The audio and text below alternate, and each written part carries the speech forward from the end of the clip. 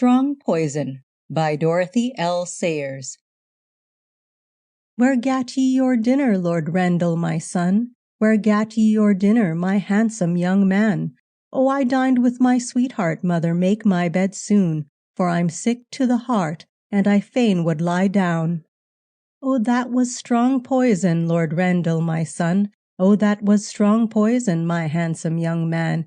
Oh, yes, I am poisoned, mother, make my bed soon, for I'm sick to the heart, and I fain would lie down. Old Ballad. Chapter 1. There were crimson roses on the bench. They looked like splashes of blood. The judge was an old man, so old he seemed to have outlived time and change and death. His parrot face and parrot voice were dry, like his old, heavily veined hands. His scarlet robe clashed harshly with the crimson of the roses. He had sat for 3 days in the stuffy court, but he showed no sign of fatigue. He did not look at the prisoner as he gathered his notes into a neat sheaf and turned to address the jury, but the prisoner looked at him. Her eyes, like dark smudges under the heavy square brows, seemed equally without fear and without hope. They waited. Members of the jury. The patient old eyes seemed to sum them up and take stock of their united intelligence.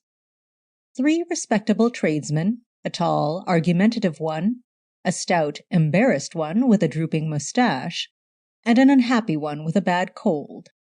A director of a large company, anxious not to waste valuable time, a publican incongruously cheerful, 2 youngish men of the artisan class, a nondescript elderly man of educated appearance, who might have been anything, an artist with a red beard disguising a weak chin, 3 women, an elderly spinster, a stout, capable woman who kept a sweet shop, and a harassed wife and mother whose thoughts seemed to be continually straying to her abandoned hearth. Members of the jury, you have listened with great patience and attention to the evidence in this very distressing case, and it is now my duty to sum up the facts and arguments which have been put before you by the learned Attorney General and by the learned counsel for the defense, and to put them in order as clearly as possible so as to help you in forming your decision. But first of all, perhaps I ought to say a few words with regard to that decision itself. You know, I am sure, that it is a great principle of English law that every accused person is held to be innocent unless and until he is proved otherwise. It is not necessary for him or her to prove innocence. It is, in the modern slang phrase, up to the Crown to prove guilt, and unless you are quite satisfied that the Crown has done this beyond all reasonable doubt, it is your duty to return a verdict of not guilty. That does not necessarily mean that the prisoner has established her innocence by proof. It simply means that the Crown has failed to produce in your minds an undoubted conviction of her guilt. Salcombe Hardy, lifting his drowned violet eyes for a moment from his reporter's notebook, scribbled 2 words on a slip of paper and pushed them over to Waffles Newton. Judge hostile. Waffles nodded. They were old hounds on this blood trail. The judge creaked on. You may perhaps wish to hear from me exactly what is meant by those words reasonable doubt. They mean just so much doubt as you might have in everyday life about an ordinary matter of business. This is a case of murder, and it might be natural for you to think that in such a case the words mean more than this. But that is not so. They do not mean that you must cast about for fantastical solutions of what seems to you plain and simple. They do not mean those nightmare doubts which sometimes torment us at 4 o'clock in the morning when we have not slept very well. They only mean that the proof must be such as you would accept about a plain matter of buying and selling, or some such commonplace transaction.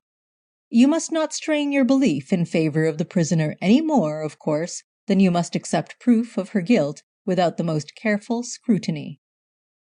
Having said just these few words, so that you may not feel too much overwhelmed by the heavy responsibility laid upon you by your duty to the state, I will now begin at the beginning, and try to place the story that we have heard as clearly as possible before you.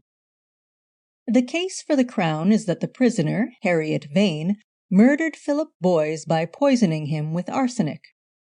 I need not detain you by going through the proofs offered by Sir James Lubbock and the other doctors who have given evidence as to the cause of death. The Crown says he died of arsenical poisoning, and the defense do not dispute it. The evidence is, therefore, that the death was due to arsenic, and you must accept that as a fact. The only question that remains for you is whether, in fact, that arsenic was deliberately administered by the prisoner with intent to murder. The deceased, Philip Boys, was, as you have heard, a writer. He was 36 years old, and he had published 5 novels and a large number of essays and articles. All these literary works were of what is sometimes called an advanced type. They preached doctrines which may seem to some of us immoral or seditious, such as atheism and anarchy, and what is known as free love. His private life appears to have been conducted, for some time at least, in accordance with these doctrines. At any rate, at some time in the year 1927, he became acquainted with Harriet Vane. They met in some of those artistic and literary circles where advanced topics are discussed, and after a time they became very friendly. The prisoner is also a novelist by profession, and it is very important to remember that she is a writer of so-called mystery or detective stories, such as deal with various ingenious methods of committing murder and other crimes. You have heard the prisoner in the witness box, and you have heard the various people who came forward to give evidence as to her character. You have been told that she is a young woman of great ability, brought up on strictly religious principles, who, through no fault of her own, was left, at the age of 23, to make her own way in the world. Since that time, and she is now 29 years old, she has worked industriously to keep herself, and it is very much to her credit that she has, by her own exertions, made herself independent in a legitimate way, owing nothing to anybody and accepting help from no one. She has told us herself, with great candor, how she became deeply attached to Philip Boys, and how, for a considerable time, she held out against his persuasions to live with him in an irregular manner. There was, in fact, no reason at all why he should not have married her honorably, but apparently he represented himself as being conscientiously opposed to any formal marriage. You have the evidence of Sybil Marriott and Enid Price that the prisoner was made very unhappy by this attitude which he chose to take up, and you have heard also that he was a very handsome and attractive man whom any woman might have found it difficult to resist. At any rate, in March of 1928, the prisoner, worn out, as she tells us, by his unceasing importunities, gave in and consented to live on terms of intimacy with him, outside the bonds of marriage. Now you may feel, and quite properly, that this was a very wrong thing to do. You may, after making all allowances for this young woman's unprotected position, still feel that she was a person of unstable moral character. You will not be led away by the false glamour which certain writers contrive to throw about free love, into thinking that this was anything but an ordinary, vulgar act of misbehavior. Sir Impey Biggs, very rightly using all his great eloquence on behalf of his client, has painted this action of Harriet Vane's in very rosy colors. He has spoken of unselfish sacrifice and self-immolation, and has reminded you that in such a situation the woman always has to pay more heavily than the man. You will not, I am sure, pay too much attention to this. You know quite well the difference between right and wrong in such matters, and you may think that if Harriet Vane had not become to a certain extent corrupted by the unwholesome influences among which she lived, she would have shown a truer heroism by dismissing Philip Boys from her society. But, on the other hand, you must be careful not to attach the wrong kind of importance to this lapse. It is one thing for a man or woman to live an immoral life, and quite another thing to commit murder. You may perhaps think that one step into the path of wrongdoing makes the next one easier, but you must not give too much weight to that consideration. You are entitled to take it into account, but you must not be too much prejudiced." The judge paused for a moment, and Freddie Arbuthnot jerked an elbow into the ribs of Lord Peter Wimsey, who appeared to be a prey to gloom. "I should jolly well hope not. Damn it, if every little game led to murder, they'd be hanging half of us for doing in the other half." "And which half would you be in?" inquired his lordship, fixing him for a moment with a cold eye, and then returning his glance to the dock. "Victim," said the Honourable Freddie. "Victim. Me for the corpse in the library." "Philip Boys and the prisoner lived together in this fashion," went on the judge, "for nearly a year. Various friends have testified that they appeared to live on terms of the greatest mutual affection. Miss Price said that, although Harriet Vane obviously felt her unfortunate position very acutely, cutting herself off from her family friends and refusing to thrust herself into company where her social outlawry might cause embarrassment, and so on, yet she was extremely loyal to her lover and expressed herself proud and happy to be his companion. Nevertheless, in February 1929 there was a quarrel, and the couple separated. It is not denied that the quarrel took place. Mr. and Mrs. Dyer, who occupy the flat immediately above Philip Boys's, say that they heard loud talking in angry voices, the man swearing and the woman crying, and that the next day Harriet Vane packed up all her things and left the house for good. The curious feature in the case, and one which you must consider very carefully, is the reason assigned for the quarrel. As to this, the only evidence we have is the prisoner's own. According to Miss Marriott, with whom Harriet Vane took refuge after the separation, the prisoner steadily refused to give any information on the subject, saying only that she had been painfully deceived by Boys and never wished to hear his name spoken again.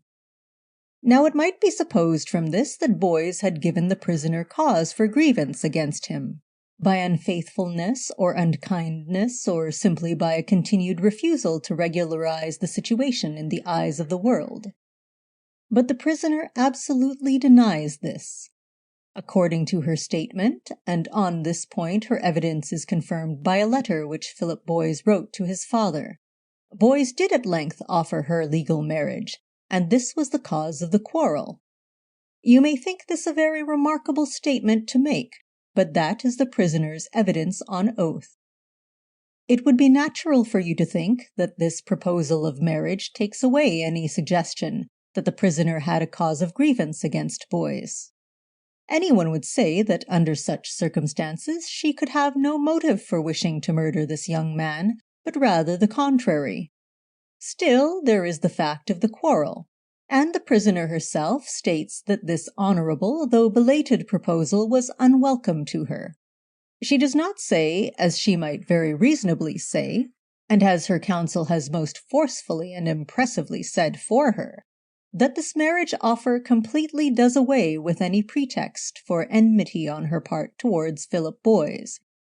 Sir Impey Biggs says so, but that is not what the prisoner says. She says, and you must try to put yourselves in her place and understand her point of view if you can, that she was angry with Boys because, after persuading her against her will to adopt his principles of conduct, he then renounced those principles, and so, as she says, made a fool of her. Well, that is for you to consider. Whether the offer which was in fact made could reasonably be construed into a motive for murder. I must impress upon you that no other motive has been suggested in evidence. At this point, the elderly spinster on the jury was seen to be making a note, a vigorous note, to judge from the action of her pencil on the paper. Lord Peter Wimsey shook his head slowly, 2 or 3 times, and muttered something under his breath. "After this," said the judge, "nothing particular seems to have happened to these two people for 3 months or so, except that Harriet Vane left Miss Marriott's house and took a small flat of her own in Doughty Street, while Philip Boys, on the contrary, finding his solitary life depressing, accepted the invitation of his cousin, Mr. Norman Urquhart, to stay at the latter's house in Woburn Square. Although living in the same quarter of London, Boys and the accused do not seem to have met very often after the separation. Once or twice there was an accidental encounter at the house of a friend. The dates of these occasions cannot be ascertained with any certainty. They were informal parties, but there is some evidence that there was a meeting towards the end of March, another in the second week in April, and a third some time in May. These times are worth noting, though, as the exact day is left doubtful. You must not attach too much importance to them. However, we now come to a date of the very greatest importance. On April 10th, a young woman, who has been identified as Harriet Vane, entered the chemist shop kept by Mr. Brown in Southampton Row and purchased 2 ounces of commercial arsenic, saying that she needed it to destroy rats. She signed the poison book in the name of Mary Slater, and the handwriting has been identified as that of the prisoner. Moreover, the prisoner herself admits having made this purchase, for certain reasons of her own. For this reason it is comparatively unimportant, but you may think it worth noting that the housekeeper of the flats where Harriet Vane lives has come here and told you that there are no rats on the premises, and never have been in the whole time of her residence there. On May 5th we have another purchase of arsenic.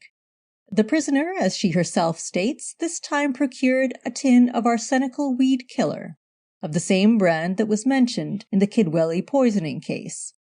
This time she gave the name of Edith Waters. There is no garden attached to the flats where she lives, nor could there be any conceivable use for weed killer on the premises.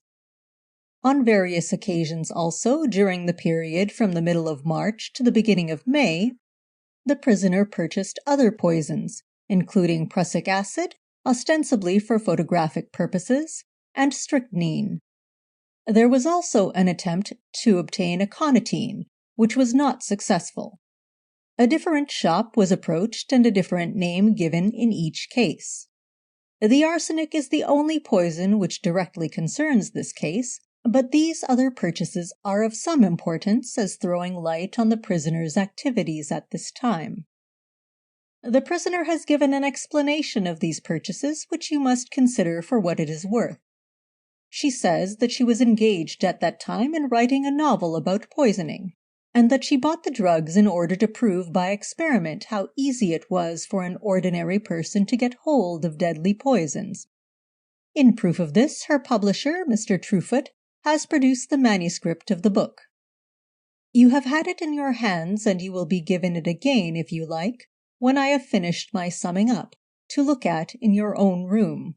Passages were read out to you, showing that the subject of the book was murder by arsenic, and there is a description in it of a young woman going to a chemist's shop and buying a considerable quantity of this deadly substance.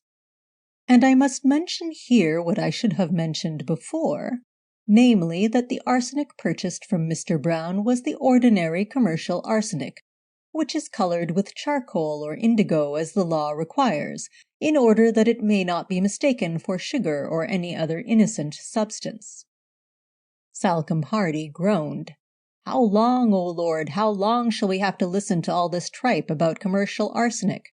Murderers learn it now at their mother's knee.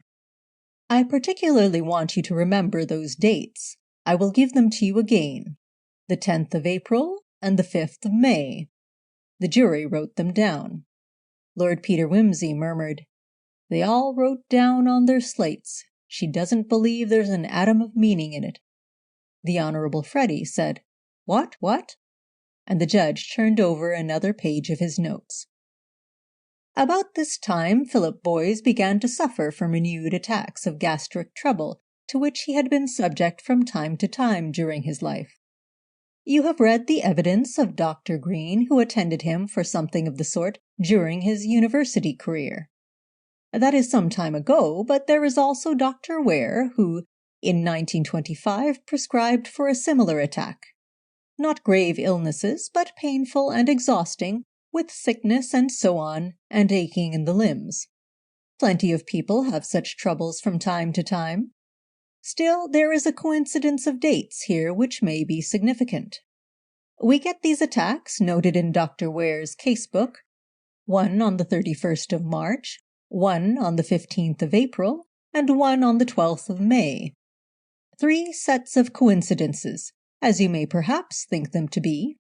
Harriet Vane and Philip Boys meet towards the end of March, and he has an attack of gastritis on March 31st. On 10th April, Harriet Vane purchases 2 ounces of arsenic.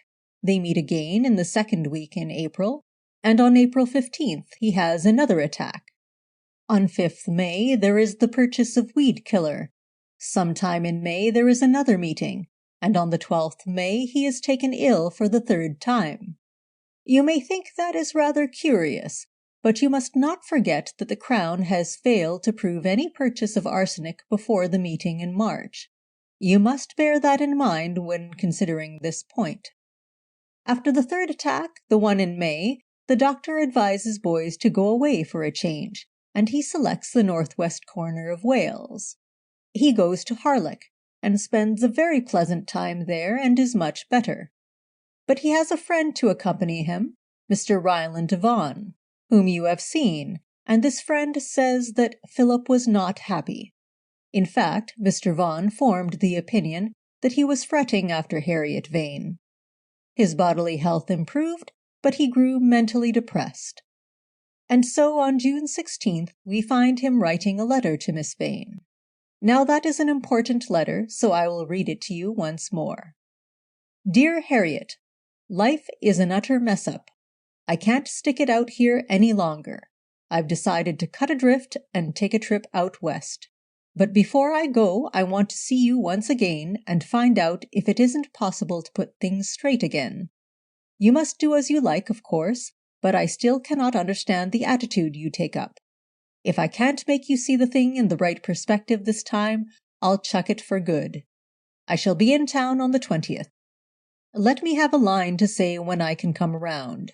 Yours, P. Now that, as you have realized, is a most ambiguous letter. Sir Impey Biggs, with arguments of great weight, has suggested that by the expressions cut adrift and take a trip out west, I can't stick it out here, and chuck it for good, the writer was expressing his intention to make away with himself if he could not effect a reconciliation with the accused. He points out that to go west is a well-known metaphor for dying, and that of course may be convincing to you. But Mr. Urquhart, when examined on the subject by the Attorney General, said that he supposed the letter to refer to a project which he himself had suggested to the deceased, of taking a voyage across the Atlantic to Barbados, by way of change of scene. And the learned Attorney General makes this other point, that when the writer says, I can't stick it out here any longer, he means here in Britain, or perhaps merely here at Harlech, and that if the phrase had reference to suicide it would read simply, I can't stick it out any longer. No doubt you have formed your own opinion on this point. It is important to note that the deceased asks for an appointment on the 20th. The reply to this letter is before us. It reads, Dear Phil, you can come round at 9:30 on the 20th if you like, but you certainly will not make me change my mind. And it is signed simply H. A very cold letter, you may think, almost hostile in tone. And yet the appointment is made for 9:30. I shall not have to keep your attention very much longer, but I do ask for it at this point specially. Though you have been attending most patiently and industriously all the time, because we now come to the actual day of the death itself. The old man clasped his hands one over the other upon the sheaf of notes, and leaned a little forward. He had it all in his head, though he had known nothing of it until the last 3 days. He had not reached the time to babble of green fields and childhood ways. He still had firm hold of the present. He held it pinned down flat under his wrinkled fingers with their grey, chalky nails. Philip Boys and Mr. Vaughan came back to town together on the evening of the 19th, and there would seem to be no doubt at all that Boys was then in the best of health. Boys spent the night with Mr. Vaughan, and they breakfasted together in the usual way upon bacon and eggs, toast, marmalade, and coffee. At 11 o'clock, Boys had a Guinness, observing that, according to the advertisements, it was good for you. At 1 o'clock he ate a hearty lunch at his club, and in the afternoon he played several sets at tennis with Mr. Vaughan and some other friends. During the game the remark was made by one of the players that Harlock had done Boys good, and he replied that he was feeling fitter than he had done for many months. At 7:30 he went round to have dinner with his cousin, Mr. Norman Urquhart. Nothing at all unusual in his manner or appearance was noticed, either by Mr. Urquhart or by the maid who waited at table. Dinner was served at 8 o'clock exactly, and I think it would be a good thing if you were to write down that time, if you have not already done so, and also the list of things eaten and drunk. The two cousins dined alone together, and first, by way of cocktail, each had a glass of sherry. The wine was a fine Oloroso of 1847, and the maid decanted it from a fresh bottle and poured it into the glasses as they sat in the library. Mr. Urquhart retains the dignified old-fashioned custom of having the maid in attendance throughout the meal, so that we have here the advantage of two witnesses during this part of the evening. You saw the maid, Hannah Westlock, in the box, and I think you will say she gave the impression of being a sensible and observant witness. Well, there was the sherry. Then came a cup of cold bouillon, served by Hannah Westlock from the tureen on the sideboard. It was very strong, good soup, set to a clear jelly. Both men had some, and after dinner the bouillon was finished by the cook and Miss Westlock in the kitchen. After the soup came a piece of turbot with sauce. The portions were again carved at the sideboard, the sauce-boat was handed to each in turn, and the dish was then set out to be finished in the kitchen.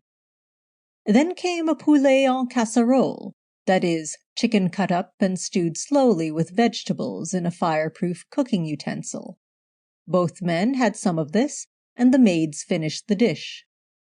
The final course was a sweet omelette, which was made at the table in a chafing dish by Philip Boys himself. Both Mr. Urquhart and his cousin were very particular about eating an omelette the moment it came from the pan, and a very good rule it is, and I advise you all to treat omelettes in the same way and never allow them to stand, or they will get tough. 4 eggs were brought to the table in their shells, and Mr. Urquhart broke them one by one into a bowl, adding sugar from a sifter. Then he handed the bowl to Mr. Boys, saying, "You're the real dab at omelettes, Philip. I'll leave this to you." Philip Boys then beat the eggs and sugar together, cooked the omelette in the chafing dish, filled it with hot jam, which was brought in by Hannah Westlock, and then himself divided it into 2 portions, giving one to Mr. Urquhart and taking the remainder himself. I have been a little careful to remind you of all these things, to show that we have good proof that every dish served at dinner was partaken of by 2 people at least, and in most cases by 4. The omelette, the only dish which did not go out to the kitchen, was prepared by Philip Boys himself, and shared by his cousin. Neither Mr. Urquhart, Miss Westlock, nor the cook, Mrs. Pettican, felt any ill effects from this meal. I should mention also that there was one article of diet which was partaken of by Philip Boys alone, and that was a bottle of Burgundy. It was a fine old Corton, and was brought to the table in its original bottle. Mr. Urquhart drew the cork, and then handed the bottle intact to Philip Boys, saying that he himself would not take any. He had been advised not to drink at meal times. Philip Boys drank 2 glassfuls, and the remainder of the bottle was fortunately preserved. As you have already heard, the wine was later analyzed and found to be quite harmless. This brings us to 9 o'clock. After dinner, coffee is offered, but Boys excuses himself on the ground that he does not care for Turkish coffee, and moreover will probably be given coffee by Harriet Vane. At 9:15, Boys leaves Mr. Urquhart's house in Woburn Square and is driven in a taxi to the house where Miss Vane has her flat, number 100 Doughty Street, a distance of about half a mile. We have it from Harriet Vane herself, from Mrs. Bright, a resident in the ground floor flat, and from Police Constable D1234, who was passing along the street at the time, that he was standing on the doorstep ringing the prisoner's bell at 25 minutes past 9. She was on the lookout for him and let him in immediately. Now, as the interview was naturally a private one, we have no account of it to go upon but that of the prisoner. She has told us that as soon as he came in, she offered him a cup of coffee which was standing ready upon the gas ring. Now, when the learned Attorney General heard the prisoner say that, he immediately asked what the coffee was standing ready in. The prisoner, apparently not quite understanding the purport of the question, replied, "In the fender to keep hot." When the question was repeated more clearly, she explained that the coffee was made in a saucepan, and that it was this which was placed upon the gas ring in the fender. The Attorney General then drew the prisoner's attention to her previous statement made to the police, in which this expression appeared: "I had a cup of coffee ready for him on his arrival." You will see at once the importance of this. If the cups of coffee were prepared and poured out separately before the arrival of the deceased, there was every opportunity to place poison in one of the cups beforehand, and offer the prepared cup to Philip Boyes.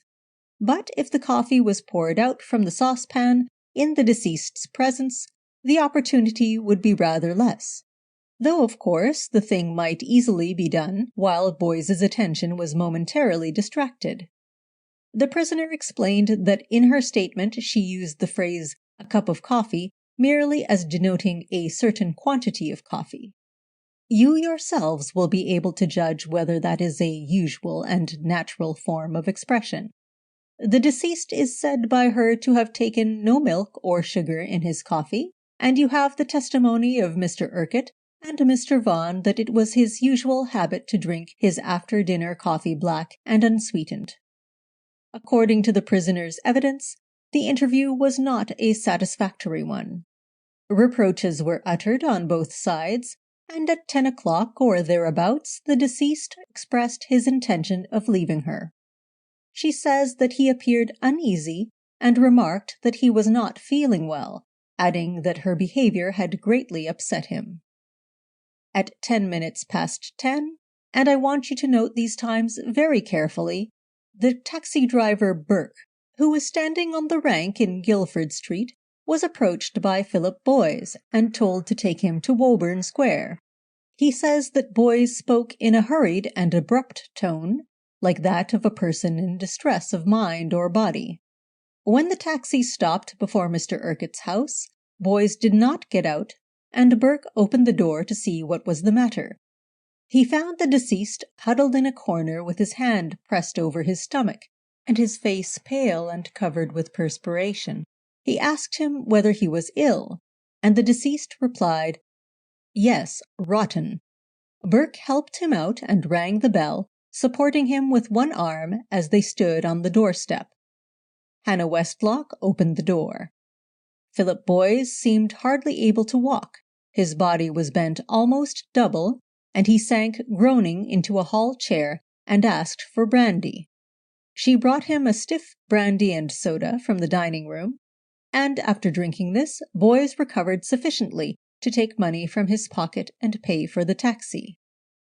As he still seemed very ill, Hannah Westlock summoned Mr. Urquhart from the library. He said to Boyes, "Hello, old man, what's the matter with you?"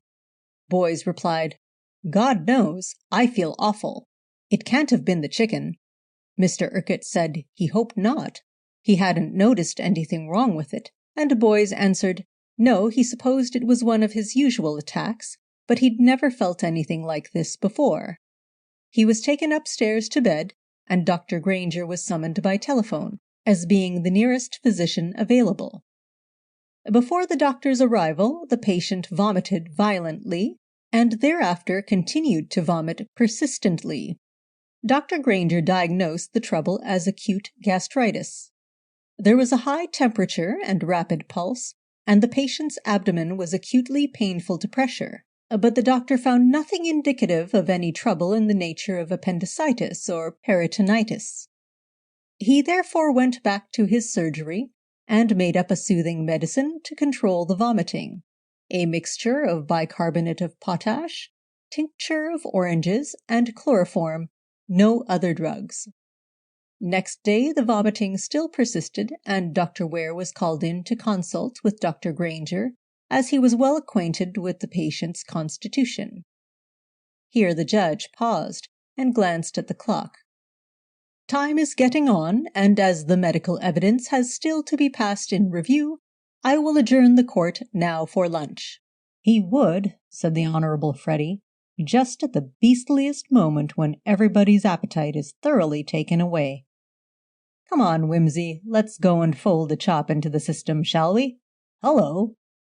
Wimsey had pushed past without heeding him, and was making his way down into the body of the court, where Sir Impy Biggs stood conferring with his juniors.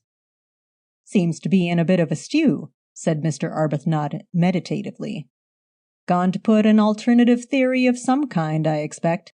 Wonder why I came to this bally show. Tedious, don't you know, and the girl's not even pretty. Don't think I'll come back after grub. He struggled out and found himself face to face with the Dowager Duchess of Denver. Come and have lunch, Duchess, said Freddie, hopefully. He liked the Dowager. I'm waiting for Peter, thanks, Freddie. Such an interesting case, and interesting people, too, don't you think? Though what the jury make of it, I don't know, with faces like hams, most of them, except the artist, who wouldn't have any features at all if it weren't for that dreadful tie and his beard. Looking like Christ, only not really Christ, but one of those Italian ones in a pink frock and a blue top thing. Isn't that Peter's Miss Climpson on the jury? How does she get there, I wonder? He's put her into a house somewhere round about, I fancy, said Freddie, with a typewriting office to look after and live over the shop and run those comic charity stunts of his. Funny old soul, isn't she? Stepped out of a magazine of the 90s. But she seems to suit his work all right and all that. Yes, such a good thing, too, answering all those shady advertisements and then getting the people shown up, and so courageous, too, some of them the horridest oily people, and murderers, I shouldn't wonder, with automatic thingamies and life preservers in every pocket, and very likely a gas oven full of bones like Landru. So clever, wasn't he? And really such women, born murderees, as somebody says, quite pig-faced, but not, of course, deserving it, and possibly the photographs don't do them justice, poor things. The Duchess was even more rambling than usual, thought Freddie, and as she spoke her eyes wandered to her son with a kind of anxiety unusual in her. Top hole to see old Wimsey back, isn't it? He said with simple kindliness. Wonderful how keen he is on this sort of thing, don't you know? Rampages off the minute he gets home like the jolly old warhorse sniffing the TNT. Regularly up to the eyes in it. Well, it's one of Chief Inspector Parker's cases, and they're such great friends, you know, quite like David and Beersheba, or do I mean Daniel? Wimsey joined them at this complicated moment and tucked his mother's arm affectionately in his own. Frightfully sorry to keep you waiting, mater, but I had to say a word to Biggie. He's having a rotten time, and that old Jeffries of a judge looks as though he was getting measured for a black cap. I'm going home to burn my books. Dangerous to know too much about poisons, don't you think? Be thou as chaste as ice, as pure as snow, thou shalt not escape the Old Bailey. The young woman doesn't seem to have tried that recipe, does she? Remarked Freddie. You ought to be on the jury, retorted Wimsey with unusual acidity. I bet that's what they're all saying at this moment. I'm convinced that foreman is a teetotaler. I saw ginger beer going into the jury room, and I only hope it explodes and blows his inside through the top of his skull. All right, returned Mr. Arbuthnot soothingly. What you want is a drink. Chapter 2. The scramble for places subsided. The jury returned. The prisoner reappeared in the dock suddenly like a jack-in-the-box. The judge resumed his seat. Some petals had spilled from the roses. The old voice took up its tale where it had left off. Members of the jury, there is no need, I think, for me to recall the course of Philip Boyce's illness in great detail. The nurse was called in on June 21st, and during that day the doctors visited the patient 3 times. His condition grew steadily worse. There was persistent vomiting and diarrhea, and he could not keep any food or medicine down at all. On the day after, the 22nd, he was worse still, in great pain, the pulse growing weaker, and the skin about the mouth getting dry and peeling off. The doctors gave him every attention, but could do nothing for him. His father was summoned, and when he arrived he found his son conscious, but unable to lift himself. He was able to speak, however, and in the presence of his father and Nurse Williams he made the remark, "I'm going out, Dad, and I'm glad to be through with it. Harriet'll be rid of me now. I didn't know she hated me quite so much." Now that was a very remarkable speech, and we have heard 2 very different interpretations put upon it. It is for you to say whether, in your opinion, he meant, "She has succeeded in getting rid of me. I didn't know she hated me enough to poison me," or whether he meant, "When I realized she hated me so much, I decided I did not want to live any longer," or whether, perhaps, he meant neither of these things. When people are very ill, they sometimes get fantastic ideas, and sometimes they wander in their minds. Perhaps you may feel that it is not profitable to take too much for granted. Still, those words are part of the evidence, and you are entitled to take them into account. During the night he became gradually weaker and lost consciousness, and at 3 o'clock in the morning he died without ever regaining it. That was on the 23rd of June. Now, up to this time, no suspicion of any kind had been aroused. Both Dr. Granger and Dr. Ware formed the opinion that the cause of death was acute gastritis, and we need not blame them for coming to this conclusion, because it was quite consistent both with the symptoms of the illness and with the past history of the patient. A death certificate was given in the usual way, and the funeral took place on the 28th. Well, then something happened which frequently does happen in cases of this kind, and that is that somebody begins to talk. It was Nurse Williams who talked in this particular case, and while you will probably think that this was a very wrong and a very indiscreet thing for a nurse to do, yet, as it turns out, it was a good thing that she did. Of course, she ought to have told Dr. Ware or Dr. Granger of her suspicions at the time, but she did not do this, and we may at least feel glad to know that in the doctor's opinions, even if she had done so, and if they had discovered that the illness was caused by arsenic, they would not have been able to do anything more to save the life of this unfortunate man. At any rate, what happened was that Nurse Williams was sent, during the last week of June, to nurse another patient of Dr. Ware's, who happened to belong to the same literary set in Bloomsbury as Philip Boyce and Harriet Vane. And while she was there, she spoke about Philip Boyce, and said that, in her opinion, the illness looked very much like poisoning, and she even mentioned the word arsenic. Well, you know how a thing like that gets about. One person tells another, and it is discussed at tea parties, or what are known, I believe, as cocktail parties, and very soon a story gets spread about, and people mention names and take sides. Miss Marriott and Miss Price were told about it, and it also got to the ears of Mr. Vaughan.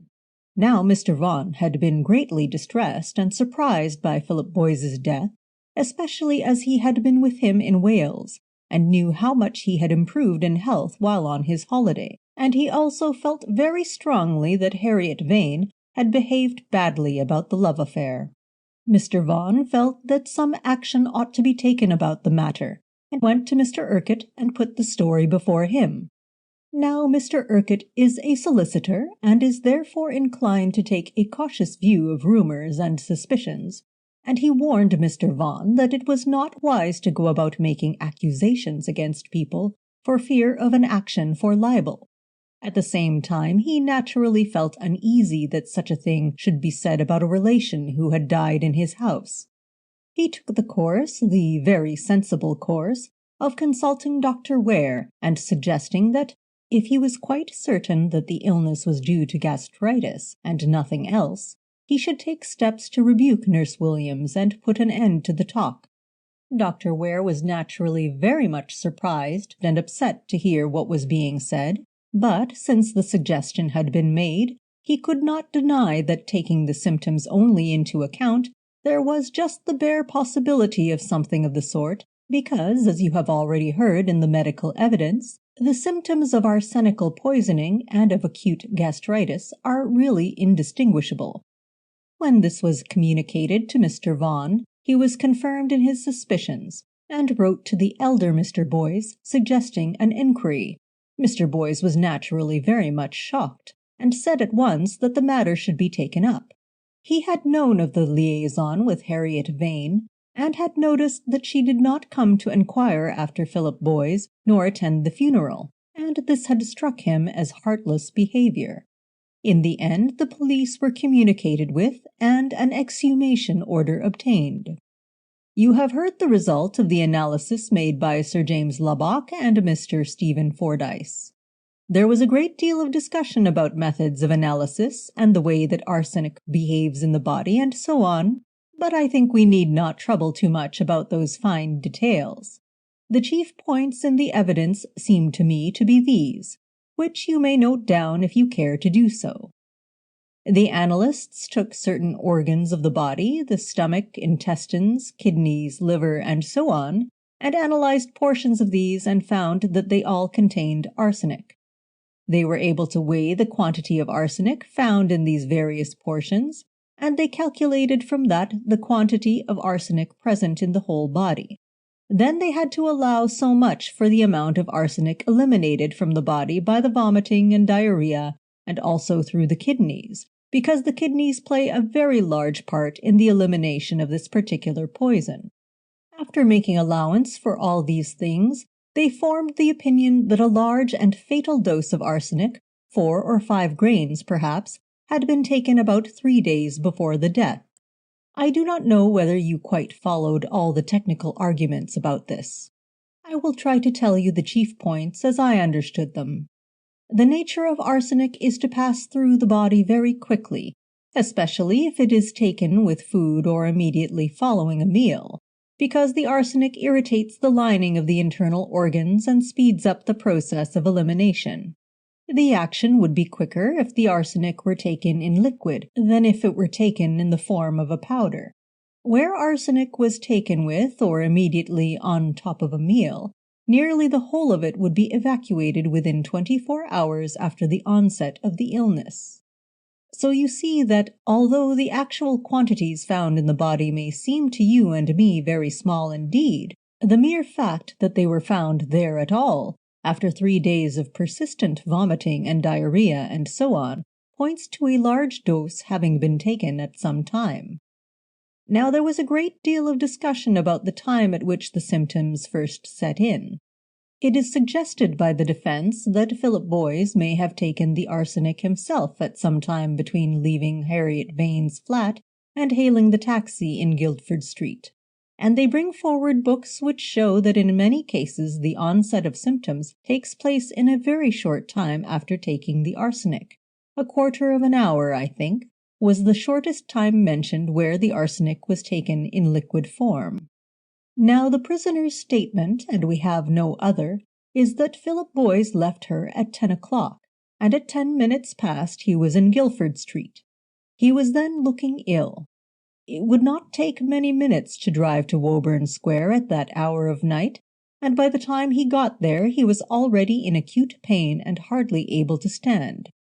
Now Guildford Street is a very short way from Doughty Street, perhaps 3 minutes' walk, and you must ask yourselves, if the prisoner's statement is correct, what he did with those 10 minutes.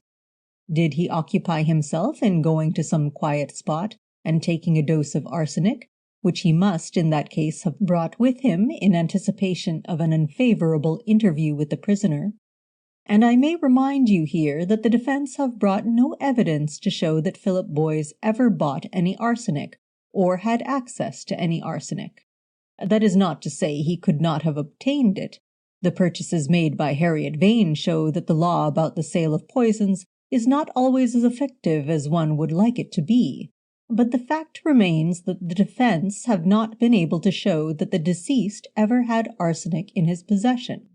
And while we are on this subject, I will mention that, curiously enough, the analysts could find no traces of the charcoal or indigo with which commercial arsenic is supposed to be mixed. Whether it was bought by the prisoner or by the deceased himself, you would expect to find traces of the coloring matter. But you may think it likely that all such traces would be removed from the body by the vomiting and purging which took place.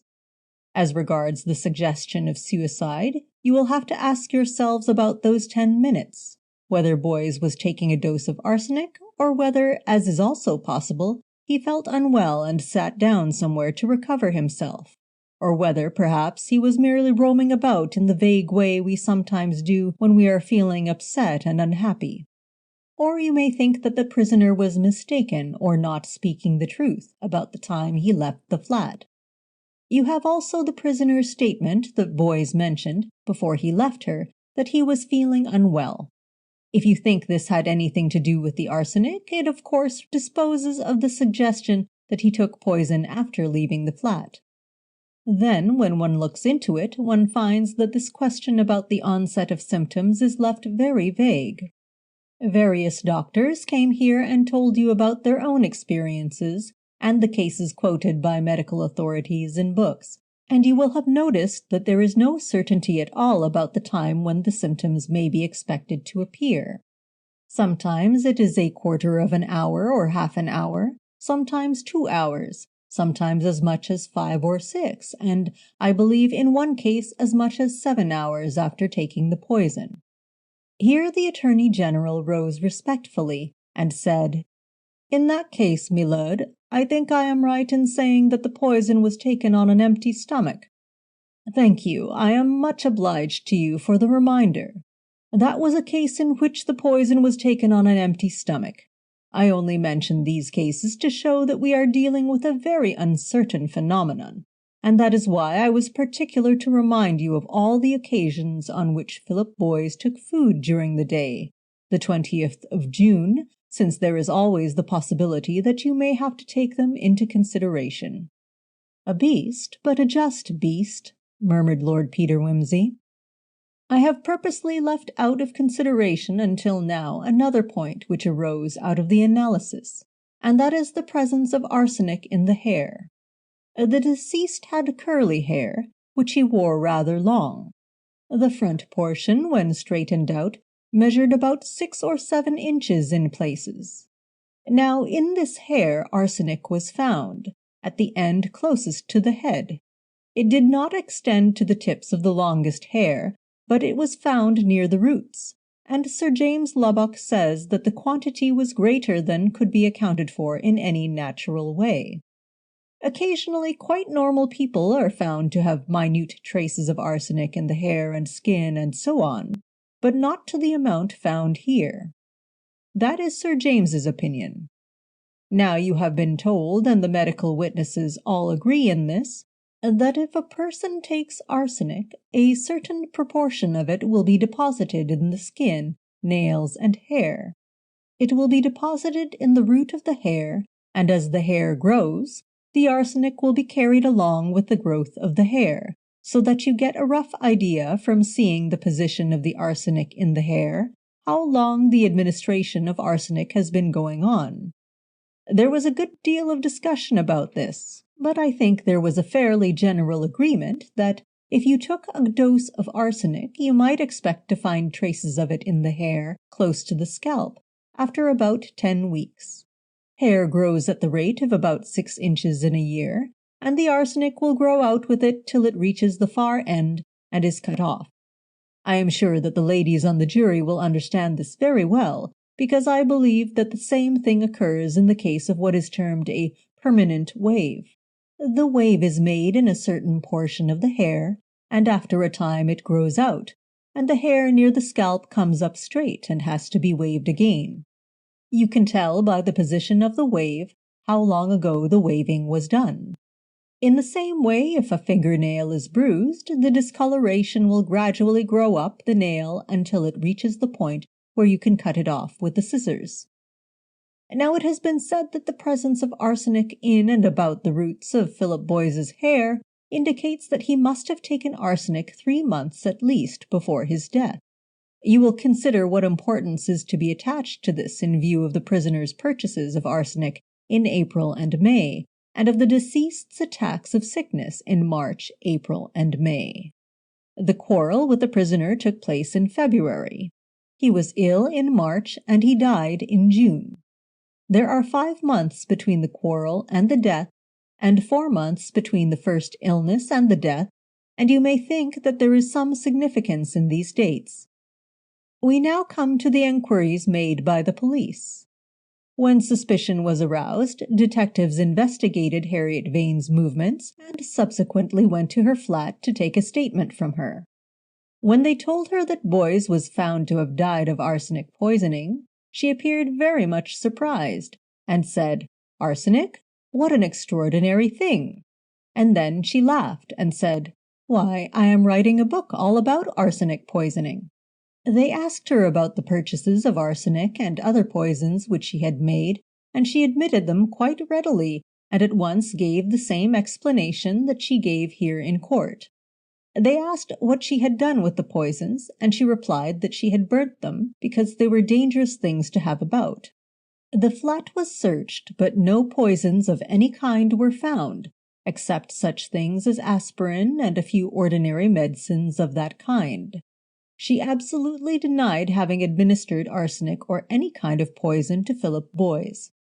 She was asked whether the arsenic could possibly have got into the coffee by accident, and she replied that that was quite impossible, as she had destroyed all the poisons before the end of May.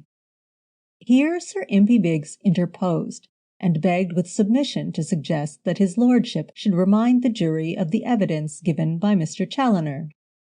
"Certainly, Sir Impey, I am obliged to you. You remember that Mr. Challoner is Harriet Vane's literary agent. He came here to tell us that he had discussed with her as long ago as last December the subject of her forthcoming book, and she then told him that it was to be about poisons, and very probably about arsenic. So you may think it is a point in the prisoner's favor that this intention of studying the purchase and administration of arsenic was already in her mind some time before the quarrel with Philip Boyce took place. She evidently gave considerable thought to the subject, for there were a number of books on her shelves dealing with forensic medicine and toxicology, and also the reports of several famous poison trials, including the Madeline Smith case, the Seddon case, and the Armstrong case, all of which were cases of arsenical poisoning. Well, I think that is the case as it is presented to you. This woman is charged with having murdered her former lover by arsenic. He undoubtedly did take arsenic, and if you are satisfied that she gave it to him with intent to injure or kill him, and that he died of it, then it is your duty to find her guilty of murder. Sir Impey Biggs, in his able and eloquent speech, has put it to you that she had very little motive for such a murder. But I am bound to tell you that murders are very often committed for what seem to be most inadequate motives, if indeed any motive can be called adequate for such a crime. Especially where the parties are husband and wife, or have lived together as husband and wife, there are likely to be passionate feelings which may tend to crimes of violence in persons with inadequate moral standards and of unbalanced mind. The prisoner had the means, the arsenic, she had the expert knowledge, and she had the opportunity to administer it. The defense say that this is not enough. They say the Crown must go further and prove that the poison could not have been taken in any other way, by accident or with suicidal intent. That is for you to judge. If you feel that there is any reasonable doubt that the prisoner gave this poison to Philip Boyes deliberately, you must bring her in not guilty of murder. You are not bound to decide how it was given if it was not given by her. Consider the circumstances of the case as a whole, and say what conclusion you have come to. Chapter 3. "They won't be long, I shouldn't think," said Waffles Newton. "It's pretty damned obvious. Look here, old man, I'm going to push my stuff in. Will you let me know what happens?" "Sure," said Salcombe Hardy, "if you don't mind dropping mine in at our place as you go. You couldn't send me a drink by phone, could you? My mouth's like the bottom of a parrot's cage."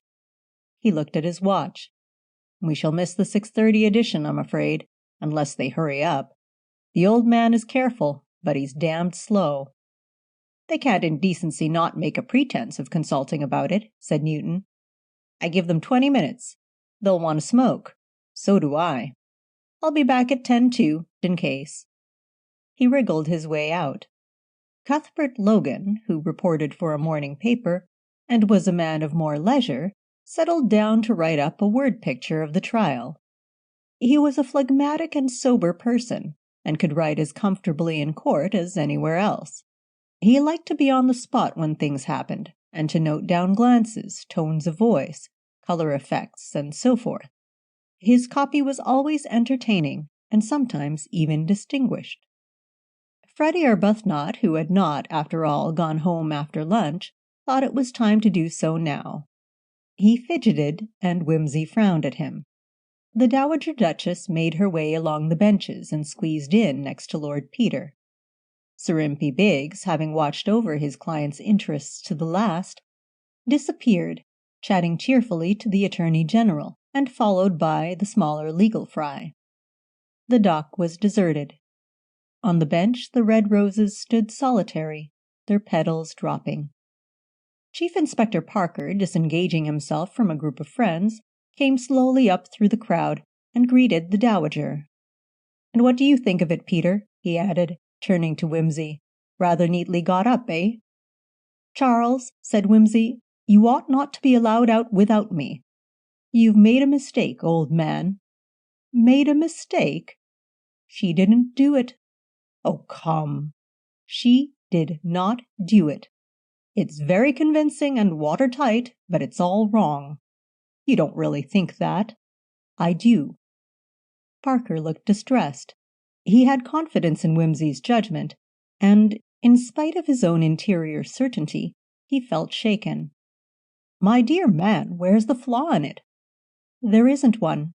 It's damnably knife-proof. There's nothing wrong about it at all, except that the girl's innocent." "You're turning into a common or garden psychologist," said Parker, with an uneasy laugh. "Isn't he, Duchess?" "I wish I had known that girl," replied the Dowager, in her usual indirect manner. "So interesting, and a really remarkable face, though perhaps not strictly good-looking, and all the more interesting for that, because good-looking people are so often cows. I have been reading one of her books, really quite good and so well written, and I didn't guess the murderer till page 200, rather clever, because I usually do it about page 15. So very curious to write books about crimes and then be accused of a crime oneself. Some people might say it was a judgment. I wonder whether, if she didn't do it, she has spotted the murderer herself. I don't suppose detective writers detect much in real life, do they? Except Edgar Wallace, of course, who always seems to be everywhere, and dear Conan Doyle, and the black man, what was his name, and, of course, the Slater person, such a scandal. Though now I come to think of it, that was in Scotland, where they have such very odd laws about everything, particularly getting married. Well, I suppose we shall soon know now. Not the truth, necessarily, but what the jury have made of it.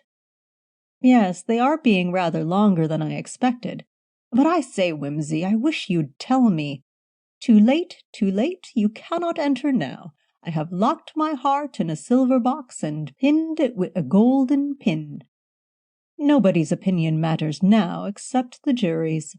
I expect Miss Climpson is telling 'em all about it.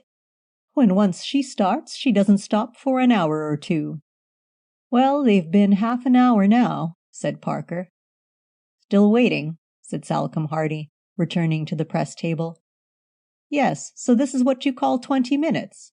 3/4 of an hour, I make it." "They've been out an hour and a half," said a girl to her fiancé, just behind Wimsey. "What can they be discussing?" "Perhaps they don't think she did it after all." "What nonsense! Of course she did it. You could see it by her face.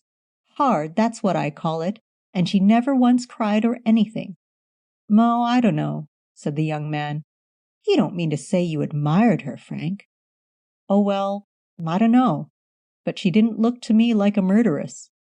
"And how do you know what a murderess looks like? Have you ever met one?"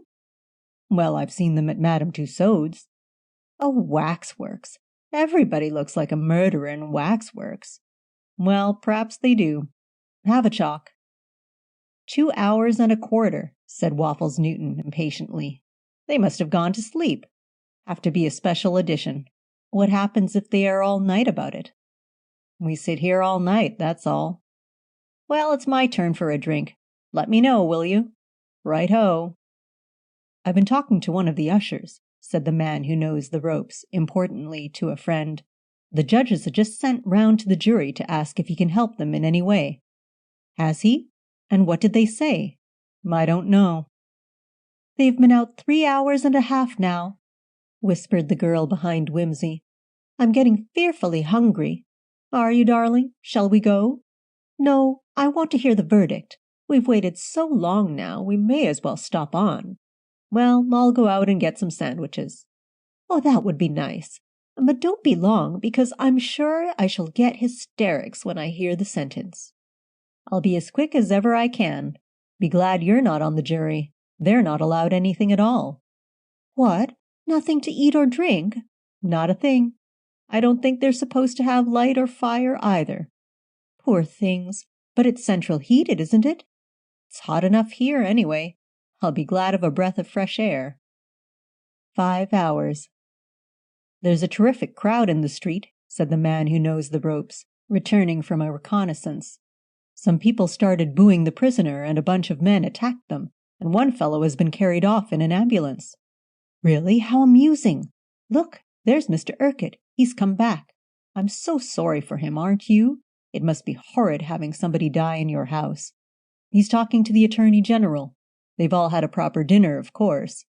"The Attorney General isn't as handsome as Sir Impey Biggs. Is it true he keeps canaries?" "The Attorney General?" "No, Sir Impey." "Yes, quite true. He takes prizes with them." "What a funny idea!" "Bear up, Freddie," said Lord Peter Wimsey. "I perceive movements. They are coming, my own, my sweet, were it never so airy a tread." The court rose to its feet. The judge took his seat. The prisoner, very white in the electricity, reappeared in the dock. The door leading to the jury room opened. "Look at their faces," said the fiancé. "They say if it's going to be guilty, they never look at the prisoner. Oh, Archie, hold my hand." The clerk of assizes addressed the jury in tones in which formality struggled with reproach. "Members of the jury, have you all agreed upon your verdict?" The foreman rose with an injured and irritable countenance. "I am sorry to say that we find it impossible to come to an agreement." A prolonged gasp and murmur went round the court. The judge leaned forward, very courteous and not in the least fatigued. "Do you think that with a little more time you may be able to reach an agreement?" "I'm afraid not, my lord." The foreman glanced savagely at one corner of the jury box, where the elderly spinster sat with her head bowed and her hands tightly clasped. "I see no prospect at all of our ever agreeing." "Can I assist you in any way?" "No, thank you, my lord. We quite understand the evidence, but we cannot agree about it." "That is unfortunate. I think perhaps you had better try again, and then, If you are still unable to come to a decision, you must come back and tell me. In the meantime, if my knowledge of the law can be of any assistance to you, it is, of course, quite at your disposal." The jury stumbled sullenly away. The judge trailed his scarlet robes out the back of the bench. The murmur of conversation rose and swelled into a loud rumble. "By Jove," said Freddie Arbuthnot, "I believe it's your Miss Climpson that's holding the jolly old show up, Wimsey. Did you see how the foreman glared at her?" "Good egg," said Wimsey. "Oh, excellent, excellent egg. She has a fearfully tough conscience. She may stick it out yet." "I believe you've been corrupting the jury, Wimsey. Did you signal to her or something?" "I didn't," said Wimsey. "Believe me or believe me not, I refrained from so much as a lifted eyebrow." "And he himself has said it," muttered Freddie, "and it's greatly to his credit, but it's damned hard on people who want their dinners." 6 hours. 6 hours and a half. At last! As the jury filed back for the second time, they showed signs of wear and tear. The harassed woman had been crying and was still choking into her handkerchief. The man with the bad cold looked nearly dead. The artist's hair was rumpled into an untidy bush.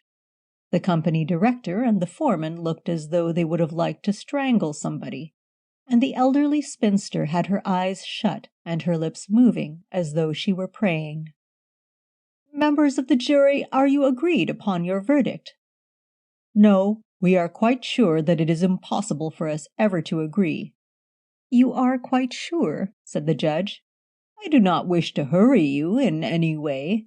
I am quite prepared to wait here as long as ever you like." The snarl of the company director was audible even in the gallery.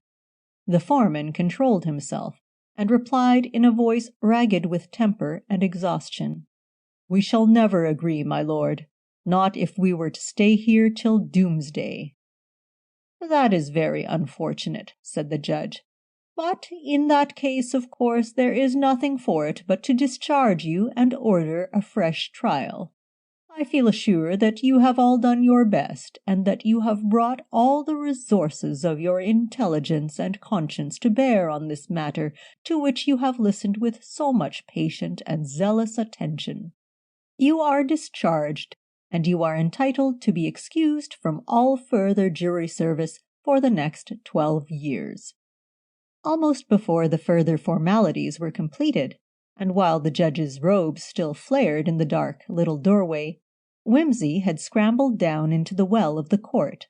He caught the defending counsel by the gown. "Biggie, well done! You've got another chance. Let me in on this and we'll pull it off." "You think so, Wimsey? I don't mind confessing that we've done better than I ever expected." "We'll do better still next time, I say, Biggie. Swear me in as a clerk or something. I want to interview her." "Who, my client?" "Yes, I've got a hunch about this case. We've got to get her off, and I know it can be done." "Well, come and see me tomorrow. I must go and speak to her now. I'll be in my chambers at 10. Good night." Wimsey darted off and rushed round to the side door, from which the jury were emerging. Last of them all, her hat askew and her mackintosh dragged awkwardly round her shoulders, came the elderly spinster. Wimsey dashed up to her and seized her hand. "Miss Climpson!" "Oh, Lord Peter! Oh, dear! What a dreadful day it has been! Do you know, it was me that caused the trouble mostly, though two of them most bravely backed me up, and oh, Lord Peter, I hope I haven't done wrong, but I couldn't in conscience say she had done it when I was sure she hadn't, could I? Oh dear, oh dear." "You're absolutely right. She didn't do it, and thank God you stood up to them and gave her another chance. I'm going to prove she didn't do it, and I'm going to take you out to dinner and— I say, Miss Climpson." "Yes?" "I hope you won't mind, because I haven't shaved since this morning, but I'm going to take you round the next quiet corner and kiss you." Chapter 4. The following day was a Sunday, but Sir Impey Biggs cancelled an engagement to play golf, with the less regret as it was pouring cats and dogs, and held an extraordinary council of war. "Well now, Wimsey," said the advocate, "what is your idea about this? May I introduce Mr. Crofts of Crofts and Cooper, solicitors for the defense?" "My idea is that Miss Vane didn't do it," said Wimsey. "I dare say that's an idea which has already occurred to you, but with the weight of my great mind behind it, no doubt it strikes the imagination more forcibly." Mr. Crofts, not being quite clear whether this was funny or fatuous, smiled deferentially. "Quite so," said Sir Impey, "but I should be interested to know how many of the jury saw it in that light." "Well, I can tell you that, at least, because I know one of them. One woman and half a woman and about 3/4 of a man." "Meaning precisely?" "Well, the woman I know stuck out for it that Miss Vane wasn't that sort of person. They bullied her a good deal, of course, because she couldn't lay a finger on any real weakness in the chain of evidence, but she said the prisoner's demeanor was part of the evidence and that she was entitled to take that into consideration. Fortunately, she is a tough, thin, elderly woman with a sound digestion and a militant high church conscience of remarkable staying power, and her wind is excellent. She let 'em all gallop themselves dead, and then said she still didn't believe it and wasn't going to say she did." "Very useful," said Sir Impey. "A person who can believe all the articles of the Christian faith is not going to boggle over a trifle of adverse evidence. But we can never hope for a whole jury box full of ecclesiastical diehards. How about the other woman and the man?" "Well, the woman was rather unexpected. She was the stout, prosperous party who keeps a sweet shop. She said she didn't think the case was proved, and that it was perfectly possible that Boyes had taken the stuff himself, or that his cousin had given it to him. She was influenced rather oddly by the fact that she had attended 1 or 2 arsenic trials, and had not been satisfied by the verdict in some other cases, notably the Seddon trial. She has no opinion of men in general, she has buried her third, and she disbelieves all expert evidence on principle. She said that personally she thought Miss Vane might have done it, but she wouldn't really hang a dog on medical evidence. At first she was ready to vote with the majority, but she took a dislike to the foreman, who tried to bear her down by his male authority, and eventually she said she was going to back up my friend Miss Climpson." Sir Impey laughed. "Very interesting. I wish we always got this inside information about juries. We sweat like hell to prepare evidence, and then one person makes up her mind on what isn't really evidence at all, and another supports her on the ground that evidence can't be relied on. How about the man?" "The man was the artist, and the only person who really understood the kind of life these people were leading. He believed your client's version of the quarrel, and said that if the girl really felt like that about the man, the last thing she would want to do would be to kill him. She'd rather stand back and watch him ache, like the man with the hollow tooth in the comic song. He was also able to believe the whole story about purchasing the poisons, which to the others, of course, seemed extremely feeble. He also said that Boyes, from what he had heard, was a conceited prig, and that anybody who disposed of him was doing a public service. He had had the misfortune to read some of his books, and considered the man an excrescence and a public nuisance. Actually, he thought it more than likely that he had committed suicide, and if anybody was prepared to take that point of view, he was ready to second it. He also alarmed the jury by saying that he was accustomed to late hours and a stale atmosphere, and had not the slightest objection to sitting up all night. Miss Climpson also said that in a righteous cause a little personal discomfort was a trifle, and added that her religion had trained her to fasting. At that point the third woman had hysterics, and another man, who had an important deal to put through next day, lost his temper. So to prevent bodily violence, the foreman said he thought they had better agree to disagree. So that's how it was. "Well, they've given us another chance," said Mr. Crofts. "So it's all to the good. It can't come on now till the next sessions, which gives us about a month, and we'll probably get Bancroft next time, who's not such a severe judge as Crossley. The thing is, can we do anything to improve the look of our case?" "I'm going to have a strenuous go at it," said Wimsey. There must be evidence somewhere, you know. I know you've all worked like beavers, but I'm going to work like a king beaver, and I've got one big advantage over the rest of you." "More brains?" suggested Sir Impey, grinning. "No, I should hate to suggest that, Biggie, but I do believe in Miss Vane's innocence." "Damn it, Wimsey, didn't my eloquent speeches convince you that I was a whole-hearted believer?" "Of course they did. I nearly shed tears. 'Here's old Biggie,' I said to myself, 'going to retire from the bar and cut his throat if this verdict goes against him, because he won't believe in British justice any more.' No, it's your triumph at having secured a disagreement that gives you away, old horse. More than you expected. You said so. By the way, if it's not a rude question, who's paying you, Biggie?" "Crofts and Cooper," said Sir Impey slyly. "They're in the thing for their health, I take it." "No, Lord Peter. As a matter of fact, the costs in this case are being borne by Miss Vane's publishers and by a certain newspaper, which is running her new book as a serial. They expect a scoop as the result of all this. But frankly, I don't quite know what they'll say to the expense of a fresh trial. I'm expecting to hear from them this morning." "The vultures," said Wimsey. "Well, they'd better carry on, but tell 'em I'll see they're guaranteed. Don't bring my name in, though." "This is very generous." "Not at all. I wouldn't lose the fun of all this for the world. Sort of case I fairly wallow in. But in return you must do something for me. I want to see Miss Vane.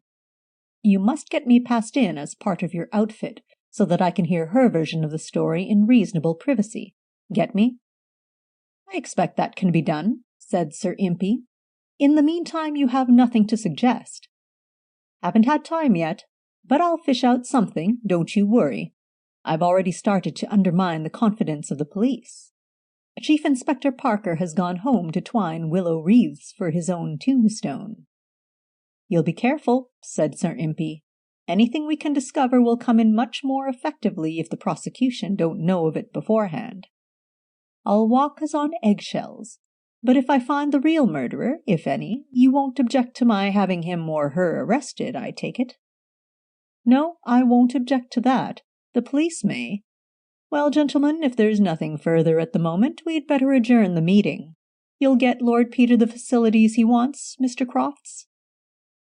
Mr. Crofts exerted himself with energy, and on the following morning Lord Peter presented himself at the gates of Holloway Jail with his credentials. "Oh yes, my lord, you are to be treated on the same footing as the prisoner's solicitor. Yes, we have had a separate communication from the police, and that will be quite all right, my lord. The warder will take you down and explain the regulations to you." Wimsey was conducted through a number of bare corridors to a small room with a glass door. There was a long deal table in it and a couple of repellent chairs, one at either end of the table. "Here you are, my lord. You sit at one end and the prisoner at the other, and you must be careful not to move from your seats, nor to pass any object over the table. I shall be outside and see you through the glass, my lord, but I shan't be able to overhear nothing. If you will take a seat, they'll bring the prisoner in, my lord." Wimsey sat down and waited, a prey to curious sensations.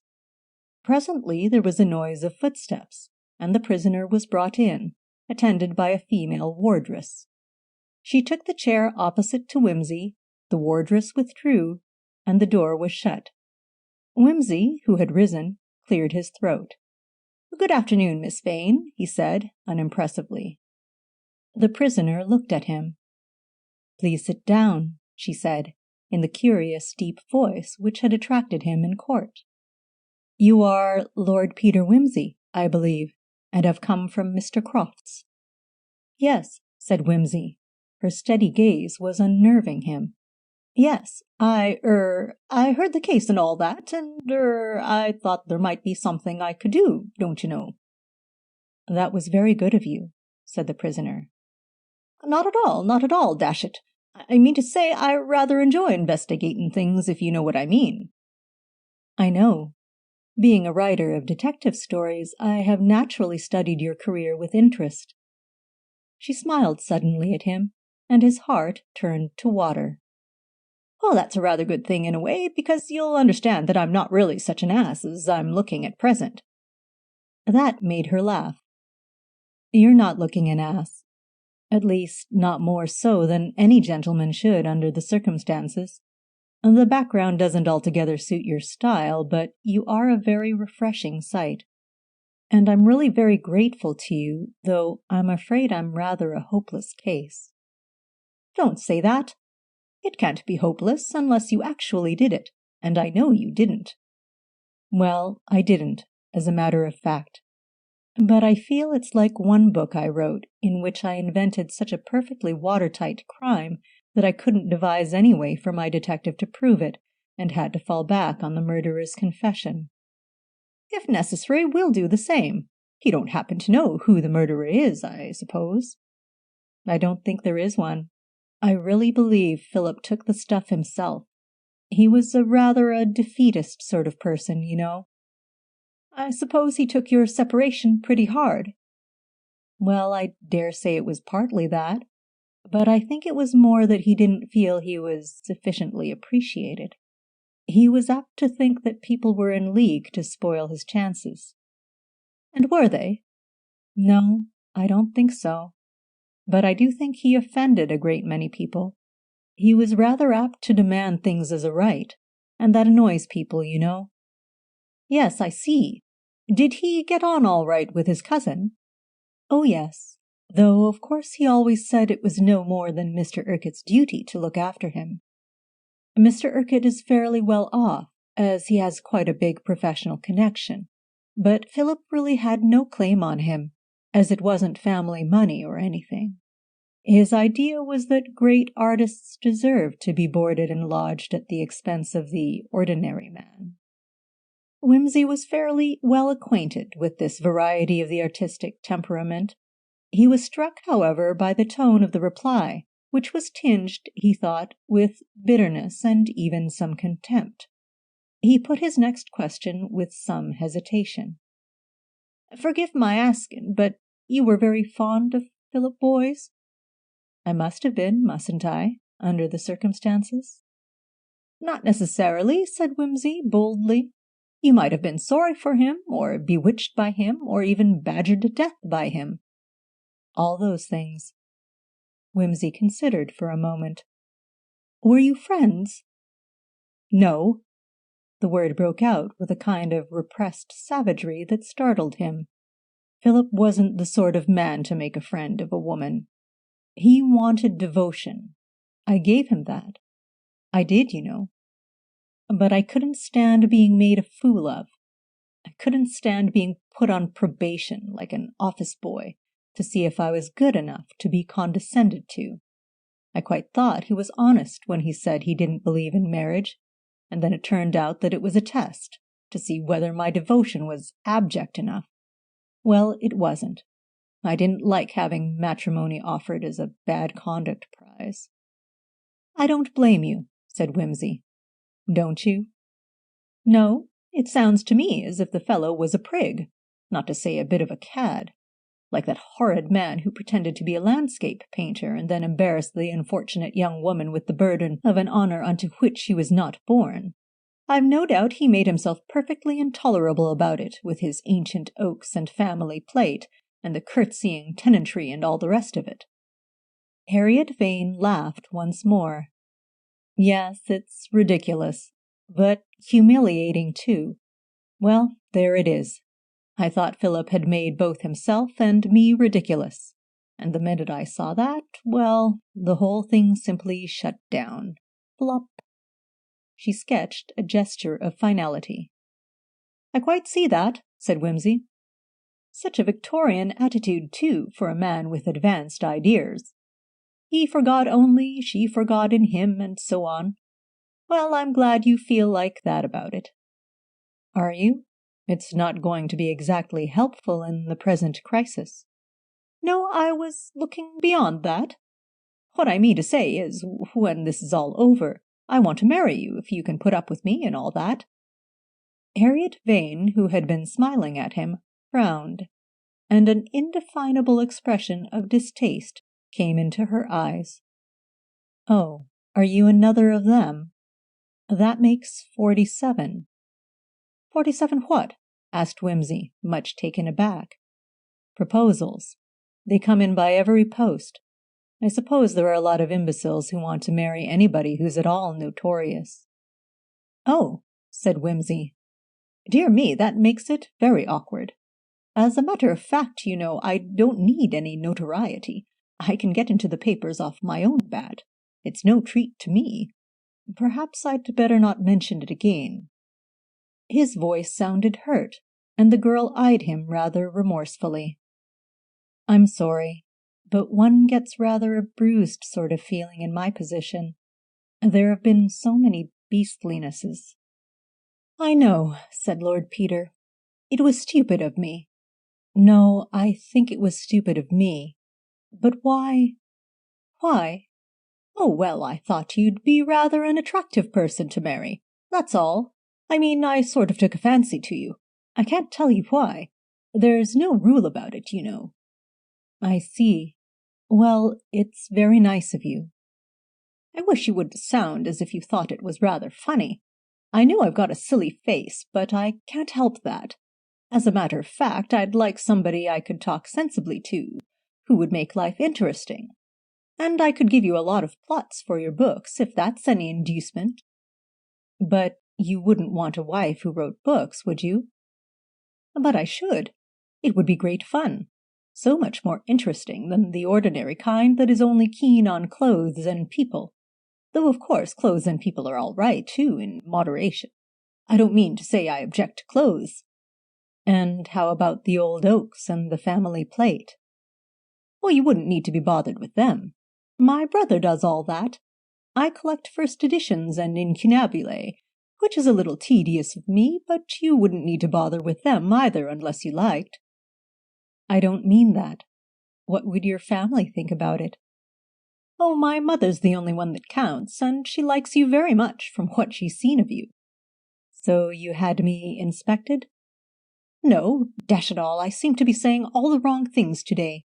I was absolutely stunned that first day in court, and I rushed off to my mater, who's an absolute dear, and the kind of person who really understands things, and I said, Look here, here's the absolutely one and only woman, and she's being put through a simply ghastly awful business, and for God's sake come and hold my hand. You simply don't know how foul it was. That does sound rather rotten. I'm sorry I was brutal. But, by the way, you're bearing in mind, aren't you, that I've had a lover? Oh, yes. So have I, if it comes to that. In fact, several. It's the sort of thing that might happen to anybody. I can produce quite good testimonials. I'm told I make love rather nicely. Only I'm at a disadvantage at the moment. One can't be very convincing at the other end of a table with a bloke looking in at the door. I will take your word for it. But however entrancing it is to wander unchecked through a garden of bright images, are we not enticing your mind from another subject of almost equal importance? It seems probable, and if you can quote Kai Lung, we should certainly get on together. It seems very probable that I shall not survive to make the experiment. Don't be so damned discouraging, said Wimsey.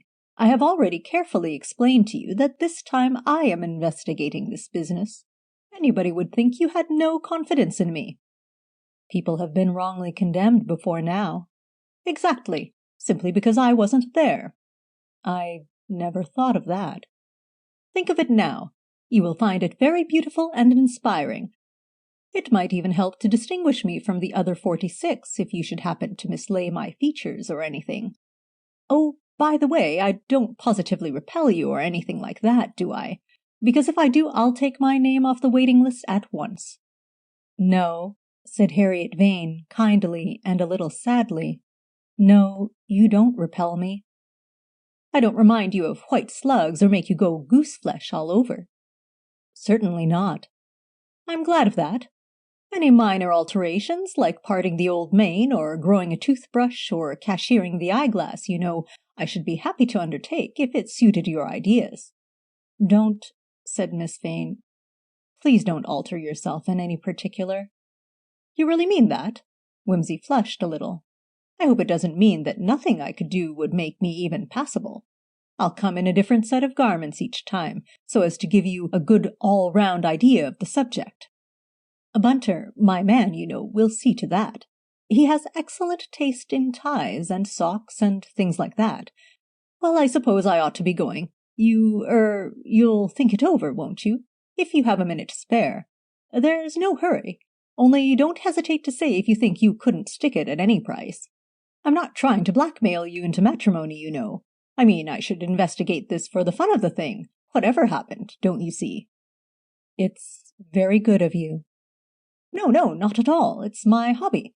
Not proposing to people, I don't mean, but investigating things. Well, cheer frightfully ho and all that, and I'll call again, if I may. I will give the footman orders to admit you, said the prisoner gravely. You will always find me at home. Wimsey walked down the dingy street with a feeling of being almost light-headed. I do believe I'll pull it off. She's sore, of course, no wonder, after that rotten brute, but she doesn't feel repelled. One couldn't cope with being repulsive. Her skin is like honey. She ought to wear deep red, and old garnets, and lots of rings, rather old-fashioned ones. I could take a house, of course. Poor kid, I would damn well work to make it up to her. She's got a sense of humor, too. Brains. One wouldn't be dull. One would wake up, and there'd be a whole day for jolly things to happen in. And then one would come home and go to bed. That would be jolly, too. And while she was writing, I could go out and mess round, so we shouldn't either of us be dull. I wonder if Bunter was right about this suit. It's a little dark, I always think, but the line is good. He paused before a shop window to get a surreptitious view of his own reflection. A large colored window bill caught his eye. Great special offer, 1 month only. Oh God, he said softly, sobered at once. 1 month, 4 weeks, 31 days. There isn't much time, and I don't know where to begin. Chapter 5. Well now, said Wimsey, why do people kill people? He was sitting in Miss Catherine Climpson's private office. The establishment was ostensibly a typing bureau, and indeed there were 3 efficient female typists who did very excellent work for authors and men of science from time to time. Apparently the business was a large and flourishing one, for work frequently had to be refused on the ground that the staff was working at full pressure.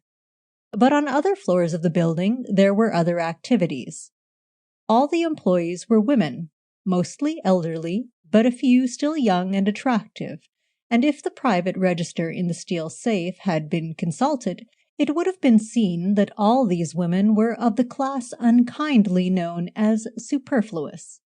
There were spinsters with small fixed incomes or no incomes at all, widows without family, women deserted by peripatetic husbands and living on a restricted alimony, who, previous to their engagement by Miss Climpson, had had no resources but bridge and boarding-house gossip.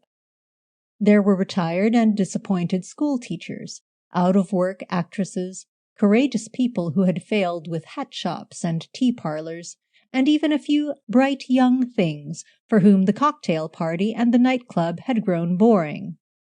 These women seemed to spend most of their time in answering advertisements. Unmarried gentlemen who desired to meet ladies possessed of competences, with a view to matrimony, sprightly sexagenarians who wanted housekeepers for remote country districts, ingenious gentlemen with financial schemes on the lookout for capital, literary gentlemen anxious for female collaborators, plausible gentlemen about to engage talent for productions in the provinces, benevolent gentlemen who could tell people how to make money in their spare time. Gentlemen such as these were very liable to receive applications from members of Miss Climpson's staff. It may have been coincidence that these gentlemen so very often had the misfortune to appear shortly afterwards before the magistrate on charges of fraud, blackmail, or attempted procuration. But it is a fact that Miss Climpson's office boasted a private telephone line to Scotland Yard, and that few of her ladies were quite so unprotected as they appeared. It is also a fact that the money which paid for the rent and upkeep of the premises might, by zealous inquirers, have been traced to Lord Peter Wimsey's banking account. His lordship was somewhat reticent about this venture of his, but occasionally, when closeted with Chief Inspector Parker or other intimate friends, referred to it as my cattery. Miss Climpson poured out a cup of tea before replying. She wore a quantity of little bangles on her spare, lace-covered wrists, and they chinked aggressively with every movement. "I really don't know," she said, apparently taking the problem as a psychological one. "It is so dangerous, as well as so terribly wicked. One wonders that anybody has the effrontery to undertake it. And very often they gain so little by it." "That's what I mean," said Wimsey. "What do they set out to gain? Of course, some people seem to do it for the fun of the thing, like that German female, what's-her-name, who enjoyed seeing people die." "Such a strange taste," said Miss Climpson. "No sugar, I think. You know, dear Lord Peter, it has been my melancholy duty to attend many deathbeds, and though a number of them, such as my dear father's, were most Christian and beautiful, I could not call them fun. People have very different ideas of fun, of course, and personally I have never greatly cared for George Robey, though Charlie Chaplin always makes me laugh. Still, you know, there are disagreeable details attending any deathbed, which one would think could hardly be to anybody's taste, however depraved." "I quite agree with you," said Wimsey, "but it must be fun in one sense to feel that you can control the issues of life and death, don't you know?" "That is an infringement upon the prerogative of the Creator," said Miss Climpson. "But rather jolly to know yourself divine, so to speak. Up above the world so high, like a tea-tray in the sky. I admit the fascination. But for practical purposes that theory's the devil. I beg your pardon, Miss Climpson. Respect for sacred personages. I mean it's unsatisfactory, because it would suit one person just as well as another. If I've got to find a homicidal maniac, I may as well cut my throat at once." "Don't say that," pleaded Miss Climpson, "even in jest. Your work here, so good, so valuable, would be worth living for in spite of the saddest personal disappointments. And I have known jokes of that kind turn out very badly, in the most surprising ways. There was a young man we used to know who was given to talking in a sadly random way, a long time ago, dear Lord Peter, while you were still in the nursery, but young men were wild even then, whatever they say now about the 80s. And he said one day to my poor dear mother, 'Mrs. Climpson, if I don't make a good bag today, I shall shoot myself,' for he was very fond of sport. And he went out with his gun, and as he was getting over a stile, he caught the trigger on the hedge, and the gun went off and blew his head to pieces. I was quite a girl, and it upset me dreadfully, because he was a very handsome young man, with whiskers which we all admired very much, though today they would be smiled at, and they were burnt right off him with the explosion, and a shocking hole in the side of his head, so they said, for of course I was not allowed to see him." "Poor chap," said his lordship. "Well, let's dismiss homicidal mania from our minds for the moment. What else do people kill people for?" "There is passion," said Miss Climpson, with a slight initial hesitation at the word, "for I should not like to call it love when it is so unregulated." "That is the explanation put forward by the prosecution," said Wimsey. "I don't accept it." "Certainly not. But it might be possible, might it not, that there was some other unfortunate young woman who was attached to this Mr. Boyes, and felt vindictively towards him?" "Yes, or a man who was jealous. But the time is the difficulty.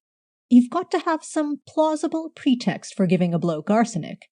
You can't just catch him standing on a doorstep and say, 'Here, have a drink of this,' can you?" "But there were 10 minutes unaccounted for," said Miss Climpson, shrewdly. "Might he not have entered some public-house for refreshment, and there met an enemy?" "By Jove, that's a possibility." Wimsey made a note and shook his head dubiously. "But it's rather a coincidence. unless there was a previous appointment to meet there. Still, it's worth looking into. At any rate, it's obvious that Mr. Urquhart's house and Miss Vane's flat were not the only conceivable places where boys might have eaten or drunk between 7 and 10:10 that evening. Very well, under the head Passion, we find 1. Miss Vane, ruled out ex hypothesi, 2. Jealous lover, 3. Ditto rival. Place, public house, query. Now we go on to the next motive, and that's money. A very good motive for murdering anybody who has any, but a poor one in Boyce's case. Still, let us say money. I can think of 3 subheadings for that. 1. Robbery from the person, very improbable. 2. Insurance. 3. Inheritance. "What a clear mind you have," said Miss Climpson. "When I die you will find efficiency written on my heart. I don't know what money Boyce had on him, but I shouldn't think it was much. Urquhart and Vaughan might know. Still, it's not very important, because arsenic isn't a sensible drug to use on anyone you want to rob. It takes a long time comparatively to begin business, and it doesn't make the victim helpless enough. Unless we suppose the taxi driver drugged and robbed him, there was no one who could possibly profit by such a silly crime." Miss Climpson agreed and buttered a second tea-cake. "Then insurance. Now we come to the region of the possible. Was Boyce insured? It doesn't seem to have occurred to anybody to find out. Probably he wasn't. Literary blokes have very little forethought and are careless about trifles like premiums. But one ought to know. Who might have an insurable interest? His father, his cousin, possibly. Other relations, if any. His children, if any. And, I suppose, Miss Vane, if he took out the policy while he was living with her. Also, anybody who may have lent him money on the strength of such insurance. Plenty of possibilities there. I'm feeling better already, Miss Climpson, fitter and brighter in every way. Either I'm getting a line on the thing, or else it's your tea. That's a good, stout-looking pot. Has it got any more in it?" "Yes, indeed," said Miss Climpson eagerly. "My dear father used to say I was a great hand at getting the utmost out of a teapot. The secret is to fill up as you go, and never empty the pot completely." "Inheritance," pursued Lord Peter. "Had he anything to leave? Not much, I shouldn't think. I'd better hop round and see his publisher. Or had he lately come into anything? His father or cousin would know. The father is a parson, slashing trade that, as the naughty bully says to the new boy in one of Dean Farrar's books. He has a threadbare look. I shouldn't think there was much money in the family. Still, you never know.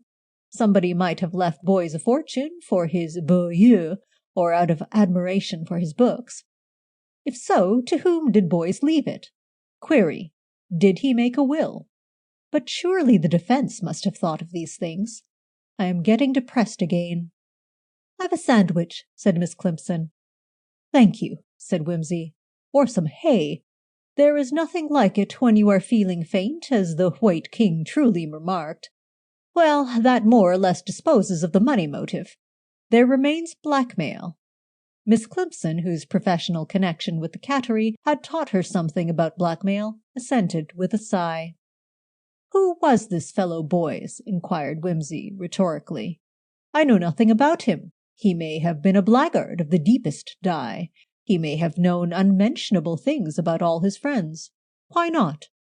Or he may have been writing a book to show somebody up, so that he had to be suppressed at all costs. Dash it all, his cousin's a solicitor. Suppose he has been embezzling trust deeds or something, and Boyce was threatening to split on him. He'd been living in Urquhart's house, and had every opportunity for finding out. Urquhart dropped some arsenic into his soup, and there's the snag. He puts arsenic into the soup and eats it himself. That's awkward.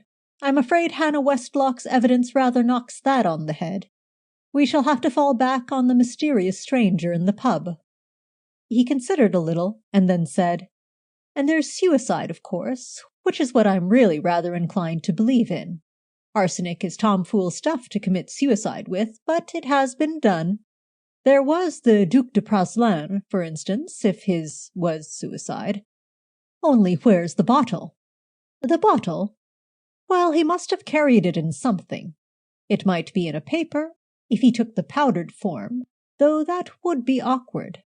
Did anybody look for a bottle or paper? Where would they look for it? Asked Miss Climpson. That's the rub. If it wasn't on him, it would be anywhere round about Doughty Street, and it's going to be a job looking for a bottle or paper that was chucked away 6 months ago. I do loathe suicides. They're so difficult to prove. Oh well, faint heart never won so much as a scrap of paper. Now look here, Miss Climpson. We've got about a month to work this out in. The Michaelmas term ends on the 21st. This is the 15th. They can't very well bring it up before then, and the Hillary term starts on January 12th. They'll probably take it early unless we can show reason for a delay. 4 weeks to get fresh evidence. Will you reserve the best efforts of yourself and the staff? I don't know yet what I shall want, but I shall probably want something done. Of course I will, Lord Peter. You know that it is only too great a pleasure to do anything for you, even if the whole office were not your own property, which it is. Only let me know at any minute of the night or day, and I will do my very best to help you. Wimsey thanked her, made a few inquiries about the work of the bureau, and departed. He hailed a taxi and was immediately driven to Scotland Yard. Chief Detective Inspector Parker was as usual delighted to see Lord Peter, but there was a worried expression on his plain though pleasant face as he greeted his visitor. "What is it, Peter? The Vane case again?" "Yes. You've come a mucker over this, old man, you really have." "Well, I don't know. It looked pretty straightforward to us." "Charles Hushla? Distrust the straightforward case, the man who looks you straight in the eyes and the tip straight from the horse's mouth. Only the most guileful deceiver can afford to be so aggressively straight. Even the path of the light is curved, or so they tell us. For God's sake, old man, do what you can to put the thing right before next assizes. If you don't, I'll never forgive you. Damn it, you don't want to hang the wrong person, do you? Especially a woman and all that." "Have a fag," said Parker. "You're looking quite wild about the eyes. What have you been doing with yourself?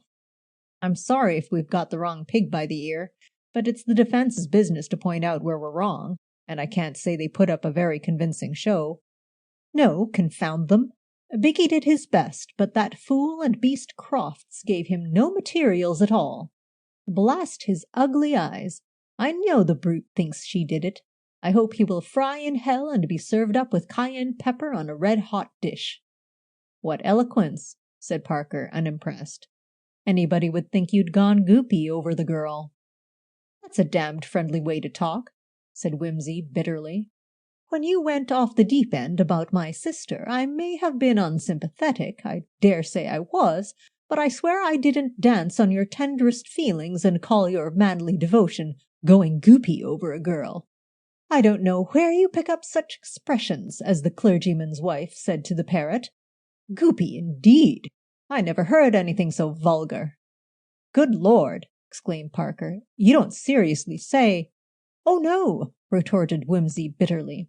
"I'm not expected to be serious. A buffoon, that's what I am. I now know exactly what Jack Point feels like. I used to think the yeoman sentimental tosh, but it is all too true. Would you like to see me dance in motley?" "I'm sorry," said Parker, taking his cue rather from the tone than the words. "If it's like that, I'm damned sorry, old man. But what can I do?" "Now you're talking. Look here, the most likely thing is that this unsavory blighter Boys committed suicide. The unspeakable defense haven't been able to trace any arsenic to his possession, but then they probably couldn't trace a herd of black cattle over a snowbound field in broad noonday with a microscope. I want your people to take it up." "Boys, query arsenic," said Parker, making a note on a pad. "Anything else?" "Yes. Find out if Boys visited any pub in the neighborhood of Doughty Street between, say, 9:50 and 10:10 on the night of January 20th. If he met anybody and what he took to drink." "It shall be done." "Boys, query pub." Parker made another note. "Yes?" Thirdly, if any bottle or paper that might have contained arsenic was picked up in that district." "Oh, indeed. And would you like me to trace the bus ticket dropped by Mrs. Brown outside Selfridge's in the last Christmas rush? No use making it too easy." "A bottle is more likely than a paper," went on Wimsey, ignoring him, "because I think the arsenic must have been taken in liquid form to work so quickly."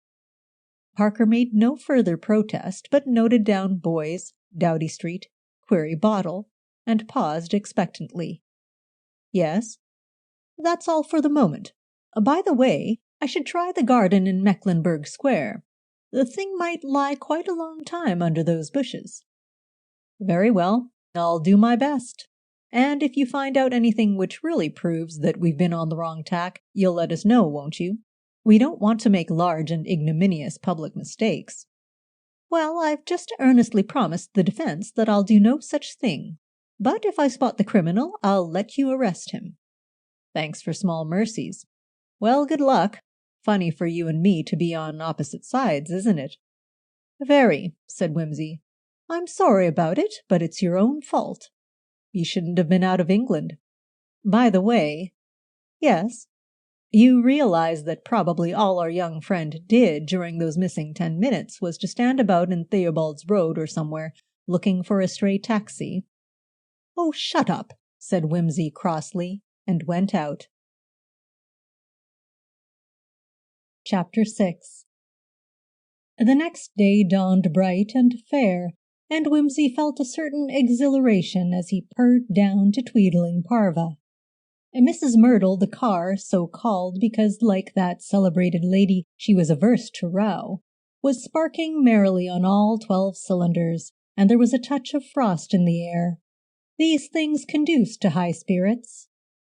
Wimsey reached his destination about 10 o'clock, and was directed to the vicarage, one of those large, rambling, and unnecessary structures which swallow the incumbent's income during his life and land his survivors with a heavy bill for dilapidations as soon as he is dead. The Reverend Arthur Boys was at home, and would be happy to see Lord Peter Wimsey. The clergyman was a tall, faded man, with lines of worry deeply engraved upon his face, and mild blue eyes a little bewildered by the disappointing difficulty of things in general. His black coat was old, and hung in depressed folds from his stooping, narrow shoulders. He gave Wimsey a thin hand, and begged him to be seated. Lord Peter found it a little difficult to explain his errand. His name evidently aroused no associations in the mind of this gentle and unworldly parson. He decided not to mention his hobby of criminal investigation, but to represent himself with equal truth as a friend of the prisoners. That might be painful, but it would be at least intelligible. Accordingly, he began with some hesitation. "I'm fearfully sorry to trouble you, especially as it's all so very distressin' and all that, but it's about the death of your son, and the trial and so on. Please don't think I'm wanting to make an interfering nuisance of myself, but I'm deeply interested, personally interested. You see, I know Miss Vane. In fact, I like her very much, don't you know, and I can't help thinking there's a mistake somewhere, and I should like to get it put right if possible." "Oh, yes," said Mr. Boys. He carefully polished a pair of pince-nez and balanced them on his nose, where they sat crookedly. He peered at Wimsey and seemed not to dislike what he saw, for he went on. "Poor misguided girl! I assure you I have no vindictive feelings. That is to say, nobody would be more happy than myself to know that she was innocent of this dreadful thing. Indeed, Lord Peter, even if she were guilty, it would give me great pain to see her suffer the penalty. Whatever we do, we cannot bring back the dead to life, and one would infinitely prefer to leave all vengeance in the hand of him to whom it belongs. Certainly nothing could be more terrible than to take the life of an innocent person. It would haunt me to the end of my days if I thought there were the least likelihood of it. And I confess that when I saw Miss Vane in court, I had grievous doubts whether the police had done rightly in accusing her." "Thank you," said Wimsey. "It is very kind of you to say that. It makes the job much easier. Excuse me, you say when you saw her in court. You hadn't met her previously? No. I knew, of course, that my unhappy son had formed an illicit connection with the young woman, but I could not bring myself to see her, and indeed I believe that she, with very proper feeling, refused to allow Philip to bring her into contact with any of his relations. Lord Peter, you are a younger man than I am. You belong to my son's generation, and you will perhaps understand that though he was not bad, not depraved, I will never think that, yet somehow there was not that full confidence between us which there should be between father and son. No doubt I was much to blame. If only his mother had lived. My dear sir, mumbled Wimsey, I perfectly understand. It often happens. In fact, it's continually happening. The post-war generation and so on. Lots of people go off the rails a bit. No real harm in 'em at all. Just can't see eye to eye with the older people. It generally wears off in time. Nobody really to blame. Wild oats and, all that sort of thing. I could not approve, said Mr. Boyce sadly, of ideas so opposed to religion and morality. Perhaps I spoke my mind too openly. If I had sympathized more.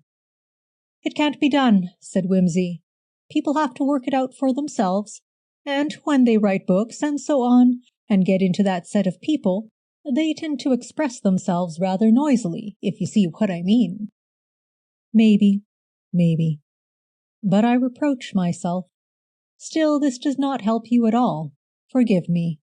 If there is any mistake and the jury were evidently not satisfied, we must use all our endeavors to put it right. How can I assist? Well, first of all, said Wimsey, and I'm afraid this is rather a hateful question, did your son ever say anything or write anything to you which might lead you to think that he was tired of his life or anything of that kind? I'm sorry. No, not at all. I was, of course, asked the same question by the police and by the counsel for the defense. I can truly say that such an idea never occurred to me. There was nothing at all to suggest it. Not even when he parted company with Miss Vane? Not even then. In fact, I gathered that he was rather more angry than despondent. I must say that it was a surprise to me to hear that, after all that had passed between them, she was unwilling to marry him. I still fail to comprehend it. Her refusal must have come as a great shock to him. He wrote so cheerfully to me about it beforehand. Perhaps you remember the letter? He fumbled in an untidy drawer. I have it here if you would like to look at it. If you would just read the passage, sir, suggested Wimsey. Yes, oh, certainly. Let me see. Yes.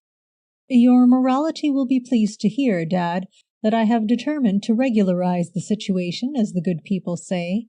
He had a careless way of speaking and writing sometimes, poor boy, which doesn't do justice to his good heart. Dear me, yes. My young woman is a good little soul, and I have made up my mind to do the thing properly. She really deserves it, and I hope that when everything is made respectable, you will extend your paternal recognition to her. I won't ask you to officiate, as you know the registrar's office is more in my line, and though she was brought up in the odor of sanctity like myself, I don't think she will insist on the voice that breathed o'er Eden. I will let you know when it's to be, so that you can come and give us your blessing, qua father if not qua parson, if you should feel so disposed. You see, Lord Peter, he quite meant to do the right thing, and I was touched that he should wish for my presence. Quite so, said Lord Peter, and thought, if only that young man were alive, how dearly I should love to kick his bottom for him. Well, then there is another letter, saying that the marriage had fallen through. Here it is. Dear Dad, sorry, but I'm afraid your congratulations must be returned with thanks. The wedding is off, and the bride has run away. There's no need to go into the story. Harriet has succeeded in making a fool of herself and me, so there's no more to be said. Then later I heard that he had not been feeling well, but all that you know already. Did he suggest any reason for these illnesses of his? Oh no, we took it for granted that it was a recurrence of the old gastric trouble. He was never a very robust lad. He wrote in very hopeful mood from Harlech, saying that he was much better, and mentioning his plan of a voyage to Barbados. He did.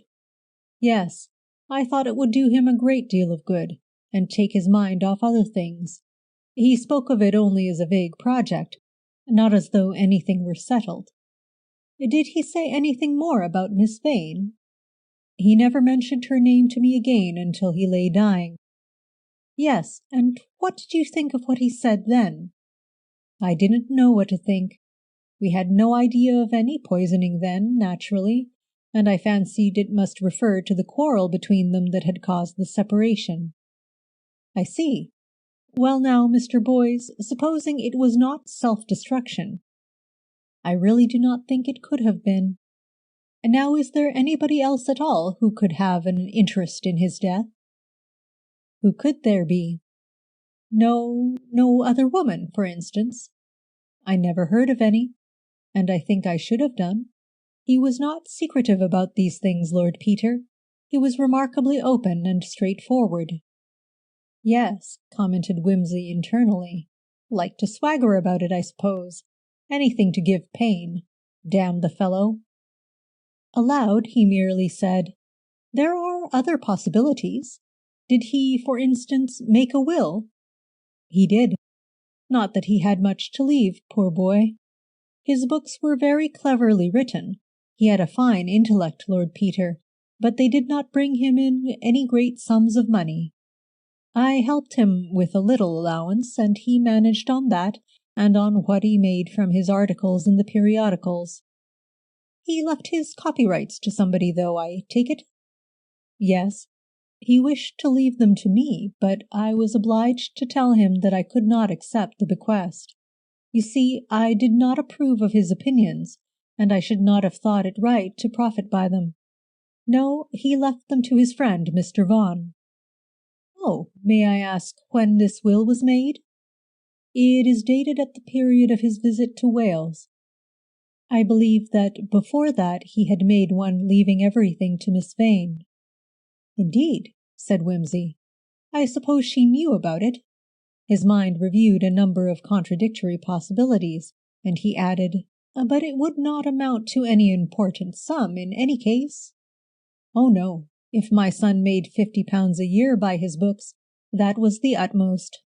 Though they tell me, added the old gentleman with a sad smile, that after this his new book will do better. Very likely, said Wimsey. Provided you get into the papers, the delightful reading public don't mind what it's for. Still, well, that's that. I gather he would have no private money to leave? Nothing whatever. There has never been any money in our family, Lord Peter, nor yet in my wife's. We're quite the proverbial church mice. He smiled faintly at this little clerical jest. Except, I suppose, for Cremorne Garden. For, I beg your pardon? My wife's aunt, the notorious Cremorne Garden of the 60s. Good Lord, yes. The actress? Yes, but she, of course, was never mentioned. One did not inquire into the way she got her money. No worse than others, I dare say, but in those days we were very easily shocked. We have seen and heard nothing of her for well over 50 years. I believe she is quite childish now.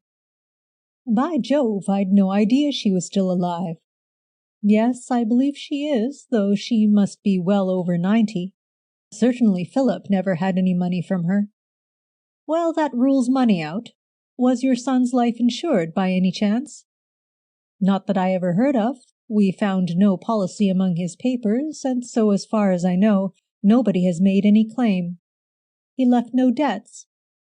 Only trifling ones. Tradesmen's accounts and so on, perhaps £50 worth altogether. Thank you so much, said Wimsey, rising. That has cleared the ground a good deal. I am afraid it has not got you much farther. It tells me where not to look, at any rate, said Wimsey, and that all saves time, you know. It's frightfully decent of you to be bothered with me. Not at all. Ask me anything you want to know. Nobody would be more glad than myself to see that unfortunate young woman cleared." Wimsey again thanked him and took his leave. He was a mile up the road before a regretful thought overtook him. He turned Mrs. Myrtle's bonnet round, skimmed back to the church, stuffed a handful of treasury notes with some difficulty into the mouth of a box labeled Church Expenses, and resumed his way back to town. As he maneuvered the car through the city, a thought struck him, and instead of heading for Piccadilly, where he lived, he turned off into a street south of the Strand, in which was situated the establishment of Messrs. Grimsby and Co., who published the works of Mr. Philip Boys.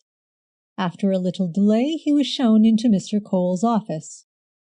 Mr. Cole was a stout and cheerful person, and was much interested to hear that the notorious Lord Peter Wimsey was concerning himself with the affairs of the equally notorious Mr. Boys. Wimsey represented that, as a collector of first editions, he would be glad to secure copies of all Philip Boys's works. Mr. Cole regretted extremely that he could not help him, and under the influence of an expensive cigar, became quite confidential. "Without wishing to seem callous, my dear Lord Peter," he said, throwing himself back in his chair, and creasing his 3 chins into 6 or 7 as he did so, "between you and me, Mr. Boys could not have done better for himself than to go and get murdered like this.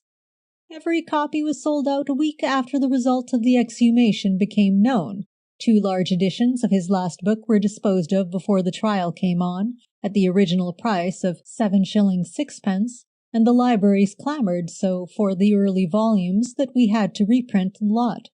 Unfortunately, we had not kept the type standing, and the printers had to work night and day, but we did it. We are rushing the 3 and 6 pennies through the binders now, and the shilling edition is arranged for.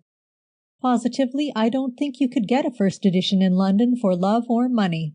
We have nothing here but our own file copies, but we are putting out a special memorial edition with portraits on handmade paper, limited and numbered at £1.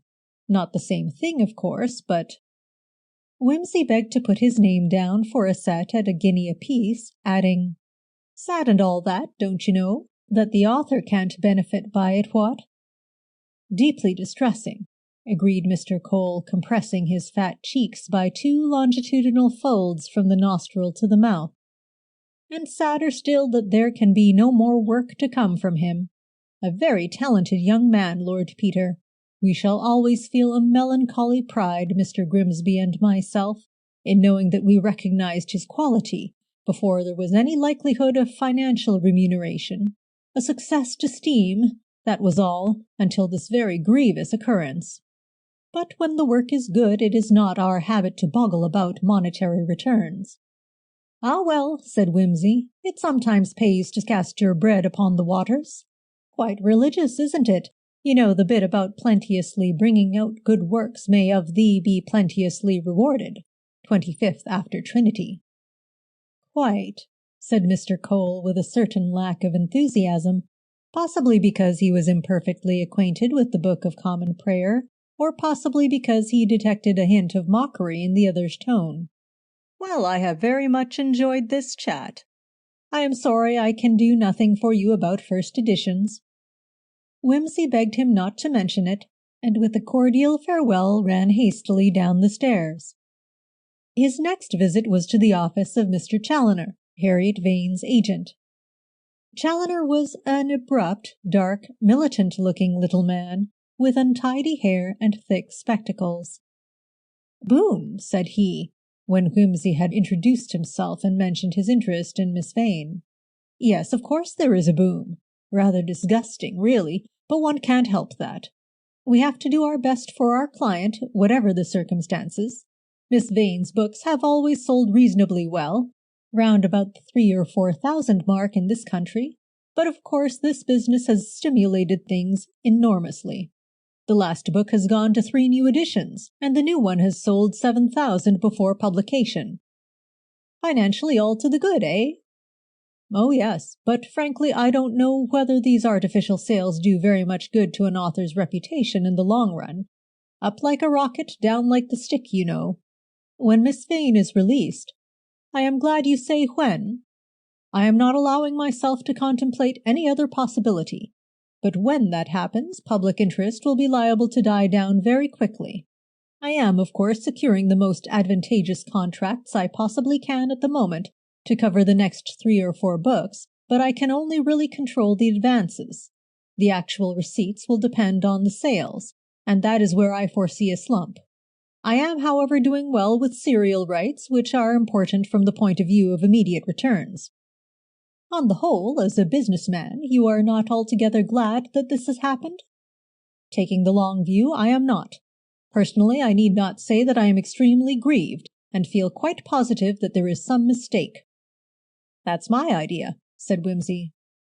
From what I know of your lordship, I may say that your interest and assistance are the best stroke of luck Miss Vane could have had.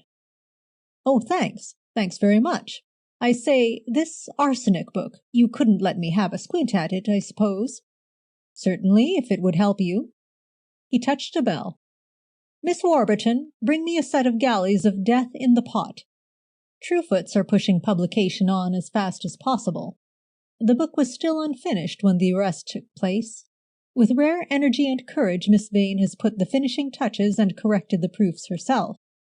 Of course, everything had to go through the hands of the prison authorities.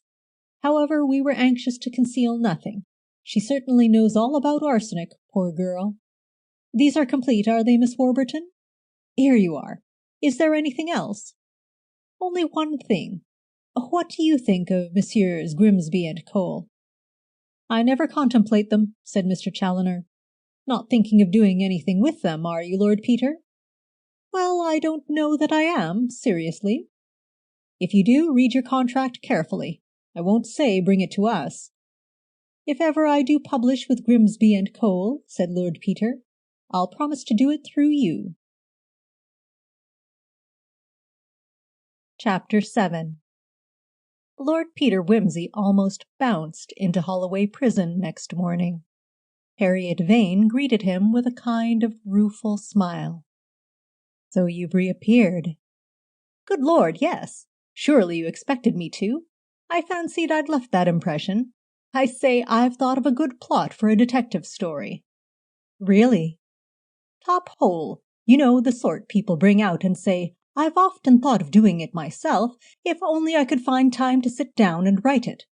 I gather that sitting down is all that is necessary for producing masterpieces.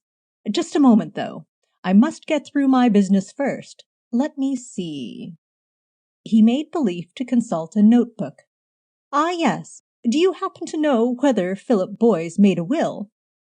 I believe he did, when we were living together. In whose favor?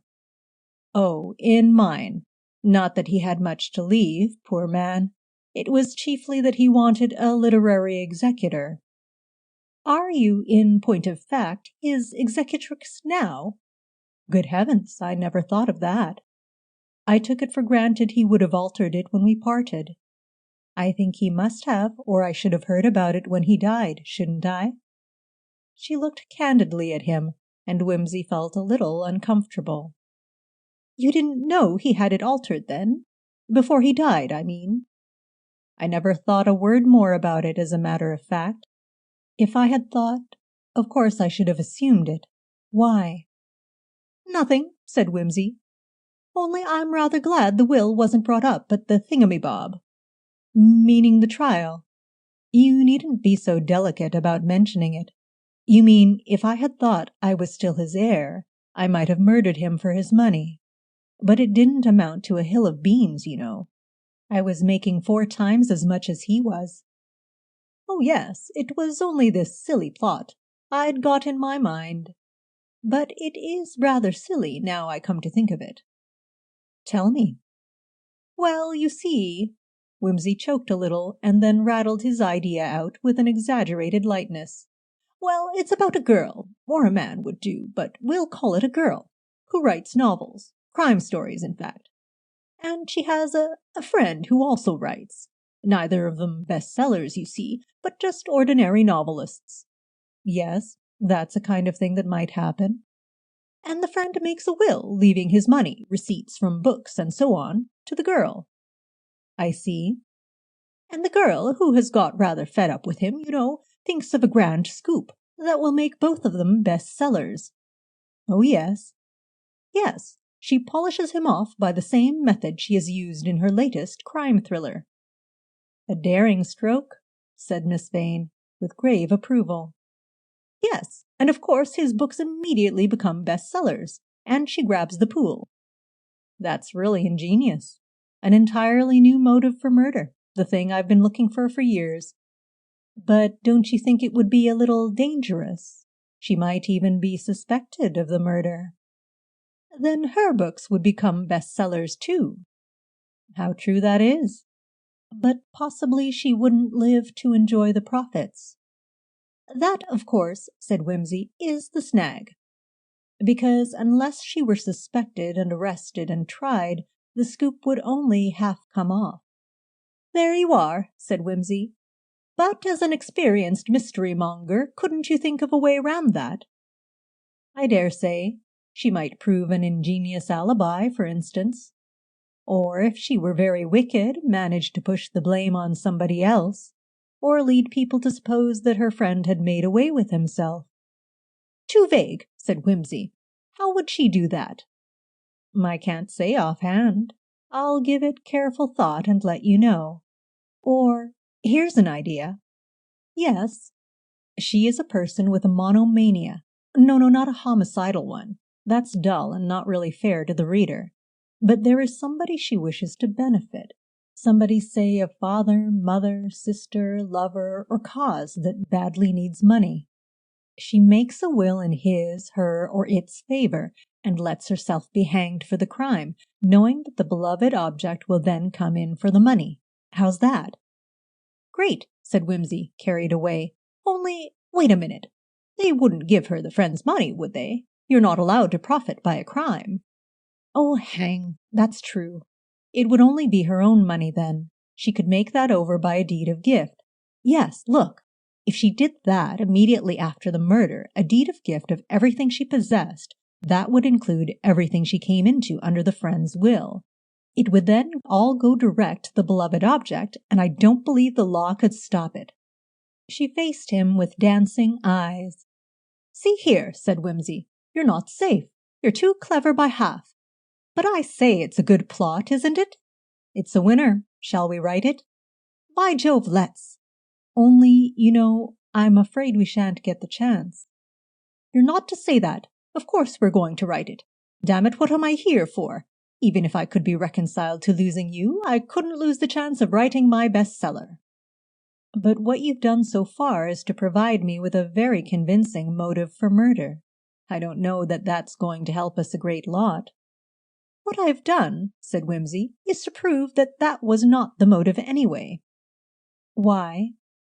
You wouldn't have told me if it had been. You would have gently led me away from the subject.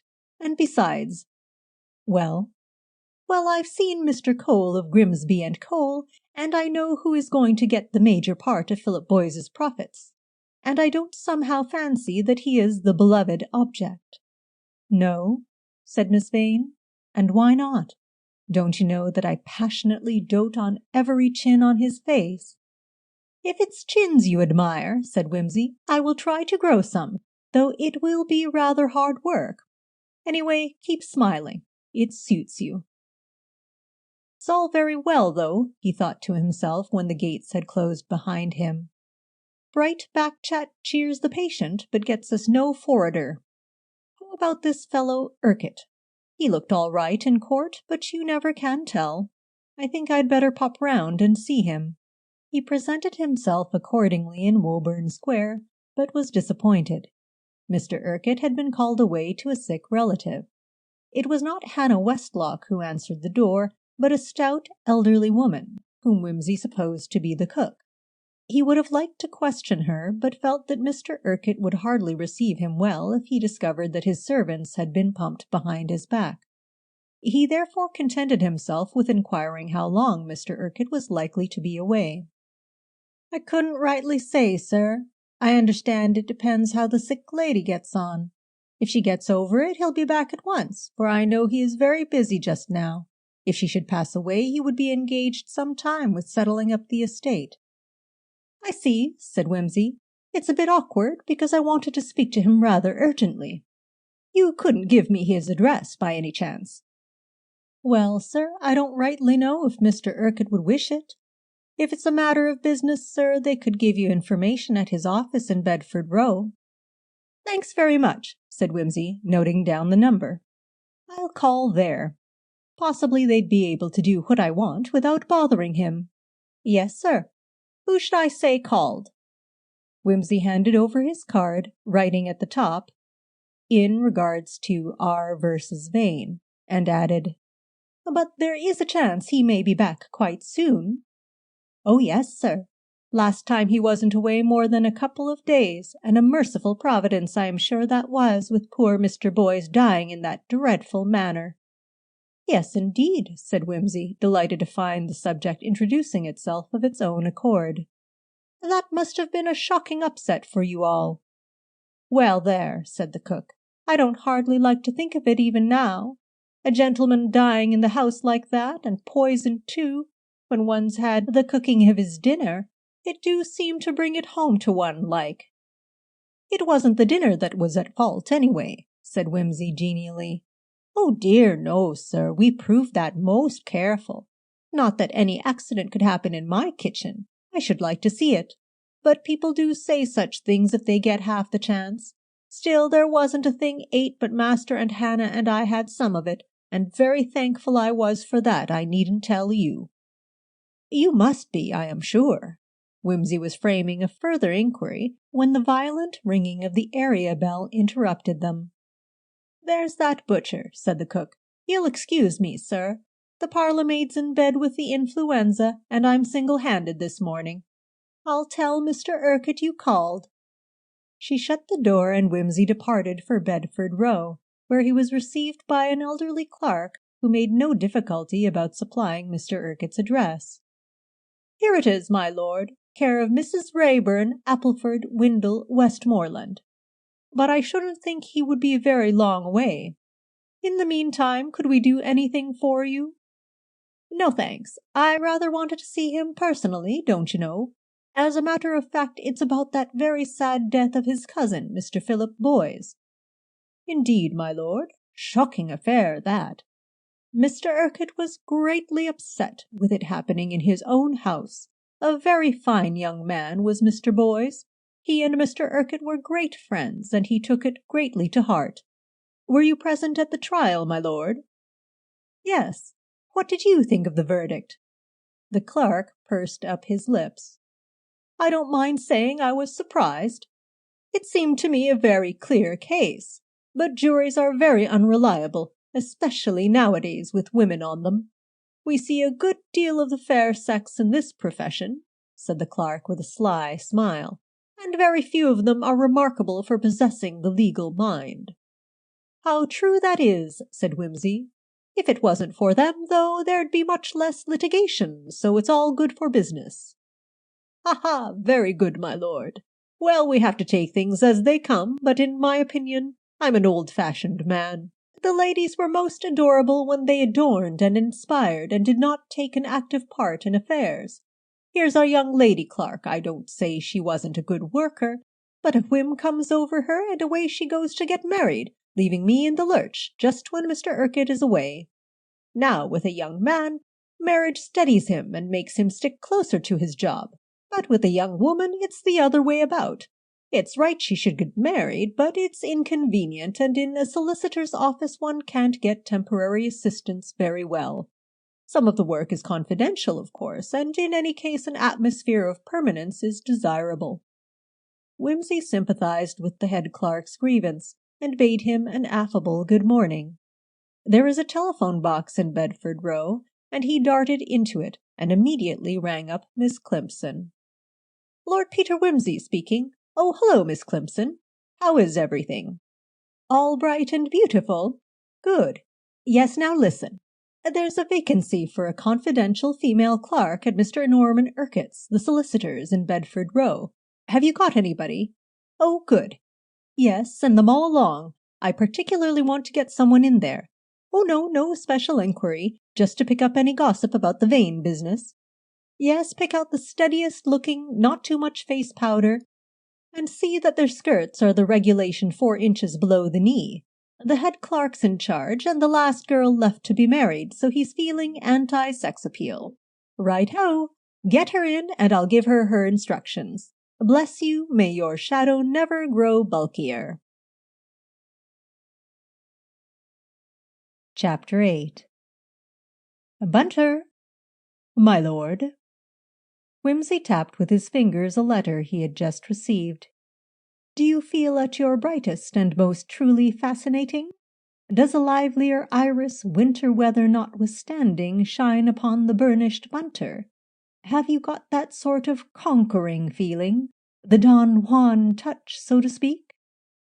Bunter, balancing the breakfast tray on his fingers, coughed deprecatingly. You have a good, upstanding, impressive figure, if I may say so, pursued Wimsey.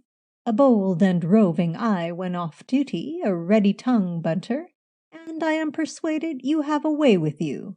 What more should any cook or house-parlour maid want? I am always happy, replied Bunter, to exert myself to the best of my capacity in your lordship's service. I am aware of it, admitted his lordship. Again and again I say to myself, Wimsey, this cannot last.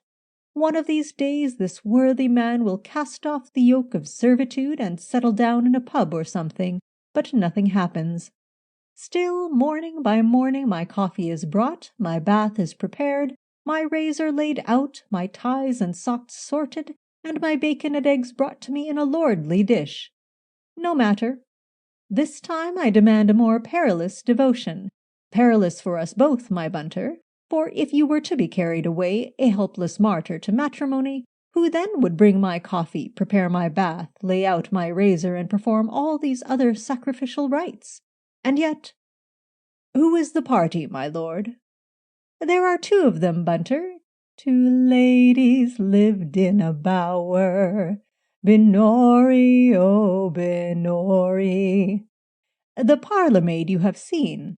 Her name is Hannah Westlock, a woman in her 30s, I fancy, and not ill-favoured. The other, the cook, I cannot lisp the tender syllables of her name, for I do not know it, but doubtless it is Gertrude, Cecily, Magdalen, Margaret, Rosalys, or some other sweet symphonious sound. A fine woman, Bunter, on the mature side, perhaps, but none the worse for that. Certainly not, my lord.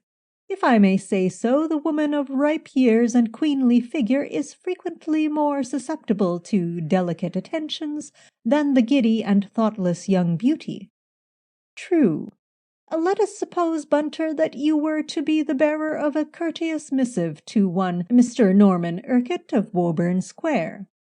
Could you, in the short space of time at your disposal, insinuate yourself, snake-like, as it were, into the bosom of the household? If you desire it, my lord, I will endeavour to insinuate myself to your lordship's satisfaction. Noble fellow! In case of an action for breach, or any consequence of that description, the charges will, of course, be borne by the management. I am obliged to your lordship. When would your lordship wish me to commence? As soon as I have written a note to Mr. Urquhart. I will ring. Very good, my lord. Wimsey moved over to the writing desk. After a few moments he looked up, a little peevishly. Bunter, I have a sensation of being hovered over. I do not like it. It is unusual, and it unnerves me. I implore you not to hover. Is the proposition distasteful, or do you want me to get a new hat? What is troubling your conscience? I beg your lordship's pardon. It had occurred to my mind to ask your lordship, with every respect— Oh, God, Bunter, don't break it gently. I can't bear it. Stab and end the creature. To the heft. What is it? I wished to ask you, my lord, whether your lordship thought of making any changes in your establishment. Wimsey laid down his pen and stared at the man. Changes, Bunter? When I have just so eloquently expressed to you my undying attachment to the loved routine of coffee, bath, razor, socks, eggs, and bacon, and the old familiar faces? You're not giving me warning, are you? No, indeed, my lord. I should be very sorry to leave your lordship's service, but I had thought it possible that if your lordship was about to contract new ties— I knew it was something in the haberdashery line. By all means, Bunter, if you think it necessary. Had you any particular pattern in mind? Your lordship misunderstands me. I referred to domestic ties, my lord. Sometimes, when a gentleman reorganizes his household on a matrimonial basis, the lady may prefer to have a voice in the selection of the gentleman's personal attendant, in which case— Bunter, said Wimsey, considerably startled, may I ask where you have contracted these ideas? I ventured to draw an inference, my lord. This comes of training people to be detectives. Have I been nourishing a sleuth hound on my own hearthstone? May I ask if you have gone so far as to give a name to the lady? Yes, my lord. There was a pause. Well, said Wimsey in a rather subdued tone, what about it, Bunter? A very agreeable lady, if I may say so, my lord. It strikes you that way, does it? The circumstances are unusual, of course. Yes, my lord. I might perhaps make so bold as to call them romantic. You may make so bold as to call them damnable, Bunter. Yes, my lord, said Bunter in a tone of sympathy. You won't desert the ship, Bunter? Not on any account, my lord. Then don't come frightening me again. My nerves are not what they were. Here is the note. Take it round and do your best. Very good, my lord. Oh, and Bunter, my lord, it seems that I am being obvious. I have no wish to be anything of the kind. If you see me being obvious, will you drop me a hint? Certainly, my lord. Bunter faded gently out, and Wimsey stepped anxiously to the mirror. I can't see anything, he said to himself. No lily on my cheek with anguish moist and fever dew. I suppose, though, it's hopeless to try and deceive Bunter. Never mind. Business must come first. I've stopped 1, 2, 3, 4 earths. What next? How about this fellow Vaughn? When Wimsey had any researches to do in Bohemia, it was his custom to enlist the help of Miss Marjorie Phelps. She made figurines and porcelain for a living, and was therefore usually to be found either in her studio or in someone else's studio. A telephone call at 10 a.m. would probably catch her scrambling eggs over her own gas stove.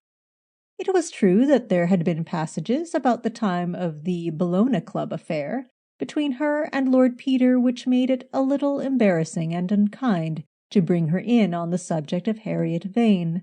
But with so little time in which to pick and choose his tools, Wimsey was past worrying about gentlemanly scruples. He put the call through and was relieved to hear an answering "Hello."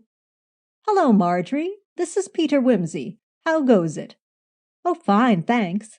Glad to hear your melodious voice again. What can I do for the Lord High Investigator? Do you know one Vaughan who is mixed up in the Philip Boyes murder mystery?" "Oh, Peter, are you on to that? How gorgeous! Which side are you taking?" "For the defense." "Hooray!" "Why this pomp of jubilee?" "Well, it's much more exciting and difficult, isn't it?" "I'm afraid it is. Do you know Miss Vane, by the way?" "Yes and no. I've seen her with the Boys Vaughan crowd." "Like her?" "So-so." "Like him? Boys, I mean?" "Never stirred a heartbeat." "I said, did you like him?" "One didn't. One either fell for him or not. He wasn't the merry, bright-eyed pal of the period, you know." "Oh, what's Fawn?" "Hanger-on." "Oh, house dog. Nothing must interfere with the expansion of my friend the genius. That sort." "Oh." "Don't keep saying 'oh.' Do you want to meet the man Vaughan?" "If it's not too much trouble." "Well, turn up tonight with a taxi and we'll go the rounds. We're certain to drop across him somewhere. Also the rival gang, if you want them. Harriet Vane's supporters." "Those girls who gave evidence?" "Yes. You'll like Eileen'd Price, I think. She scorns everything in trousers, but she's a good friend at a pinch." "I'll come, Marjorie. Will you dine with me?" Peter, I'd adore to, but I don't think I will. I've got an awful lot to do. Right-ho, I'll roll round about 9 then. Accordingly, at 9 o'clock, Wimsey found himself in a taxi with Marjorie Phelps, headed for a round of the studios. "I've been doing some intensive telephoning," said Marjorie, "and I think we shall find him at the Kropotkis'. They are pro-boys, Bolshevik, and musical, and their drinks are bad, but their Russian tea is safe. Does the taxi wait?" "Yes, it sounds as if we might want to beat a retreat." "Well, it's nice to be rich. It's down the court here, on the right, over the Petrovich's stable. Better let me grope first." They stumbled up a narrow and encumbered stair, at the top of which a fine, confused noise of a piano, strings, and the clashing of kitchen utensils announced that some sort of entertainment was in progress. Marjorie hammered loudly on a door, and, without waiting for an answer, flung it open. Wimsey, entering on her heels, was struck in the face, as by an open hand, by a thick, muffling wave of heat, sound, smoke, and the smell of frying.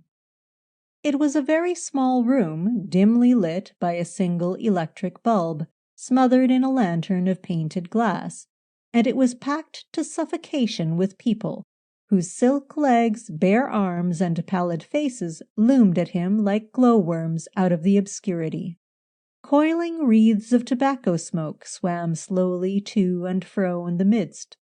In one corner an anthracite stove, glowing red and mephitical, vied with a roaring gas oven in another corner to raise the atmosphere to roasting pitch. On the stove stood a vast and steaming kettle. On a side table stood a vast and steaming samovar. Over the gas a dim figure stood turning sausages in a pan with a fork, while an assistant attended to something in the oven, which Wimsey, whose nose was selective, identified among the other fragrant elements in this compound atmosphere, and identified rightly as kippers. At the piano, which stood just inside the door, a young man with bushy red hair was playing something of a Czechoslovakian flavor, to a violin obligato by an extremely loose-jointed person of indeterminate sex in a Fair Isle jumper. Nobody looked round at their entrance. Marjorie picked her way over the scattered limbs on the floor, and selecting a lean young woman in red, bawled into her ear. The young woman nodded and beckoned to Wimsey. He negotiated a passage and was introduced to the lean woman by the simple formula, "Here's Peter. This is Nina Kropotki." "So pleased," shouted Madame Kropotki through the clamor. "Sit by me. Vanya will get you something to drink. It is beautiful, yes? That is Stanislas, such a genius. His new work on the Piccadilly tube station, great, n'est-ce pas? 5 days he was continually traveling upon the escalator to absorb the tone values." "Colossal!" yelled Wimsey. "So you think? Ah, you can appreciate? You understand, it is really for the big orchestra. On the piano it is nothing. It needs the brass, the effects, the timpani, brrr. So, but one seizes the form, the outline. Ah, it finishes superb, magnificent." The enormous clatter ceased. The pianist mopped his face and glared haggardly round. The violinist put down its instrument and stood up, revealing itself by its legs to be female.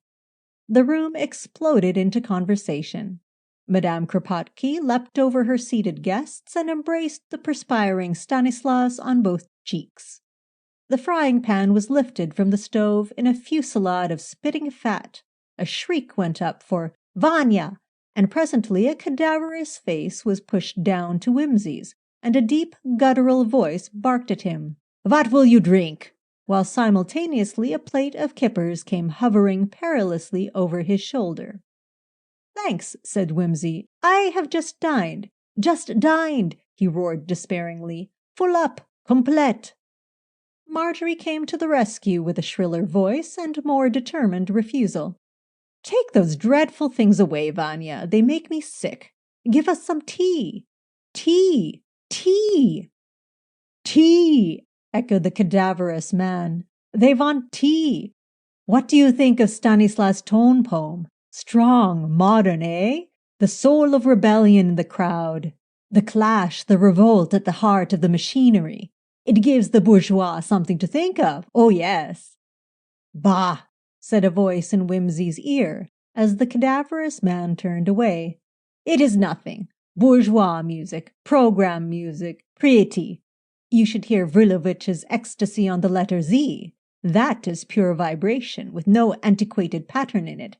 Stanislas, he thinks much of himself, but it is old as the hills. You can sense the resolution at the back of all his discords, mere harmony and camouflage, nothing in it. But he takes them all in because he has red hair and reveals his bony structure. The speaker certainly did not err along these lines, for he was as bald and round as a billiard ball. Wimsey replied soothingly, Well, what can you do with the wretched and antiquated instruments of our orchestra? A diatonic scale? Bah! 13 miserable bourgeois semitones? Pooh! To express the infinite complexity of modern emotion, you need a scale of 32 notes to the octave. But why cling to the octave, said the fat man. Till you can cast away the octave and its sentimental associations, you walk in fetters of convention. That's the spirit, said Wimsey. I would dispense with all definite notes. After all, a cat does not need them for his midnight melodies, powerful and expressive as they are. The love-hunger of the stallion takes no account of octave or interval in giving forth the cry of passion. It is only man, trammelled by a stultifying convention. Oh, hello, Marjorie. Sorry, what is it? Come and talk to Ryland Vaughn, said Marjorie. I have told him you are a tremendous admirer of Philip Boy's books. Have you read them? Some of them, but I think I'm getting light-headed. You'll feel worse in an hour or so you'd better come now. She steered him to a remote spot near the gas oven, where an extremely elongated man was sitting curled up on a floor cushion, eating caviar out of a jar with a pickly fork. He greeted Wimsey with a sort of lugubrious enthusiasm. Hell of a place, he said. Hell of a business altogether. This stove's too hot. Have a drink. What the devil else can one do? I come here because Philip used to come here. Habit, you know. I hate it, but there's nowhere else to go. You knew him very well, of course, said Wimsey, seating himself in a waste-paper basket and wishing he was wearing a bathing suit. I was his only real friend, said Ryland Vaughn mournfully. All the rest only cared to pick his brains. Apes, parrots, all the bloody lot of them. I've read his books and thought them very fine, said Wimsey with some sincerity. But he seemed to me an unhappy soul. Nobody understood him, said Vaughn. They called him difficult. Who wouldn't be difficult with so much to fight against? They sucked the blood out of him, and his damned thieves of publishers took every blasted coin they could lay their hands on, and then that bitch of a woman poisoned him. My God, what a life! Yes, but what made her do it, if she did do it? Oh, she did it all right. Sheer beastly spite and jealousy, that's all there was to it. Just because she couldn't write anything but tripe herself. Harriet Vane's got the bug all these damned women have got. Fancy they can do things. They hate a man and they hate his work. You'd think it would have been enough for her to help and look after a genius like Phil, wouldn't you? Why, damn it, he used to ask her advice about his work. Her advice, good Lord. Did he take it? Take it? She wouldn't give it. Told him she never gave opinions on other authors' work. Other authors! The impudence of it! Of course she was out of things, among us all, but why couldn't she realize the difference between her mind and his? Of course it was hopeless from the start for Philip to get entangled with that kind of woman. Genius must be served, not argued with. I warned him at the time, but he was infatuated. And then to want to marry her. Why did he? Asked Wimsey. Remains of parsonical upbringing, I suppose. It was really pitiful. Besides, I think that fellow Urquhart did a lot of mischief. Sleek family lawyer. Do you know him? No. He got hold of him. Put up to it by the family, I imagine. I saw the influence creeping over Phil long before the real trouble began. Perhaps it's a good thing he's dead. It would have been ghastly to watch him turn conventional and settle down. When did his cousin start getting hold of him, then? Oh, about 2 years ago. A little more, perhaps. asked him to dinner and that sort of thing. The minute I saw him, I knew he was out to ruin Philip, body and soul. What he wanted, what Phil wanted, I mean, was freedom and room to turn about in. But what with that woman and the cousin and the father in the background, oh well, it's no use crying about it now. His work is left, and that's the best part of him. He's left me that to look over, at least. Harriet Vane didn't get her finger in that pie after all. I'm sure it's absolutely safe in your hands, said Wimsey. But when one thinks what there might have been, said Vaughan, turning his bloodshot eyes miserably on Lord Peter, it's enough to make one cut one's throat, isn't it? Wimsey expressed agreement. By the way, he said, you were with him all that last day till he went to his cousin's. You don't think he had anything on him in the way of poison or anything? I don't want to seem unkind, but he was unhappy. It would be rotten to think that he— No, said Vaughan, no. That I'll swear he never did. He would have told me. He trusted me in those last days. I shared all his thoughts. He was miserably hurt by that damned woman, but he wouldn't have gone without telling me or saying goodbye. And besides, he wouldn't have chosen that way. Why should he? I could have given him— He checked himself and glanced at Wimsey, but seeing nothing in his face beyond sympathetic attention, went on. I remember talking to him about drugs, hyoscine, veronal, all that sort of thing. He said, if ever I want to go out, Ryland, you'll show me the way. And I would have, if he'd really wanted it. But arsenic! Philip, who loved beauty so much, do you think he would have chosen arsenic? The suburban poisoner's outfit? That's absolutely impossible. It's not an agreeable sort of thing to take, certainly, said Wimsey. Look here, said Vaughan, hoarsely and impressively. He had been putting a constant succession of brandies on top of the caviar, and was beginning to lose his reserve. Look here, see this. He pulled a small bottle from his breast pocket. That's waiting till I've finished editing Phil's books. It's a comfort to have it there to look at, you know. Peaceful. Go out through the ivory gate. That's classical. They brought me up on the classics. These people would laugh at a fellow, but you needn't tell them I said it. Funny the way it sticks. Tendebantque manus ripae ultiores amore, ultiores amore. What's that bit about the souls thronging thick as leaves in Vallombrosa? No, that's Milton. Amorioris ultore, ultiore. Damn it. Poor Phil. Here Mr. Vaughan burst into tears and patted the little bottle. Wimsey, whose head and ears were thumping as though he were sitting in an engine room, got up softly and withdrew. Somebody had begun a Hungarian song, and the stove was white hot. He made signals of distress to Marjorie, who was sitting in a corner with a group of men. One of them appeared to be reading his own poems with his mouth nearly in her ear, and another was sketching something on the back of an envelope to the accompaniment of yelps of merriment from the rest. The noise they made disconcerted the singer, who stopped in the middle of a bar and cried angrily, "Ach, this noise! These interruptions! They're intolerable! I lose myself! Stop! I begin all over again, from the beginning!" Marjorie sprang up, apologizing. "I'm a brute. I'm not keeping your menagerie in order, Nina. We're being perfect nuisances. Forgive me, Maria. I'm in a bad temper. I'd better pick up Peter and toddle away. Come and sing to me another day, darling, when I'm feeling better and there's more room for my feelings to expand. Good night, Nina. We've enjoyed it frightfully, and Boris, that poem's the best thing you've done, only I couldn't hear it properly. Peter, tell them what a rotten mood I'm in tonight and take me home." "That's right," said Wimsey. "Nervy, you know, bad effect on the manners and so on." "Manners," said a bearded gentleman suddenly and loudly, "are for the bourgeois." "Quite right," said Wimsey. "Beastly bad form, and gives you repressions in the what-not. Come on, Marjorie, or we shall all be getting polite." "I begin again," said the singer. "From the beginning." "Whew!" said Wimsey on the staircase. "Yes, I know. I think I'm a perfect martyr to put up with it. Anyway, you've seen Vaughan. Nice dopey specimen, isn't he?"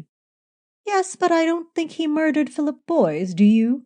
I had to see him to make sure. Where do we go next?" "We'll try Joey Trimble's. That's the stronghold of the opposition show. Joey Trimble's occupied a studio over a mews. Here there was the same crowd, the same smoke, more kippers, still more drinks, and still more heat and conversation. In addition, there was a blaze of electric light, a gramophone, 5 dogs, and a strong smell of oil paints. Sylvia Marriott was expected.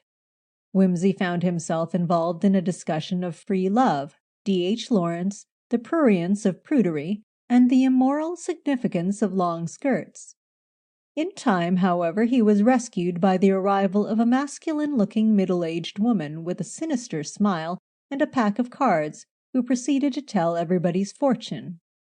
The company gathered around her, and at the same time a girl came in and announced that Sylvia had sprained her ankle and couldn't come. Everybody said warmly, "Oh, how sickening, poor dear," and forgot the subject immediately. "We'll scoot off," said Marjorie. "Never mind about saying goodbye. Nobody marks you. It's good luck about Sylvia, because she'll be at home and can't escape us. I sometimes wish they'd all sprain their ankles.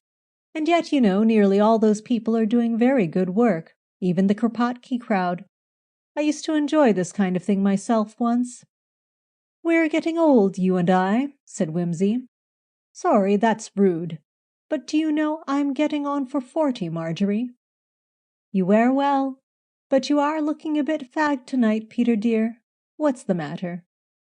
"Nothing at all but middle age." "You'll be settling down if you're not careful." "Oh, I've been settled for years. With Bunter and the books. I envy you sometimes, Peter." Wimsey said nothing. Marjorie looked at him almost in alarm, and tucked her arm in his. "Peter, do please be happy. I mean, you've always been the comfortable sort of person that nothing could touch. Don't alter, will you?" That was the second time Wimsey had been asked not to alter himself. The first time the request had exalted him. This time it terrified him. As the taxi lurched along the rainy embankment, he felt for the first time the dull and angry helplessness which is the first warning stroke of the triumph of mutability.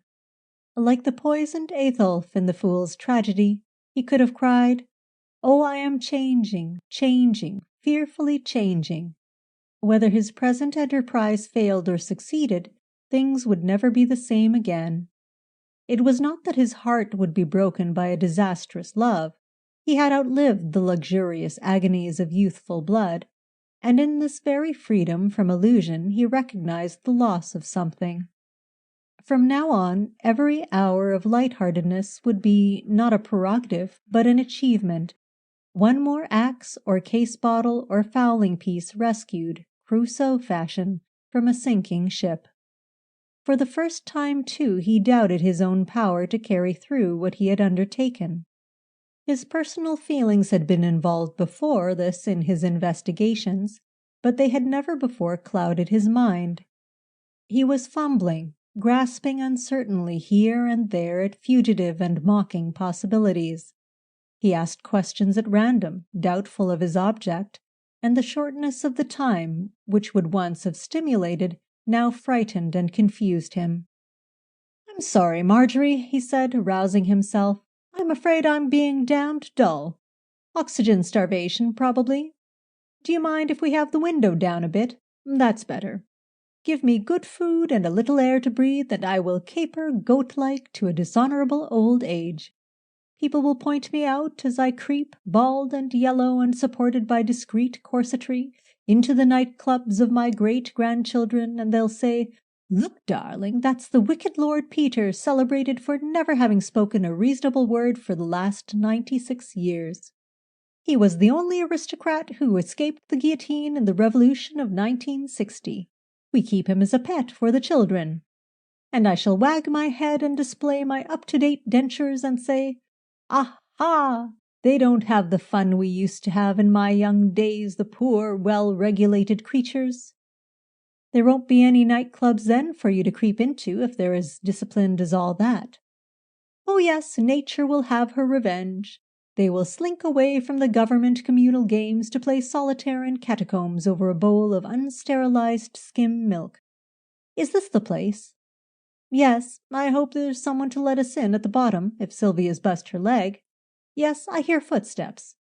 Oh, it's you, Eileenid. How's Sylvia?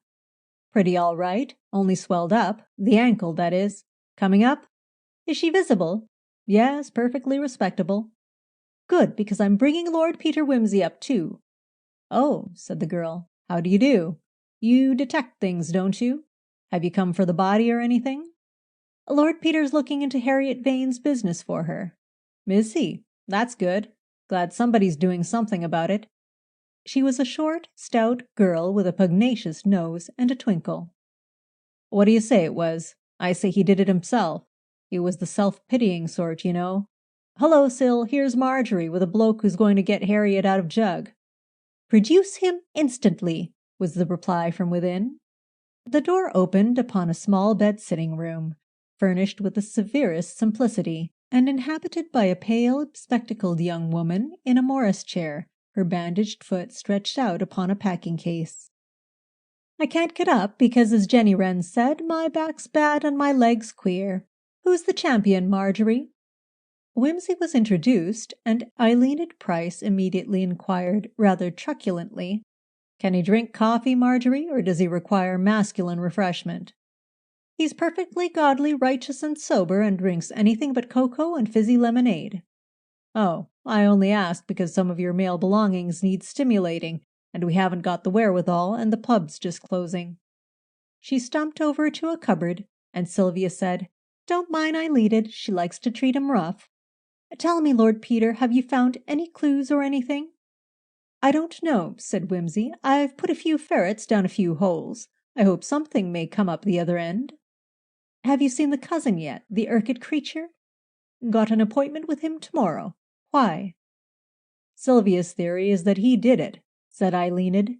That's interesting. Why? Female intuition, said Eileenid bluntly. She doesn't like the way he does his hair. I only said he was too sleek to be true, protested Sylvia. And who else could it have been? I'm sure it wasn't Ryland Vaughan. He's an obnoxious ass, but he is genuinely heartbroken about it all. Eileenid sniffed scornfully and departed to fill a kettle at a tap on the landing. And whatever Eileenid thinks, I can't believe Phil Boyes did it himself. Why not? Asked Wimsey. He talked such a lot, said Sylvia, and he really had too high an opinion of himself. I don't think he would have willfully deprived the world of the privilege of reading his books. He would, said Eileenid. He'd do it out of spite to make the grown-ups sorry. No thanks. As Wimsey advanced to carry the kettle, I'm quite capable of carrying 6 pints of water. Crushed again, said Wimsey. Eileenid disapproves of conventional courtesies between the sexes, said Marjorie. Very well, replied Wimsey amiably. I will adopt an attitude of passive decoration. Have you any idea, Miss Marriott, why this oversleek solicitor should wish to make away with his cousin? Not the faintest. I merely proceed on the old Sherlock Holmes basis, that when you have eliminated the impossible, then whatever remains, however improbable, must be true. Dupin said that before Sherlock. I grant the conclusion, but in this case I question the premises. No sugar, thank you. I thought all men liked to make their coffee into syrup. Yes, but then I am very unusual. Haven't you noticed it? I haven't had much time to observe you, but I'll count the coffee as a point in your favor. Thanks frightfully. I say, can you people tell me just what was Miss Vane's reaction to the murder? Well, Sylvia considered a moment. When he died, she was upset, of course. She was startled, said Miss Price. But it's my opinion she was thankful to be rid of him. And no wonder, selfish beast. He'd made use of her and nagged her to death for a year and insulted her at the end. And he was one of your greedy sort that wouldn't let go. She was glad, Sylvia. What's the good of denying it? Yes, perhaps. It was a relief to know he was finished with. But she didn't know then that he'd been murdered. No, the murder spoilt it a bit. If it was a murder, which I don't believe. Philip Boyes was always determined to be a victim, and it was very irritating of him to succeed in the end. I believe that's what he did it for. People do that kind of thing, said Wimsey thoughtfully, but it's difficult to prove. I mean, a jury is much more inclined to believe in some tangible sort of reason like money. But I can't find any money in this case." Eileen had laughed. "No, there never was much money except what Harriet made. The ridiculous public didn't appreciate Phil Boyes. He couldn't forgive her that, you know." "Didn't it come in useful?" "Of course, but he resented it all the same. She ought to have been ministering to his work, not making money for them both with her own independent trash. But that's men all over." "You haven't much opinion of us, what?" "I've known too many borrowers," said Eileen Price, "and too many that wanted their hands held. All the same, the women are just as bad, or they wouldn't put up with it. Thank heaven I've never borrowed and never lent, except to women, and they pay back." "People who work hard usually do pay back, I fancy," said Wimsey. "Except geniuses." "Women geniuses don't get coddled," said Miss Price grimly, "so they learn not to expect it." "We're rather getting off the subject, aren't we?" said Marjorie. "No," replied Wimsey. "I'm getting a certain amount of light on the central figures in the problem, what journalists like to call the protagonists." His mouth gave a wry little twist. "One gets a lot of illumination in that fierce light that beats upon a scaffold." "Don't say that," pleaded Sylvia. A telephone rang somewhere outside, and Eileen Price went out to answer it. "Eileen's anti-man," said Sylvia, "but she's a very reliable person." Wimsey nodded. "But she's wrong about Phil. She couldn't stick him naturally, and she's apt to think—" "It's for you, Lord Peter," said Eileen, returning. "Fly at once. All is known. You're wanted by Scotland Yard." Wimsey hastened out. "That you, Peter? I've been scouring London for you. We've found the pub." "Never!" "Fact. And we're on the track of a packet of white powder." "Good God!" "Can you run down first thing tomorrow? We may have it for you." "I will skip like a ram and hop like a high hill. We'll beat you yet, Mr. Bleeding Chief Inspector Parker." "I hope you will," said Parker amiably, and rang off. Wimsey pranced back into the room. "Miss Price's price has gone to odds on," he announced. "It's suicide, 50 to 1, and no takers. I am going to grin like a dog and run about the city." "I'm sorry I can't join you," said Sylvia Marriott, "but I'm glad if I'm wrong." "I'm glad I'm right," said Eileen Price stolidly. "And you are right, and I am right, and everything is quite all right," said Wimsey. Marjorie Phelps looked at him and said nothing. She suddenly felt as though something inside her had been put through a wringer. Chapter 9. By what ingratiating means Mr. Bunter had contrived to turn the delivery of a note into the acceptance of an invitation to tea was best known to himself. At 4:30 on the day which ended so cheerfully for Lord Peter, he was seated in the kitchen of Mr. Urquhart's house, toasting crumpets. He had been trained to a great pitch of dexterity in the preparation of crumpets, and if he was somewhat lavish in the matter of butter, that hurt nobody except Mr. Urquhart. It was natural that the conversation should turn to the subject of murder. Nothing goes so well with a hot fire and buttered crumpets as a wet day without and a good dose of comfortable horrors within. The heavier the lashing of the rain and the ghastlier the details, the better the flavor seems to be. On the present occasion, all the ingredients of an enjoyable party were present in full force. "Horrible white he looked when he came in," said Mrs. Pettikin, the cook. "I see him when they sent for me to bring up the 'ot bottles. 3 of them, they 'ad, 1 to his feet and 1 to his back and the big rubber one to his stomach. White and shiverin' he was, and that dreadful sick you never would believe, and he groaned pitiful." "Green he looked to me, cook," said Hannah Westlock, "or you might perhaps call it a greenish yellow. I thought it was jaundice a-comin' on, more like them attacks he had in the spring." "He was a bad colour then," agreed Mrs. Pettikin, "but nothink like to what he was that last time. And the pains and cramps in his legs was agonizing. That struck Nurse Williams very forcible. A nice young woman she was, and not stuck up like some as I can name. 'Mrs. Pettikin,' she said to me, which I call it better manners than calling you cook, as they mostly do, as though they paid your wages for the right of calling you out of your name. Mrs. Pettikin, said she, never did I see anythink to equal them cramps, except in one other case that was the dead spit of this one, she said. And you mark my words, Mrs. Pettikin, them cramps ain't there for nothin'. Ah, little did I understand her meanin' at the time. That's a regular feature of these arsenical cases, or so his lordship tells me, replied Bunter. A very distressing symptom. Had he ever had anything of the sort before? Not what you could call cramps, said Hannah, though I remember when he was ill in the spring he complained of getting the fidgets in the hands and feet, something like pins and needles by what I understood him to say. It was a worrit to him because he was finishing one of his articles in a hurry, and what with that and his eyes being so bad, the writing was a trial to him, poor thing. From what the gentleman for the prosecution said, talking it out with Sir James Lubbock, said Mr. Bunter, I gathered that those pins and needles and bad eyes and so on were a sign he'd been given arsenic regularly, if I may so phrase it. A dreadful wicked woman she must have been, said Mrs. Pettikin. Have another crumpet do, Mr. Bunter. A torturin' of the poor soul that long-winded way, bashing on the head or the hasty use of a carving knife when roused, I can understand. But the horrors of slow poisoning is the work of a fiend in human form, in my opinion. Fiend is the only word, Mrs. Pettikin, agreed the visitor. And the wickedness of it, said Hannah, quite apart from the causing of a painful death to a fellow being. Why, it's only the mercy of Providence we weren't all brought under suspicion. Yes, indeed, said Mrs. Pettikin.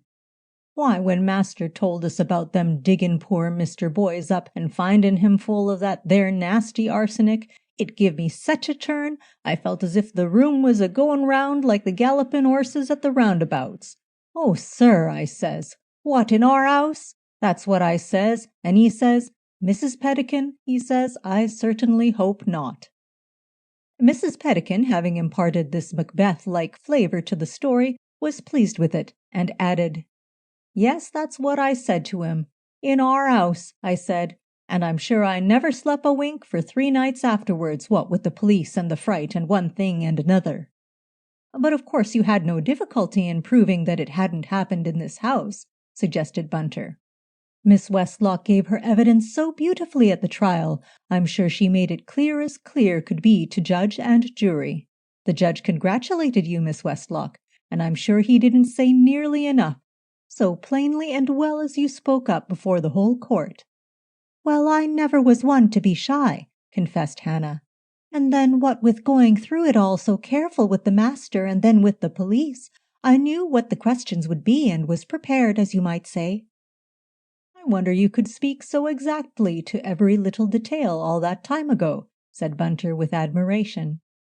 Well, you see, Mr. Bunter, the very morning after Mr. Boyes was took ill, master comes down to us and he says, sitting in that chair ever so friendly, just as you might be yourself, I'm afraid Mr. Boyes is very ill, he says.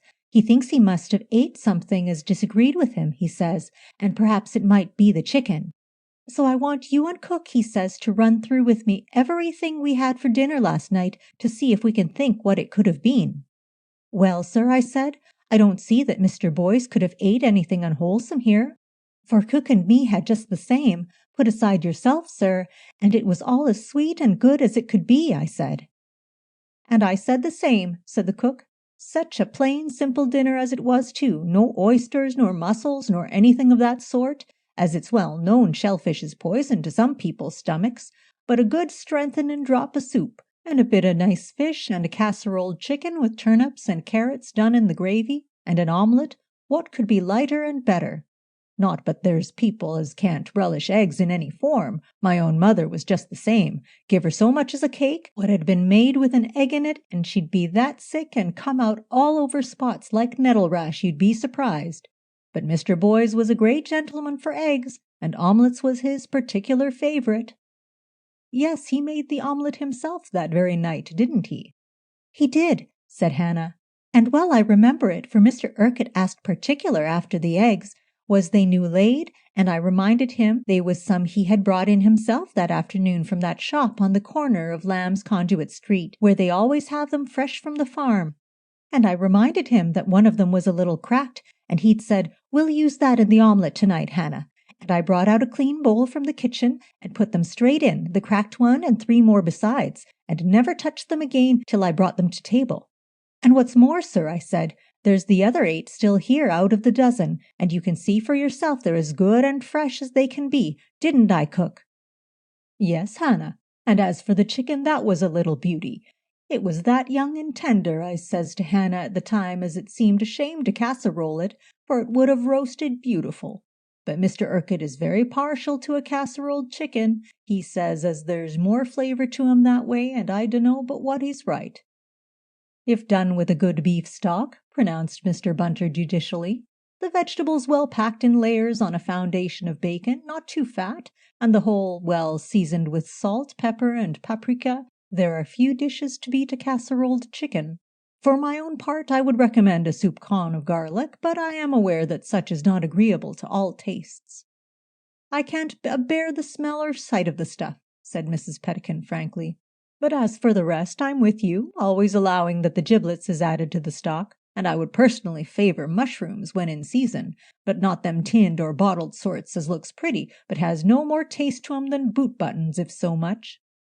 But the secret is in the cooking, as you know well, Mr. Bunter, the lid being kept well sealed down to 'old the flavour, and the cooking being slow to make the juices perambulate through and through each other, as you might say. I'm not denying as such is very 'ighly enjoyable, and so Hannah and me found it, though fond of a good roast fowl also, when well basted with a good rich stuffing to reduce the dryness. But as to roasting it, Mr. Urquhart wouldn't hear of it, as being as it's him that pays the bills, he has the right to give his orders." "Well," said Bunter, "it's certain if there had been anything unwholesome about the casserole, you and Miss Westlock could scarcely have escaped it." "No, indeed," said Hannah, "for I won't conceal that, being blessed with hearty appetites, we finished it every bit, except a little piece I gave to the cat. Mr. Urquhart asked to see the remains of it next day, and seemed quite put out to find it was all gone and the dish washed up, as though any washing up was ever left overnight in this kitchen." "I couldn't bear it myself if I had to begin the day with dirty dishes," said Mrs. Pettikin. "There was a drop of the soup left, not much, just a wee drain, and Mr. Urquhart took that up to show to the doctor, and he tasted it and said it was very good, so Nurse Williams told us, though she didn't have none of it herself."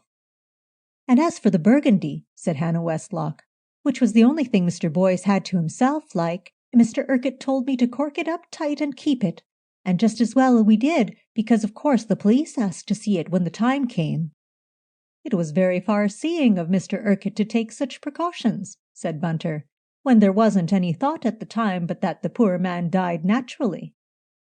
"That's what Nurse Williams said," replied Hannah, "but we put it down to him being a solicitor and knowing what ought to be done in a case of sudden death.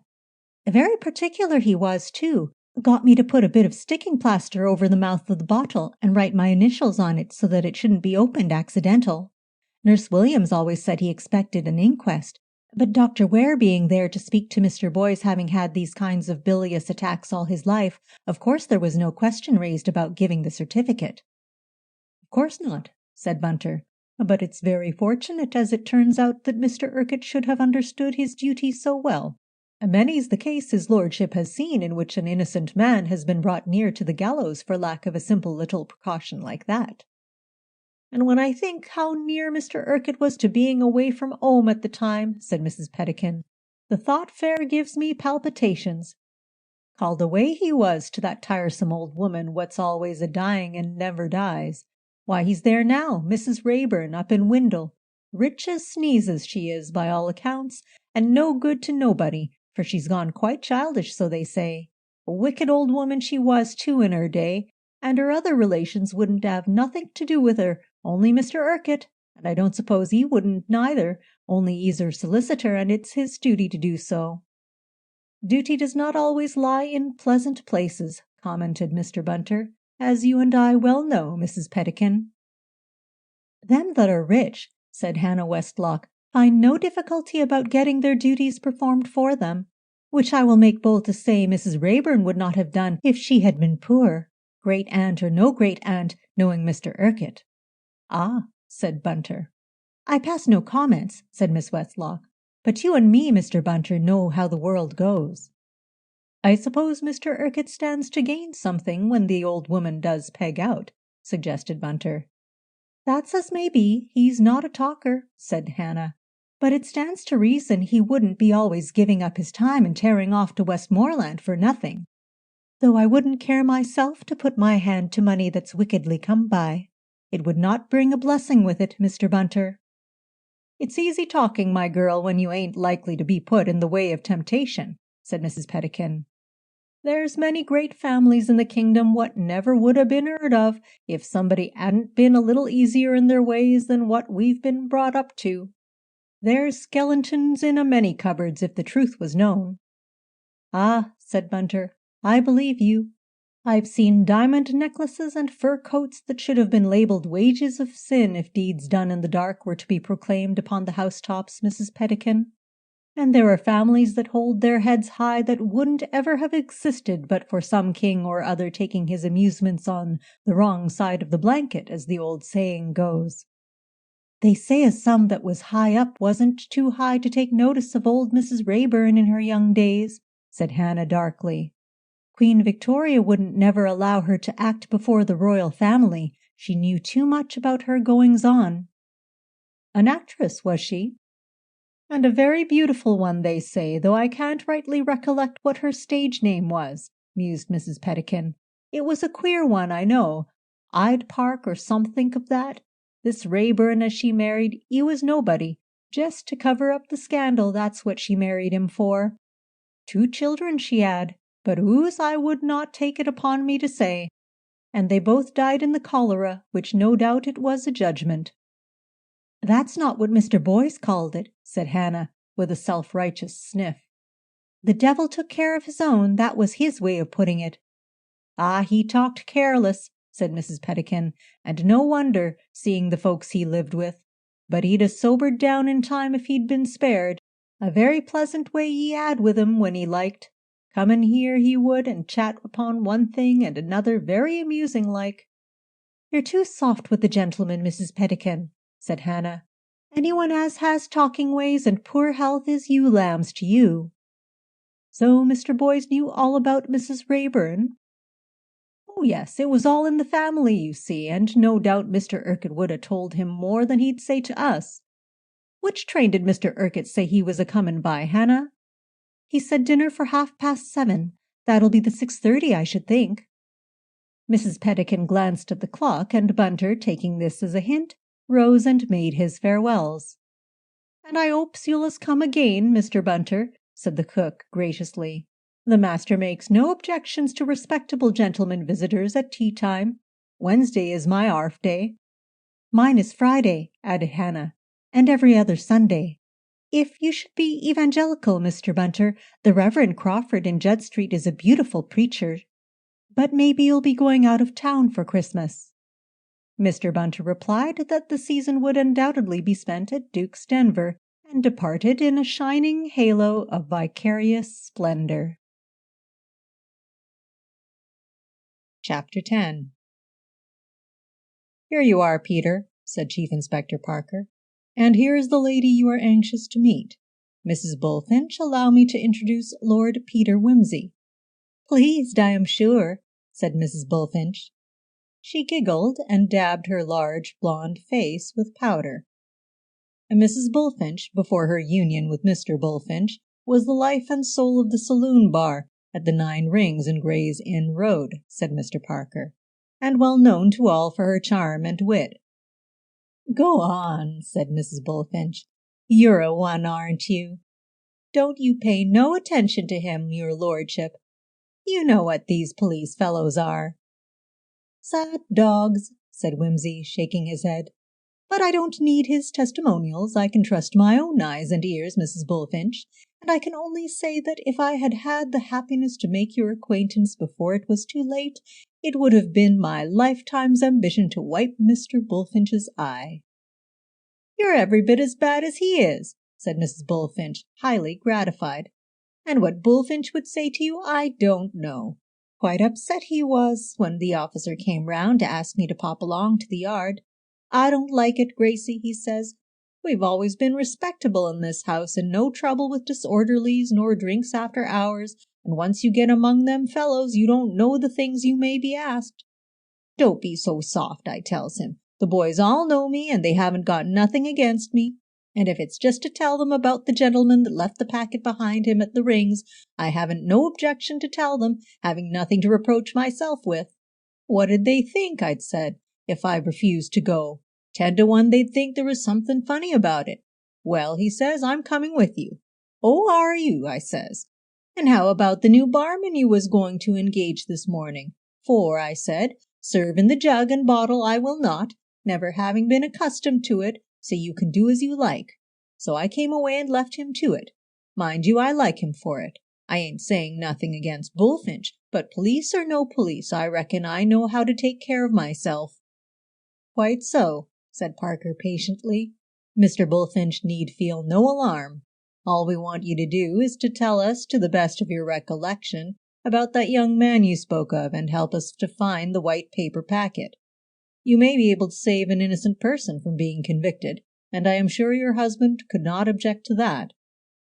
Poor thing, said Mrs. Bullfinch. I'm sure when I read the account of the trial I said to Bullfinch, just a moment. If you wouldn't mind beginning at the beginning, Mrs. Bullfinch, Lord Peter would understand better what you have to tell us. Why, of course. Well, my lord, before I was married I was barmaid at the 9 Rings, as the chief inspector says. Miss Montague I was then. It's a better name than Bullfinch, and I was almost sorry to say good-bye to it, but there, a girl has to make a lot of sacrifices when she marries, and one more or less is nothing to signify. I never worked there but in the saloon bar, for I wouldn't undertake the 4-ale business, it not being a refined neighbourhood, though there's a lot of very nice legal gentlemen drops in of an evening on the saloon side. Well, as I was saying, I was working there up to my marriage, which was last August Bank holiday, and I remember one evening a gentleman coming in. Could you remember the date, do you think?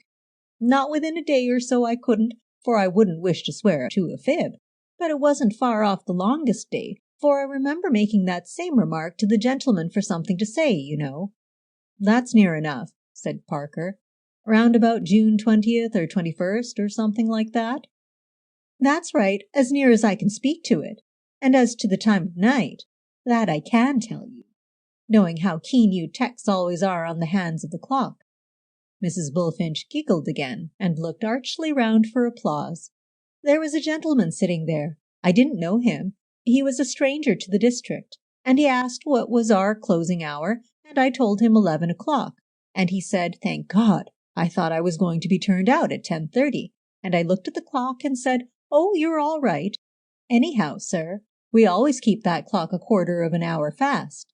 The clock said 20 past, so I knew it must have been 5 past 10, really. So we got talking a bit about these prohibitionists and the way they had been trying it on again to get our licensing hour altered to 10:30, only we had a good friend on the bench in Mr. Judkins. And while we was discussing it, I remember so well, the door was pushed open hurried-like, and a young gentleman comes in, almost falls in, I might say, and he calls, give me a double brandy, quick. Well, I didn't like to serve him all at once, he looked so white and queer. I thought he had 1 or 2 over the 8 already, and the boss was most particular about that sort of thing. Still, he spoke all right, quite clear, and not repeating himself nor nothing, and his eyes, though they did look a bit funny, weren't fixed like, if you understand me. We get to size folks up pretty well in our business, you know. He sort of held on to the bar, all scrunched up together and bent double, and he says, make it a stiff one, there's a good girl, I'm feeling awful bad. The gentleman I'd been talking to, he says to him, hold up, he says, what's the matter? And the gentleman says, I'm going to be ill. And he puts his hands across his waistcoat, like so. Mrs. Bullfinch clasped her waist and rolled her big blue eyes dramatically. Well, then I see he wasn't drunk, so I mixed him a double martell with just a splash of soda, and he gulps it down and says, that's better. And the other gentleman puts his arm round him and helps him to a seat. There was a good many other people in the bar, but they didn't notice much, being full of the racing news. Presently the gentleman asked me for a glass of water, and I fetched it to him, and he says, 'Sorry if I frightened you, but I've just had a bad shock, and it must have gone to my inside. I'm subject to gastric trouble,' he says, 'and any worry or shock always affects my stomach. However,' he says, 'perhaps this will stop it,' and he takes out a white paper packet with some powder in it and drops it into the glass of water and stirs it up with a fountain pen and drinks it off." "Did it fizz or anything?" asked Wimsey. "No, it was just a plain powder, and it took a bit of a time to mix. He drank it off and said, 'That settles it,' or 'That'll settle it,' or something of that sort. And then he says, 'Thanks very much, I'm better now, and I'd better get home in case it takes me again.' And he raised his hat, he was quite the gentleman, and off he goes." "How much powder do you think he put in?" "Oh, a good dollop.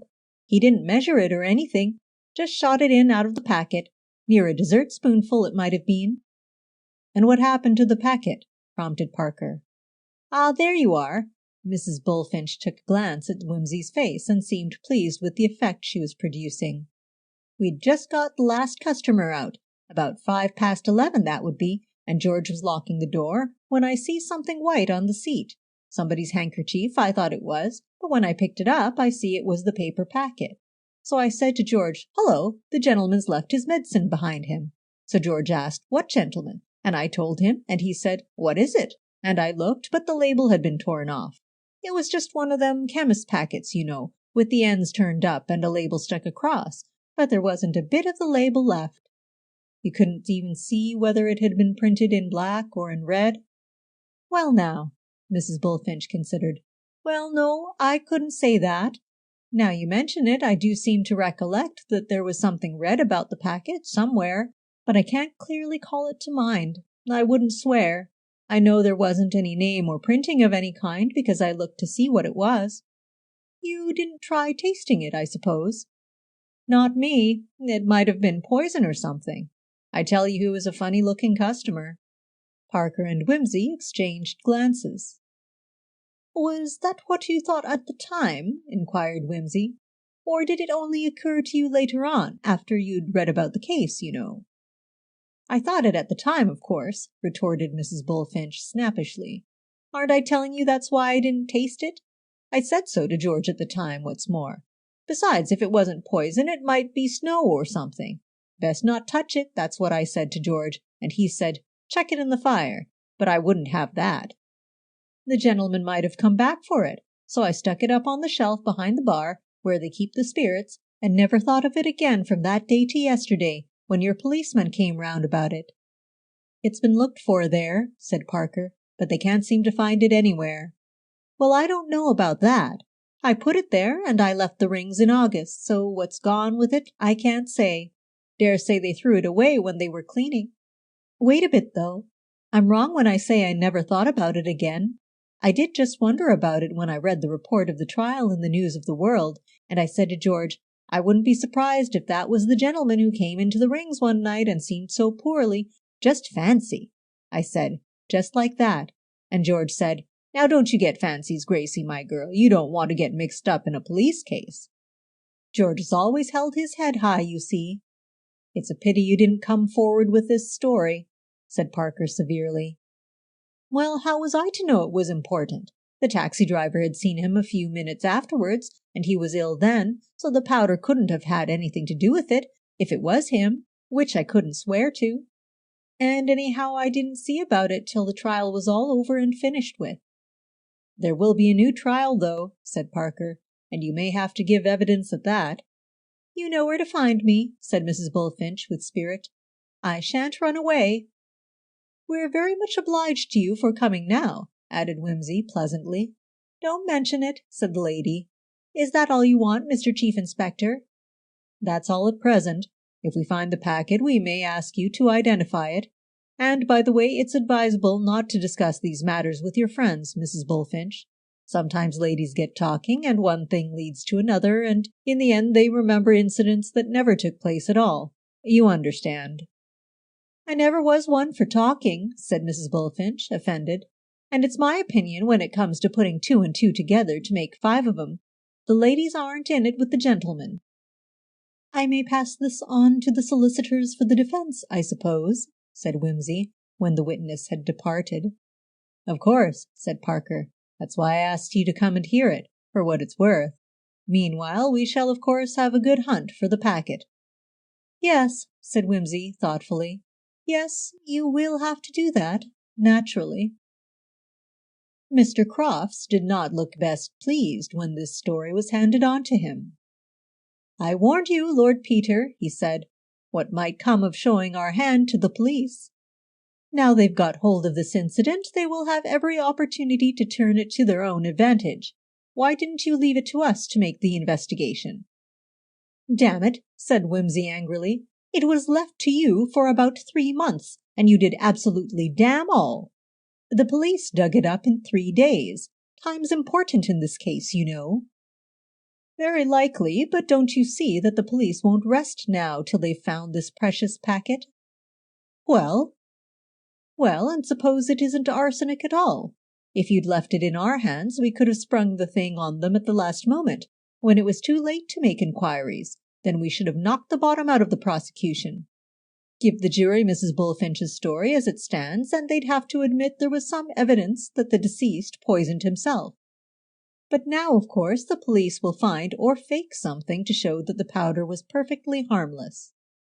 And supposing they find it and it is arsenic?" "In that case, of course," said Mr. Crofts, "we shall get an acquittal.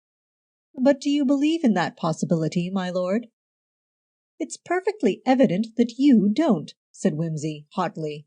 "In fact, you think your client's guilty. Well, I don't." Mr. Crofts shrugged his shoulders. "In our client's interests," he said, "we are bound to look at the unfavorable side of all evidence so as to anticipate the points that are likely to be made by the prosecution. I repeat, my lord, that you have acted indiscreetly."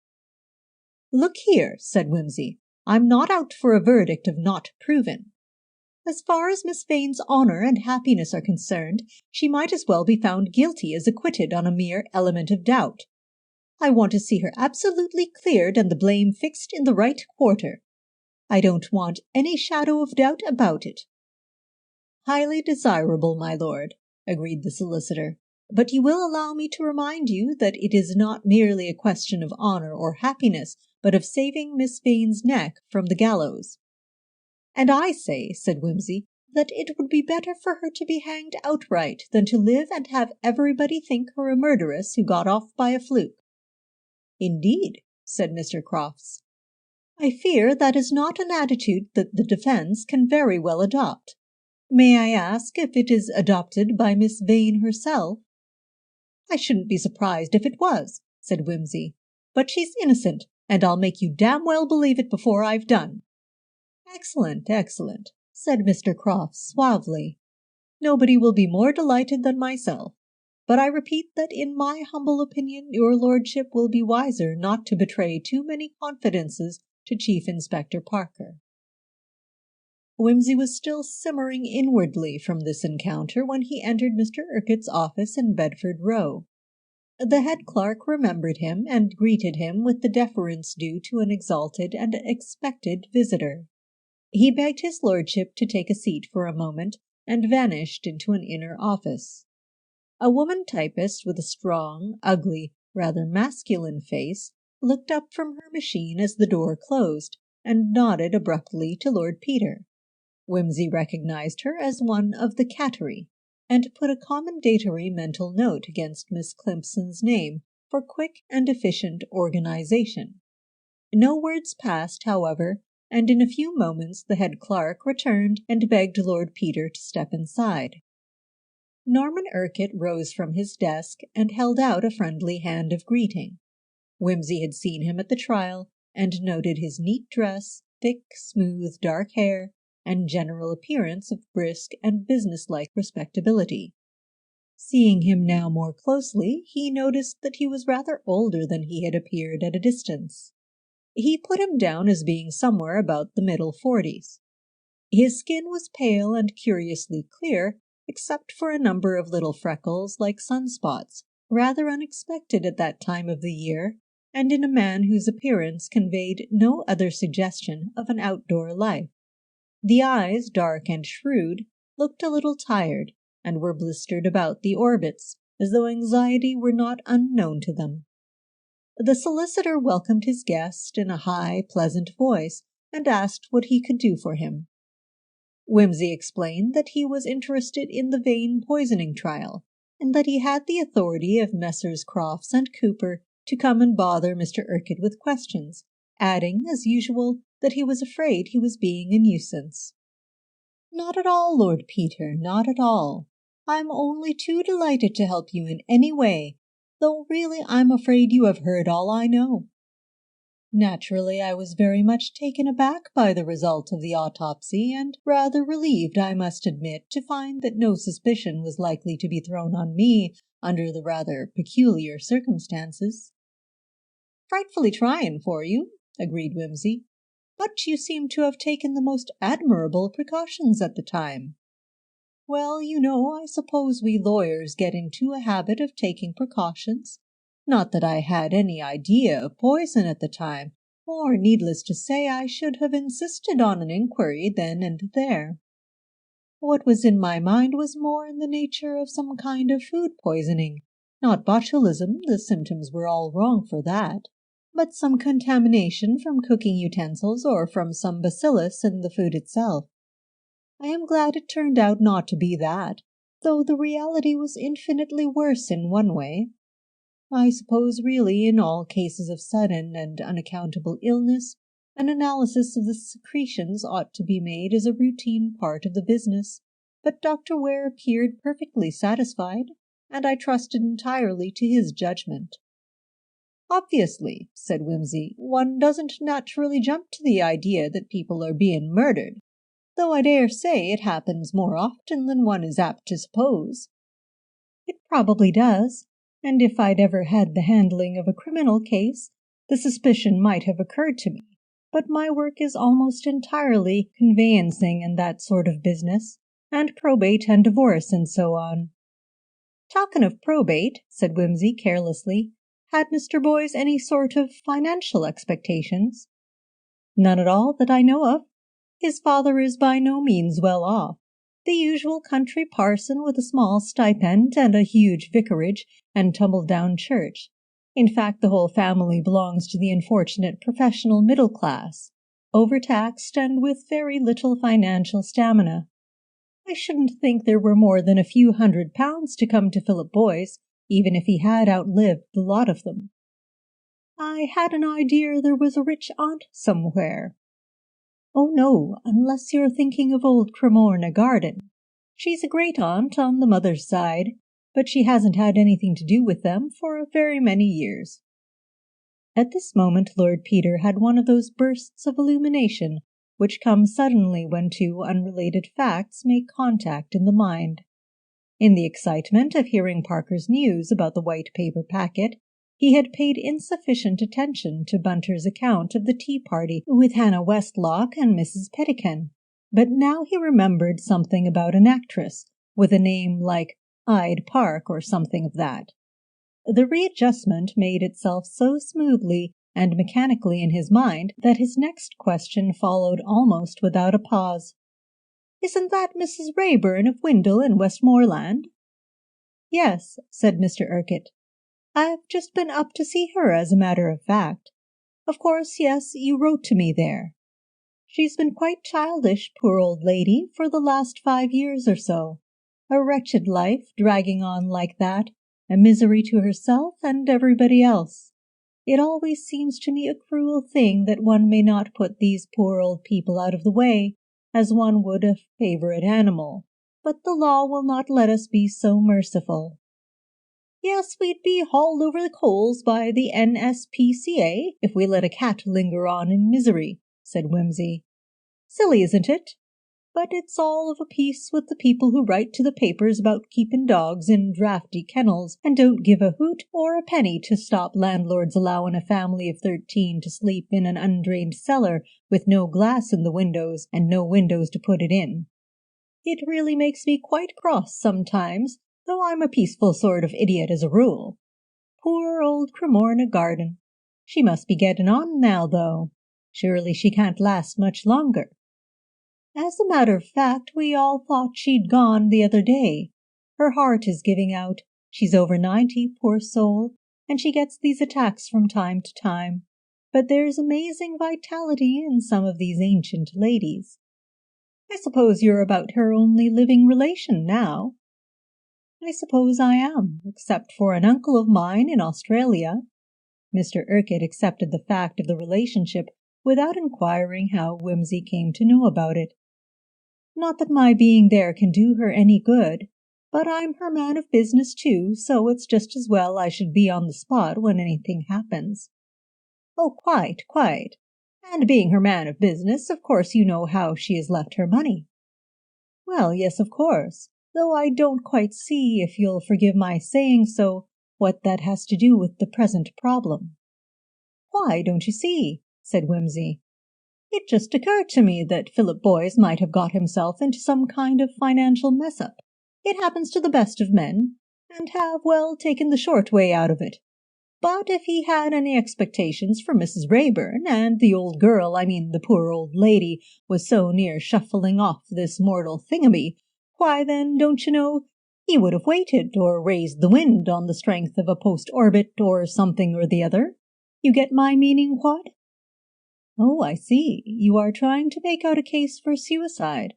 Well, I agree with you that it's the most hopeful defense for Miss Vane's friends to put up, and as far as that goes, I can support you. Inasmuch, that is, as Mrs. Rayburn did not leave Philip anything, nor, so as far as I know, had he the smallest reason to suppose she would do so. You're positive of that?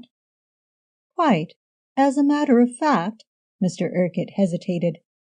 Well, I may as well tell you that he asked me about it one day, and I was obliged to tell him that he hadn't the least chance of getting anything from her.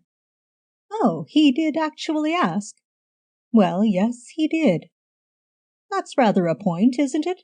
How long ago would that be? Oh, about 18 months ago, I fancy. I couldn't be sure. And as Mrs. Rayburn is now childish, I suppose he couldn't entertain any hope that she would never alter the will. Not the slightest. No, I see.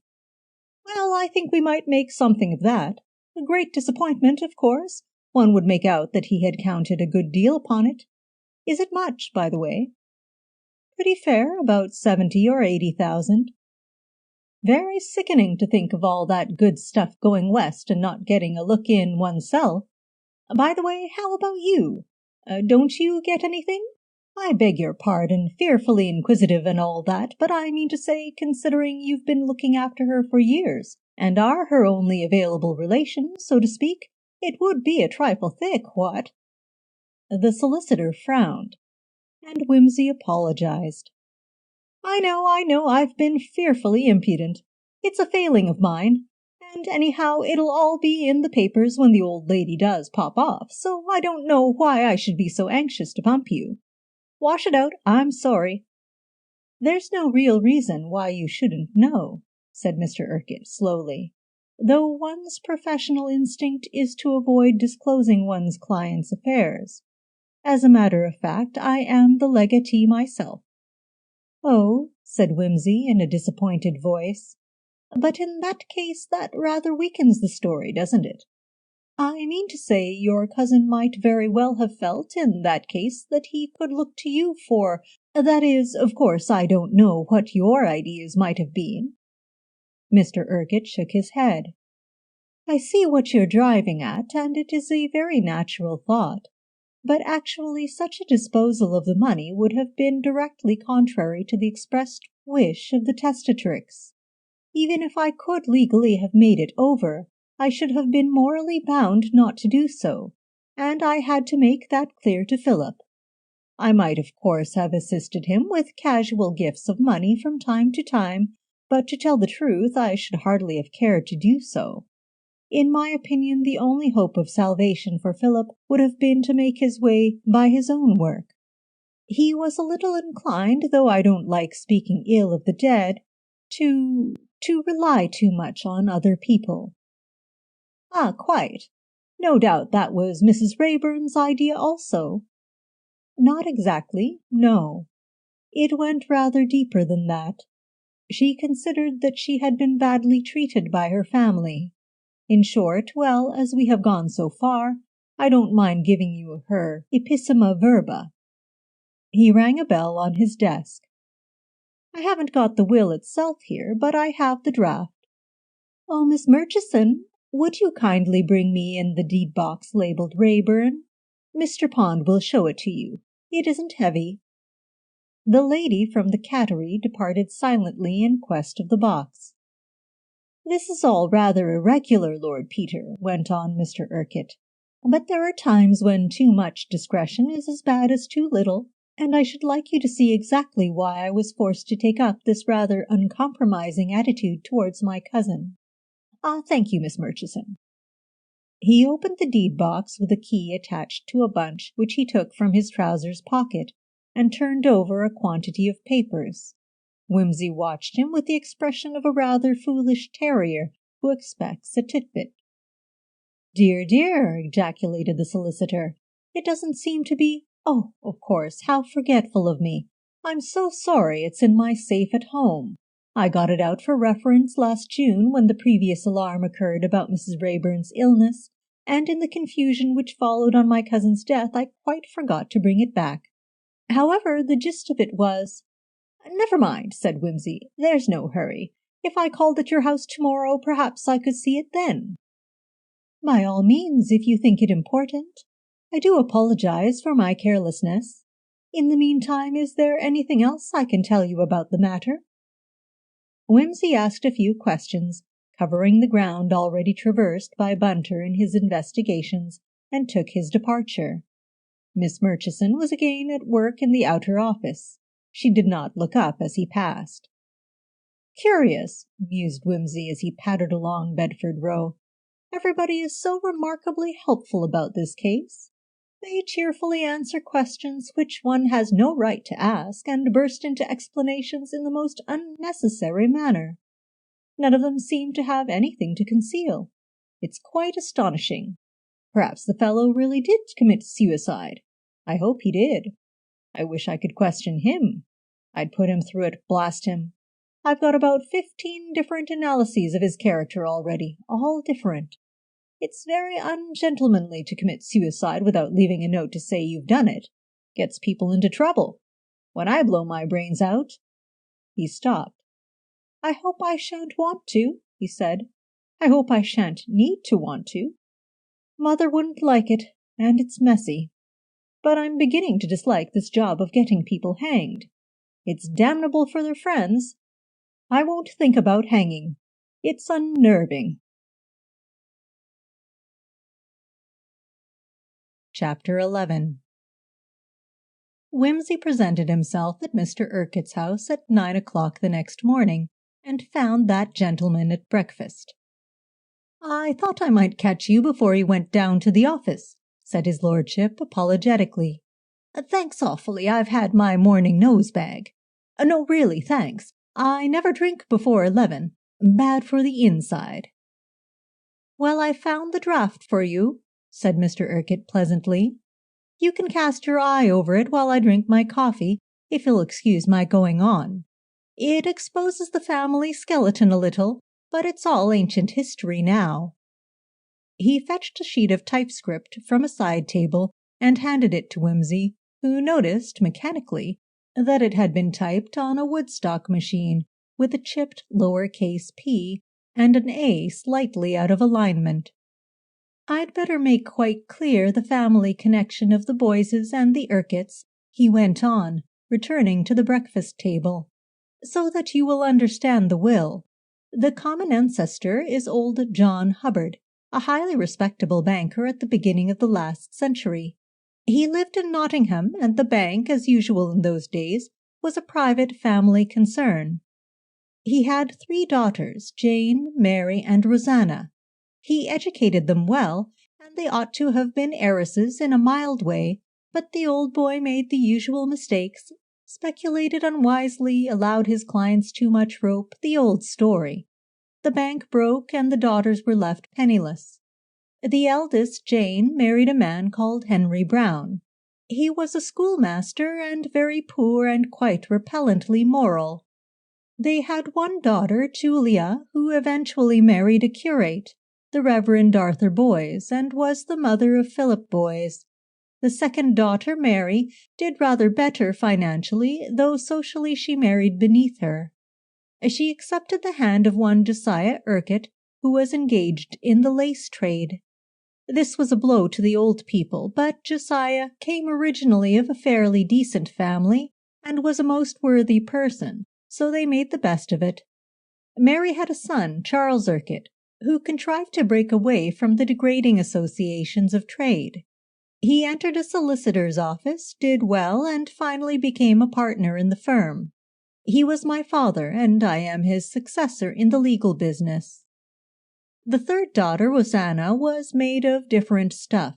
She was very beautiful, a remarkably fine singer, a graceful dancer, and altogether a particularly attractive and spoilt young person. To the horror of her parents, she ran away and went on the stage. They erased her name from the family Bible. She determined to justify their worst suspicions. She became the spoilt darling of fashionable London. Under her stage name of Cremorna Garden, she went from one disreputable triumph to another.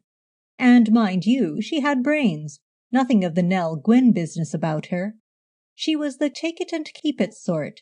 She took everything, money, jewels, apartments, meublés, horses, carriages, all the rest of it, and turned it into good consolidated funds.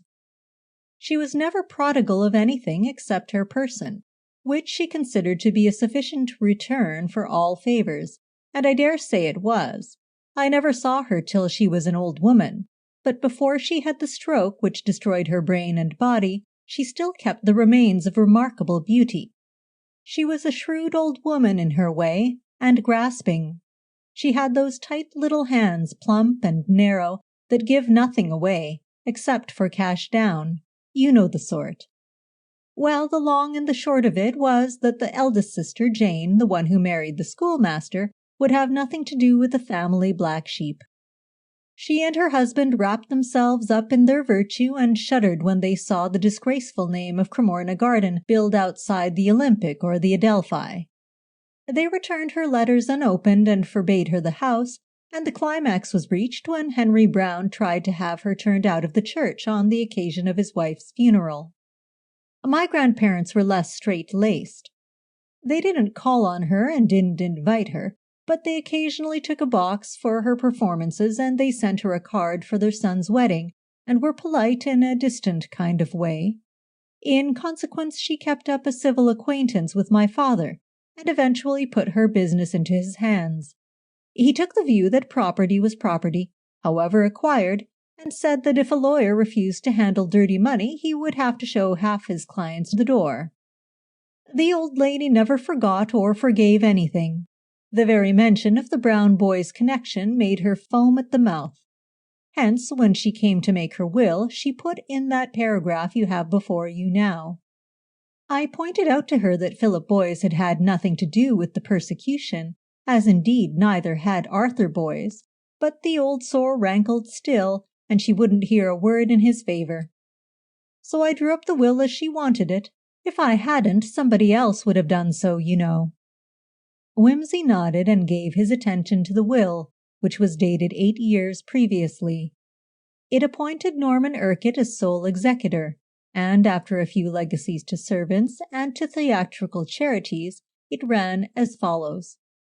All the rest of my property whatsoever and wheresoever situated I give to my great-nephew Norman Urquhart of Bedford Row Solicitor for his lifetime, and at his death to be equally divided among his legitimate issue.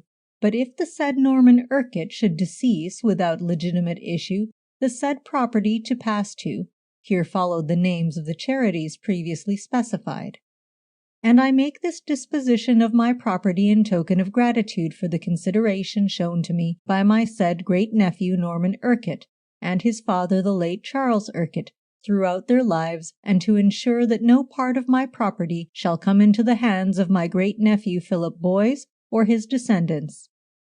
And to this end, and to mark my sense of the inhuman treatment meted out to me by the family of the said Philip Boys, I enjoin upon the said Norman Urquhart as my dying wish that he neither give, lend, or convey to the said Philip Boys any part of the income derived from the said property enjoyed by him, the said Norman Urquhart, during his lifetime, nor employ the same to assist the said Philip Boys in any manner whatsoever.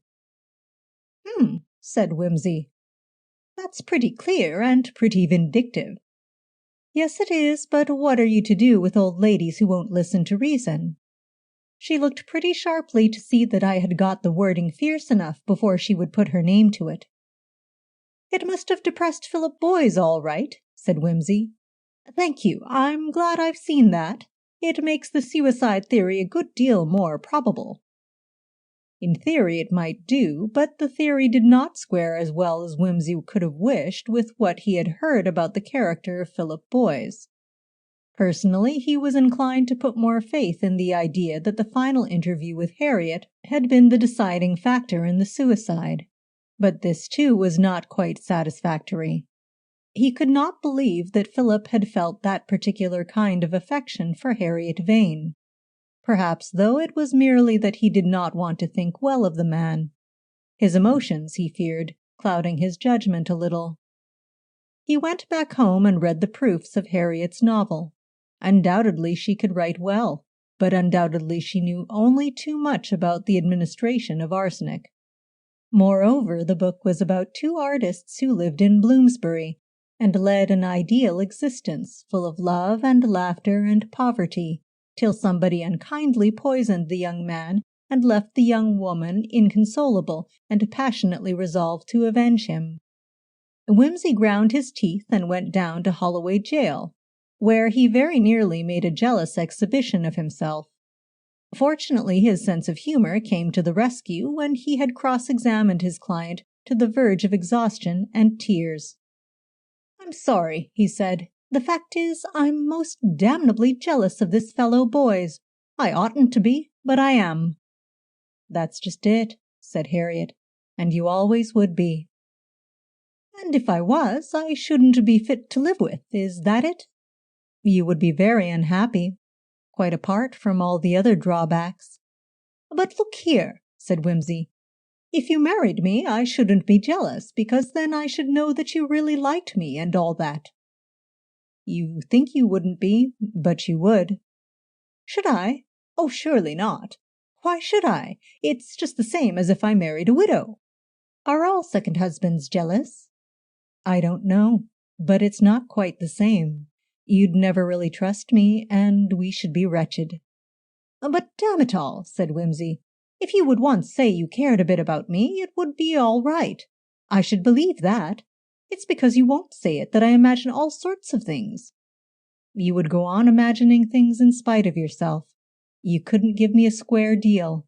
No man ever does." "Never?" "Well, hardly ever." "That would be rotten," said Wimsey seriously. "Of course, if I turned out to be that sort of idiot, things would be pretty hopeless." "I know what you mean. I knew a bloke once who got that jealous bug. If his wife wasn't always hanging round his neck, he said it showed he meant nothing to her, and if she did express her affection, he called her a hypocrite.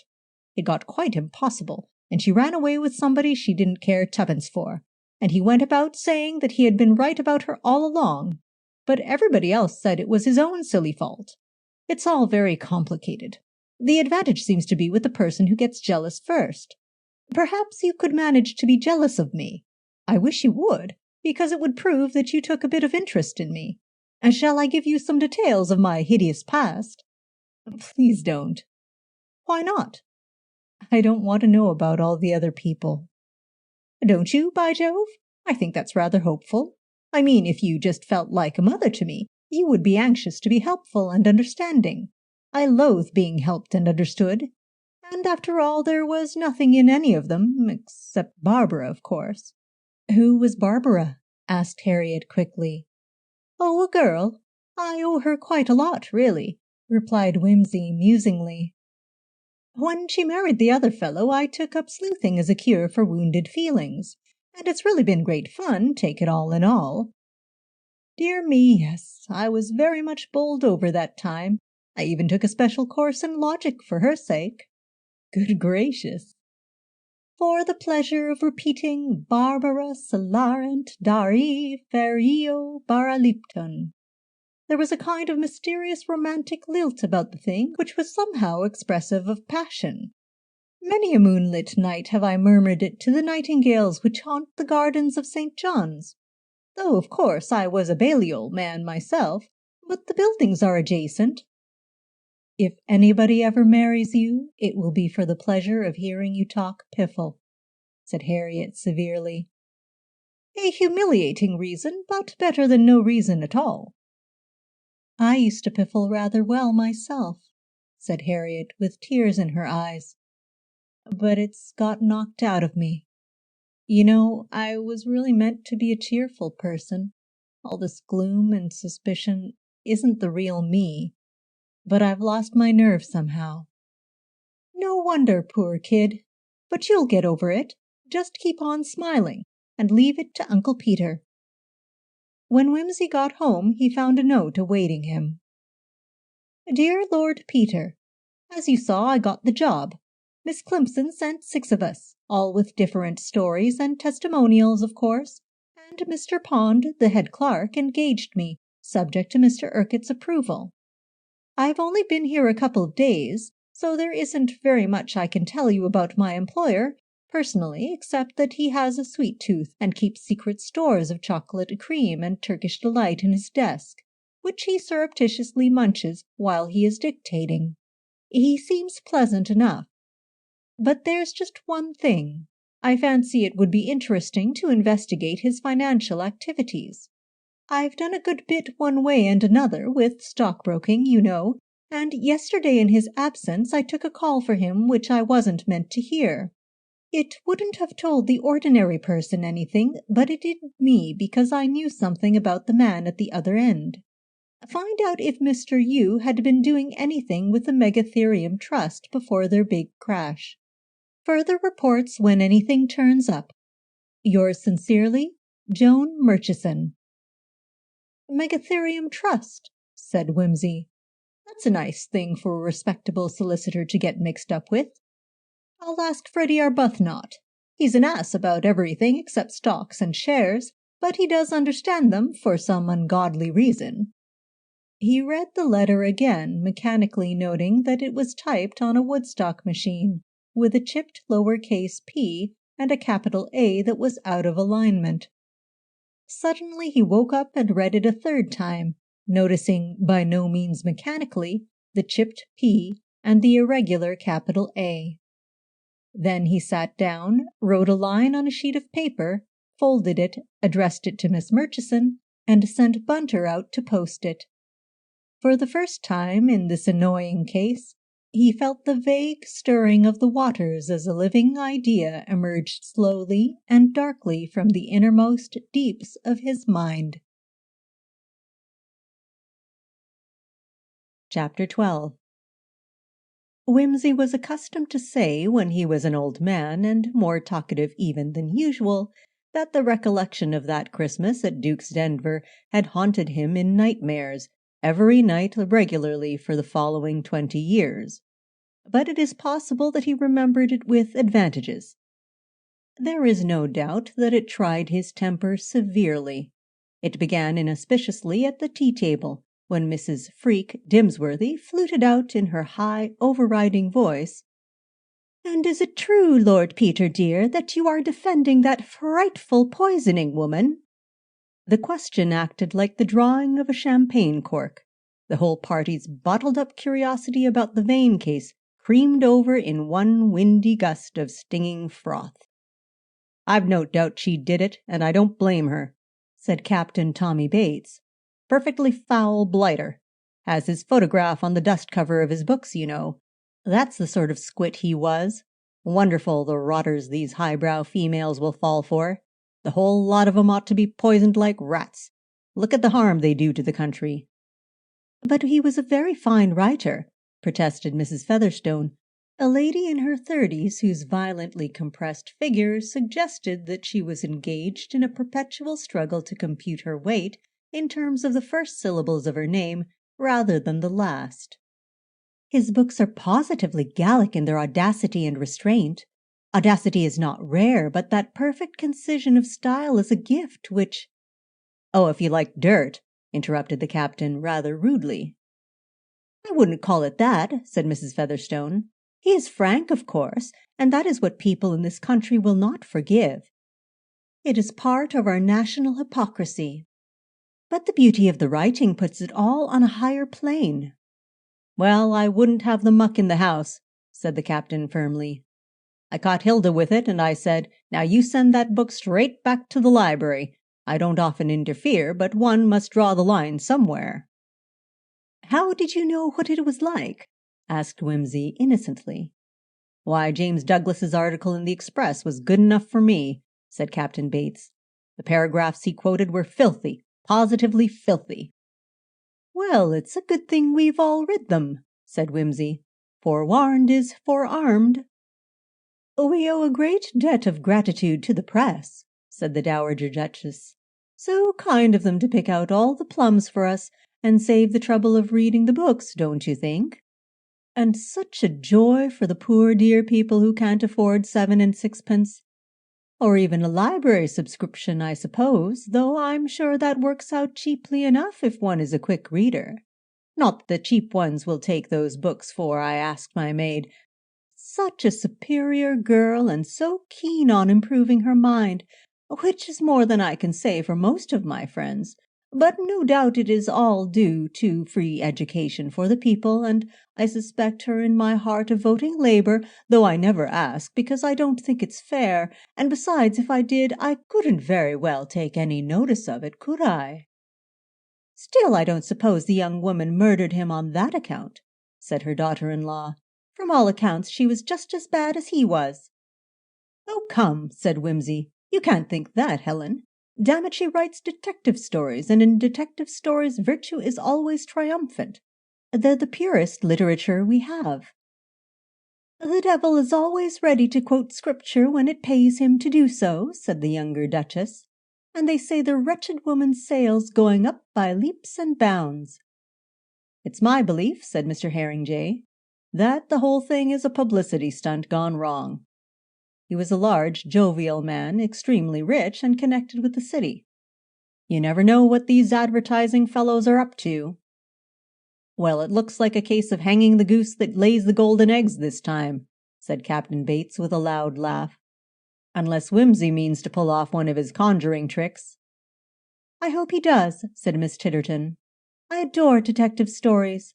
I'd commute the sentence to penal servitude on condition that she turned out a new story every 6 months.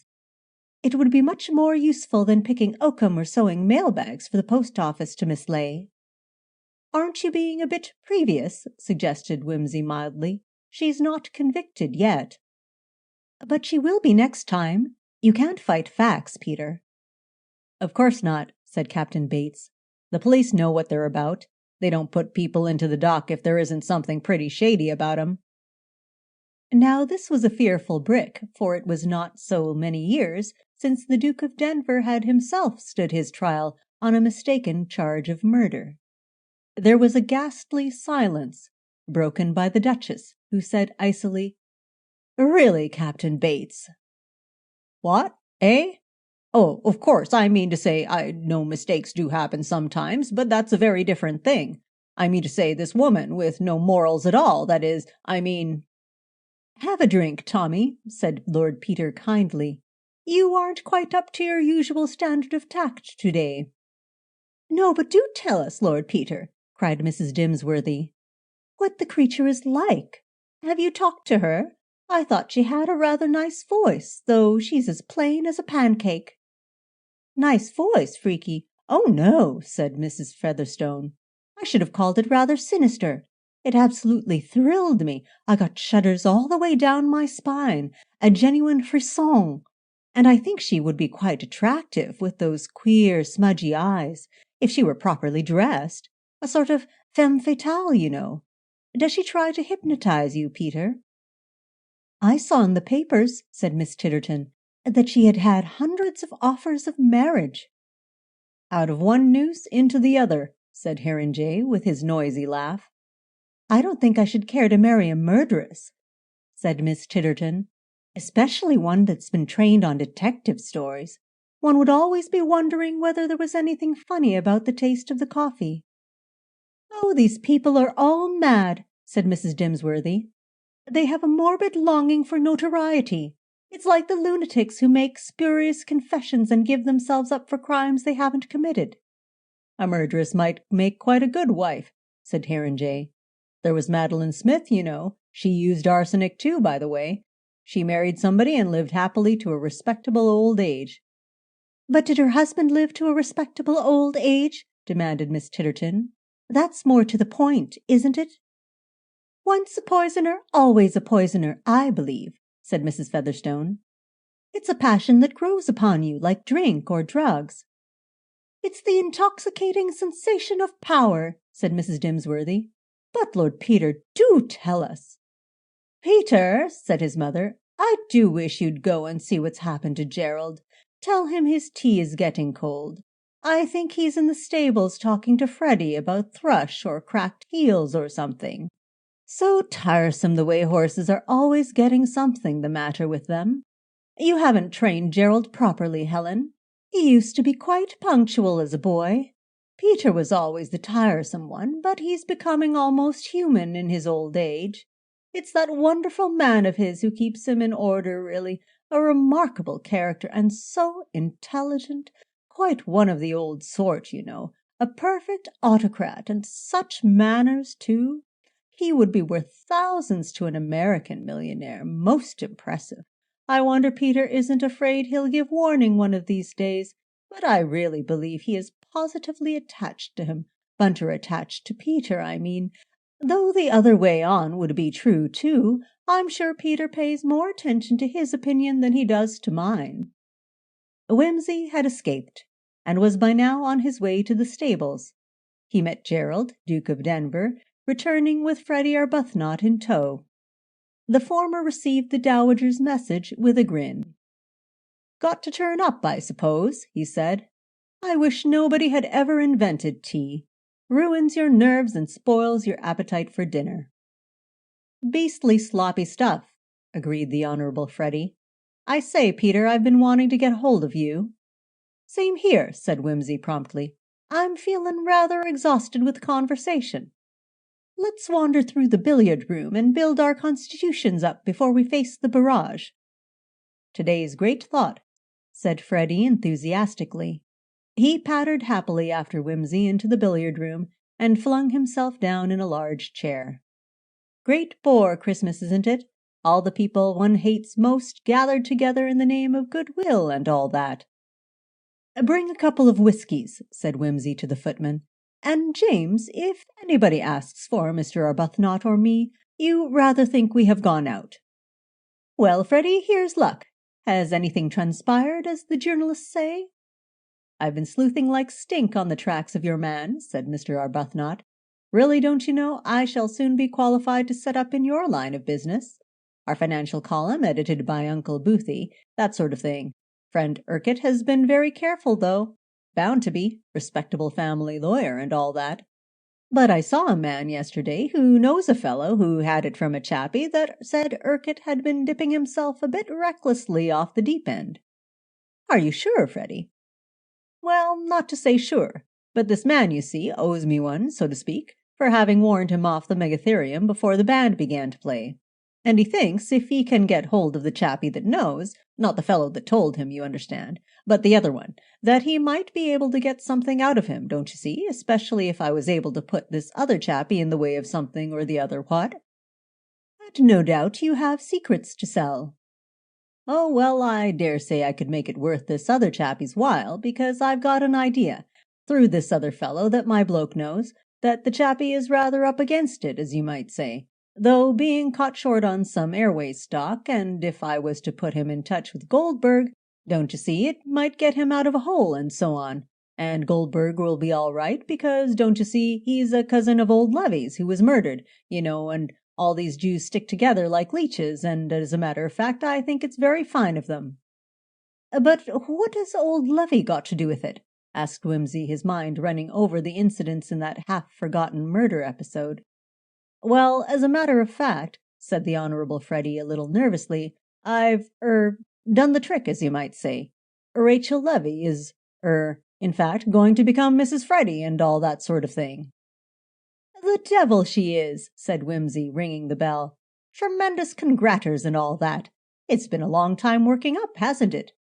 Why, yes, said Freddie. Yes, it has. You see, the trouble was that I was a Christian, at least I was christened and all that, though I pointed out I wasn't at all a good one, except, of course, that one keeps up the family pew and turns out on Christmas Day and so on. Only it seems they didn't mind that so much as my being a Gentile. Well, that, of course, is past praying for. And then there was the difficulty about the kids, if any. But I explained that I didn't mind what they counted them as, and I don't, because, as I was saying, it would be all to the little beggar's advantage to be in with the Levy and Goldberg crowd, especially if the boys were to turn out anything in the financial way. And then I rather got round Lady Levy by saying I had served nearly 7 years for Rachel. That was rather smart, don't you think? 2 more whiskies, James, said Lord Peter. It was brilliant, Freddie. How did you come to think of it? In church, said Freddie, at Diana Rigby's wedding. The bride was 50 minutes late, and I had to do something, and somebody had left a Bible in the pew. I saw that. I say old Laban was a bit of a tough, wasn't he? And I said to myself, I'll work that off next time I call. And so I did, and the old lady was uncommonly touched by it. And the long and the short of it is, you're fixed up, said Wimsey. Well, cheerio, here's to it. Am I best man, Freddie, or do you bring it off at the synagogue? Well, yes, it is to be at the synagogue. I had to agree to that, said Freddie. But I believe some sort of bridegroom's friend comes into it. You'll stand by me, old bean, won't you? You keep your hat on, don't forget. I'll bear that in mind, said Wimsey, and Bunter will explain the procedure to me. He's bound to know. He knows everything. But look here, Freddie, you won't forget about this little enquiry, will you? I won't, old chap, upon my word I won't. I'll let you know the very second I hear anything. But I really think you may count on there being something in it. Wimsey found some consolation in this. At any rate, he so far pulled himself together as to be the life and soul of the rather restrained revels at Duke's Denver. The Duchess Helen, indeed, observed rather acidly to the Duke that Peter was surely getting too old to play the buffoon, and that it would be better if he took things seriously and settled down. Oh, I don't know, said the Duke. Peter's a weird fish. You never know what he's thinking about. He pulled me out of the soup once, and I'm not going to interfere with him. You leave him alone, Helen. Lady Mary Wimsey, who had arrived late on Christmas Eve, took another view of the matter. She marched into her younger brother's bedroom at 2 o'clock in the morning of Boxing Day. There had been dinner and dancing and charades of the most exhausting kind. Wimsey was sitting thoughtfully over the fire in his dressing-gown. I say, old Peter, said Lady Mary, you're being a bit fevered, aren't you? Anything up? Too much plum pudding, said Wimsey, and too much county. I'm a martyr, that's what I am, burning in brandy to make a family holiday. Yes, it's ghastly, isn't it? But how's life? I haven't seen you for an age. You've been away such a long time. Yes, and you seem very much taken up with this house-decorating job you're running. One must do something. I get rather sick of being aimless, you know. Yes. I say, Mary, do you ever see anything of old Parker these days? Lady Mary stared into the fire. I've had dinner with him once or twice when I was in town. Have you? He's a very decent sort. Reliable, homespun, that sort of thing. Not amusing, exactly. A little solid. As you say, a little solid. Wimsey lit a cigarette. I should hate anything upsettin' to happen to Parker. He'd take it hard. I mean to say, it wouldn't be fair to muck about with his feelin's and so on. Mary laughed. Worried, Peter? No, but I'd rather like him to have fair play. Well, Peter, I can't very well say yes or no till he asks me, can I? Can't you? Well, not to him. It would upset his ideas of decorum, don't you think? I suppose it would. But it would probably upset them just as much if he did ask you. He would feel that the mere idea of hearing a butler announce Chief Detective Inspector and Lady Mary Parker would have something shocking about it. It's a stalemate, then, isn't it? You could stop dining with him. I could do that, of course. And the mere fact that you don't, I see. Would it be any good if I demanded to know his intentions in the true Victorian manner? Why this sudden thirst for getting your family off your hands, old man? Peter, nobody's being horrible to you, are they? No, no, I'm just feeling rather like a benevolent uncle, that's all. Old age creeping on. That passion for being useful which attacks the best of us when we're getting past our prime. Like me with the house decorating. I designed these pajamas, by the way. Don't you think they're rather entertaining? But I expect Chief Inspector Parker prefers the old-fashioned nightgown like Dr. Spooner or whoever it was. That would be a wrench, said Wimsey. Never mind, I'll be brave and devoted. Here and now I cast off my pajamas forever. No, no, said Wimsey, not here and now. Respect a brother's feelings. Very well, I am to tell my friend Charles Parker that if he will abandon his natural modesty and propose, you will abandon your pajamas and say yes. It will be a great shock for Helen, Peter. Blast Helen. I dare say it won't be the worst shock she'll get. Peter, you're plotting something devilish. All right, if you want me to administer the first shock and let her down by degrees, I'll do it. Right-ho, said Wimsey casually. Lady Mary twisted one arm about his neck and bestowed on him one of her rare sisterly caresses. You're a decent old idiot, she said, and you look played out. Go to bed. Go to blazes, said Lord Peter amiably. Chapter 13. Miss Murchison felt a touch of excitement in her well-regulated heart as she rang the bell of Lord Peter's flat. It was not caused by the consideration of his title or his wealth or his bachelorhood, for Miss Murchison had been a businesswoman all her life, and was accustomed to visiting bachelors of all descriptions without giving a second thought to the matter. But his note had been rather exciting. Miss Murchison was 38 and plain. She had worked in the same financier's office for 12 years. They had been good years on the whole, and it was not until the last 2 that she had even begun to realize that the brilliant financier who juggled with so many spectacular undertakings was juggling for his life under circumstances of increasing difficulty. As the pace grew faster, he added egg after egg to those which were already spinning in the air. There is a limit to the number of eggs which can be spun by human hands. One day an egg slipped and smashed, then another, then a whole omelette of eggs. The juggler fled from the stage and escaped abroad.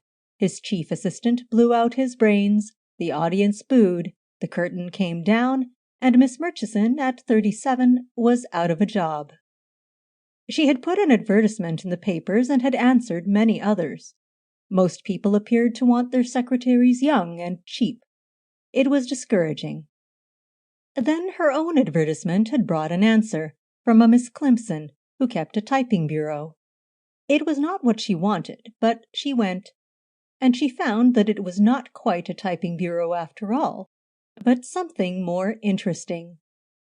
Lord Peter Wimsey, mysteriously at the back of it all, had been abroad when Miss Murchison entered the cattery, and she had never seen him till a few weeks ago. This would be the first time she had actually spoken to him. An odd-looking person, she thought, but people said he had brains. Anyhow. The door was opened by Bunter, who seemed to expect her, and showed her at once into a sitting-room lined with bookshelves. There were some fine prints on the walls, an Aubusson carpet, a grand piano, a vast Chesterfield, and a number of deep and cosy chairs upholstered in brown leather. The curtains were drawn, a wood fire blazed on the hearth, and before it stood a table with a silver tea service whose lovely lines were delightful to the eye. As she entered, her employer uncoiled himself from the depths of an armchair, put down a black-letter folio which he had been studying, and greeted her in the cool, husky, and rather languid tones which she had already heard in Mr. Urquhart's office.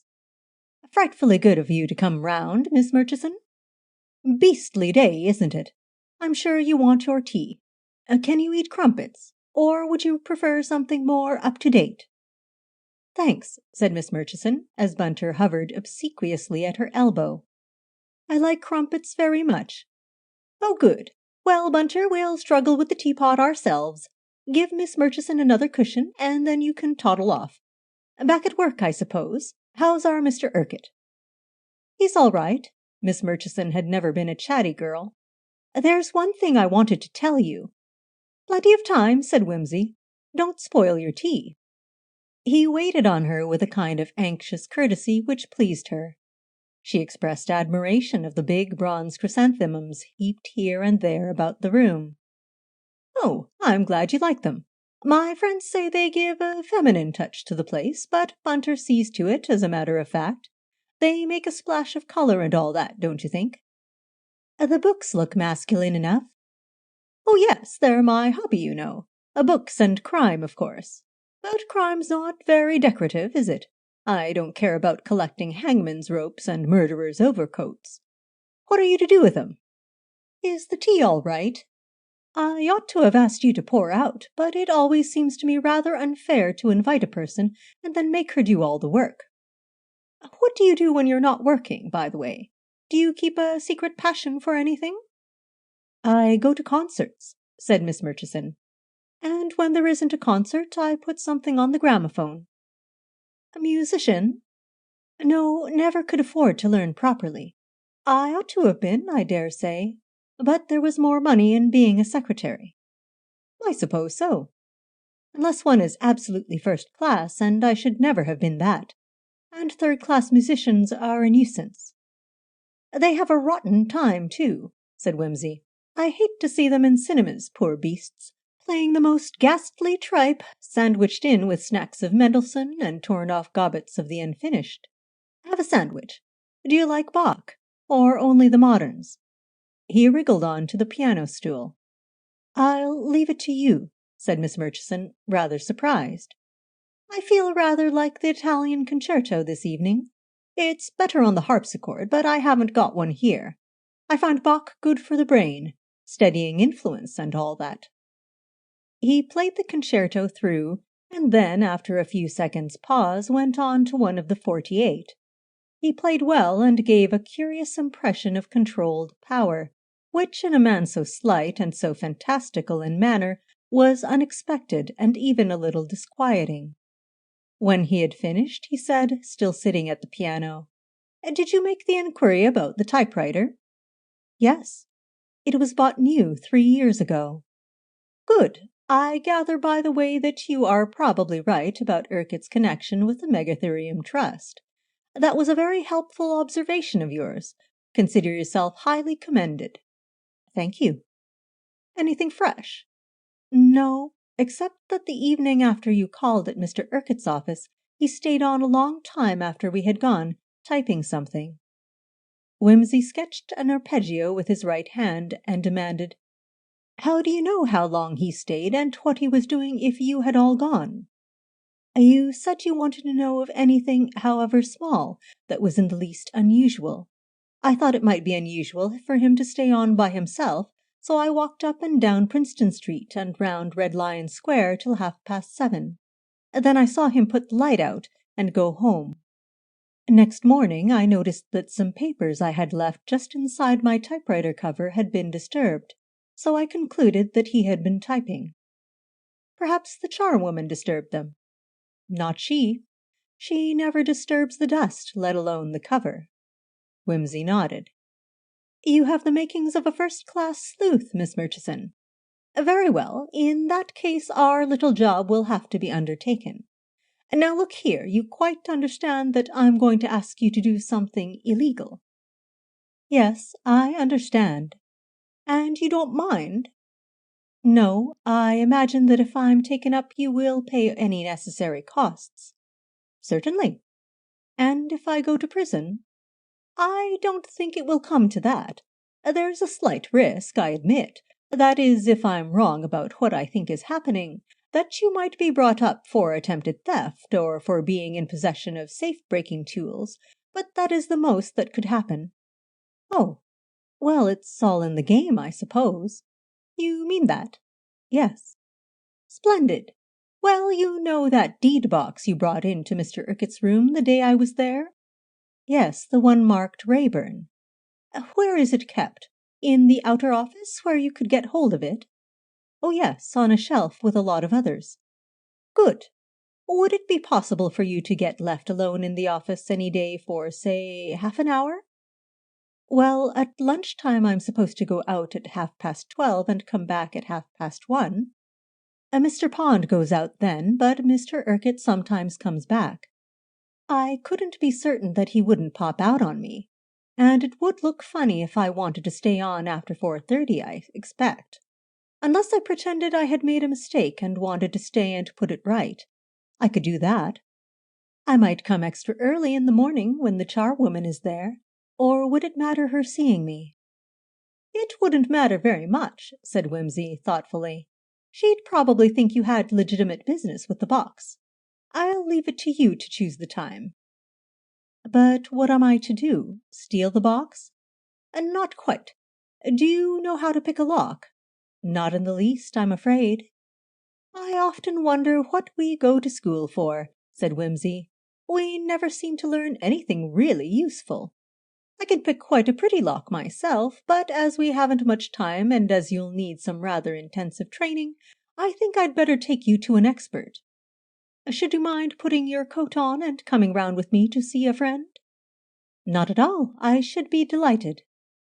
"He lives in the Whitechapel Road, but he's a very pleasant fellow if you can overlook his religious opinions. Personally, I find them rather refreshing. Bunter, get us a taxi, will you?" On the way to the East End, Wimsey insisted upon talking music, rather to Miss Murchison's disquietude. She began to think there was something a little sinister in this pointed refusal to discuss the object of their journey. "By the way," she ventured, interrupting something Wimsey was saying about fugal form, "this person we are going to see, has he a name?" "Now you mention it, I believe he has, but he's never called by it. It's Rum." "Not very, perhaps, if he gives lessons in lock-picking." "I mean his name's Rum." "Oh, what is it then?" "Dash it, I mean Rum is his name." "Oh, I beg your pardon." "But he doesn't care to use it, now that he is a total abstainer." "Then what does one call him?" "I'd call him Bill," said Wimsey as the taxi drew up at the entrance to a narrow court. "But when he was at the head of his profession, they called him Blindfold Bill. He was a very great man in his time." Paying off the taxi-man, who had obviously taken them for welfare workers till he saw the size of his tip, and now did not know what to make of them, Wimsey steered his companion down the dirty alleyway.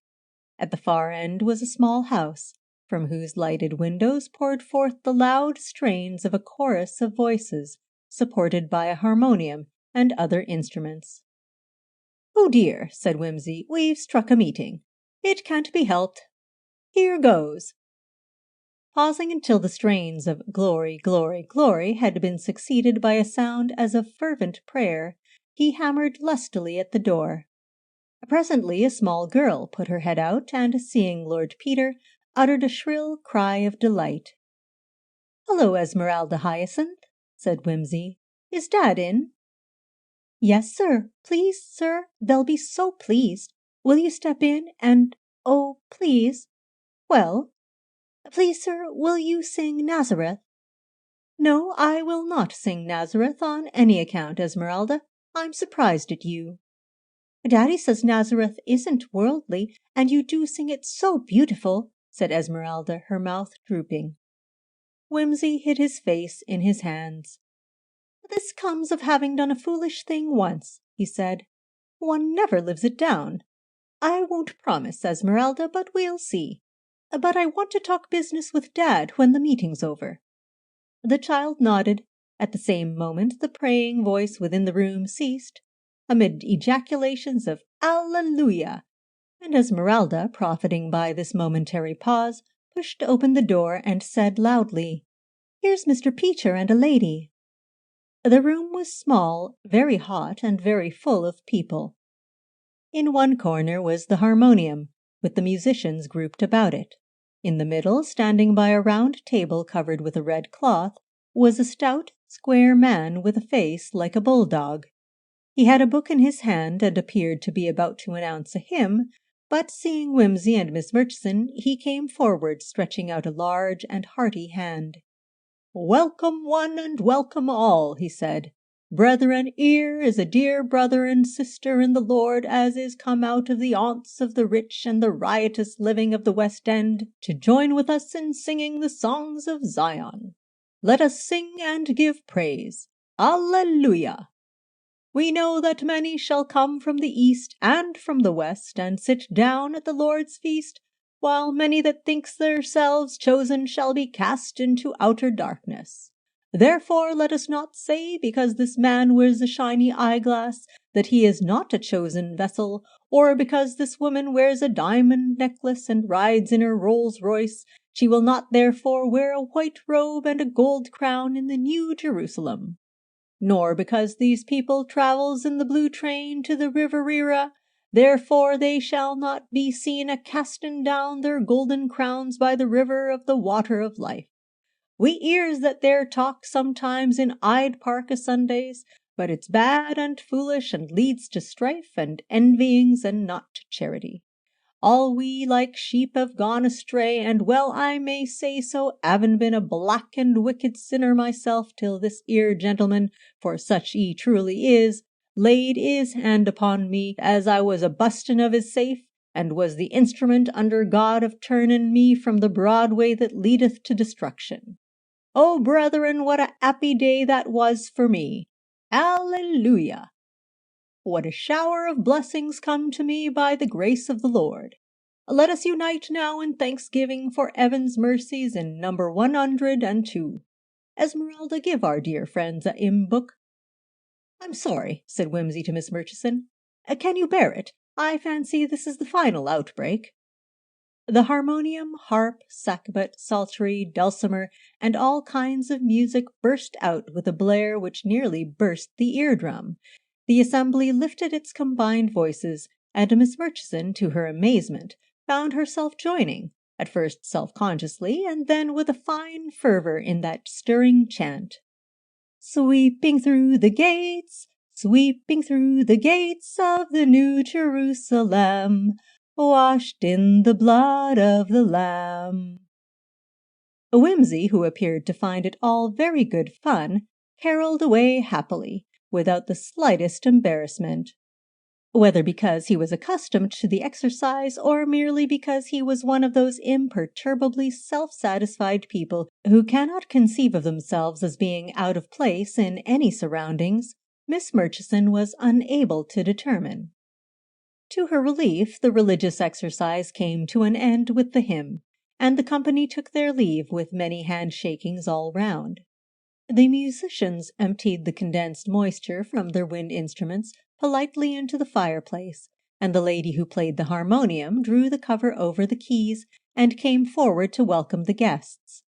She was introduced simply as Bella, and Miss Murchison concluded rightly that she was the wife of Mr. Bill Rum and the mother of Esmeralda. "Well now," said Bill, "it's dry work preachin' and singing.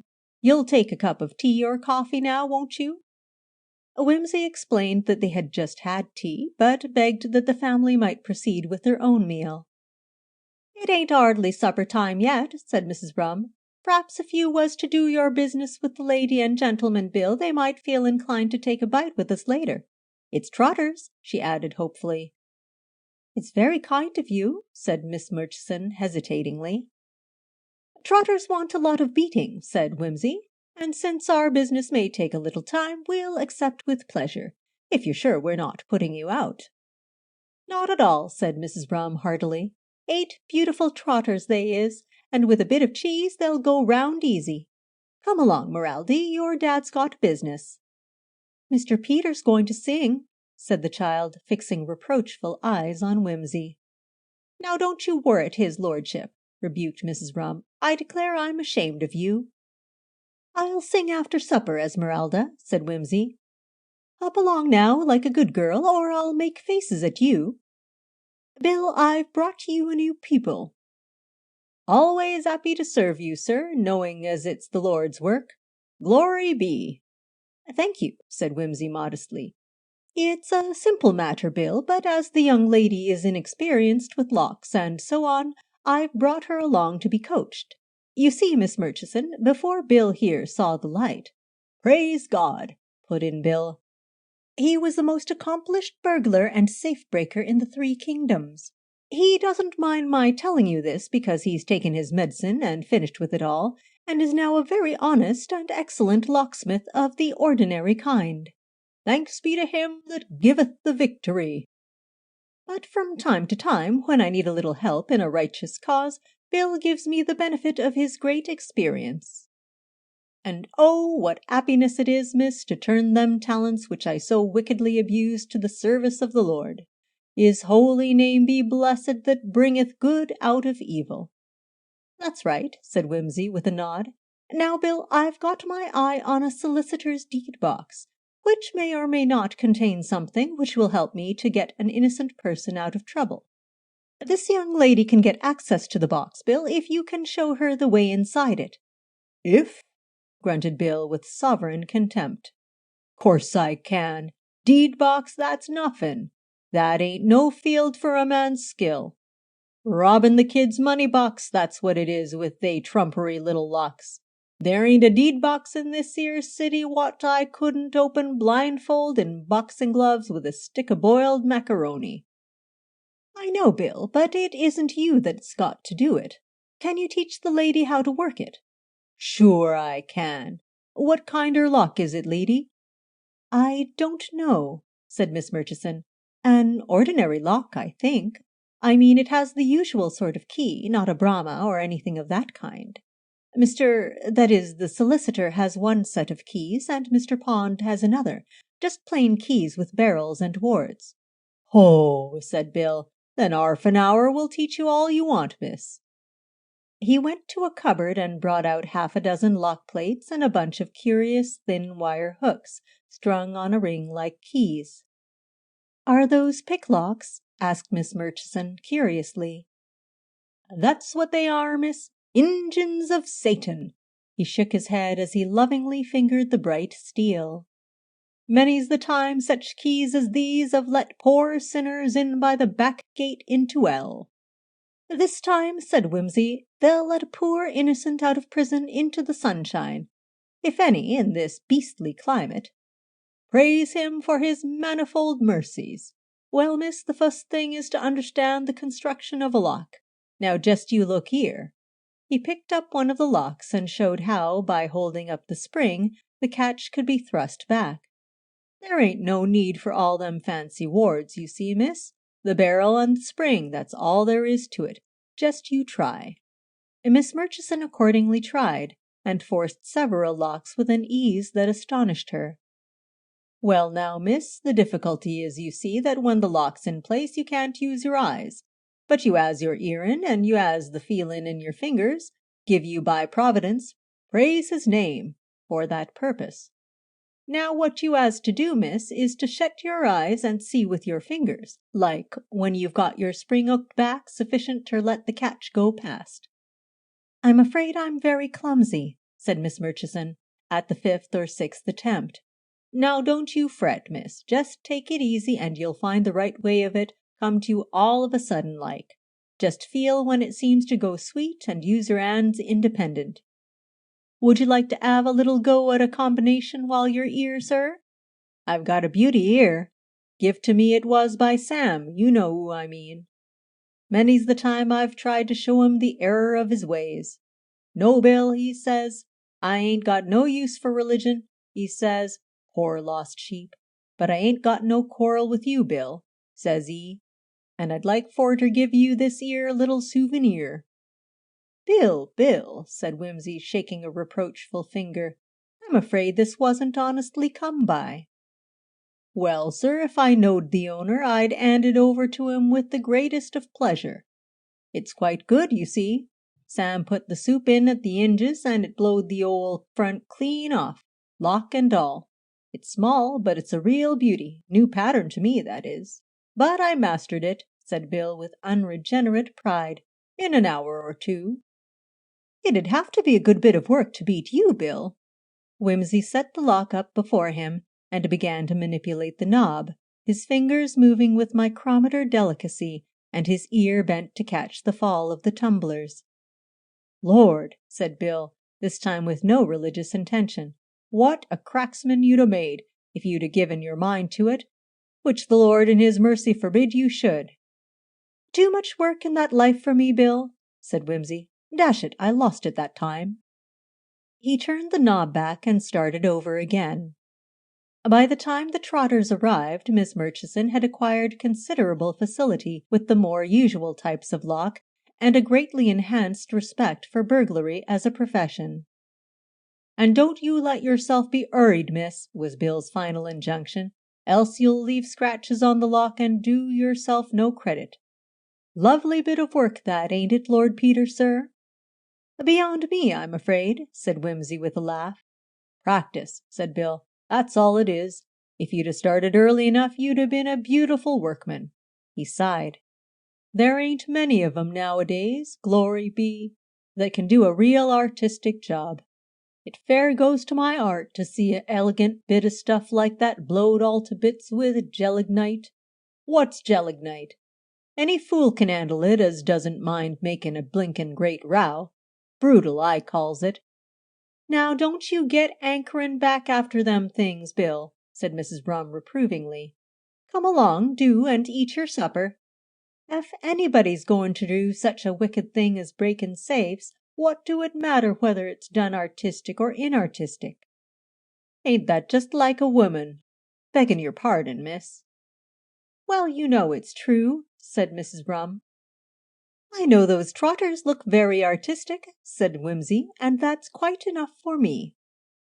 The Trotters having been eaten and Nazareth duly sung, to the great admiration of the Rum family, the evening closed pleasantly with the performance of a hymn, and Miss Murchison found herself walking up the Whitechapel Road with a bunch of picklocks in her pocket and some surprising items of knowledge in her mind. "You make some very amusing acquaintances, Lord Peter."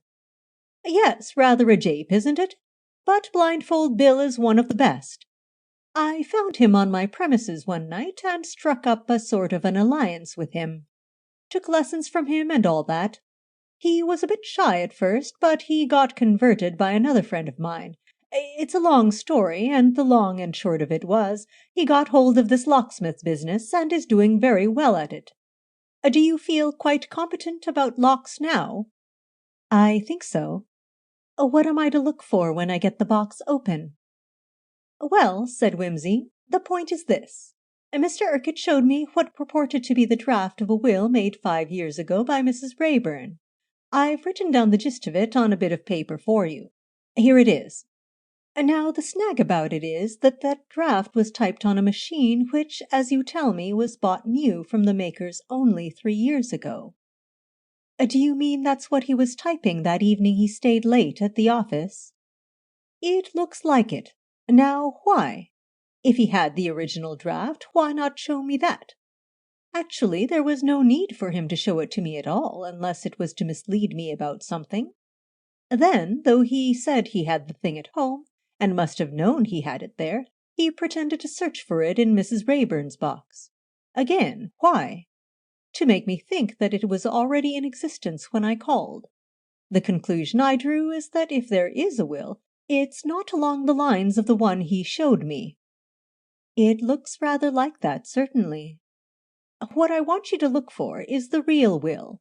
Either the original or the copy ought to be there. Don't take it away, but try to memorize the chief points in it, especially the names of the chief legatee or legatees and of the residuary legatee. Remember that the residuary legatee gets everything which isn't specifically left to somebody else, or anything which falls in by a legatee's dying before the testatrix. I specially want to know whether anything was left to Philip Boyes, or if any mention of the Boyes family is made in the will. Failing a will, there might be some other interesting document, such as a secret trust, instructing the executor to dispose of the money in some special way. In short, I want particulars of any document which may seem to be of interest. Don't waste too much time taking notes. Carry the provisions in your head if you can, and note them down privately when you get away from the office. And be sure you don't leave those skeleton keys about for people to find." Miss Murchison promised to observe these instructions, and a taxi coming up at that moment, Wimsey put her into it and sped her to her destination. Chapter 14. Mr. Norman Urquhart glanced at the clock, which stood at 4:15, and called through the open door. "Are those affidavits nearly ready, Miss Murchison?" "I am just on the last page, Mr. Urquhart." "Bring them in as soon as you've finished. They ought to go round to Hanson's tonight." "Yes, Mr. Urquhart." Miss Murchison galloped noisily over the keys, slamming the shift lever over with unnecessary violence, and causing Mr. Pond once more to regret the intrusion of female clerks. She completed her page, ornamented the foot of it with a rattling row of fancy lines and dots, threw over the release, spun the roller, twitching the foolscap sheets from under it in vicious haste, flung the carbons into the basket, shuffled the copies into order, slapped them vigorously on all four edges to bring them into symmetry, and bounced with them into the inner office. "I haven't had time to read them through," she announced. "Very well," said Mr. Urquhart. Miss Murchison retired, shutting the door after her. She gathered her belongings together, took out a hand mirror and unashamedly powdered her rather large nose, stuffed a handful of odds and ends into a bulging handbag, pushed some papers under her typewriter cover ready for the next day, jerked her hat from the peg and crammed it on her head, tucking wisps of hair underneath it with vigorous and impatient fingers. Mr. Urquhart's bell rang twice. "Oh, bother," said Miss Murchison, with heightened color. She snatched the hat off again and answered the summons. "Miss Murchison," said Mr. Urquhart, with an expression of considerable annoyance, "do you know that you have left out a whole paragraph on the first page of this?" Miss Murchison flushed still more deeply. "Oh, have I? I'm very sorry." Mr. Urquhart held up a document resembling in bulk that famous one of which it was said that there was not truth enough in the world to fill so long an affidavit. "It is very annoying," he said. "It is the longest and most important of the three and is urgently required first thing tomorrow morning." "I can't think how I could have made such a silly mistake," muttered Miss Murchison. "I will stay on this evening and retype it." "I'm afraid you will have to. It is unfortunate, as I shall not be able to look it through myself, but there is nothing else to be done.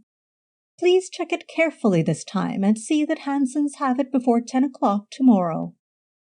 "Yes, Mr. Urquhart, I will be extremely careful. I am very sorry indeed. I will make sure that it is quite correct and take it round myself." "Very well, that will do," said Mr. Urquhart. "Don't let it happen again." Miss Murchison picked up the papers and came out, looking flustered. She dragged the cover off the typewriter with much sound and fury, jerked out the desk drawers till they slammed against the drawer stops, shook the top sheet, carbons and flimsies together as a terrier shakes a rat, and attacked the machine tempestuously. Mr. Pond, who had just locked his desk and was winding a silk scarf about his throat, looked at her in mild astonishment. "Have you some more typing to do tonight, Miss Murchison?" "Got to do the whole bally thing again," said Miss Murchison. "Left out a paragraph on page 1. It would be page 1, of course. And he wants the tripe round at Hanson's by 10 o'clock. Mr. Pond groaned slightly and shook his head. "Those machines make you careless," he reproved her. "In the old days, clerks thought twice about making foolish mistakes, when it meant copying the whole document out again by hand." "Glad I didn't live then," said Miss Murchison shortly. "One might as well have been a galley slave." "And we didn't knock off at 4:30 either," said Mr. Pond. "We worked in those days." "You may have worked longer," said Miss Murchison, "but you didn't get through as much in the time." "We worked accurately and neatly," said Mr. Pond with emphasis, as Miss Murchison irritably disentangled two keys which had jammed together under her hasty touch. Mr. Urquhart's door opened, and the retort on the typist's lips was silenced. He said good night and went out. Mr. Pond followed him. "I suppose you will have finished before the cleaner goes, Miss Murchison," he said. "If not, please remember to extinguish the light and to hand the key to Mrs. Hodges in the basement." "Yes, Mr. Pond. Good night." "Good night." His steps pattered through the entrance, sounded again loudly as he passed the window, and died away in the direction of Brownlow Street. Miss Murchison continued typing till she calculated that he was safely on the tube at Chancery Lane. Then she rose with a quick glance round her and approached a higher tier of shelves stacked with black deed boxes, each of which bore the name of a client in bold white letters. Raeburn was there all right, but had mysteriously shifted its place. This in itself was unaccountable. She clearly remembered having replaced it just before Christmas on top of the pile Mortimer, Scroggins, Lord Coote, Dolby Brothers, and Wingfield, and here it was on the day after Boxing Day, at the bottom of a pile heaped over and kept down by Bodgers, Sir J. Penkridge, Flatsby and Coton, Truebody Limited, and Universal Bone Trust. Somebody had been spring cleaning, apparently, over the holidays, and Miss Murchison thought it improbable that it was Mrs. Hodges. It was tiresome because all the shelves were full, and it would be necessary to lift down all the boxes and stand them somewhere before she could get out Raeburn. And Mrs. Hodges would be in soon, and though Mrs. Hodges didn't really matter, it might look odd. Miss Murchison pulled the chair from her desk, for the shelf was rather high, and standing on it lifted down Universal Bone Trust. It was heavyish, and the chair, which was of the revolving kind, and not the modern type with one spindly leg and a stiffly sprung back, which butts you in the lower spine and keeps you up to your job, wobbled unsteadily as she carefully lowered the box and balanced it on the narrow top of the cupboard. She reached up again and took down Truebody Limited and placed it on Bone Trust. She reached up for the third time and seized Flatsby and Coton. As she stooped with it, a step sounded in the doorway, and an astonished voice said behind her, "Are you looking for something, Miss Murchison?" Miss Murchison started so violently that the treacherous chair swung through a quarter turn, nearly shooting her into Mr. Pond's arms. She came down awkwardly, still clasping the black deed box. "How you startled me, Mr. Pond! I thought you had gone." "So I had," said Mr. Pond. "But when I got to the underground, I found I had left a little parcel behind me. So tiresome, I had to come back for it. Have you seen it anywhere? A little round jar done up in brown paper." Miss Murchison set Flatsby and Coton on the seat of the chair and gazed about her.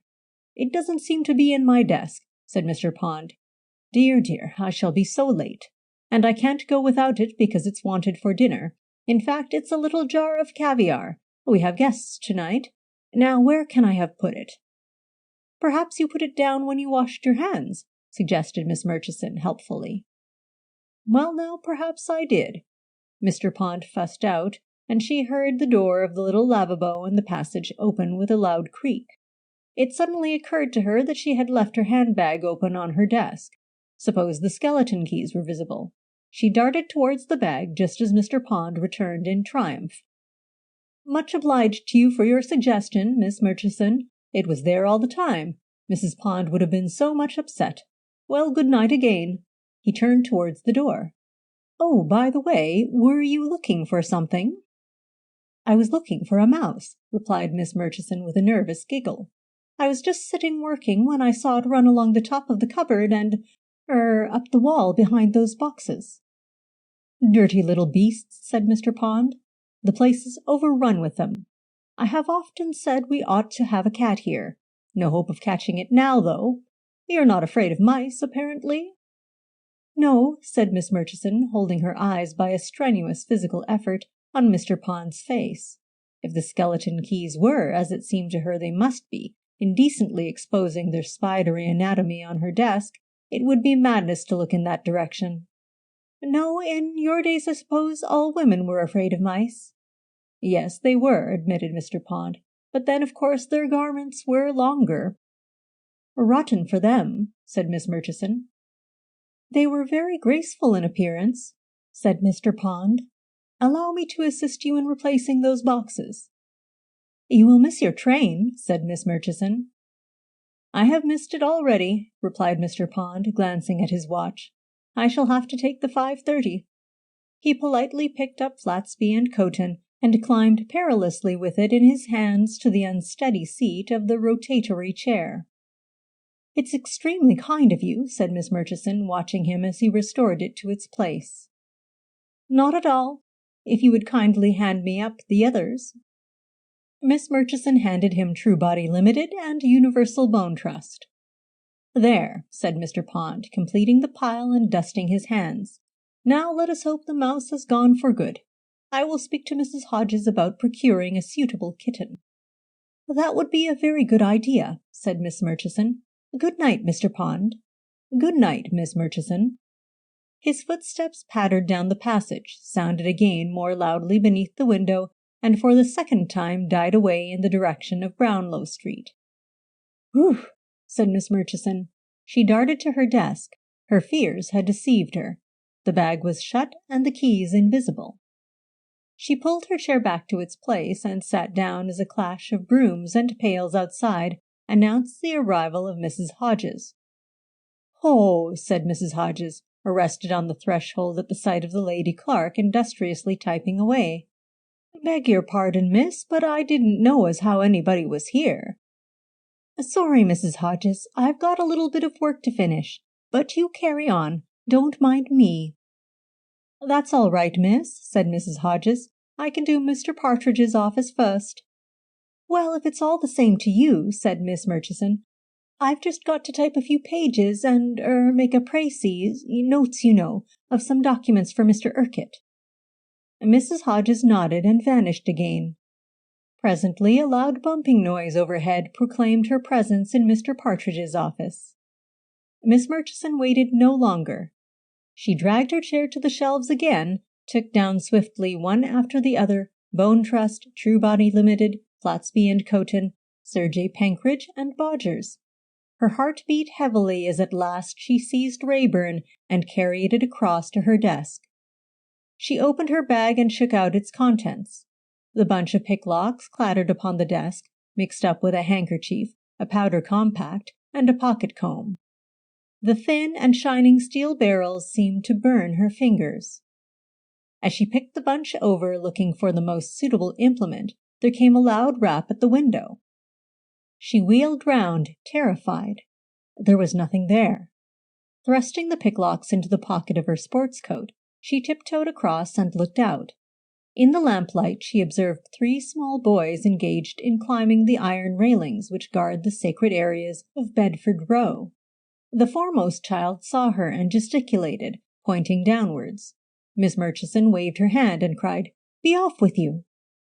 The child shouted something unintelligible and pointed again. Putting 2 and 2 together, Miss Murchison deduced from the rap at the window, the gesture, and the cry that a valuable ball had fallen into the area.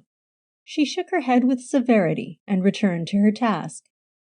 But the incident had reminded her that the window had no blinds, and that under the glare of the electric light her movements were as visible to anybody in the street as though she stood on a lighted stage. There was no reason to suppose that Mr. Urquhart or Mr. Pond was about, but her uneasy conscience vexed her. Moreover, if a policeman should pass by, would he not be able to recognize picklocks 100 yards away? She peered out again. Was it her agitated fancy, or was that a sturdy form in dark blue emerging from Hand Court? Miss Murchison fled in alarm, and snatching up the deed-box, carried it boldly into Mr. Urquhart's private office. Here, at least, she could not be overlooked. If anybody came in, even Mrs. Hodges, her presence might cause surprise, but she would hear them coming and be warned in advance.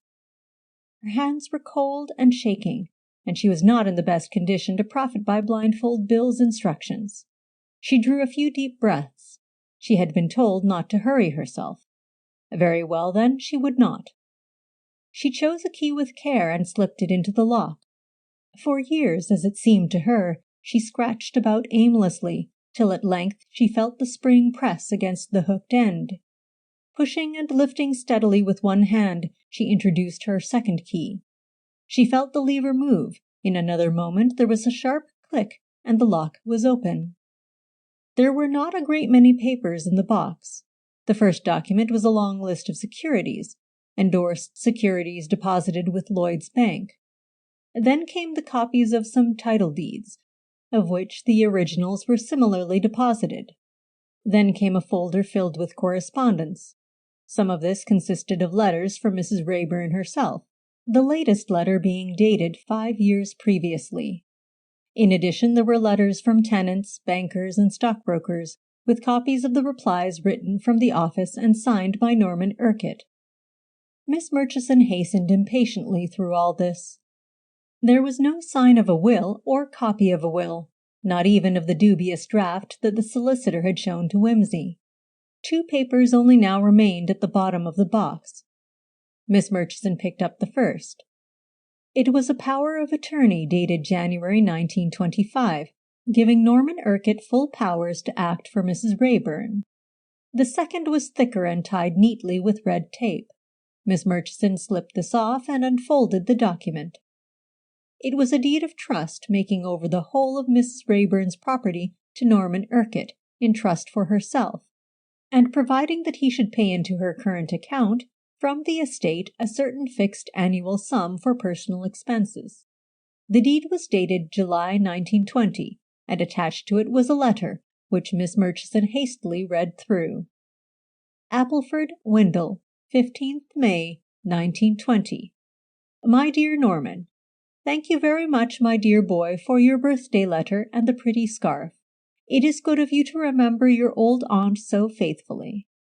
It has occurred to me that now that I am over 80 years old, it is time that I put my business into your hands entirely. You and your father have managed very well for me all these years, and you have, of course, always very properly consulted me before taking any step with regard to investments. But I am getting such a very old woman now that I am quite out of touch with the modern world, and I cannot pretend that my opinions are of any real value. I am a tired old woman, too, and though you always explain everything most clearly, I find the writing of letters a gêne and a burden to me at my advanced age. So I have determined to put my property in trust with you for my lifetime, so that you may have full power to handle everything according to your own discretion without having to consult me every time. And also, though I am strong and healthy yet, I am glad to say, and have my wits quite about me still, that happy state of things might alter at any time. I might become paralyzed or feeble in my head, or want to make some foolish use of my money as silly old women have done before now. So will you draw up a deed of this kind and bring it to me, and I will sign it. And at the same time I will give you instructions about my will. Thanking you again for your good wishes, your affectionate great-aunt, Rosanna Rayburn. Hooray! Said Miss Murchison. There was a will, then, and this trust, that's probably important, too. She read the letter again, skimmed through the clauses of the trust, taking particular notice that Norman Urquhart was named as sole trustee, and finally made a mental note of some of the larger and more important items in the list of securities. Then she replaced the documents in their original order, relocked the box, which yielded to treatment like an angel, carried it out, replaced it, piled the other boxes above it, and was back at her machine, just as Mrs. Hodges re-entered the office. Just finished, Mrs. Hodges, she called out cheerfully. I wondered if yer would be, said Mrs. Hodges. I didn't hear the typewriter a-going. I was making notes by hand, said Miss Murchison. She crumpled together the spoiled front page of the affidavit and threw it into the waste-paper basket together with the retype which she had begun. From her desk drawer she produced a correctly typed first page, provided beforehand for the purpose, added it to the bundle of script, put the top copy and the required set of flimsies into an envelope, sealed it, addressed it to Messrs. Hanson and Hanson, put on her hat and coat and went out, bidding a pleasant farewell to Mrs. Hodges at the door. A short walk brought her to Messrs. Hanson's office, where she delivered the affidavit through the letter-box. Then, with a brisk step and humming to herself, she made for the bus-stop at the junction of Theobald's Road and Gray's Inn Road. I think I deserve a little supper in Soho, said Miss Murchison. She was humming again as she walked from Cambridge Circus into Frith Street. What is this beastly tune? She asked herself abruptly. A little consideration reminded her that it was sweeping through the gates, sweeping through the gates. Bless me, said Miss Murchison. Going dotty, that's what I am. Chapter 15. Lord Peter congratulated Miss Murchison and gave her a rather special lunch at Rule's, where there is a particularly fine old cognac for those that appreciate such things. Indeed, Miss Murchison was a little late in returning to Mr. Urquhart's office, and in her haste omitted to hand back the skeleton keys. But when the wine is good and the company agreeable, one cannot always think of everything. Wimsey himself, by a great act of self-control, had returned to his own flat to think, instead of bolting away to Holloway jail. Although it was a work of charity and necessity to keep up the spirits of the prisoner, it was in this way that he excused his almost daily visits. He could not disguise from himself that it would be even more useful and charitable to get her innocence proved. So far he had not made much real progress. The suicide theory had been looking very hopeful when Norman Urquhart had produced the draft of the will, but his belief in that draft had now been thoroughly undermined. There was still a faint hope of retrieving the packet of white powder from the 9 rings, but as the days passed remorselessly on, that hope diminished almost to vanishing point. It irked him to be taking no action in the matter. He wanted to rush to the Gray's Inn Road, to cross-question, bully, bribe, ransack every person and place in and about the rings, but he knew that the police could do this better than he could. Why had Norman Urquhart tried to mislead him about the will? He could so easily have refused all information. There must be some mystery about it. But if Urquhart were not, in fact, the legatee, he was playing rather a dangerous game. If the old lady died and the will was proved, the facts would probably be published, and she might die any day. How easy it would be, he thought, regretfully, to hasten Mrs. Raeburn's death a trifle. She was 93 and very frail. An overdose of something, a shake, a slight shock even. It did not do to think after that fashion. He wondered idly who lived with the old woman and looked after her. It was the 30th of December, and he still had no plan. The stately volumes on his shelves, rank after rank of saint, historian, poet, philosopher, mocked his impotence. All that wisdom and all that beauty, and they could not show him how to save the woman he imperiously wanted from a sordid death by hanging. And he had thought himself rather clever at that kind of thing. The enormous and complicated imbecility of things was all around him like a trap. He ground his teeth and raged helplessly, striding about the suave, wealthy, futile room. The great Venetian mirror over the fireplace showed him his own head and shoulders. He saw a fair, foolish face, with straw-colored hair sleeked back, a monocle clinging incongruously under a ludicrously twitching brow, a chin shaved to perfection, hairless, epicene, a rather high collar, faultlessly starched, a tie elegantly knotted and matching in color the handkerchief which peeped coyly from the breast pocket of an expensive Savile Row tailored suit. He snatched up a heavy bronze from the mantelpiece, a beautiful thing even as he snatched it. His fingers caressed the patina, and the impulse seized him to smash the mirror and smash the face, to break out into great animal howls and gestures. Silly! One could not do that. The inherited inhibitions of 20 civilized centuries tied one hand and foot in bonds of ridicule. What if he did smash the mirror? Nothing would happen. Bunter would come in, unmoved and unsurprised, would sweep up the debris in a dustpan, would prescribe a hot bath and a massage. And next day a new mirror would be ordered, because people would come in and ask questions, and civilly regret the accidental damage to the old one. And Harriet Vane would still be hanged, just the same. Wimsey pulled himself together, called for his hat and coat, and went away in a taxi to call on Miss Climpson. "I have a job," he said to her more abruptly than was his wont, "which I would like you to undertake yourself. I can't trust anybody else." "How kind of you to put it like that," said Miss Climpson. "The trouble is, I can't in the least tell you how to set about it. It all depends on what you find when you get there. I want you to go to Windle in Westmoreland and get hold of an imbecile and paralyzed old lady called Mrs. Raeburn, who lives at a house called Appleford. I don't know who looks after her or how you are to get into the house, but you've got to do it, and you've got to find out where her will is kept, and, if possible, see it." "Dear me," said Miss Climpson. "And what's worse," said Wimsey, "you've only got about a week to do it in." "That's a very short time," said Miss Climpson. "You see," said Wimsey, "unless we can give some very good reason for delay, they're bound to take the Vane case almost first thing next sessions. If I could persuade the lawyers for the defense that there is the least chance of securing fresh evidence, they could apply for a postponement.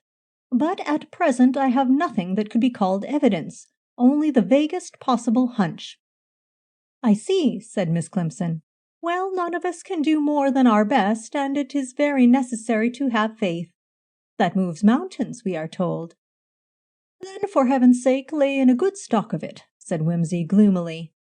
"Because as far as I can see, this job is like shifting the Himalayas and the Alps, with a spot of frosty Caucasus and a touch of the Rockies thrown in."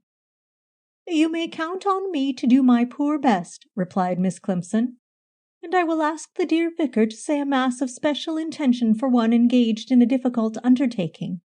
When would you like me to start?" "At once," said Wimsey. "I think you had better go just as your ordinary self and put up at the local hotel. No, a boarding house. There will be more opportunities for gossip. I don't know much about Windle except that there is a boot factory there and rather a good view, but it's not a large place, and I should think everybody would know about Mrs. Rayburn. She is very rich and was notorious in her time. The person you'll have to cotton on to is the female. There must be one of some sort who nurses and waits on Mrs. Rayburn and is generally speaking about her path and about her bed and all that. When you find out her special weakness, drive a wedge into it like 1 o'clock. Oh, by the way, it's quite possible the will isn't there at all, but in the hands of a solicitor fellow named Norman Urquhart who hangs out in Bedford Row. If so, all you can do is get the pump to work and find out anything at all, to his disadvantage. He's Mrs. Rayburn's great-nephew, and he goes to see her sometimes." Miss Climpson made a note of these instructions. "And now I'll tootle off and leave you to it," said Wimsey. "Draw on the firm for any money you want, and if you need any special outfit, send me a wire." On leaving Miss Climpson, Lord Peter Wimsey again found himself a prey to Weltschmerz and self-pity, but it now took the form of a gentle, pervading melancholy. Convinced of his own futility, he determined to do what little good lay in his power before retiring to a monastery or to the frozen wastes of the Antarctic. He taxied purposefully round to Scotland Yard and asked for Chief Inspector Parker. Parker was in his office reading a report which had just come in. He greeted Wimsey with an expression which seemed more embarrassed than delighted. "Have you come about that packet of powder?" "Not this time," said Wimsey. "I don't suppose you'll ever hear anything more of that.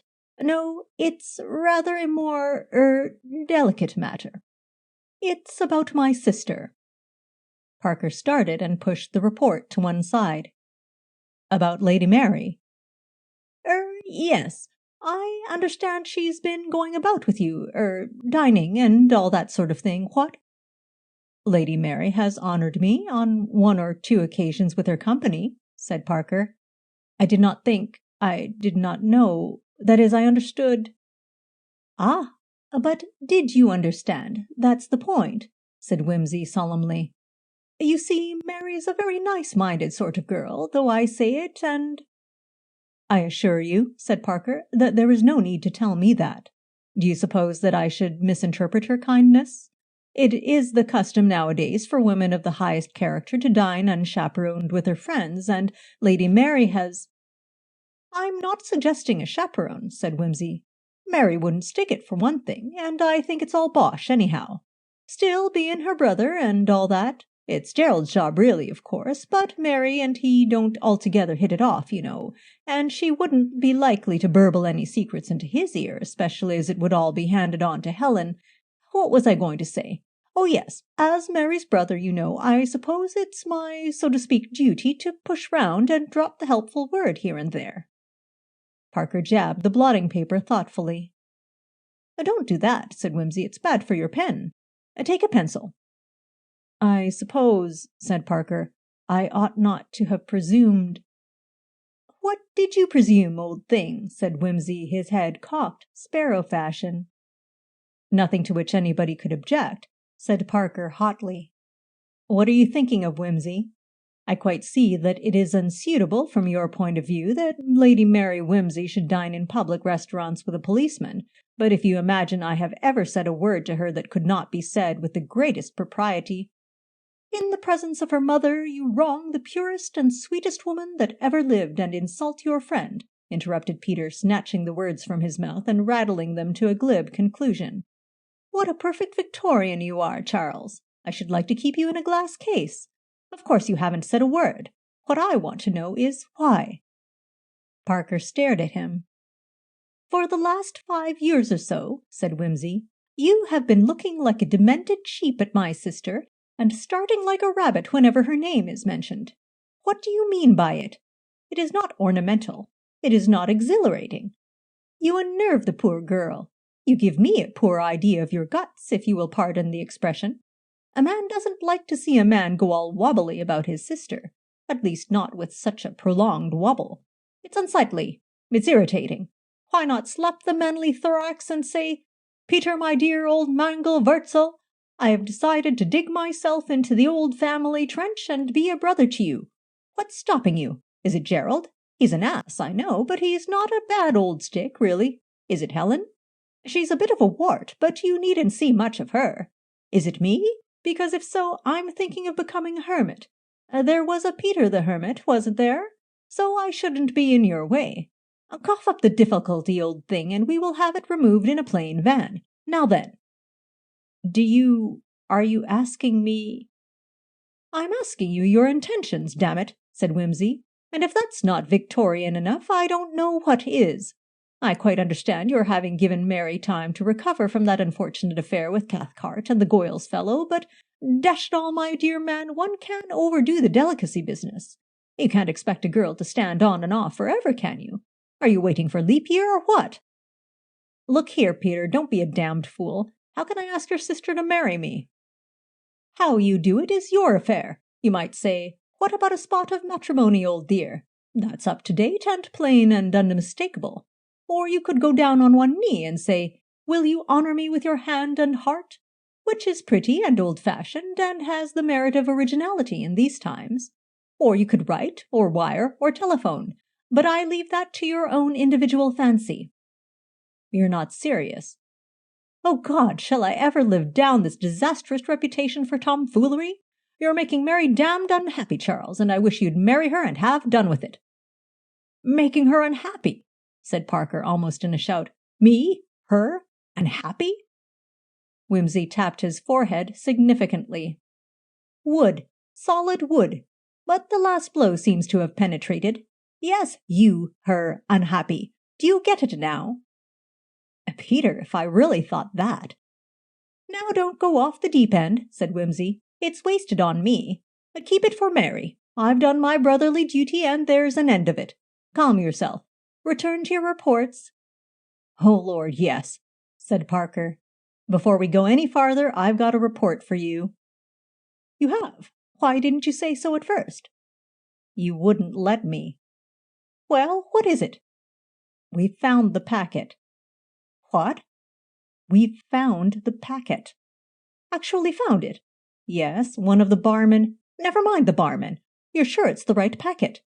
"Oh, yes, we've identified it." "Get on. Have you analyzed it?"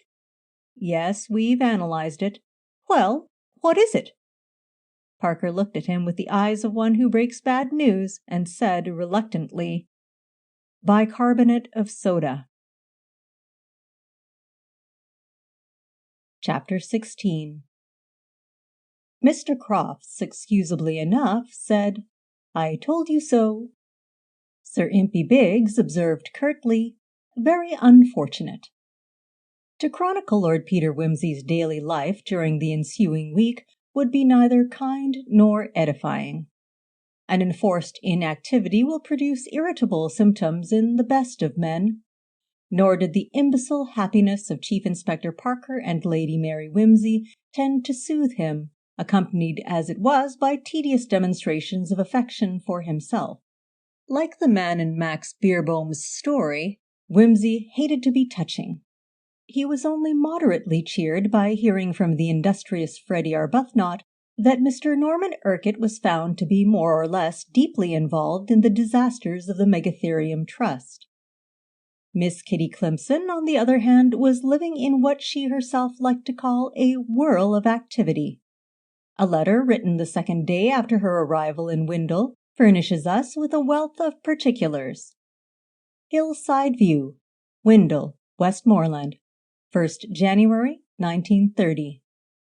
My dear Lord Peter, I feel sure you will be anxious to hear at the earliest possible moment how things are going, and though I have only been here 1 day, I really think I have not done so badly, all things considered. My train got in quite late on Monday night, after a most dreary journey, with a lugubrious wait at Preston, though thanks to your kindness in insisting that I should travel first class, I was not really at all tired. Nobody can realize what a great difference these extra comforts make, especially when one is getting on in years, and after the uncomfortable traveling which I had to endure in my days of poverty, I feel that I am living in almost sinful luxury. The carriage was well heated, indeed too much so, and I should have liked the window down, but that there was a very fat businessman muffled up to the eyes in coats and woolly waistcoats, who strongly objected to fresh air. Men are such hot-house plants nowadays, are they not? Quite unlike my dear father, who would never permit a fire in the house before November the 1st, or after March 31st, even though the thermometer was at freezing point. I had no difficulty in getting a comfortable room at the station hotel, late as it was.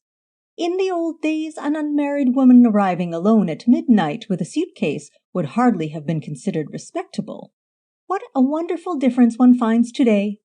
I am grateful to have lived to see such changes, because whatever old-fashioned people may say about the greater decorum and modesty of women in Queen Victoria's time, those who can remember the old conditions know how difficult and humiliating they were.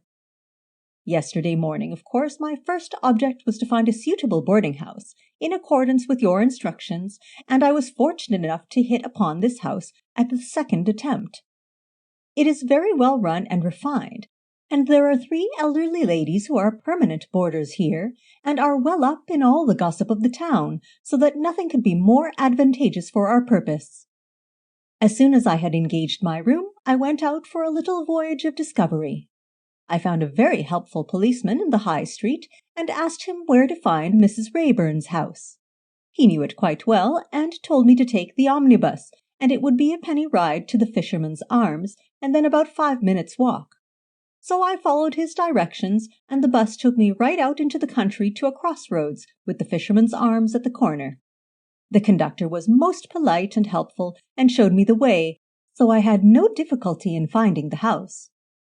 It is a beautiful old place, standing in its own grounds, quite a big house, built in the 18th century, with an Italian porch and a lovely green lawn with a cedar tree and formal flower beds, and in summer must be really a Garden of Eden.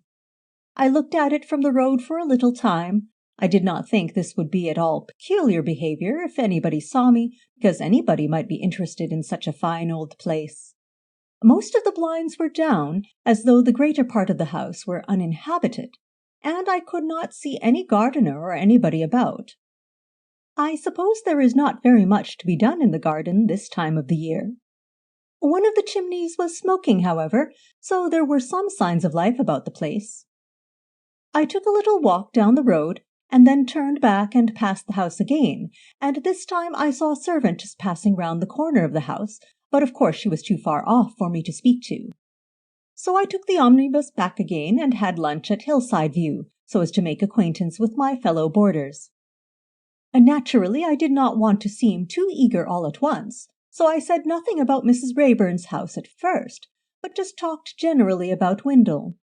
I had some difficulty in parrying the questions of the good ladies, who wondered very much why a stranger had come to Windle at this time of year, but without telling many actual untruths, I think I left them with the impression that I had come into a little fortune, and was visiting the Lake District to find a suitable spot in which to settle next summer. I talked about sketching. As girls, we were all brought up to dabble a little in watercolors, so that I was able to display quite sufficient technical knowledge to satisfy them. That gave me quite a good opportunity to ask about the house. Such a beautiful old place, I said, and did anybody live there? Of course, I did not blurt this out all at once. I waited till they had told me of the many quaint spots in the district that would interest an artist. Mrs. Pegler, a very stout, fussy old lady with a long tongue, was able to tell me all about it. My dear Lord Peter, what I do not know now about the abandoned wickedness of Mrs. Raeburn's early life is really not worth knowing. But what was more to the point is that she told me the name of Mrs. Raeburn's nurse companion. She is a Miss Booth, a retired nurse about 60 years old, and she lives all alone in the house with Mrs. Raeburn, except for the servants and a housekeeper. When I heard that Mrs. Raeburn was so old and paralyzed and frail, I said, was it not very dangerous that Miss Booth should be the only attendant? But Mrs. Pegler said the housekeeper was a most trustworthy woman who had been with Mrs. Raeburn for many years, and was quite capable of looking after her any time when Miss Booth was out. So it appears that Miss Booth does go out sometimes. Nobody in this house seems to know her personally, but they say she is often to be seen in the town in nurse's uniform. I managed to extract quite a good description of her, so if I should happen to meet her, I dare say I shall be smart enough to recognize her. That is really all I have been able to discover in one day. I hope you will not be too disappointed, but I was obliged to listen to a terrible amount of local history of one kind and another, and of course I could not force the conversation round to Mrs. Raeburn in any suspicious way. I will let you know as soon as I get the least bit more information. Most sincerely yours, Catherine Alexandra Climpson. Miss Climpson finished her letter in the privacy of her bedroom and secured it carefully in her capacious handbag before going downstairs. A long experience of boarding-house life warned her that to display openly an envelope addressed even to a minor member of the nobility would be to court a quite unnecessary curiosity. True, it would establish her status, but at that moment Miss Climpson hardly wished to move in the limelight. She crept quietly out at the hall door and turned her steps towards the centre of the town. On the previous day she had marked down one principal tea-shop, 2 rising and competitive tea-shops, 1 slightly passé and declining tea-shop, a Lyons, and 4 obscure and, on the whole, negligible tea-shops which combined the service of refreshments with the trade in sweets. It was now 10:30. In the next hour and a half she could, with a little exertion, pass in review all that part of the Windle population which indulged in morning coffee. She posted her letter and then debated with herself where to begin. On the whole, she inclined to leave the Lyons for another day. It was an ordinary plain Lyons, without orchestra or soda fountain. She thought that its clientele would be chiefly housewives and clerks. Of the other 4, the most likely was perhaps the Central. It was fairly large, well lighted and cheerful, and strains of music issued from its doors. Nurses usually liked the large, well lighted, and melodious. But the Central had one drawback. Anyone coming from the direction of Mrs. Raeburn's house would have to pass all the others to get to it. This fact unfitted it for an observation post. From this point of view, the advantage lay with E. Cozy Corner, which commanded the bus stop. Accordingly, Miss Climpson decided to start her campaign from that spot. She selected a table in the window, ordered a cup of coffee and a plate of digestive biscuits, and entered upon her vigil. After half an hour, during which no woman in nurse's costume had been sighted, she ordered another cup of coffee and some pastries. A number of people, mostly women, dropped in, but none of them could by any possibility be identified with Miss Booth. At 11:30, Miss Climpson felt to stay any longer would be conspicuous, and might annoy the management. She paid her bill and departed. The Central had rather more people in it than Ye Cozy Corner, and was in some ways an improvement, having comfortable wicker chairs instead of fumed oak settles, and brisk waitresses instead of languid semi-gentlewomen in art linen. Miss Climpson ordered another cup of coffee and a roll and butter. There was no window table vacant, but she found one close to the orchestra from which she could survey the whole room. A fluttering dark blue veil at the door made her heart beat, but it proved to belong to a lusty young person with 2 youngsters and a perambulator, and hope withdrew once more. By 12 o'clock, Miss Climpson decided that she had drawn blank at the Central. Her last visit was to the Oriental, an establishment singularly ill-adapted for espionage. It consisted of 3 very small rooms of irregular shape, dimly lit by 40-watt bulbs in Japanese shades, and further shrouded by bead curtains and draperies. Miss Climpson, in her inquisitive way, wandered into all its nooks and corners, disturbing several courting couples, before returning to a table near the door and sitting down to consume her 4th cup of coffee.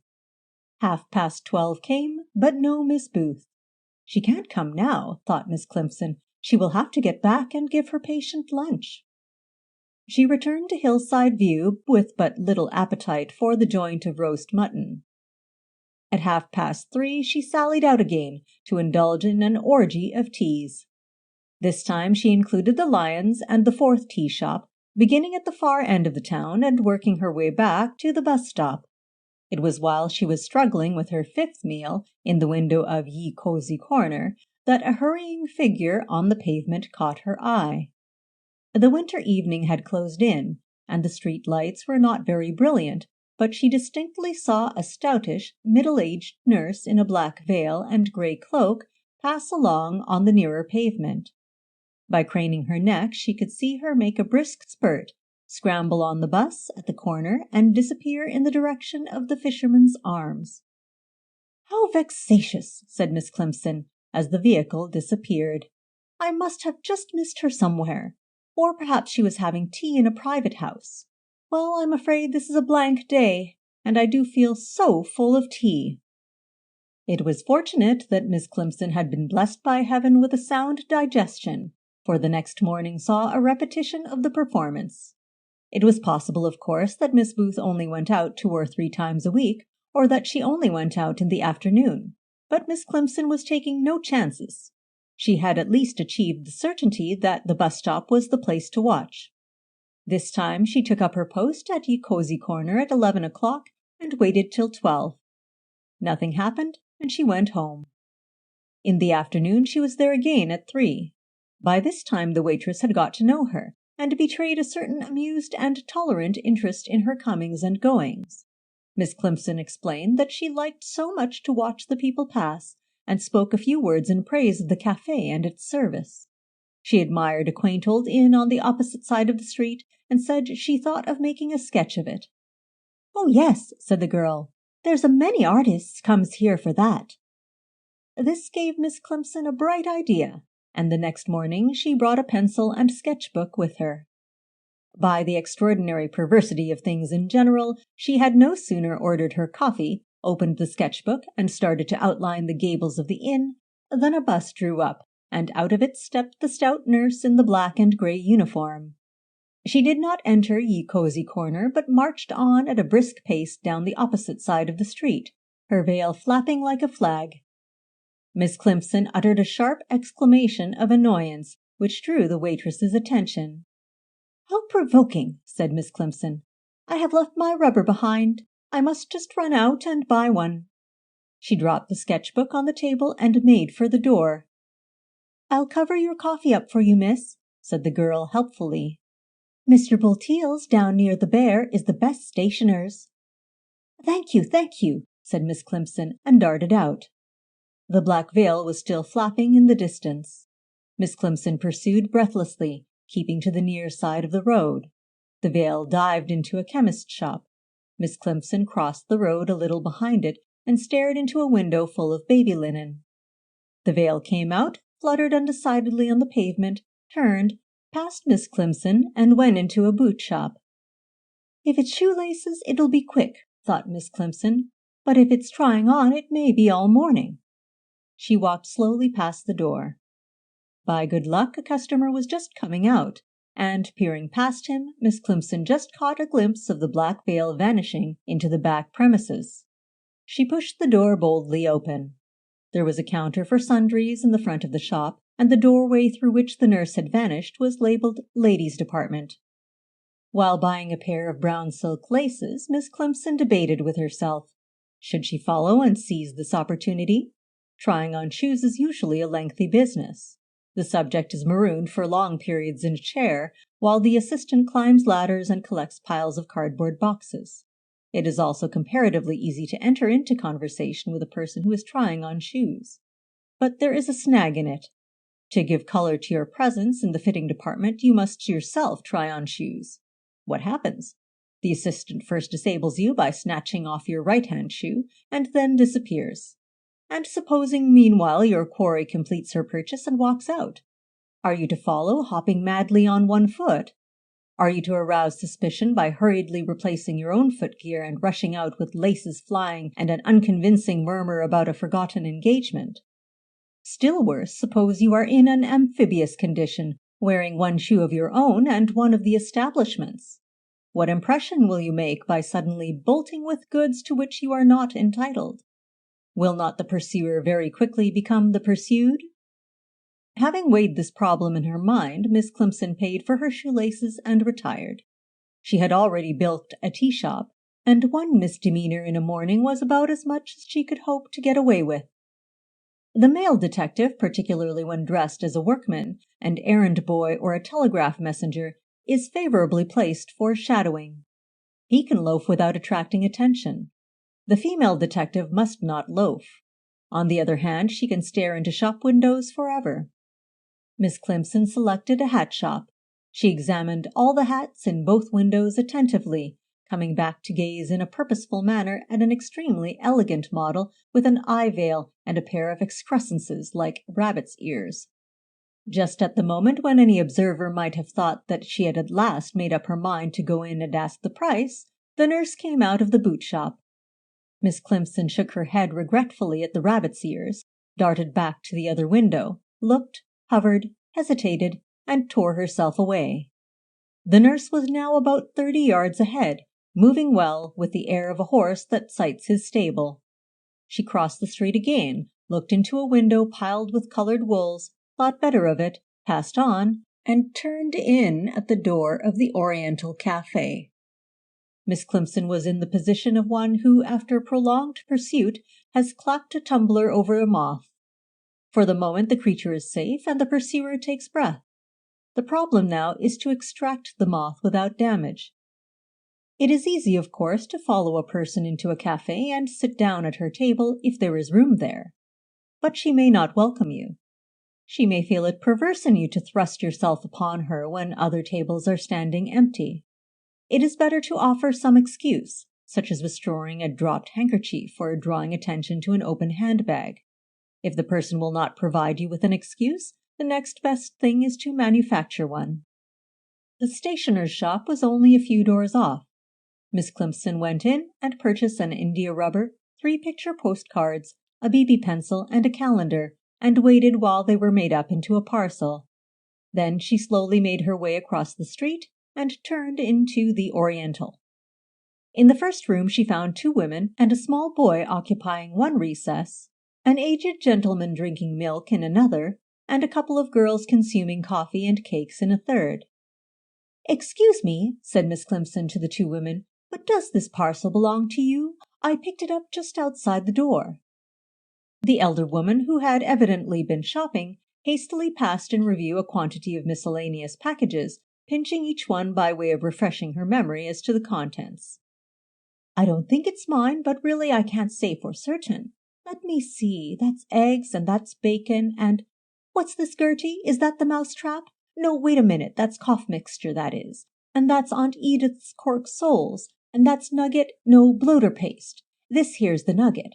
Why, bless my soul, I believe I have been and gone and dropped the mousetrap, but that don't look like it to me."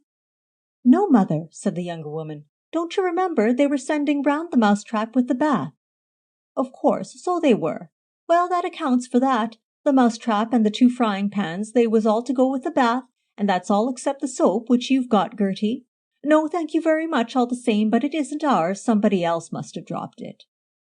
The old gentleman repudiated it firmly but politely, and the two girls merely giggled at it. Miss Climpson passed on. Two young women with their attendant young men duly thanked her in the second room, but said the parcel was not theirs. Miss Climpson passed into the third room. In one corner was a rather talkative party of people with an Airedale, and at the back, in the most obscure and retired of all the oriental nooks and corners, sat the nurse reading a book.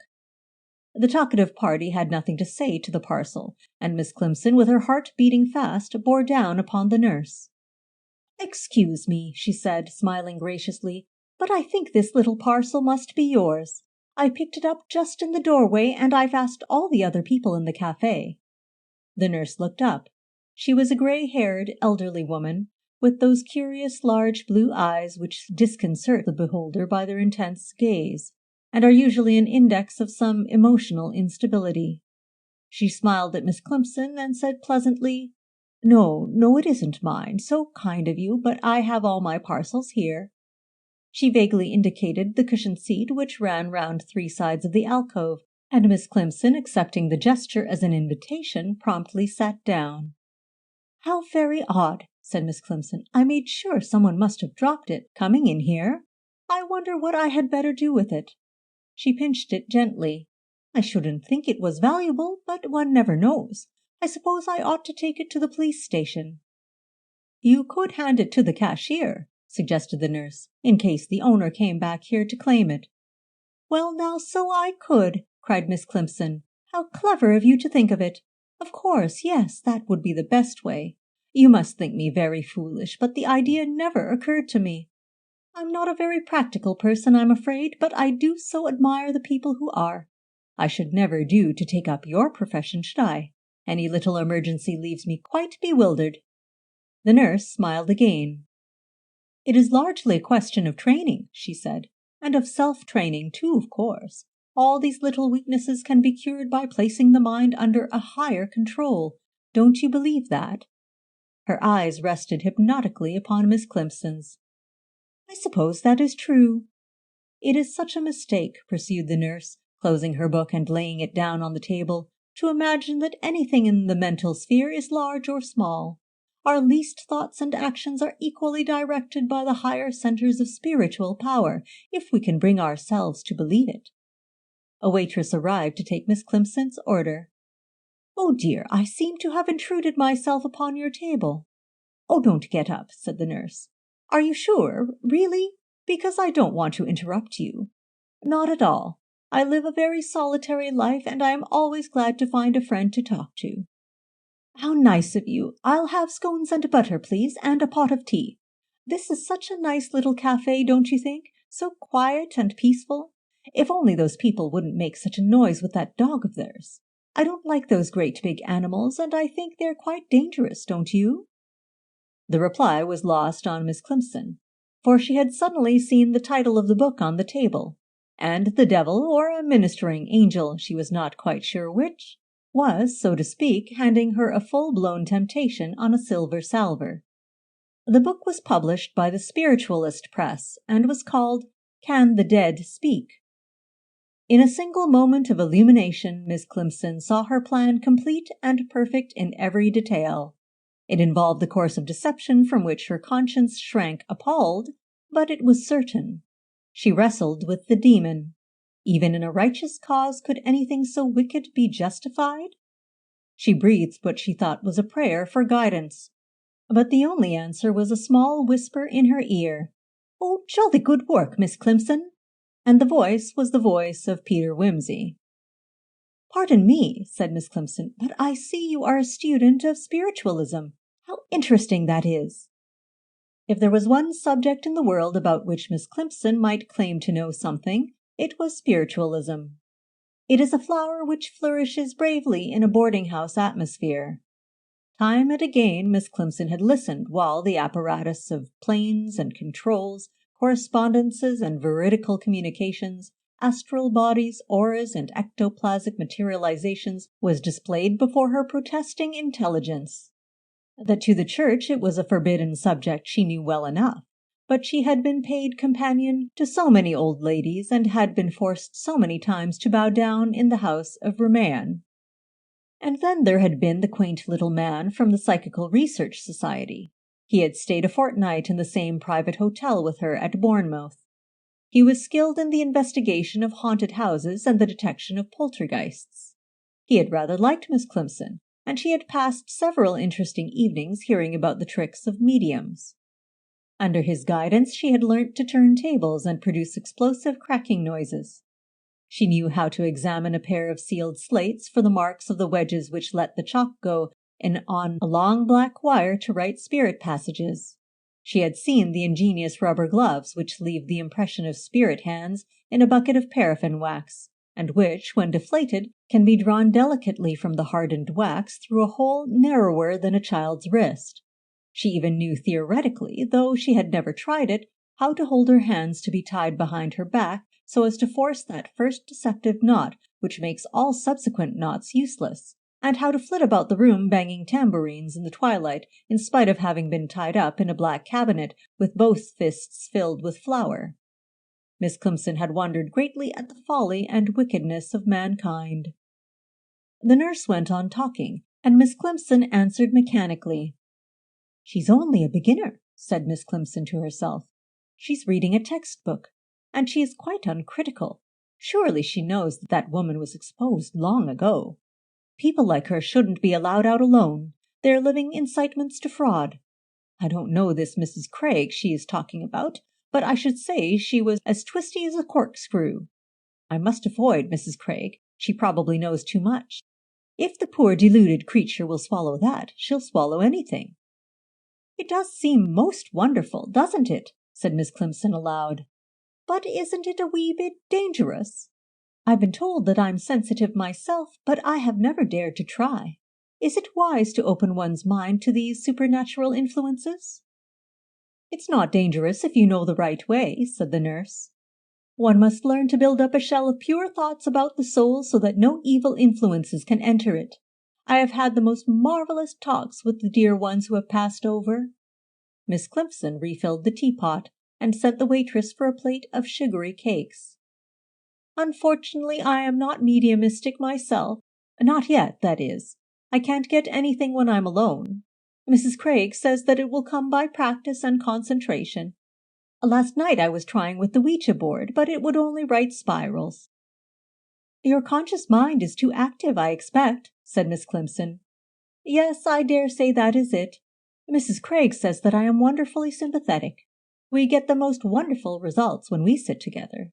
Unfortunately, she is abroad just now."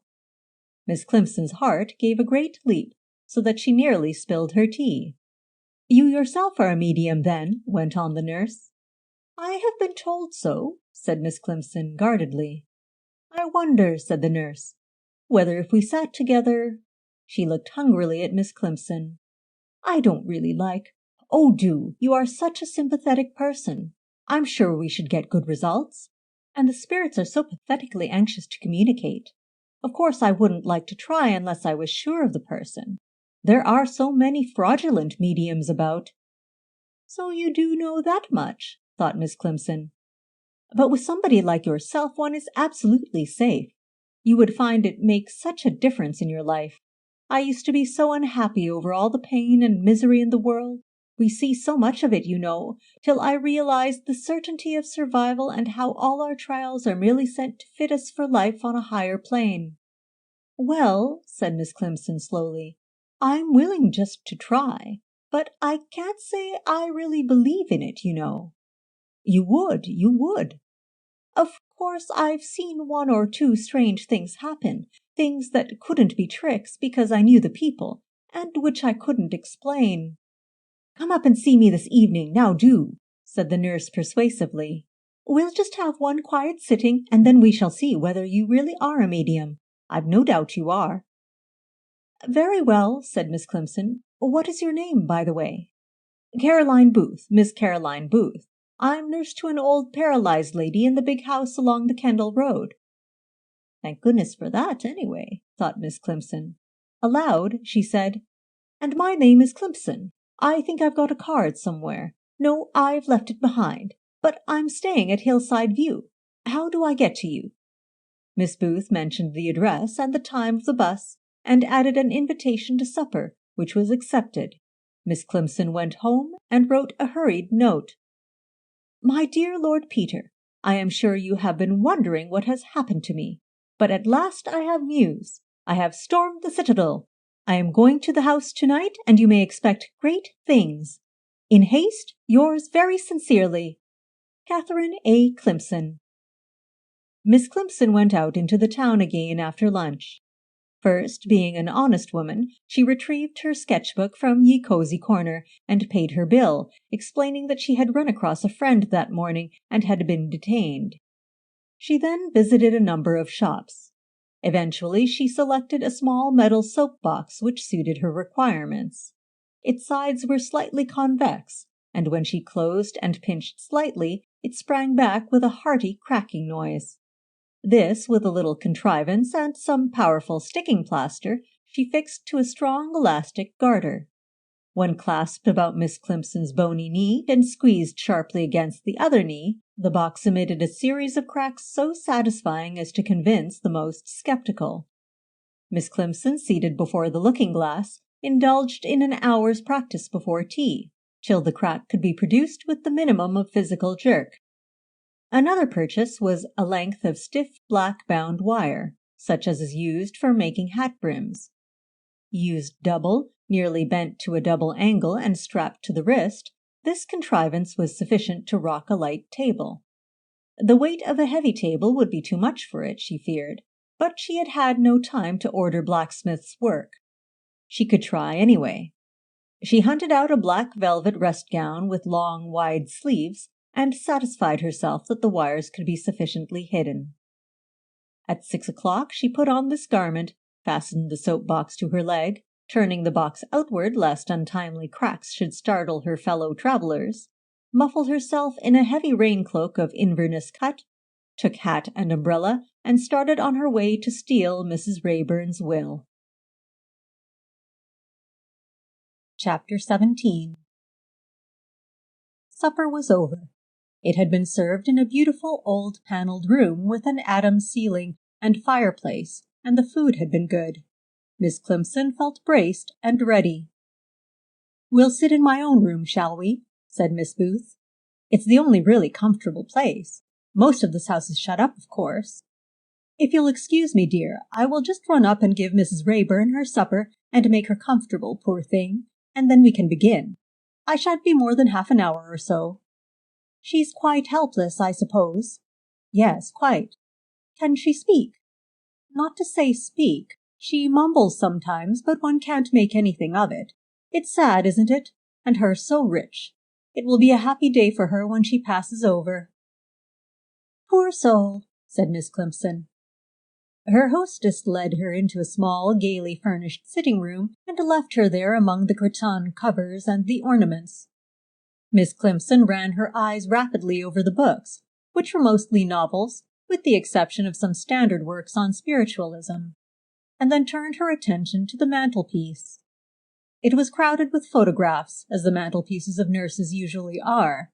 Conspicuous among hospital groups and portraits inscribed, "From your grateful patient," was a cabinet photograph of a gentleman in the dress and moustache of the 90s, standing beside a bicycle, apparently upon a stone balcony in mid-air, with a distant view over a rocky gorge. The frame was silver, heavy, and ornate. "Too young for a father," said Miss Climpson, as she turned it over and pulled back the catch of the frame. "Either sweetheart or favourite brother. My dearest Lucy from her ever-loving Harry. Not a brother, I fancy.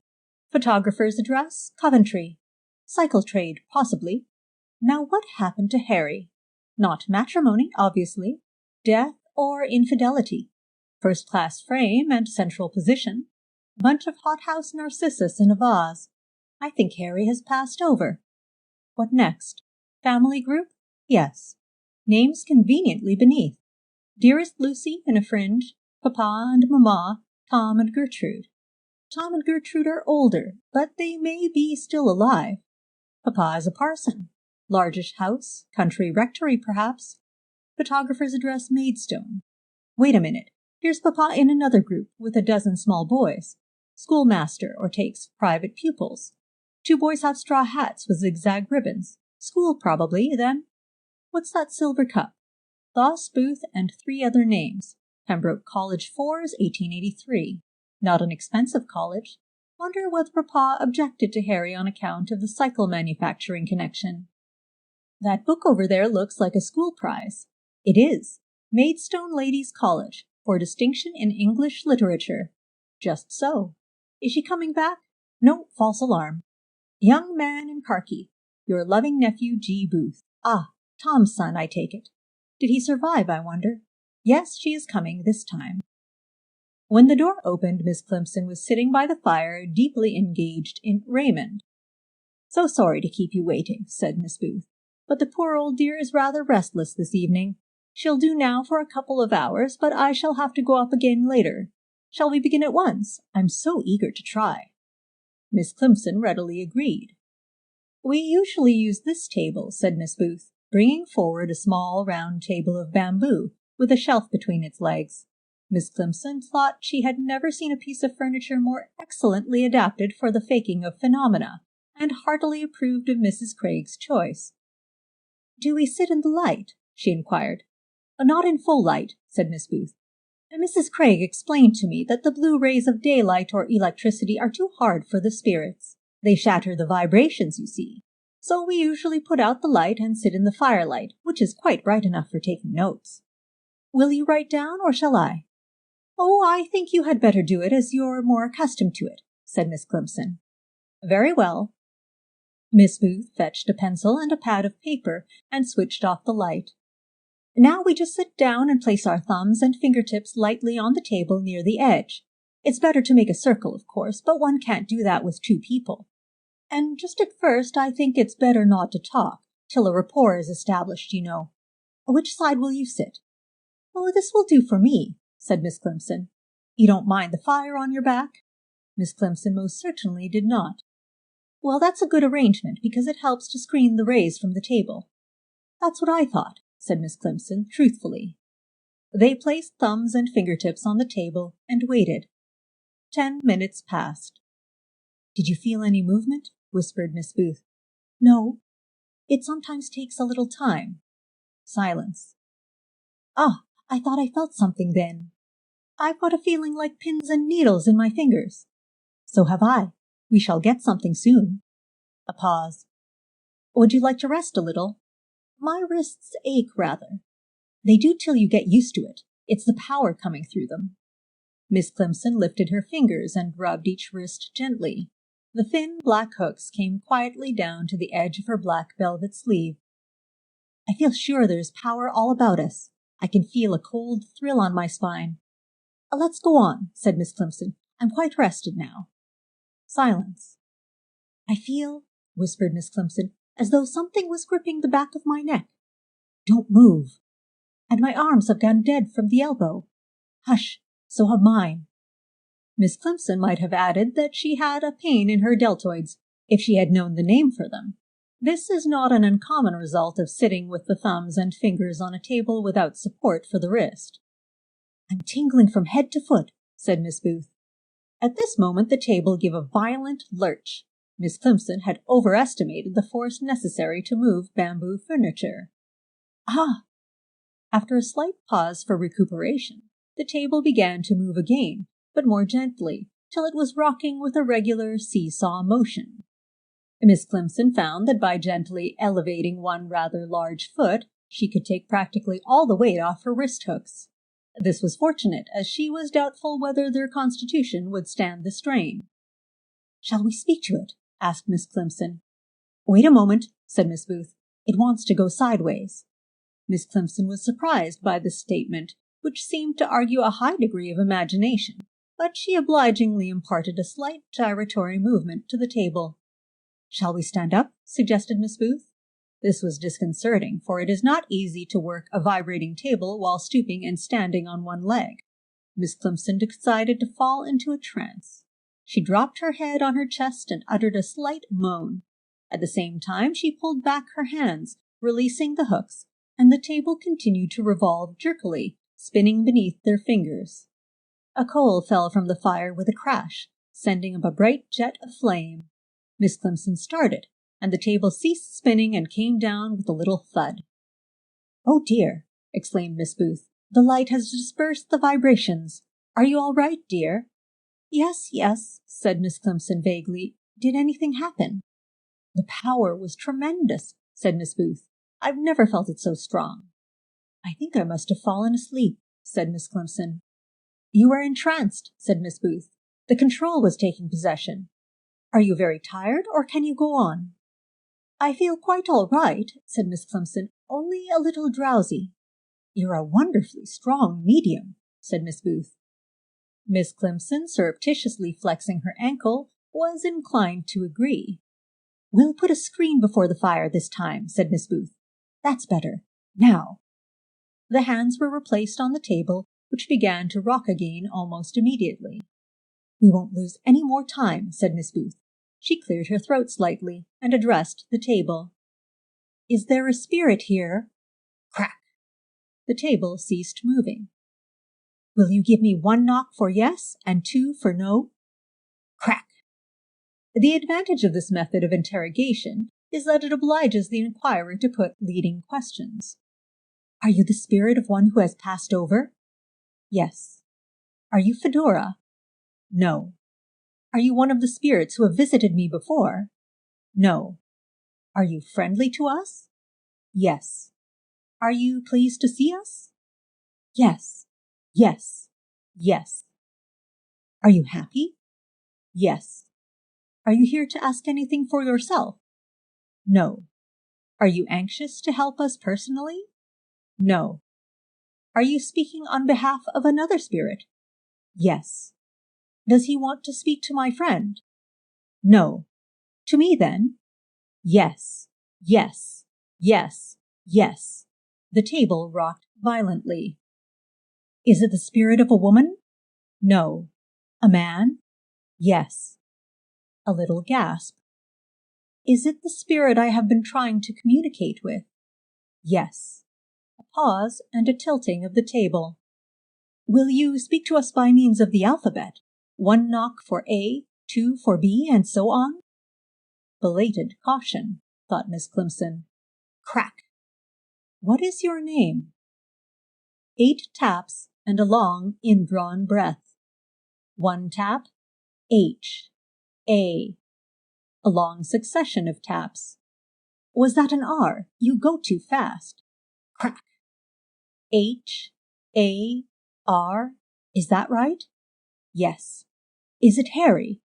Yes, yes, yes. "Oh, Harry, at last, how are you? Are you happy?" "Yes, no, lonely." "It wasn't my fault, Harry." "Yes, weak." "Ah, but I had my duty to think of. Remember who came between us." "Yes, F, A, T, H, E." "No, no, Harry, it was A, D," concluded the table triumphantly. "How can you speak so unkindly?" "Love comes first." "I know that now, but I was only a girl. Won't you forgive me now?" "All forgiven. Mother forgiven, too." "I'm so glad. What do you do where you are, Harry?" "Wait. Help. Atone." "Have you any special message for me?" "Go to Coventry." Here the table became agitated. This message seemed to overwhelm the seeker. "Oh, it really is you, Harry. You haven't forgotten the dear old joke. Tell me." The table showed great signs of excitement at this point and poured out a volley of unintelligible letters. "What do you want?" "G, G, G." "It must be somebody else interrupting," said Miss Booth. "Who is that, please?" "G, E, O, R, G, E." Very rapidly. "George? I don't know any George except Tom's boy. Has anything happened to him, I wonder?" "Ha, ha, ha. Not George Booth, George Washington." "George Washington?" "Ha, ha." The table became convulsively agitated, so much so that the medium seemed hardly able to hold it. Miss Booth, who had been noting down the conversation, now put her hands back on the table, which stopped capering and began to rock. "Who is here now?" "Pongo." "Who is Pongo?" "Your control." "Who is that talking just now?" "Bad spirit. Gone now." "Is Harry still there?" "Gone." "Does anybody else want to speak?" "Helen." "Helen who?" "Don't you remember? Maidstone." "Maidstone? Oh, do you mean Ellen Pate?" "Yes, Pate." "Fancy that! Good evening, Ellen. How nice to hear from you." "Remember row?" "Do you mean the big row in the dormitory?" "Kate bad girl." "No, I don't remember Kate except Kate Hurley. You don't mean her, do you?" "Naughty Kate. Lights out." "Oh, I know what she's trying to say. The cakes after lights were out." "That's right." "You still spell badly, Ellen." Miss. Mississippi? Haven't you learnt it yet?" "Funny." "Are there many of our class where you are?" "Alice and Mabel. Send love." "How sweet of them. Give them my love, too." "Yes, all love. Flowers. Sunshine. What do you—" "P," said the table impatiently. "Is that Pongo again?" "Yes. Tired." "Do you want us to stop?" "Yes. Another time." "Very well. Good night." "Good night." The medium leaned back in her chair with an air of exhaustion which was perfectly justified. It is very tiring to rap out letters of the alphabet, and she was afraid the soap-box was slipping. Miss Booth turned on the light. "That was wonderful," said Miss Booth. "Did you get the answers you wanted?" "Yes, indeed. Didn't you hear them?" "I didn't follow it all," said Miss Climpson. "It is a little difficult, counting, till you're used to it. You must be dreadfully tired. We'll stop now and make some tea, and next time perhaps we could use the Ouija. It doesn't take nearly so long to get the answers with that." Miss Climpson considered this.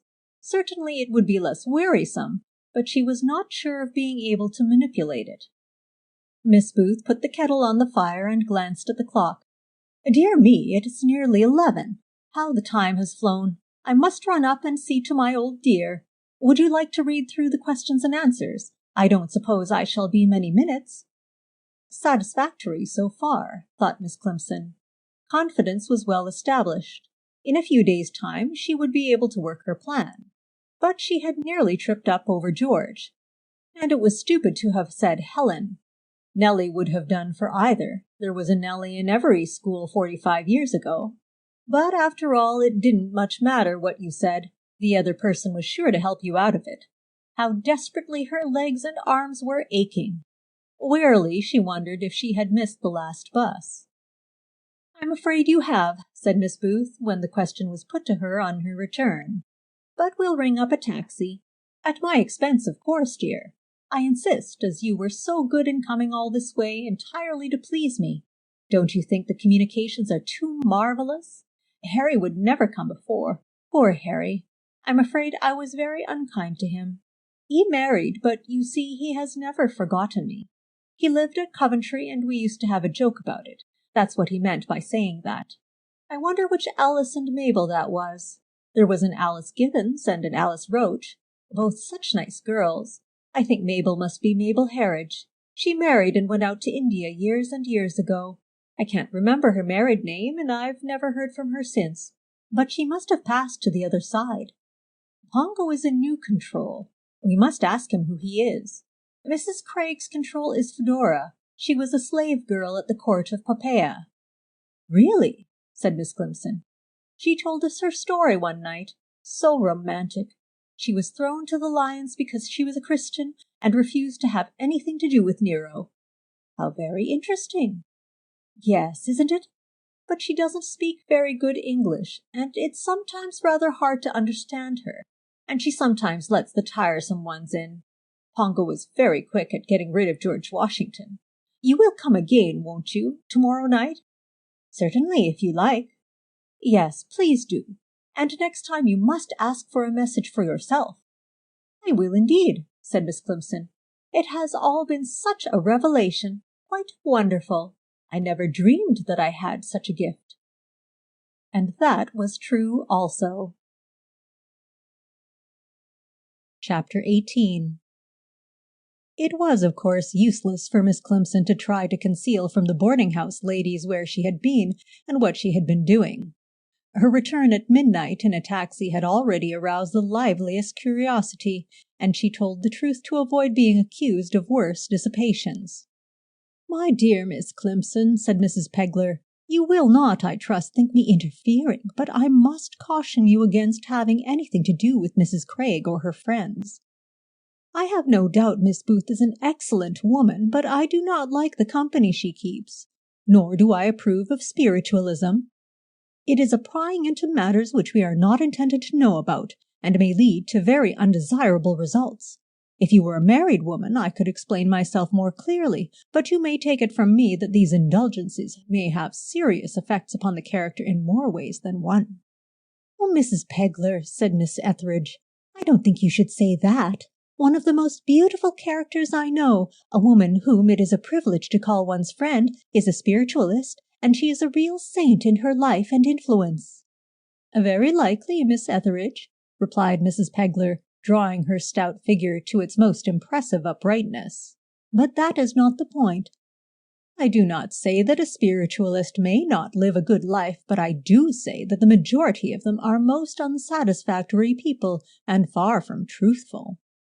I have happened to meet with a number of so-called mediums in the course of my life," agreed Miss Tweele acidly, "and all of them, without any exception, were people I would not have trusted any further than I could see them, if as far."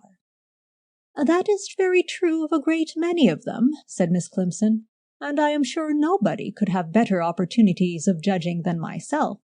But I think and hope that some of them are at least sincere, if mistaken in their claims.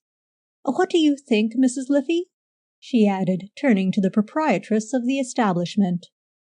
"Well," said Mrs. Liffey, obliged in her official capacity to agree as far as possible with all parties, "I must say from what I have read, and that is not a great deal, for I have little time for reading, still I think there is a certain amount of evidence to show that in certain cases and under strictly safeguarded conditions, there is possibly some foundation of truth beneath the spiritualist's claims.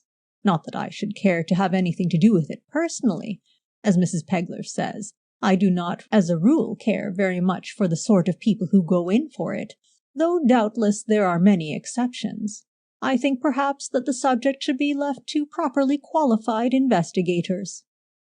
"There I agree with you," said Mrs. Pegler. "No words can express the disgust I feel at the intrusion of women like this Mrs. Craig into realms that should be sacred to us all. Imagine, Miss Climpson, that that woman, whom I do not know and have no intention of knowing, actually had the impertinence once to write to me and say that she had received a message at one of her séances, as she calls them, purporting to come from my dear husband. I cannot tell you what I felt. To have the General's name actually brought up in public in connection with such wicked nonsense. And of course it was the purest invention, for the General was the last man to have anything to do with goings-on. Pernicious poppycock, he used to call it, in his bluff military way. And when it came to telling me, his widow, that he had come to Mrs. Craig's house and played the accordion and asked for special prayers to deliver him from a place of punishment, I could only look on it as a calculated insult. The General was a regular church-goer and entirely opposed to prayers to the dead or anything popish. And as to being in any undesirable place, he was the best of men, even if he was a little abrupt at times. As for accordions, I hope wherever he is, he has something better to do with his time." "A most shameful business," said Miss Tweele. "Who is this Mrs. Craig?" asked Miss Climpson. "Nobody knows," said Mrs. Pegler ominously. "She is said to be a doctor's widow," said Mrs. Liffey.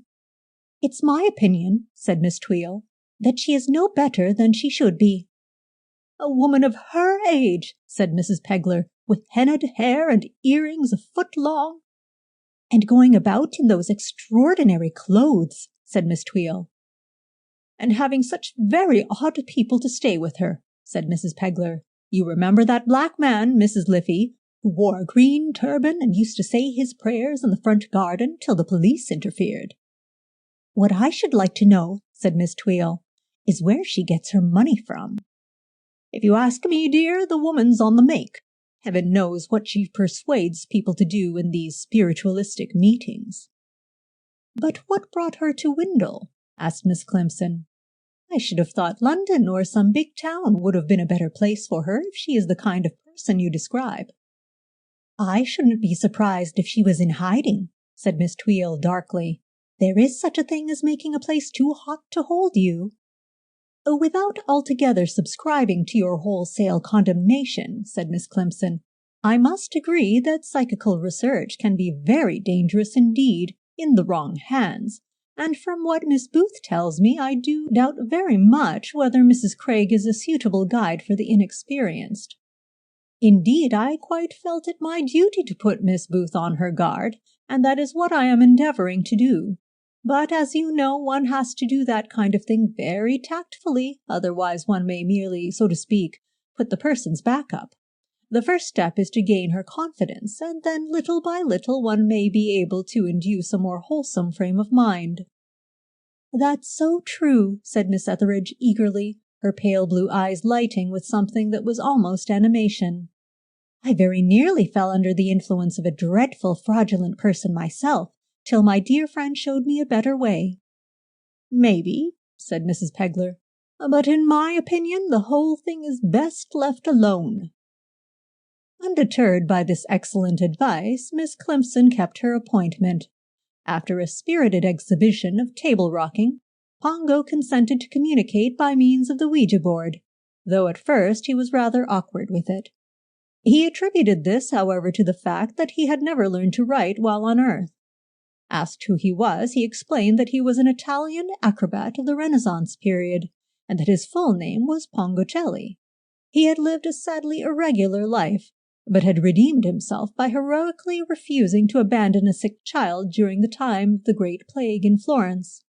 He had caught the plague and died of it, and was now working out the period of probation for his sins by serving as guide and interpreter to other spirits. It was a touching story, and Miss Climpson was rather proud of it.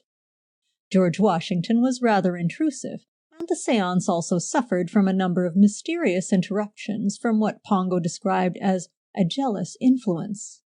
Nevertheless, Harry reappeared and delivered some consolatory messages, and there were further communications from Mabel Harridge, who gave a vivid description of her life in India. On the whole, and taking the difficulties into account, a successful evening. On Sunday there was no séance, owing to the revolt of the medium's conscience. Miss Climpson felt that she really could not bring herself to do it. She went to church instead, and listened to the Christmas message with a distracted mind. On Monday, however, the two inquirers again took their seats about the bamboo table, and the following is the report of the séance, as noted down by Miss Booth. 7:30 p.m. On this occasion proceedings were begun at once with the Ouija board. After a few minutes, a loud succession of raps announced the presence of a control. Question. Good evening. Who is that? Answer. Pongo here. Good evening. Heaven bless you. Q. We are very glad to have you with us, Pongo. A. Good. Very good. Here we are again. Q. Is that you, Harry? A. Yes, only to give my love. Such a crowd. Q. The more the better. We are glad to meet all our friends. What can we do for you? A. Attend. Obey the spirits. Q. We will do all we can if you will tell us what to do. A. Boil your heads. Q. Go away, George. We don't want you. A. Get off the line, silly. Q. Pongo, can't you send him away? Here the pencil drew the sketch of an ugly face. Q. Is that your portrait? A. That's me. G.W. Ha ha. The pencil zigzagged violently and drove the board right over the edge of the table. When it was replaced, it started to write in the hand we associate with Pongo. A. I have sent him away. Very noisy tonight. F. Jealous and sends him to disturb us. Never mind. Pongo more powerful. Q. Who do you say is jealous? A. Never mind. Bad person. Maladetta. Q. Is Harry still there? A. No. Other business. There is a spirit here who wishes your help. Q. Who is it? A. Very hard. Wait. The pencil made a series of wide loops. Q. What letter is that? A. Silly. Don't be impatient. There is difficulty. I will try again. The pencil scribbled for a few minutes and then wrote a large C. Q. We have got the letter C. Is that right? Answer. C. C. C. Question. We have got C. Answer. C. R. E. Here there was another violent interruption. A. In Pongo's writing. She is trying, but there is much opposition. Think helpful thoughts. Q. Would you like us to sing a hymn? A. Pongo again, very angry. Stupid. Be quiet. Here the writing changed again. M. O. Question. Is that part of the same word? Answer. R. N. A. Question. Do you mean Cremorna? A. In the new writing. Cremorna, Cremorna, through, glad, glad, glad.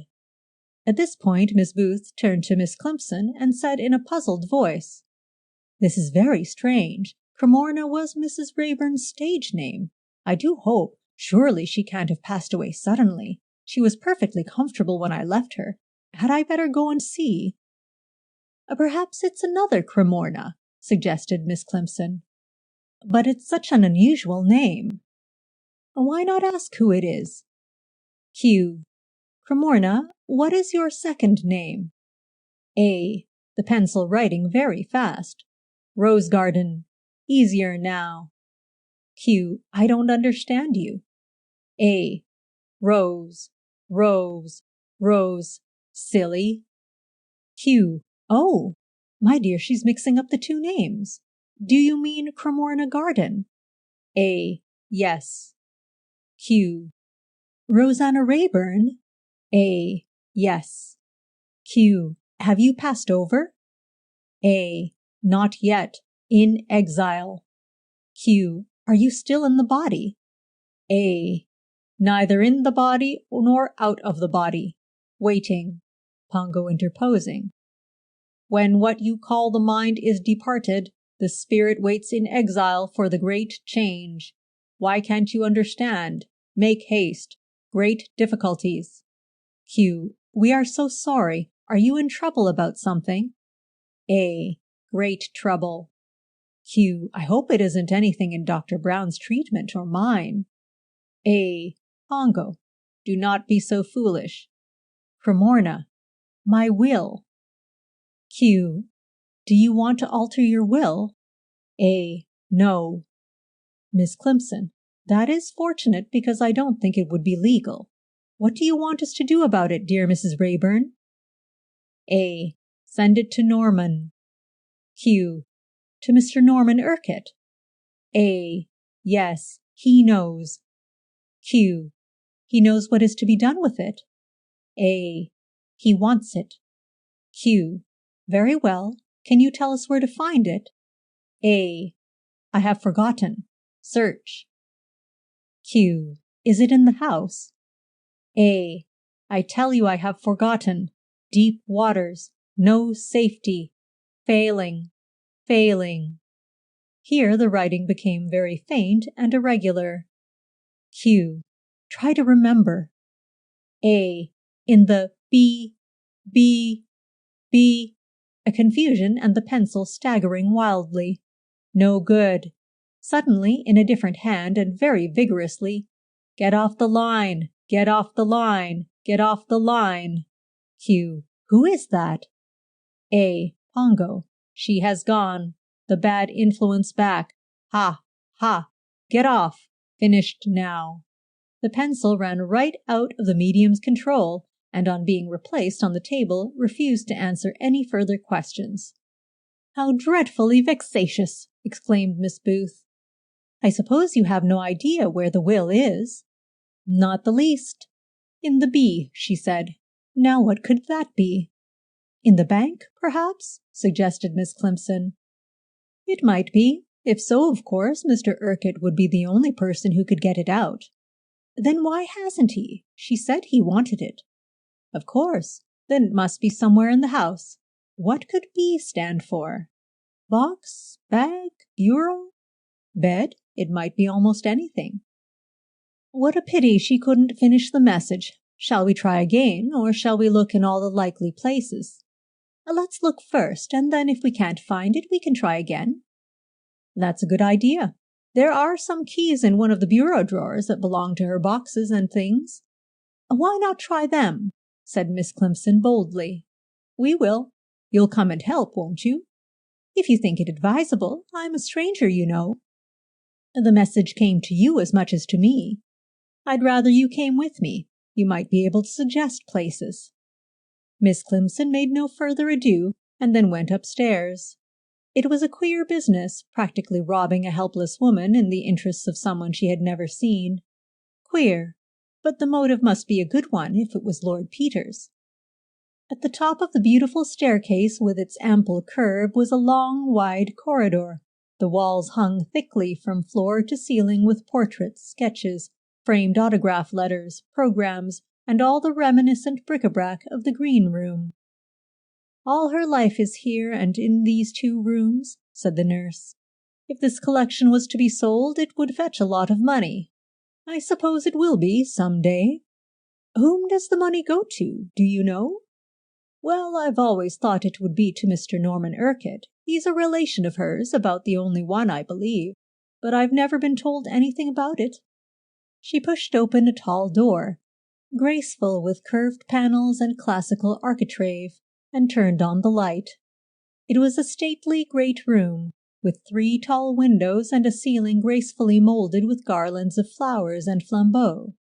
The purity of its lines was, however, defaced and insulted by a hideous rose-trellised wallpaper, and heavy plush curtains of a hot crimson with thick gold fringes and ropes, like the drop curtain of a Victorian playhouse. Every foot of space was crammed thick with furniture, buhl cabinets incongruously jostling mahogany chiffoniers, what-not tables strewn with ornaments cuddling the bases of heavy German marbles and bronzes, lacquer screens, Sheraton bureaux, Chinese vases, alabaster lamps, chairs, ottomans of every shape, color, and period, clustered thick as plants wrestling for existence in a tropical jungle.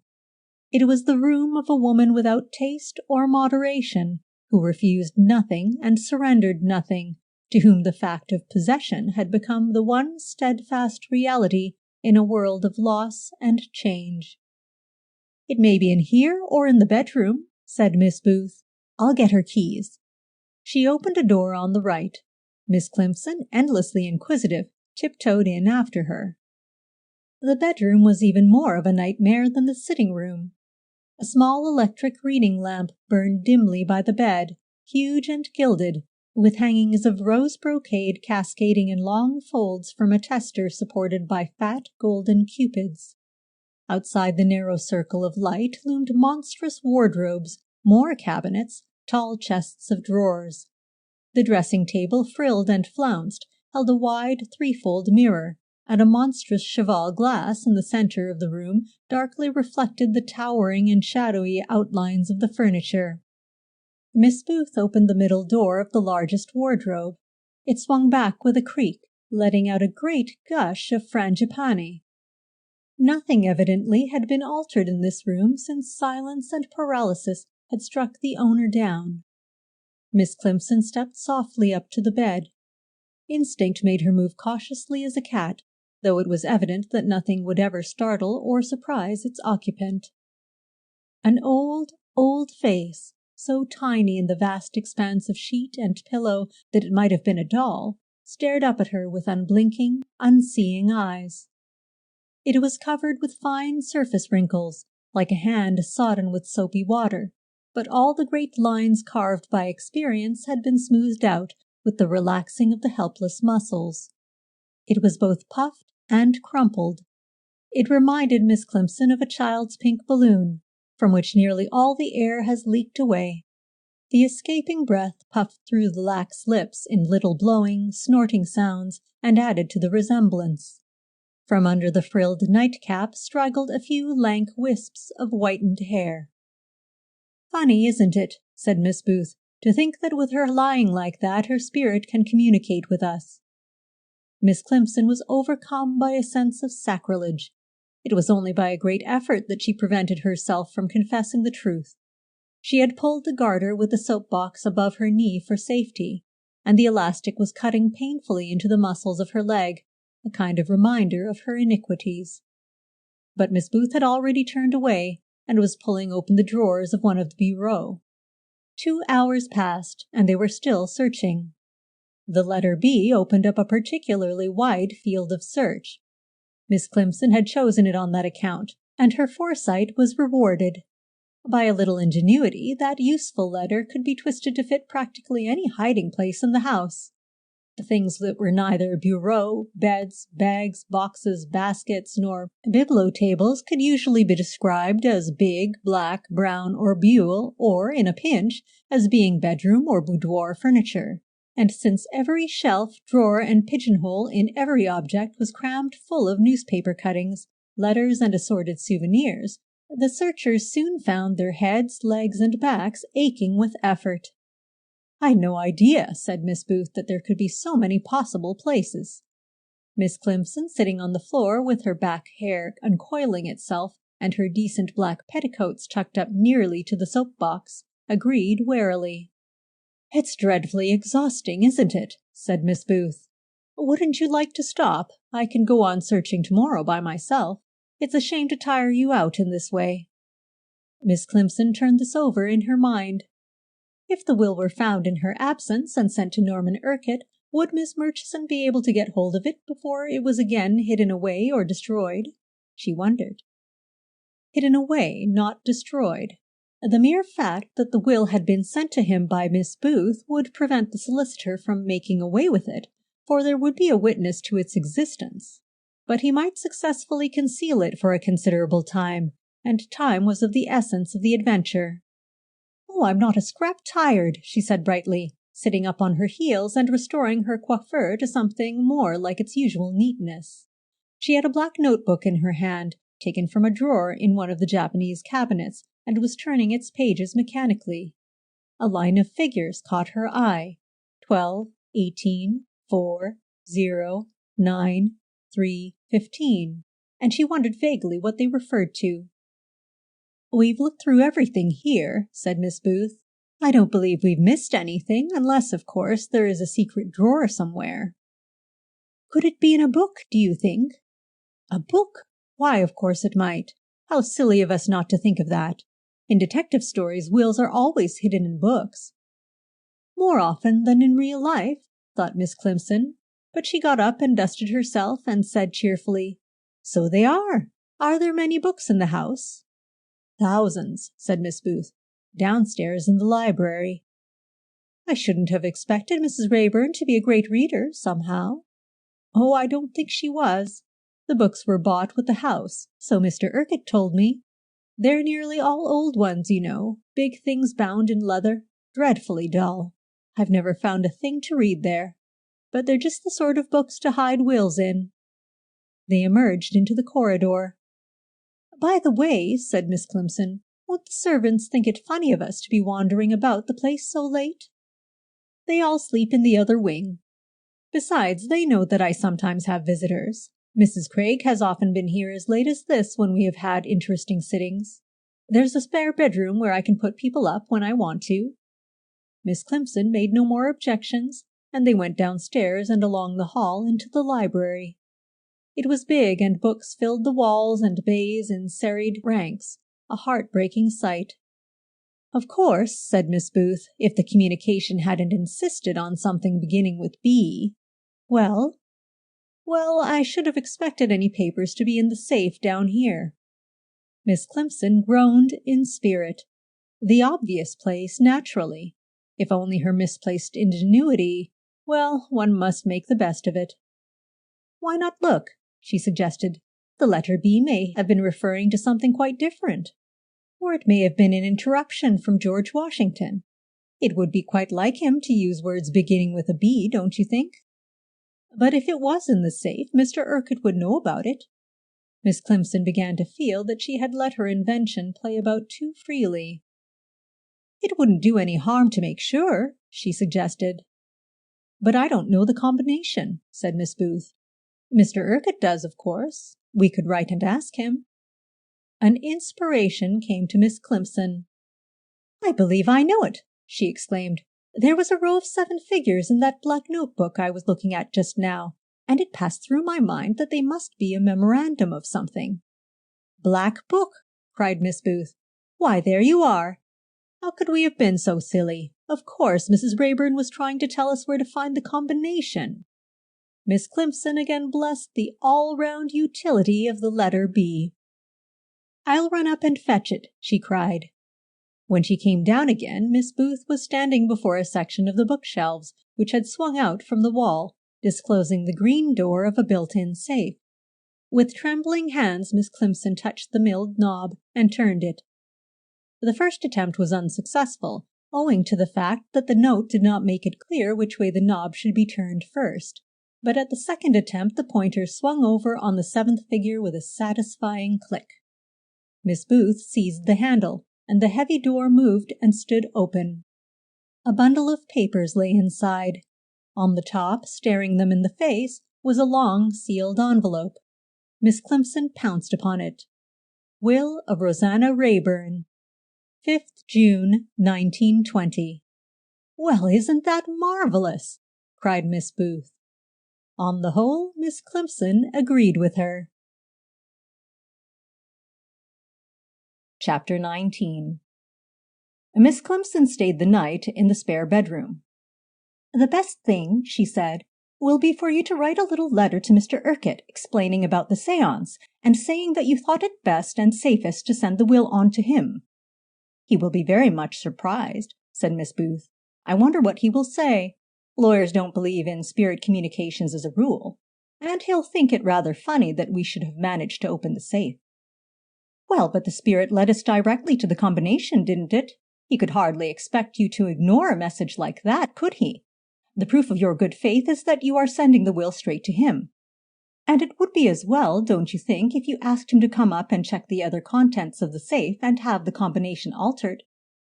Wouldn't it be better if I kept the will and asked him to come for it?" "But perhaps he requires it urgently." "Then why hasn't he been to fetch it?"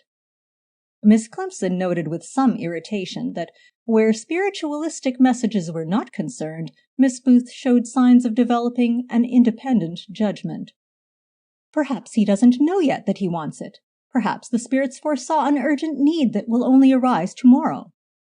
"Oh yes, that's quite likely. If only people would avail themselves more fully of the marvelous guidance given to them, so much might be foreseen and provided for.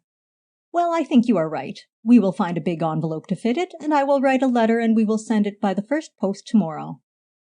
"It had better be registered," said Miss Climpson. "If you will entrust it to me, I will take it down to the post office first thing." "Will you? That will be a great relief to my mind."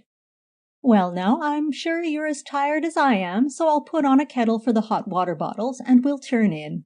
Will you make yourself comfy in my sitting room? I've only got to put the sheets on your bed." "What? No, indeed, I can do it in a moment.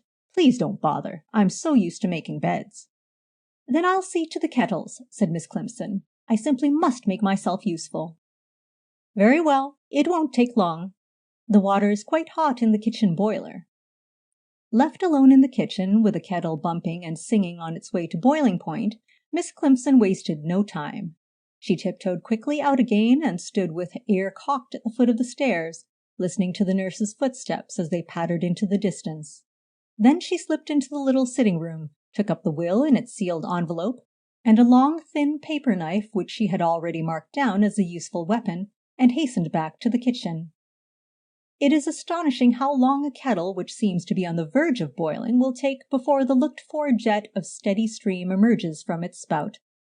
Delusive little puffs and deceptive pauses in the song tantalize the watcher interminably. It seemed to Miss Climpson that there would have been time to make 20 beds before the kettle boiled that evening. But even a watched pot cannot absorb heat forever. After what appeared to be an hour, but was actually about 7 minutes, Miss Climpson, guilty and furtive, was holding the flap of the envelope before the scalding steam. "I mustn't hurry," said Miss Climpson. "Oh, blessed saints, I mustn't hurry, or I shall tear it." She slipped the paper knife under the flap. It lifted. It opened cleanly, just as Miss Booth's step resounded in the passage. Miss Climpson adroitly dropped the paper knife behind the stove and thrust the envelope, with the flap doubled back to prevent it from resticking itself, behind a dish cover on the wall. "The water's ready," she cried blithely. "Where are the bottles?"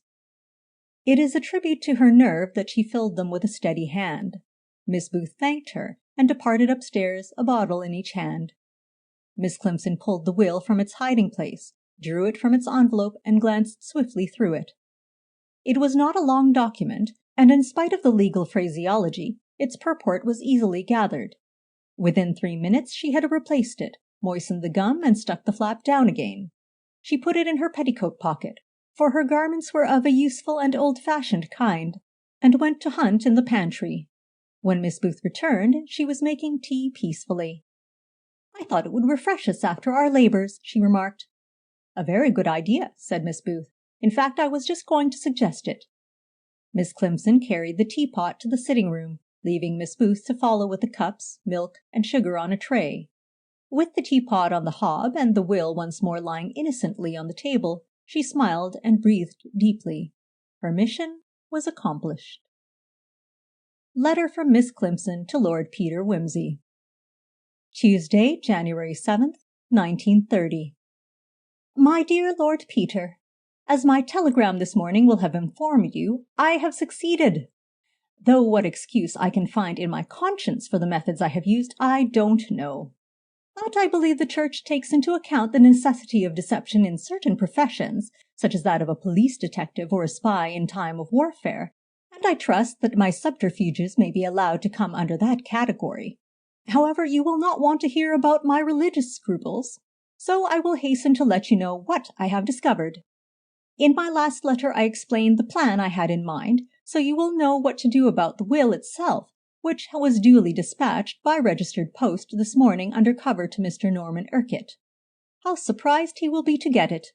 Miss Booth wrote an excellent covering letter, which I saw before it went, which explains the circumstances and mentions no names. I have wired to Miss Murchison to expect the package, and I hope that when it comes she will contrive to be present at the opening, so as to constitute yet another witness to its existence. In any case, I should not think he would venture to tamper with it. Perhaps Miss Murchison may be able to investigate it in detail, which I had not time to do. It was all most adventurous, and I am looking forward to telling you all about it when I come back. But in case she is not able to do so, I will give you the rough outline. The property consists of real estate, the house and grounds, and a personalty. Am I not good at legal terms? Which I am not able to calculate exactly, but the gist of it all is this. The real estate is left to Philip Boys, absolutely. £50,000 is left to Philip Boys also, in cash. The remainder, is not this called the residue, is left to Norman Urquhart, who is appointed sole executor. There are a few small legacies to stage charities, of which I did not manage to memorize any particulars. There is a special paragraph explaining that the greater part of the property is left to Philip Boys, in token that the testatrix forgives the ill treatment meted out to her by his family, for which he was not responsible. The date of the will is 5th June 1920, and the witnesses are Ava Gubbins, housekeeper, and John Briggs, gardener. I hope, dear Lord Peter, that this information will be enough for your purpose. I had hoped that even after Miss Booth had enclosed the will in a covering envelope, I might be able to take it out and peruse it at leisure, but unfortunately she sealed it for greater security with Mrs. Rayburn's private seal, which I had not sufficient dexterity to remove and replace, though I understand it is possible to do so with a hot knife. You will understand that I cannot leave Windle just yet. It would look so odd to do so immediately after this occurrence. Besides, I am hoping in a further series of sittings to warn Miss Booth against Mrs. Craig and her control fedora, as I am quite sure that this person is quite as great a charlatan as I am, and without my altruistic motives. So you will not be surprised if I am away from town for, say, another week? I am a little worried about the extra expense of this, but if you do not think it justified for the sake of safety, let me know, and I will alter my arrangements accordingly. Wishing you all success, dear Lord Peter. Most sincerely yours, Catherine A. Climpson. P.S. I managed to do the job very nearly within the stipulated week, you see. I am so sorry it was not quite finished yesterday, but I was so terrified of spoiling the whole thing by rushing it. Bunter, said Lord Peter, looking up from his letter, I knew there was something fishy about that will. Yes, my lord. There is something about wills which brings out the worst side of human nature. People who under ordinary circumstances are perfectly upright and amiable go as curly as corkscrews and foam at the mouth whenever they hear the words I devise and bequeath. And that reminds me, a spot of champagne in a silver tankard is no bad thing to celebrate on. Get up a bottle of the Pommery and tell Chief Inspector Parker I should be glad of a word with him.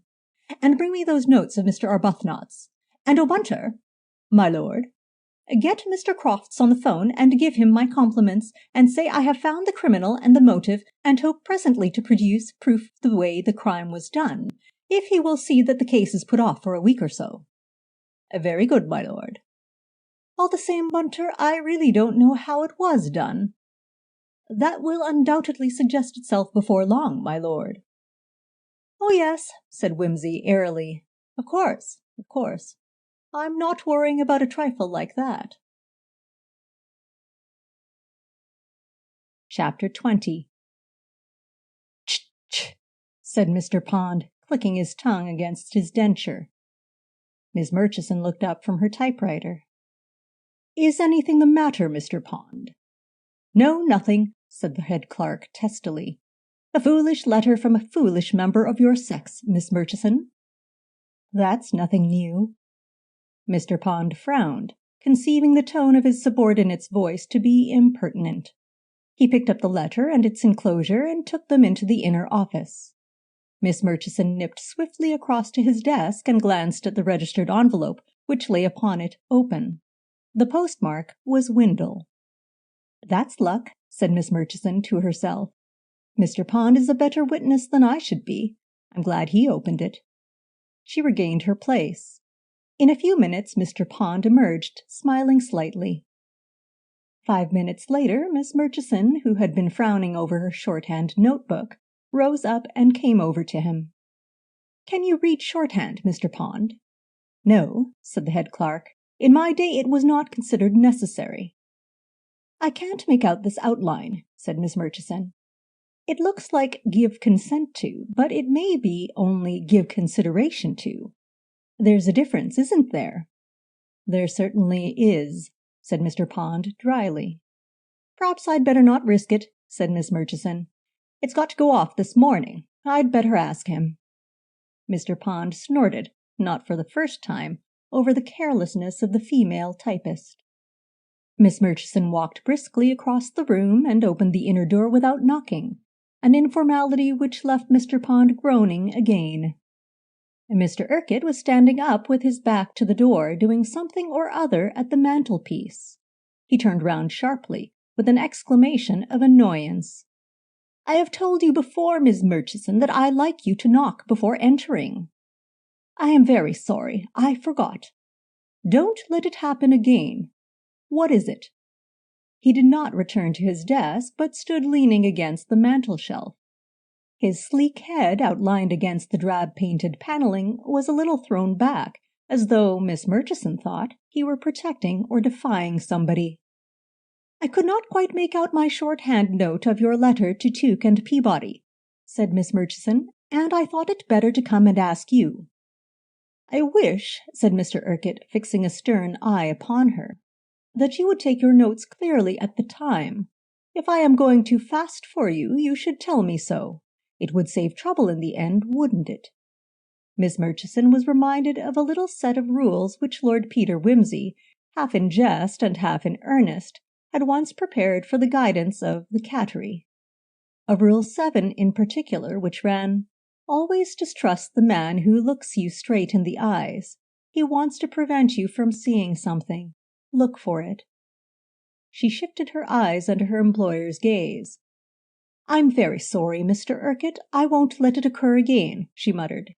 There was a curious dark line at the edge of the paneling, just behind the solicitor's head, as though the panel did not quite fit its frame. She had never noticed it before. "Well, now, what is the trouble?" Miss Murchison asked her question, got her answer, and retired. As she went, she cast a glance over the desk. The will was not there. She went back and finished her letters. When she took them in to be signed, she seized the opportunity to look at the paneling again.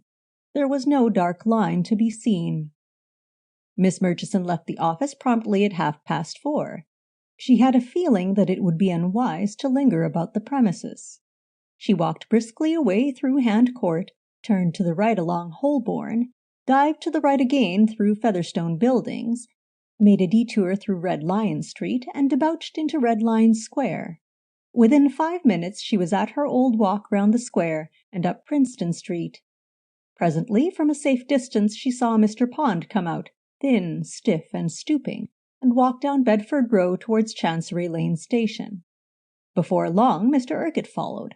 He stood a moment on the threshold, glancing to left and right, then came straight across the street towards her. For a moment she thought he had seen her, and she dived hurriedly behind a van that was standing at the curb. Under its shelter she withdrew to the corner of the street, where there was a butcher's shop, and scanned a windowful of New Zealand lamb and chilled beef. Mr. Urquhart came nearer. His steps grew louder, then paused. Miss Murchison glued her eyes on a round of meat, marked 4½ pounds, 3s. 4d. A voice said, "Good evening, Miss Murchison. Choosing your supper chop?" "Oh, good evening, Mr. Urquhart. Yes, I was just wishing that Providence had seen fit to provide more joints suitable for single people." "Yes, one gets tired of beef and mutton." "And pork is apt to be indigestible." "Just so. Well, you should cease to be single, Miss Murchison." Miss Murchison giggled. "But this is so sudden, Mr. Urquhart." Mr. Urquhart flushed under his curious freckled skin. "Good night," he said abruptly and with extreme coldness. Miss Murchison laughed to herself as he strode off. "Thought that would settle him. It's a great mistake to be familiar with your subordinates. They take advantage of you." She watched him out of sight on the far side of the square, then returned along Princeton Street, crossed Bedford Row, and re-entered the office building. The charwoman was just coming downstairs. "Well, Mrs. Hodges, it's me again. Do you mind letting me in? I've lost a pattern of silk. I think I must have left it in my desk or dropped it on the floor. Have you come across it?" "No, miss, I ain't done your office yet." "Then I'll have a hunt round for it. I want to get up to Burns before 6:30. It's such a nuisance." "Yes, miss, and such a crowd always with the buses and things. Here you are, miss." She opened the door and Miss Murchison darted in. "Shall I help you to look for it, miss?" "No, thank you, Mrs. Hodges. Please don't bother. I don't expect it's far off." Mrs. Hodges took up a pail and went to fill it at a tap in the backyard. As soon as her heavy steps had ascended again to the first floor, Miss Murchison made for the inner office. "I must and will see what's behind that paneling." The houses in Bedford Row are Hogarthian in type, tall, symmetrical, with the glamour of better days upon them. The panels in Mr. Urquhart's room, though defaced by many coats of paint, were handsomely designed, and over the mantelpiece ran a festoon of flowers and fruit, rather florid for the period, with a ribbon and basket in the center. If the panel was controlled by a concealed spring, The boss that moved it was probably to be found among this decorative work. Pulling a chair to the fireplace, Miss Murchison ran her fingers quickly over the festoon, pushing and pressing with both hands, while keeping her ear cocked for intruders. This kind of investigation is easy for experts, but Miss Murchison's knowledge of secret hiding places was only culled from sensational literature. She could not find the trick of the thing. After nearly a quarter of an hour, she began to despair. Thump, thump, thump. Mrs. Hodges was coming downstairs. Miss Murchison sprang away from the paneling so hastily that the chair slipped, and she had to thrust hard at the wall to save herself. She jumped down, restored the chair to its place, glanced up, and saw the panel standing wide open. At first she thought it was a miracle, but soon realized that in slipping she had thrust sideways at the frame of the panel. A small square of woodwork had slipped away sideways and exposed an inner panel with a keyhole in the middle. She heard Mrs. Hodges in the outer room, but she was too excited to bother about what Mrs. Hodges might be thinking. She pushed a heavy chair across the door so that nobody could enter without noise and difficulty. In a moment Blindfold Bill's keys were in her hand. How fortunate that she had not returned them! How fortunate, too, that Mr. Urquhart had relied on the secrecy of the panel and had not thought it worth while to fit his cash with a patent lock. A few moments' quick work with the keys, and the lock turned. She pulled the little door open. Inside was a bundle of papers. Miss Murchison ran them over, at first quickly, then again with a puzzled face. Receipts for securities, share certificates, Megatherium Trust. Surely the names of those investments were familiar. Where had she... Suddenly Miss Murchison sat down, feeling quite faint, the bundle of papers in her hand.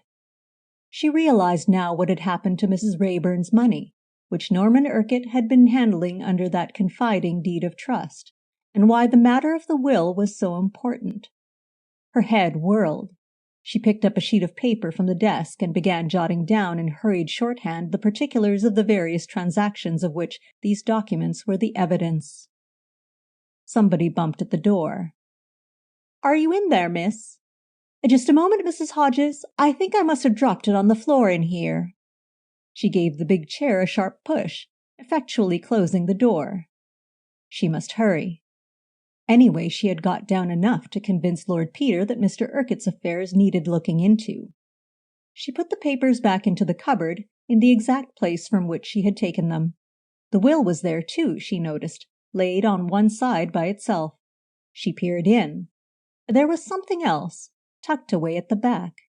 She thrust her hand in and pulled the mysterious object out. It was a white paper packet, labeled with the name of a foreign chemist. The end had been opened and tucked in again.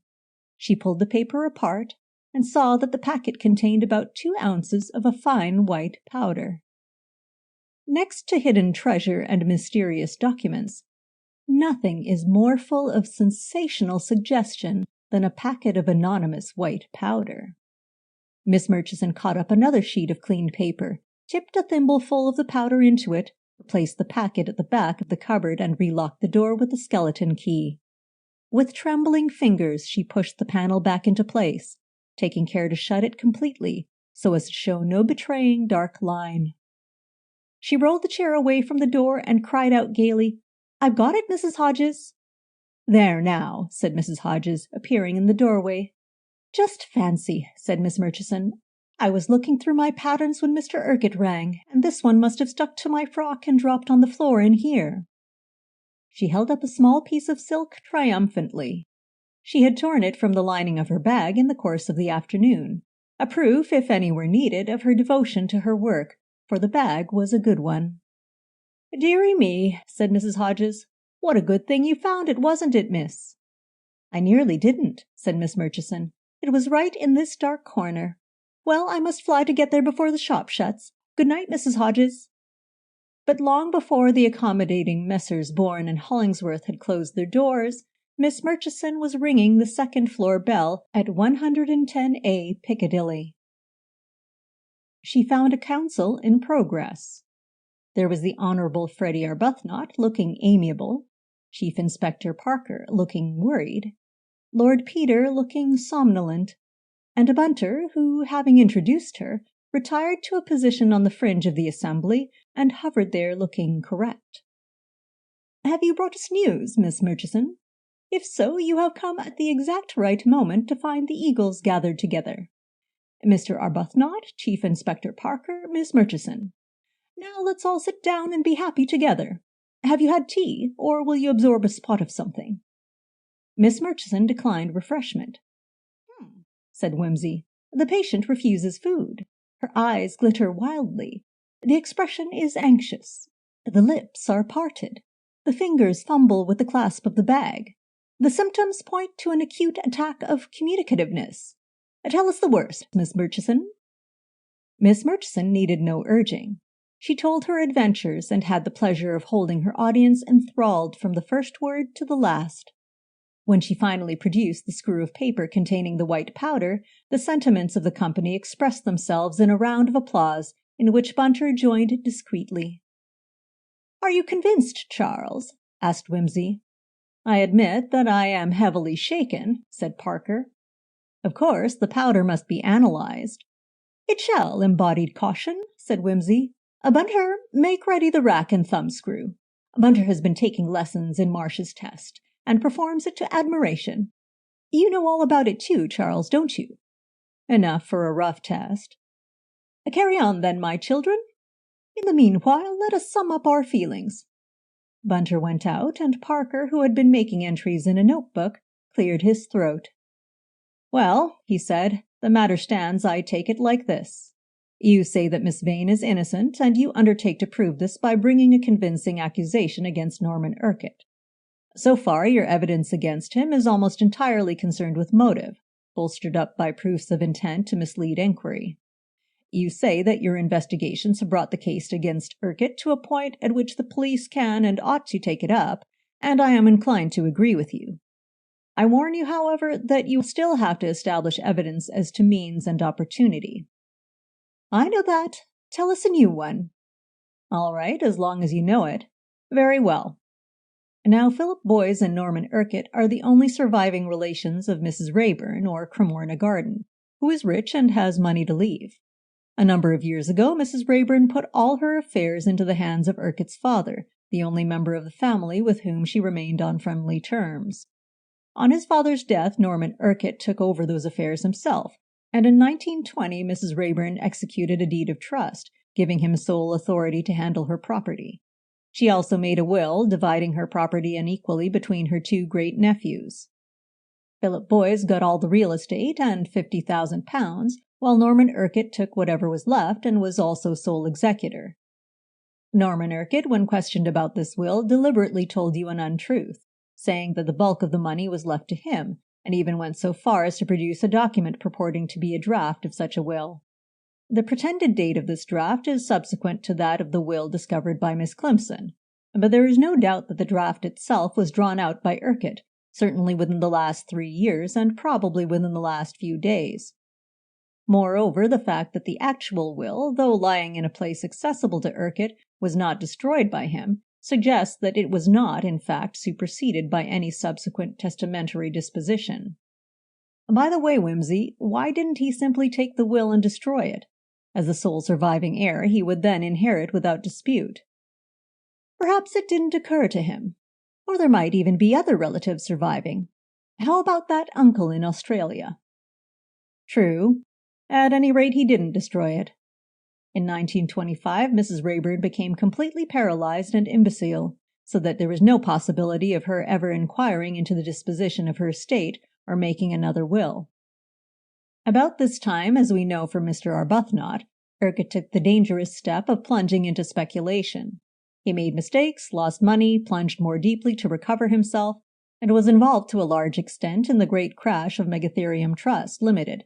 He certainly lost far more than he could possibly afford, and we now find from Miss Murchison's discoveries, of which I must say that I should hate to have to take official notice, that he had been consistently abusing his position as trustee and employing Mrs. Rayburn's money for his private speculations. He deposited her holdings as security for large loans, and embarked the money thus raised in the Megatherium and other wildcat schemes.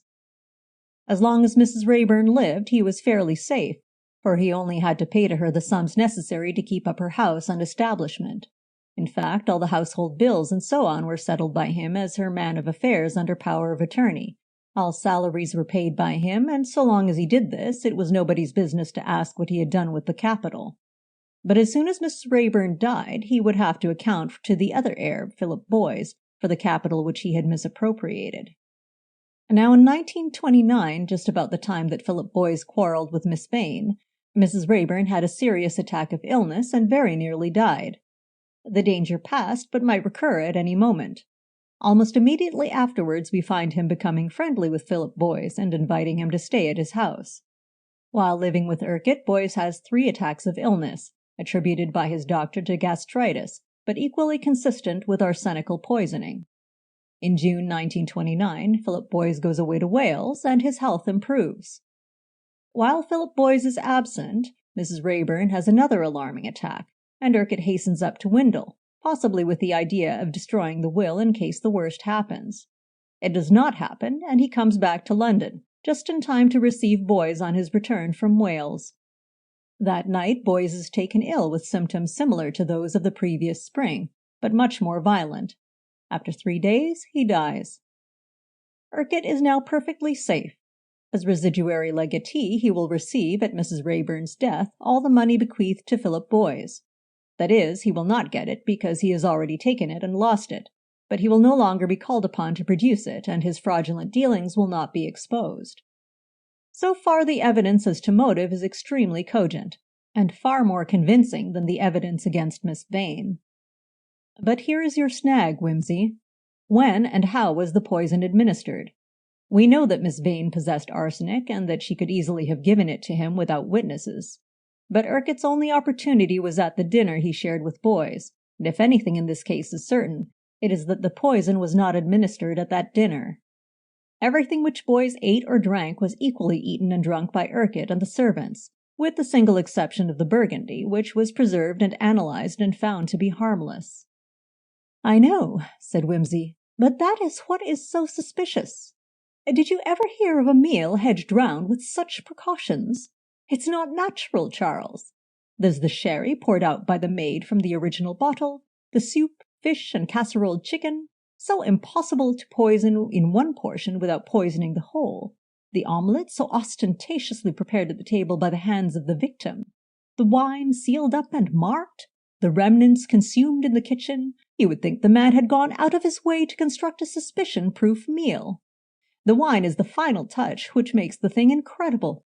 Do you tell me that at the earliest moment, when everybody supposes the illness to be a natural one, and when the affectionate cousin ought to be overwhelmed with anxiety for the sick man, it is natural or believable that an innocent person's mind should fly to accusations of poisoning? If he was innocent himself, then he suspected something. If he did suspect, why didn't he tell the doctor and have the patient's secretions and so on analyzed? Why should he ever have thought of protecting himself against accusation when no accusation had been made, unless he knew that an accusation would be well-founded? And then there's the business about the nurse. Exactly, the nurse did have her suspicions. If he knew about them, he ought to have taken steps to refute them in the proper way. But I don't think he did know about them. I was referring to what you told us today. The police have got in touch with the nurse again, Miss Williams, and she tells them that Norman Urquhart took special pains never to be left alone with the patient, and never to give him any food or medicine, even when she herself was present. Doesn't that argue a bad conscience? You won't find any lawyer or jury to believe it, Peter. Yes, but look here. Doesn't it strike you as funny? Listen to this, Miss Murchison. One day the nurse was doing something or other in the room, and she had got the medicine there on the mantelpiece. Something was said about it, and Boys remarked, "Oh, don't bother, nurse. Norman can give me my dope." Does Norman say, "Right-o, old man," as you or I would? No, he says, "No, I'll leave it to nurse. I might make a mess of it." Pretty feeble, what? Lots of people are nervous about looking after invalids, said Miss Murchison.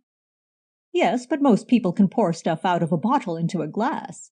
Boys wasn't in extremis. He was speaking quite rationally and all that. I say the man was deliberately protecting himself. Possibly, said Parker. But after all, old man, when did he administer the poison? Probably not at the dinner at all, said Miss Murchison. As you say, the precautions seem rather obvious.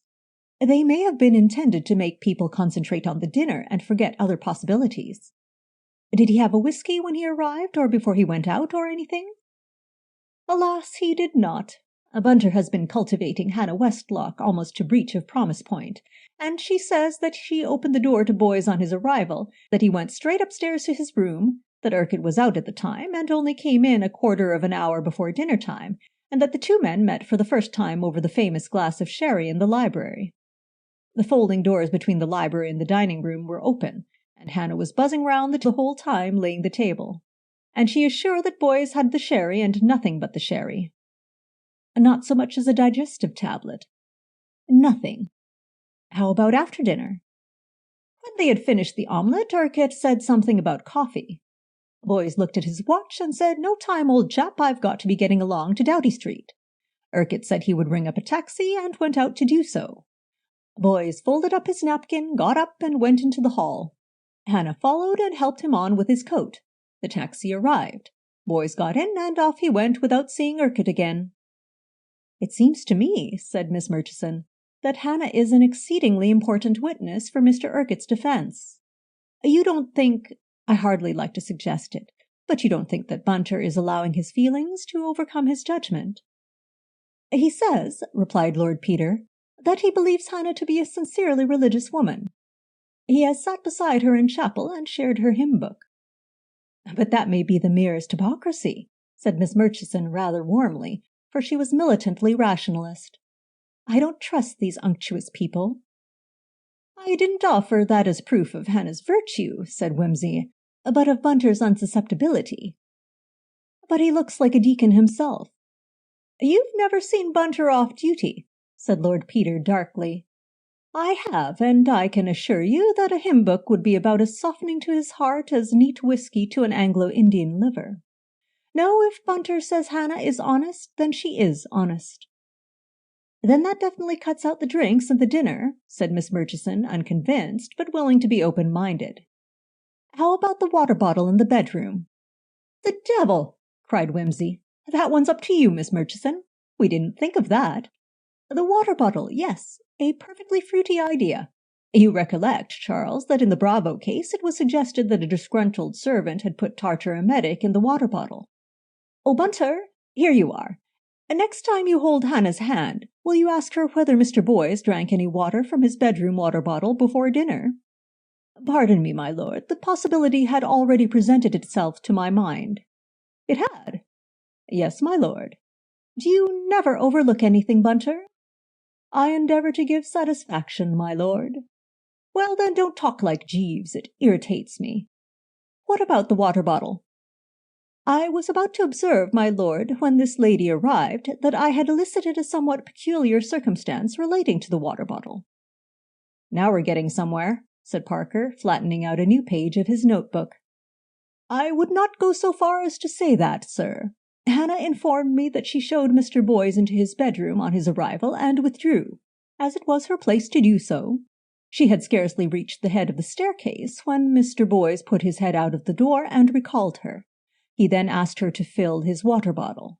She was considerably astonished at this request, since she had a perfect recollection of having previously filled it when she put the room in order." "Could he have emptied it himself?"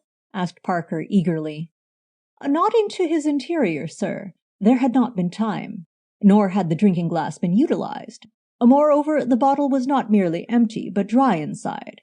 Hannah apologized for the neglect, and immediately rinsed out the bottle and filled it from the tap." "Curious," said Parker, "but it's quite likely she never filled it at all." "Pardon me, sir. Hannah was so much surprised by the episode that she mentioned it to Mrs. Pettikin, the cook, who said that she distinctly recollected seeing her fill the bottle that morning." "Well then," said Parker, "Urquhart or somebody must have emptied it and dried it out. Now, why? What would one naturally do if one found one's water bottle empty?" "Ring the bell," said Wimsey promptly. "Or shout for help," added Parker. "Or," said Miss Murchison, "if one wasn't accustomed to be waited on, one might use the water from the bedroom jug." "Ah, of course, Boyes was used to a more or less bohemian life."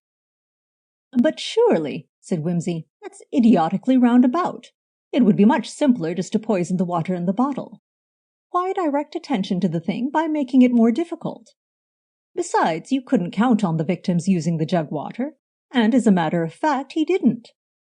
And he was poisoned, said Miss Murchison, so the poison wasn't either in the jug or the bottle. No, I'm afraid there's nothing to be got out of the jug and bottle department. Hollow, hollow, hollow all delight, Tennyson. All the same, said Parker, that incident convinces me. It's too complete somehow. Wimsey's right. It's not natural for a defense to be so perfect. My God, said Wimsey, we have convinced Charles Parker. Nothing more is needed.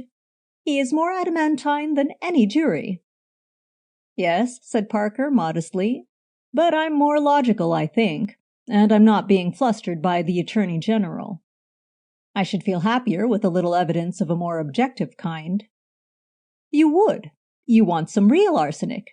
Well, Bunter, what about it? The apparatus is quite ready, my lord. Very good. Let us go and see if we can give Mr. Parker what he wants. Lead and we follow. In a small apartment usually devoted to Bunter's photographic work, and furnished with a sink, a bench, and a Bunsen burner, stood the apparatus necessary for making a Marsh's test of arsenic. The distilled water was already bubbling gently in the flask, and Bunter lifted the little glass tube which lay across the flame of the burner. You will perceive, my lord, he observed, that the apparatus is free from contamination. I see nothing at all, said Freddie. That, as Sherlock Holmes would say, is what you may expect to see when there is nothing there, said Wimsey kindly. Charles, you will pass the water and the flask and the tube, old Uncle Tom, Cobley, and all as being arsenic-free. I will. Wilt thou love, cherish, and keep her, in sickness or in health? Sorry, turned over 2 pages at once. Where's that powder? Miss Murchison, you identify this sealed envelope as being the one you brought from the office, complete with mysterious white powder from Mr. Urquhart's secret hoard? I do. Kiss the book. Thank you. Now then. Wait a sec, said Parker. You haven't tested the envelope separately. That's true. There's always a snag somewhere. I suppose, Miss Murchison, you haven't such a thing as another office envelope about you. Miss Murchison blushed and fumbled in her handbag. Well, there's a little note I scribbled this afternoon to a friend. In your employer's time, on your employer's paper, said Wimsey. Oh, how right Diogenes was when he took his lantern to look for an honest typist. Never mind, let's have it. Who wills the end, wills the means. Miss Murchison extracted the envelope and freed it from the enclosure. Bunter, receiving it respectfully on a developing dish, cut it into small pieces, which he dropped into the flask. The water bubbled brightly, but the little tube still remained stainless from end to end. Does something begin to happen soon? Inquired Mr. Arbuthnot, because I feel this show's a bit lacking in pep, what? If you don't sit still, I shall take you out, retorted Wimsey. Carry on, Bunter, we'll pass the envelope. Bunter accordingly opened the second envelope and delicately dropped the white powder into the wide mouth of the flask. All 5 heads bent eagerly over the apparatus, and presently, definitely, magically, a thin silver stain began to form in the tube where the flame impinged upon it. Second by second it spread and darkened to a deep brownish-black ring with a shining metallic center. Oh, lovely, lovely, said Parker with professional delight. Your lamp's smoking or something, said Freddie. Is that arsenic? Breathed Miss Murchison gently. I hope so, said Wimsey, gently detaching the tube and holding it up to the light. It's either arsenic or antimony. Allow me, my lord.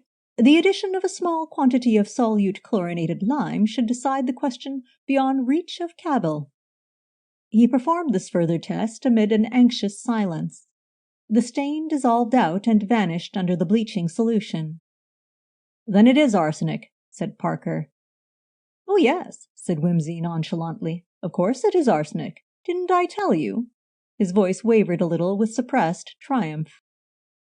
Is that all? Inquired Freddie, disappointed. "Isn't it enough?" said Miss Murchison. "Not quite," said Parker, "but it's a long way towards it. It proves that Urquhart has arsenic in his possession, and by making an official enquiry in France, we can probably find out whether this packet was already in his possession last June. I notice, by the way, that it is ordinary white arsenious acid, without any mixture of charcoal or indigo, which agrees with what was found at the post-mortem.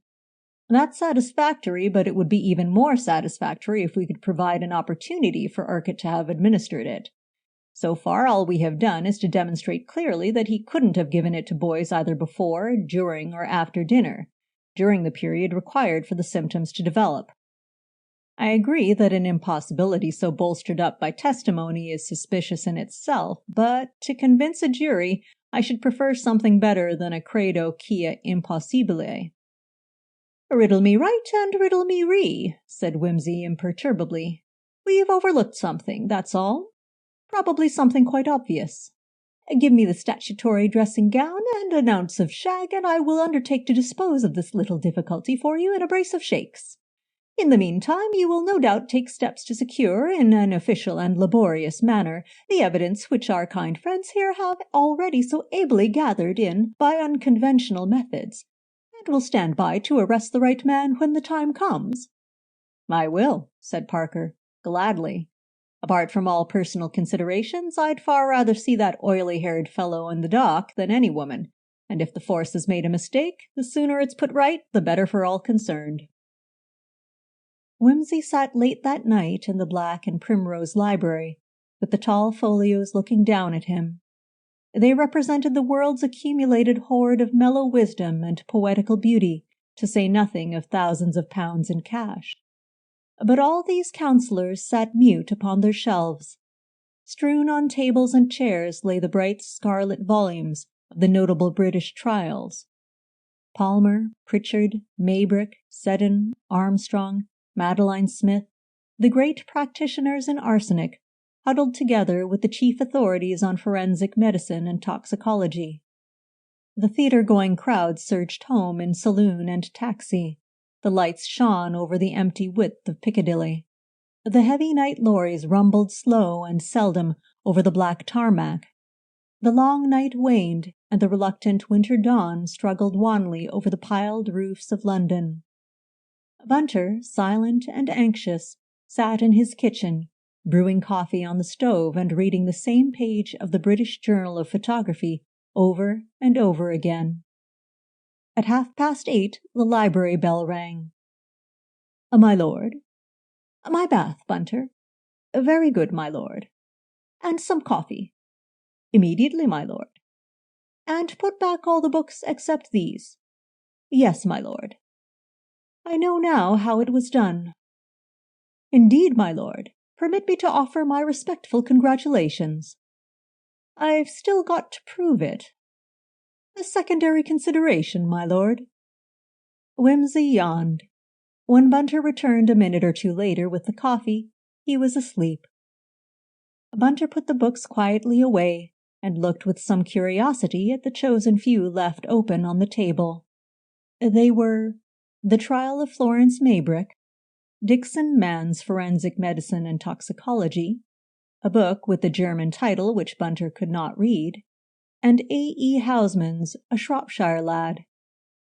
Bunter studied these for a few moments, and then slapped his thigh softly. "Why, of course," he said under his breath. "Why, what a mutton-headed set of chumps we've all been." He touched his master lightly on the shoulder. "Your coffee, my lord." Chapter 21. "Then you won't marry me?" said Lord Peter. The prisoner shook her head. "No, it wouldn't be fair to you. And besides—" "Well?" "I'm frightened of it. One couldn't get away. I'll live with you if you like, but I won't marry you." Her tone was so unutterably dreary that Wimsey could feel no enthusiasm for this handsome offer. "But that sort of thing doesn't always work," he expostulated. "Dash it all, you ought to know. Forgive my alluding to it and all that. But it's frightfully inconvenient, and one has just as many rows as if one was married." "I know that. But you could cut loose any time you wanted to." "But I shouldn't want to." "Oh, yes, you would. You've got a family and traditions, you know. Caesar's wife and that sort of thing." "Blast Caesar's wife! And as for the family traditions, they're on my side for what they're worth. Anything a Wimsey does is right, and heaven help the person who gets in the way. We've even got a damned old family motto about it. I hold by my Wimsey. Quite right, too. I can't say that when I look in the glass I exactly suggest to myself the original Gerald de Wimsey, who bucked about on a cart horse at the siege of Acre, but I do jolly well intend to do what I like about marrying. Who's to stop me? They can't eat me. They can't even cut me if it comes to that. A joke, unintentional, officers, for the use of—" Harriet laughed. "No, I suppose they can't cut you. You wouldn't have to slink abroad with your impossible wife and live at obscure continental watering places like people in Victorian novels." "Certainly not. People would forget I'd had a lover." "My dear child, they're forgetting that kind of thing every day. They're experts at it." "And was supposed to have murdered him." "And were triumphantly acquitted of having murdered him, however greatly provoked." "Well, I won't marry you. If people can forget all that, they can forget we're not married." "Oh, yes, they could. I couldn't, that's all.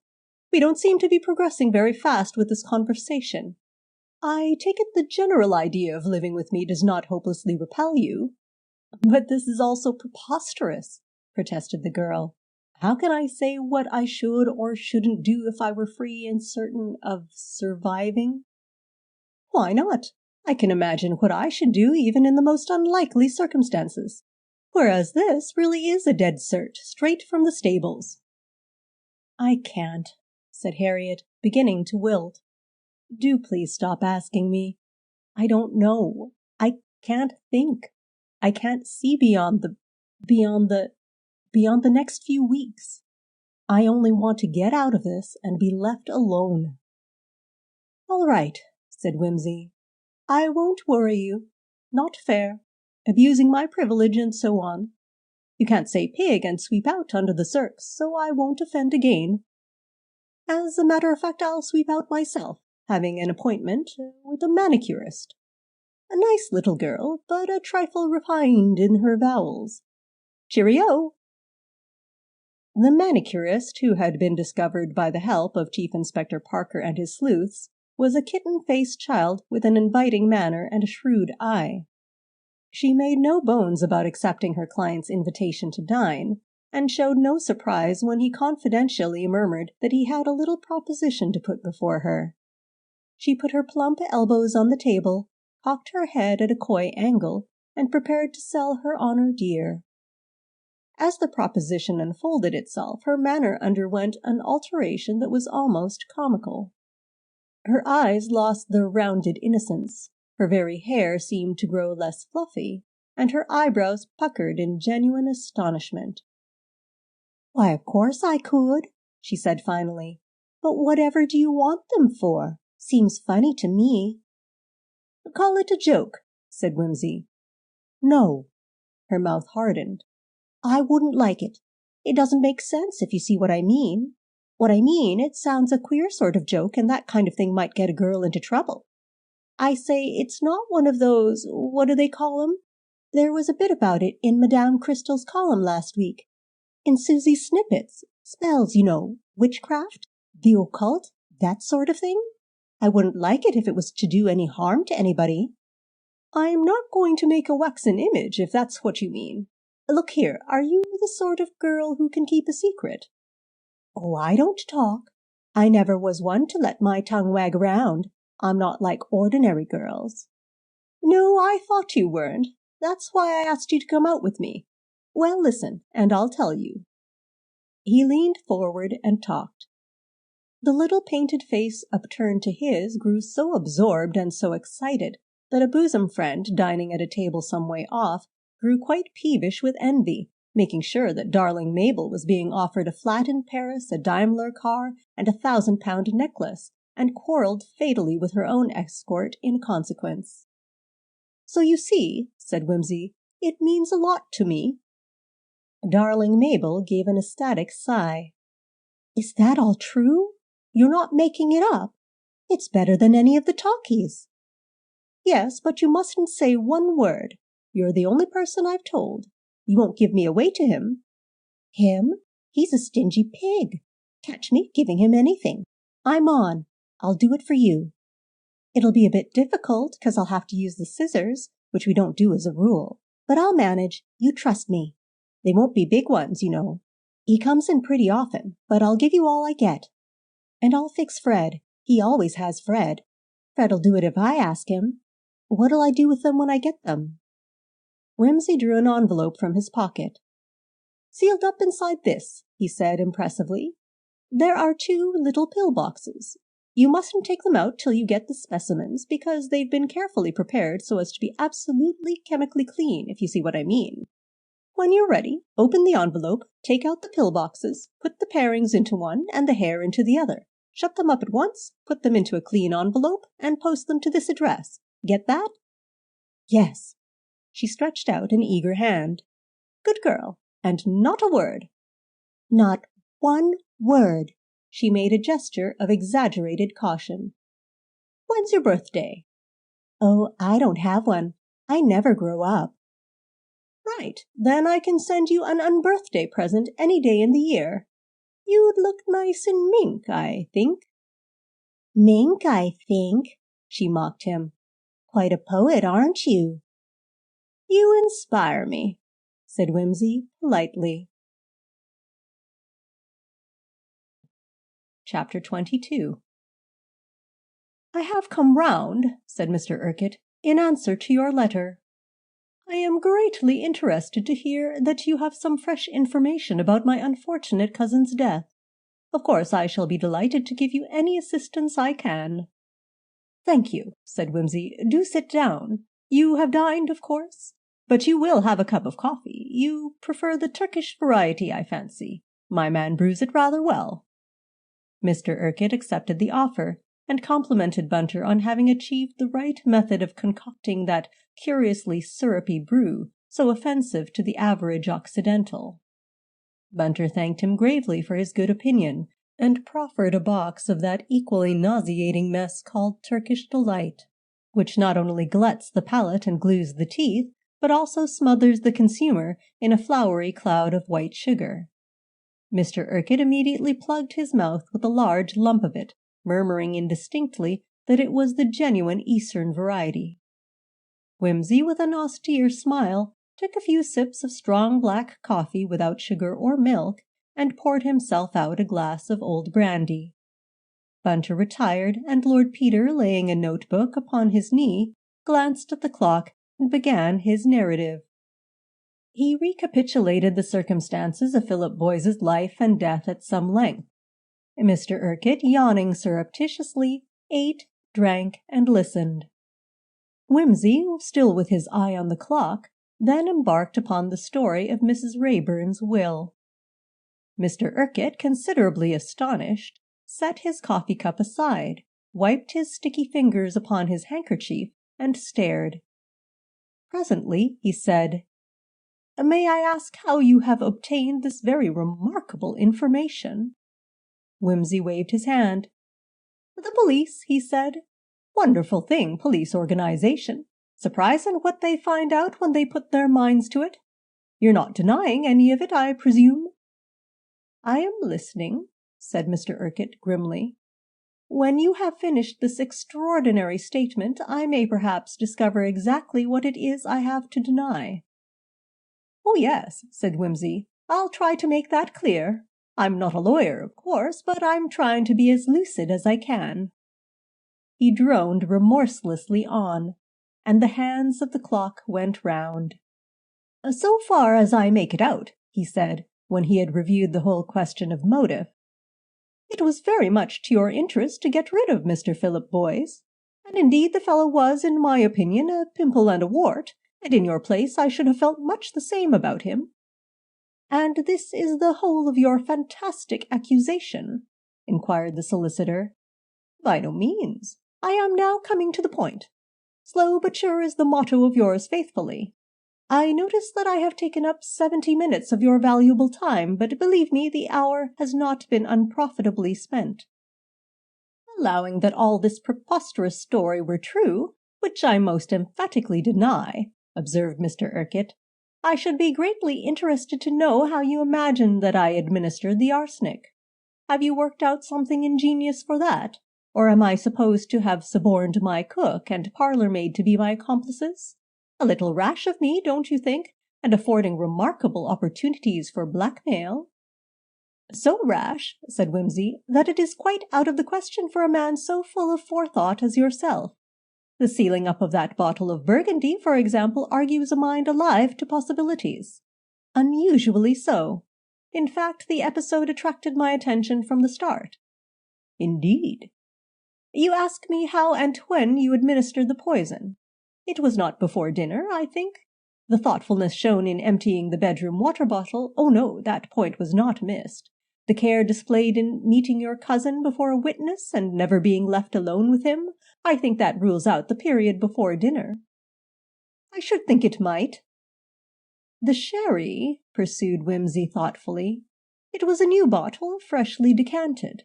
The disappearance of the remains might be commented on. I fancy we can absolve the sherry. Mr. Urquhart bowed ironically. The soup, it was shared by the cook and parlour-maid, and they survived. I am inclined to pass the soup, and the same thing applies to the fish. It would be easy to poison a portion of fish, but it would involve the cooperation of Hannah Westlock, and that conflicts with my theory. A theory is a sacred thing to me, Mr. Urquhart. Almost, what do you call it? A dogma. An unsafe attitude of mind, remarked the lawyer. But in the circumstances I will not quarrel with it. Besides, said Wimsey, if the poison had been given in the soup or the fish, it might have started to work before Philip, I may call him so, I hope, had left the house. We come to the casserole. Mrs. Pettican and Hannah Westlock can give the casserole a clean bill of health, I fancy. And by the way, from the description it must have been most delicious. I speak as a man with some considerable experience in gastronomic matters, Mr. Urquhart. I am well aware of it, said Mr. Urquhart politely. And now there remains only the omelette. A most admirable thing when well made and eaten, that is so important, eaten immediately. A charming idea to have the eggs and sugar brought to the table and prepared and cooked on the spot. By the way, I take it there was no omelette left over for the kitchen. No, one does not let a good thing like that go out half-eaten. Much better that the good cook should make a fine fresh omelette for herself and her colleague. Nobody but yourself and Philip partook of the omelette, I am sure. Quite so, said Mr. Urquhart. I need not trouble to deny it, but you will bear in mind that I did partake of it without ill effects, and moreover that my cousin made it himself. So he did. 4 eggs, if I remember rightly, with sugar and jam from what I may call the common stock. No, there would be nothing wrong with the sugar or the jam. I believe I am right in saying that one of the eggs was cracked when it came to the table? Possibly. I do not really remember. No? Well, you are not on oath. But Hannah Westlock remembers that when you brought the eggs in, you purchased them yourself, you know, Mr. Urquhart. You mentioned that one was cracked, and particularly desired that it should be used for the omelette. In fact, you yourself laid it in the bowl for that purpose. What about it? Asked Mr. Urquhart, perhaps a trifle less easily than before. It is not very difficult to introduce powdered arsenic into a cracked egg, said Wimsey. I have made the experiment myself with a small glass tube. Perhaps a small funnel would have been easier. Arsenic is a fairly heavy substance. 7 or 8 grains will go into a teaspoon. It collects at one end of the egg, and any traces on the exterior of the shell can be readily wiped off. Liquid arsenic could be poured in still more easily, of course, but for a particular reason I made my experiment with the ordinary white powder. It is fairly soluble. Mr. Urquhart had taken a cigar from his case, and was making rather a business of lighting it. Do you suggest, he inquired, that in the whisking together of 4 eggs one particular poisoned egg was somehow kept miraculously separated from the rest and deposited with its load of arsenic at one end of the omelette only? Or that my cousin deliberately helped himself to the poisoned end and left the rest to me? Not at all, not at all, said Wimsey. I suggest merely that the arsenic was in the omelette and came there by way of the egg. Mr. Urquhart threw his match into the fireplace. There seem to be some flaws in your theory as well as in the egg. I haven't finished the theory yet. My next bit of it is built up from very trifling indications. Let me enumerate them. Your disinclination to drink at dinner, your complexion, a few nail parings, a snipping or so from your very well-kept hair. I put these together, add a packet of white arsenic from the secret cupboard in your office, rub the hands a little, so, and produce hemp, Mr. Urquhart, hemp. He sketched the shape of a noose lightly in the air. I don't understand you, said the solicitor hoarsely. Oh, you know, said Wimsey, hemp, what they make ropes of. Great stuff, hemp. Yes, well, about this arsenic. As you know, it's not good for people in a general way, but there are some people, those tiresome peasants in Styria one hears so much about, who are supposed to eat it for fun. It improves their wind, so they say, and clears their complexions and makes their hair sleek, and they give it to their horses for the same reasons, bar the complexion, that is, because a horse hasn't much complexion, but you know what I mean. And then there was that horrid man Maybrick, he used to take it, or so they say. Anyhow, it's well known that some people do take it and manage to put away large dollops after a bit of practice, enough to kill any ordinary person. But you know all this. This is the first time I've heard of such a thing. Where do you expect to go to? Never mind. We'll pretend this is all new to you. Well, some fellow, I've forgotten his name, but it's all in Dixon Man, wondered how the dodge was worked, and he got going on some dogs and things, and he dosed 'em and killed a lot of 'em, I dare say, and in the end he found that whereas liquid arsenic was dealt with by the kidneys and was uncommonly bad for the system, solid arsenic could be given day by day, a little bigger dose each time, so that in time the doings, what an old lady I knew in Norfolk called the tubes, got used to it, and could push it along without taking any notice of it, so to speak. I read a book somewhere which said it was all done by leukocytes, those jolly little white corpuscles, don't you know, which sort of got round the stuff and bustled it along so that it couldn't do any harm. At all events, the point is that if you go on taking solid arsenic for a good long time, say a year or so, you establish a whatnot, an immunity, and can take 6 or 7 grains at a time without so much as a touch of indijaggers. Very interesting, said Mr. Urquhart. Apparently these beastly Styrian peasants do it that way, and they're very careful not to drink for 2 hours or thereabouts after taking it, for fear it should get all washed into the kidneys and turn poisonous on 'em. I'm not being very technical, I'm afraid, but that's the gist of it. Well, it occurred to me, don't you see, old horse, that if you'd had the bright idea to immunize yourself first, you could easily have shared a jolly old arsenical omelette with a friend. It would kill him, and it wouldn't hurt you. I see. The solicitor licked his lips. Well, as I say, you have a nice clear complexion, except that I notice the arsenic has pigmented the skin here and there. It does sometimes. And you've got the sleek hair and so on, and I noticed you were careful not to drink at dinner, and I said to myself, Peter, my bright lad, what about it? And when they found a packet of white arsenic in your cupboard, never mind how for the moment, I said, Hello, hello, how long has this been going on? Your handy foreign chemist has told the police 2 years. Is that right? About the time of the megatherium crash, that would be, wouldn't it? All right, don't tell me if you don't want to. Then we got hold of some bits of your hair and nails, and lo and behold, they were bung full of arsenic. And we said, What ho! So that's why I asked you to come along and have a chat with me. I thought you might like to offer some sort of suggestion, don't you know? I can only suggest, said Urquhart with a ghastly face but a strictly professional manner, that you should be careful before you communicate this ludicrous theory to anybody. What you and the police, whom frankly I believe to be capable of anything, have been planting on my premises, I do not know, but to give out that I am addicted to drug-taking habits is slander and criminal.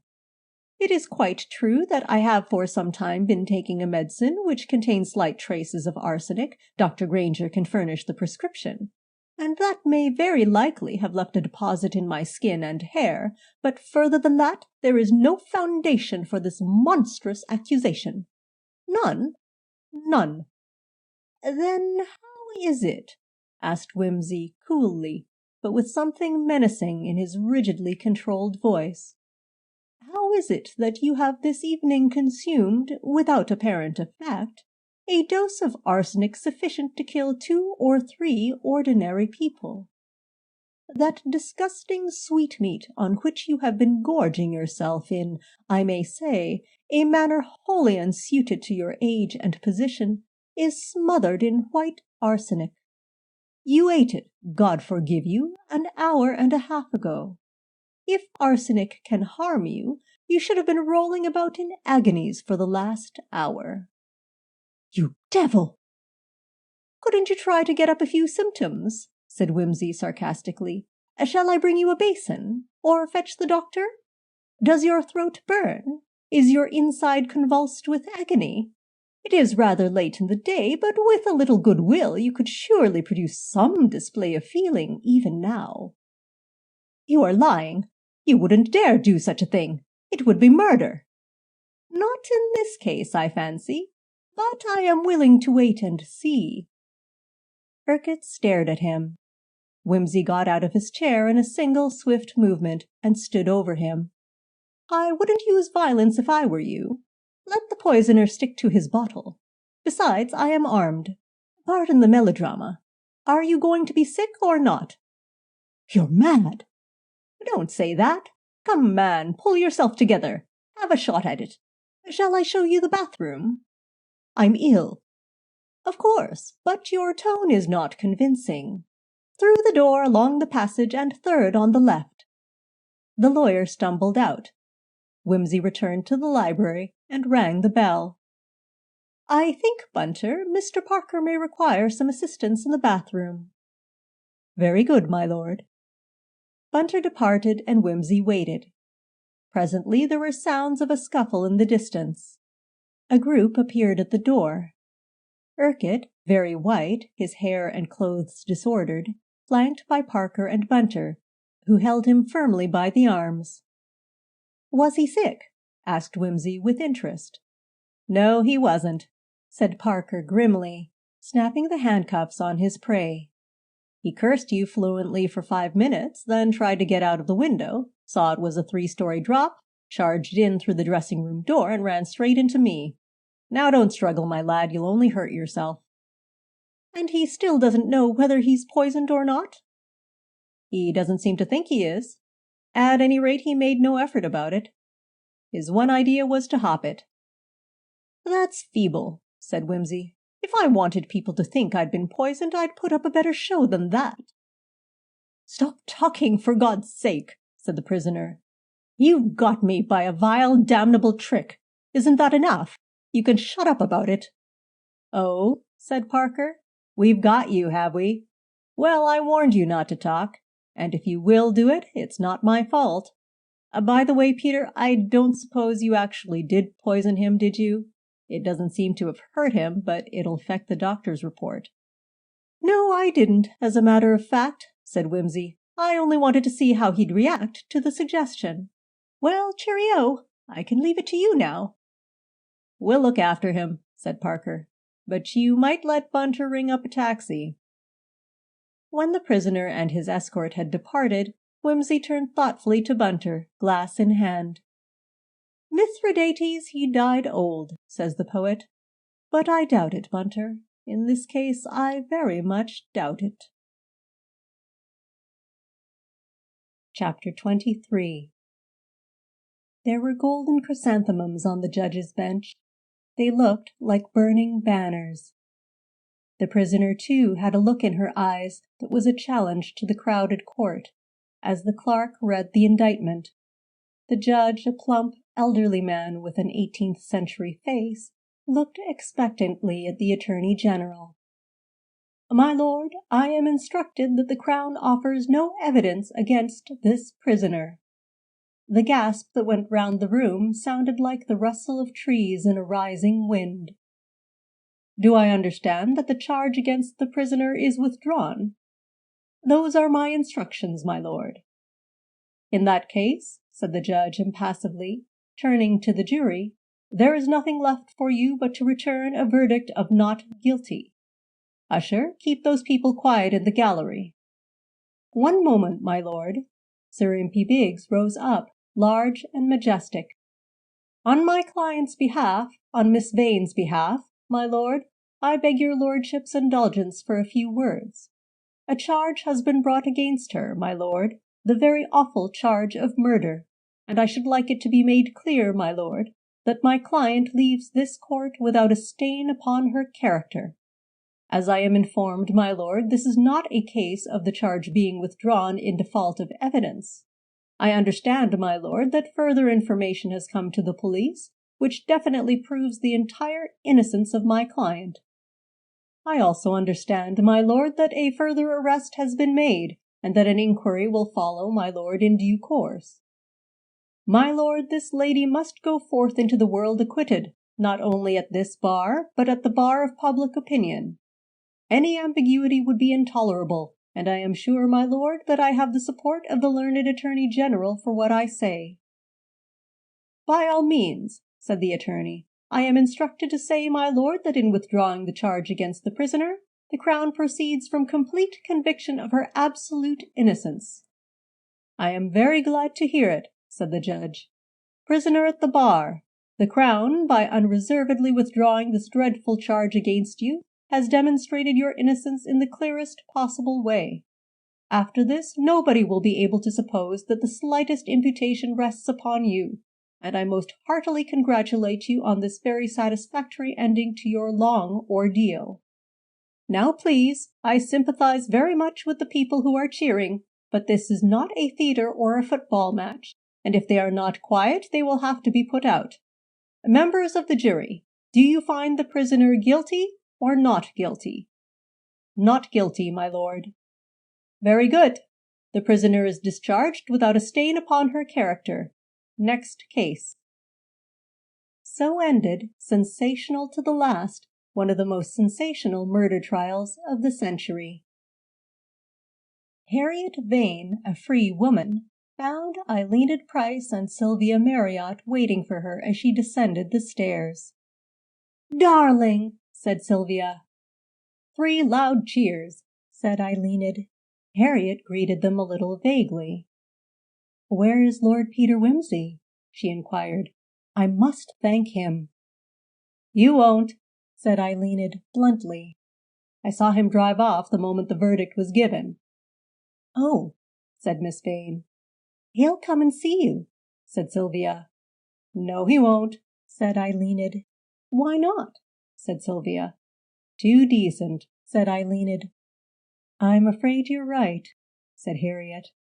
"I like that young man," said Eileen. "You needn't grin. I do like him. He's not going to do the King Cockatoo stunt, and I take my hat off to him. If you want him, you'll have to send for him." "I won't do that," said Harriet. "Oh, yes, you will," said Sylvia. "I was right about who did the murder, and I'm going to be right about this." Lord Peter Wimsey went down to Duke's Denver that same evening. He found the family in a state of perturbation, all except the Dowager, who sat placidly making a rug in the midst of the uproar. "Look here, Peter," said the Duke. "You're the only person with any influence over Mary. You've got to do something. She wants to marry your policeman friend." "I know," said Wimsey. "Why shouldn't she?" "It's ridiculous," said the Duke. "Not at all," said Lord Peter. "Charles is one of the best." "Very likely," said the Duke, "but Mary can't marry a policeman." "Now look here," said Wimsey, tucking his sister's arm in his. "You leave Polly alone. Charles made a bit of a mistake at the beginning of this murder case, but he doesn't make many, and one of these days he'll be a big man with a title I shouldn't wonder, and everything handsome about him. If you want to have a row with somebody, have it with me." "My God," said the Duke, "you're not going to marry a policewoman?" "Not quite," said Wimsey. "I intend to marry the prisoner." "What?" said the Duke. "Good Lord, what? What?" "If she'll have me," said Lord Peter Wimsey.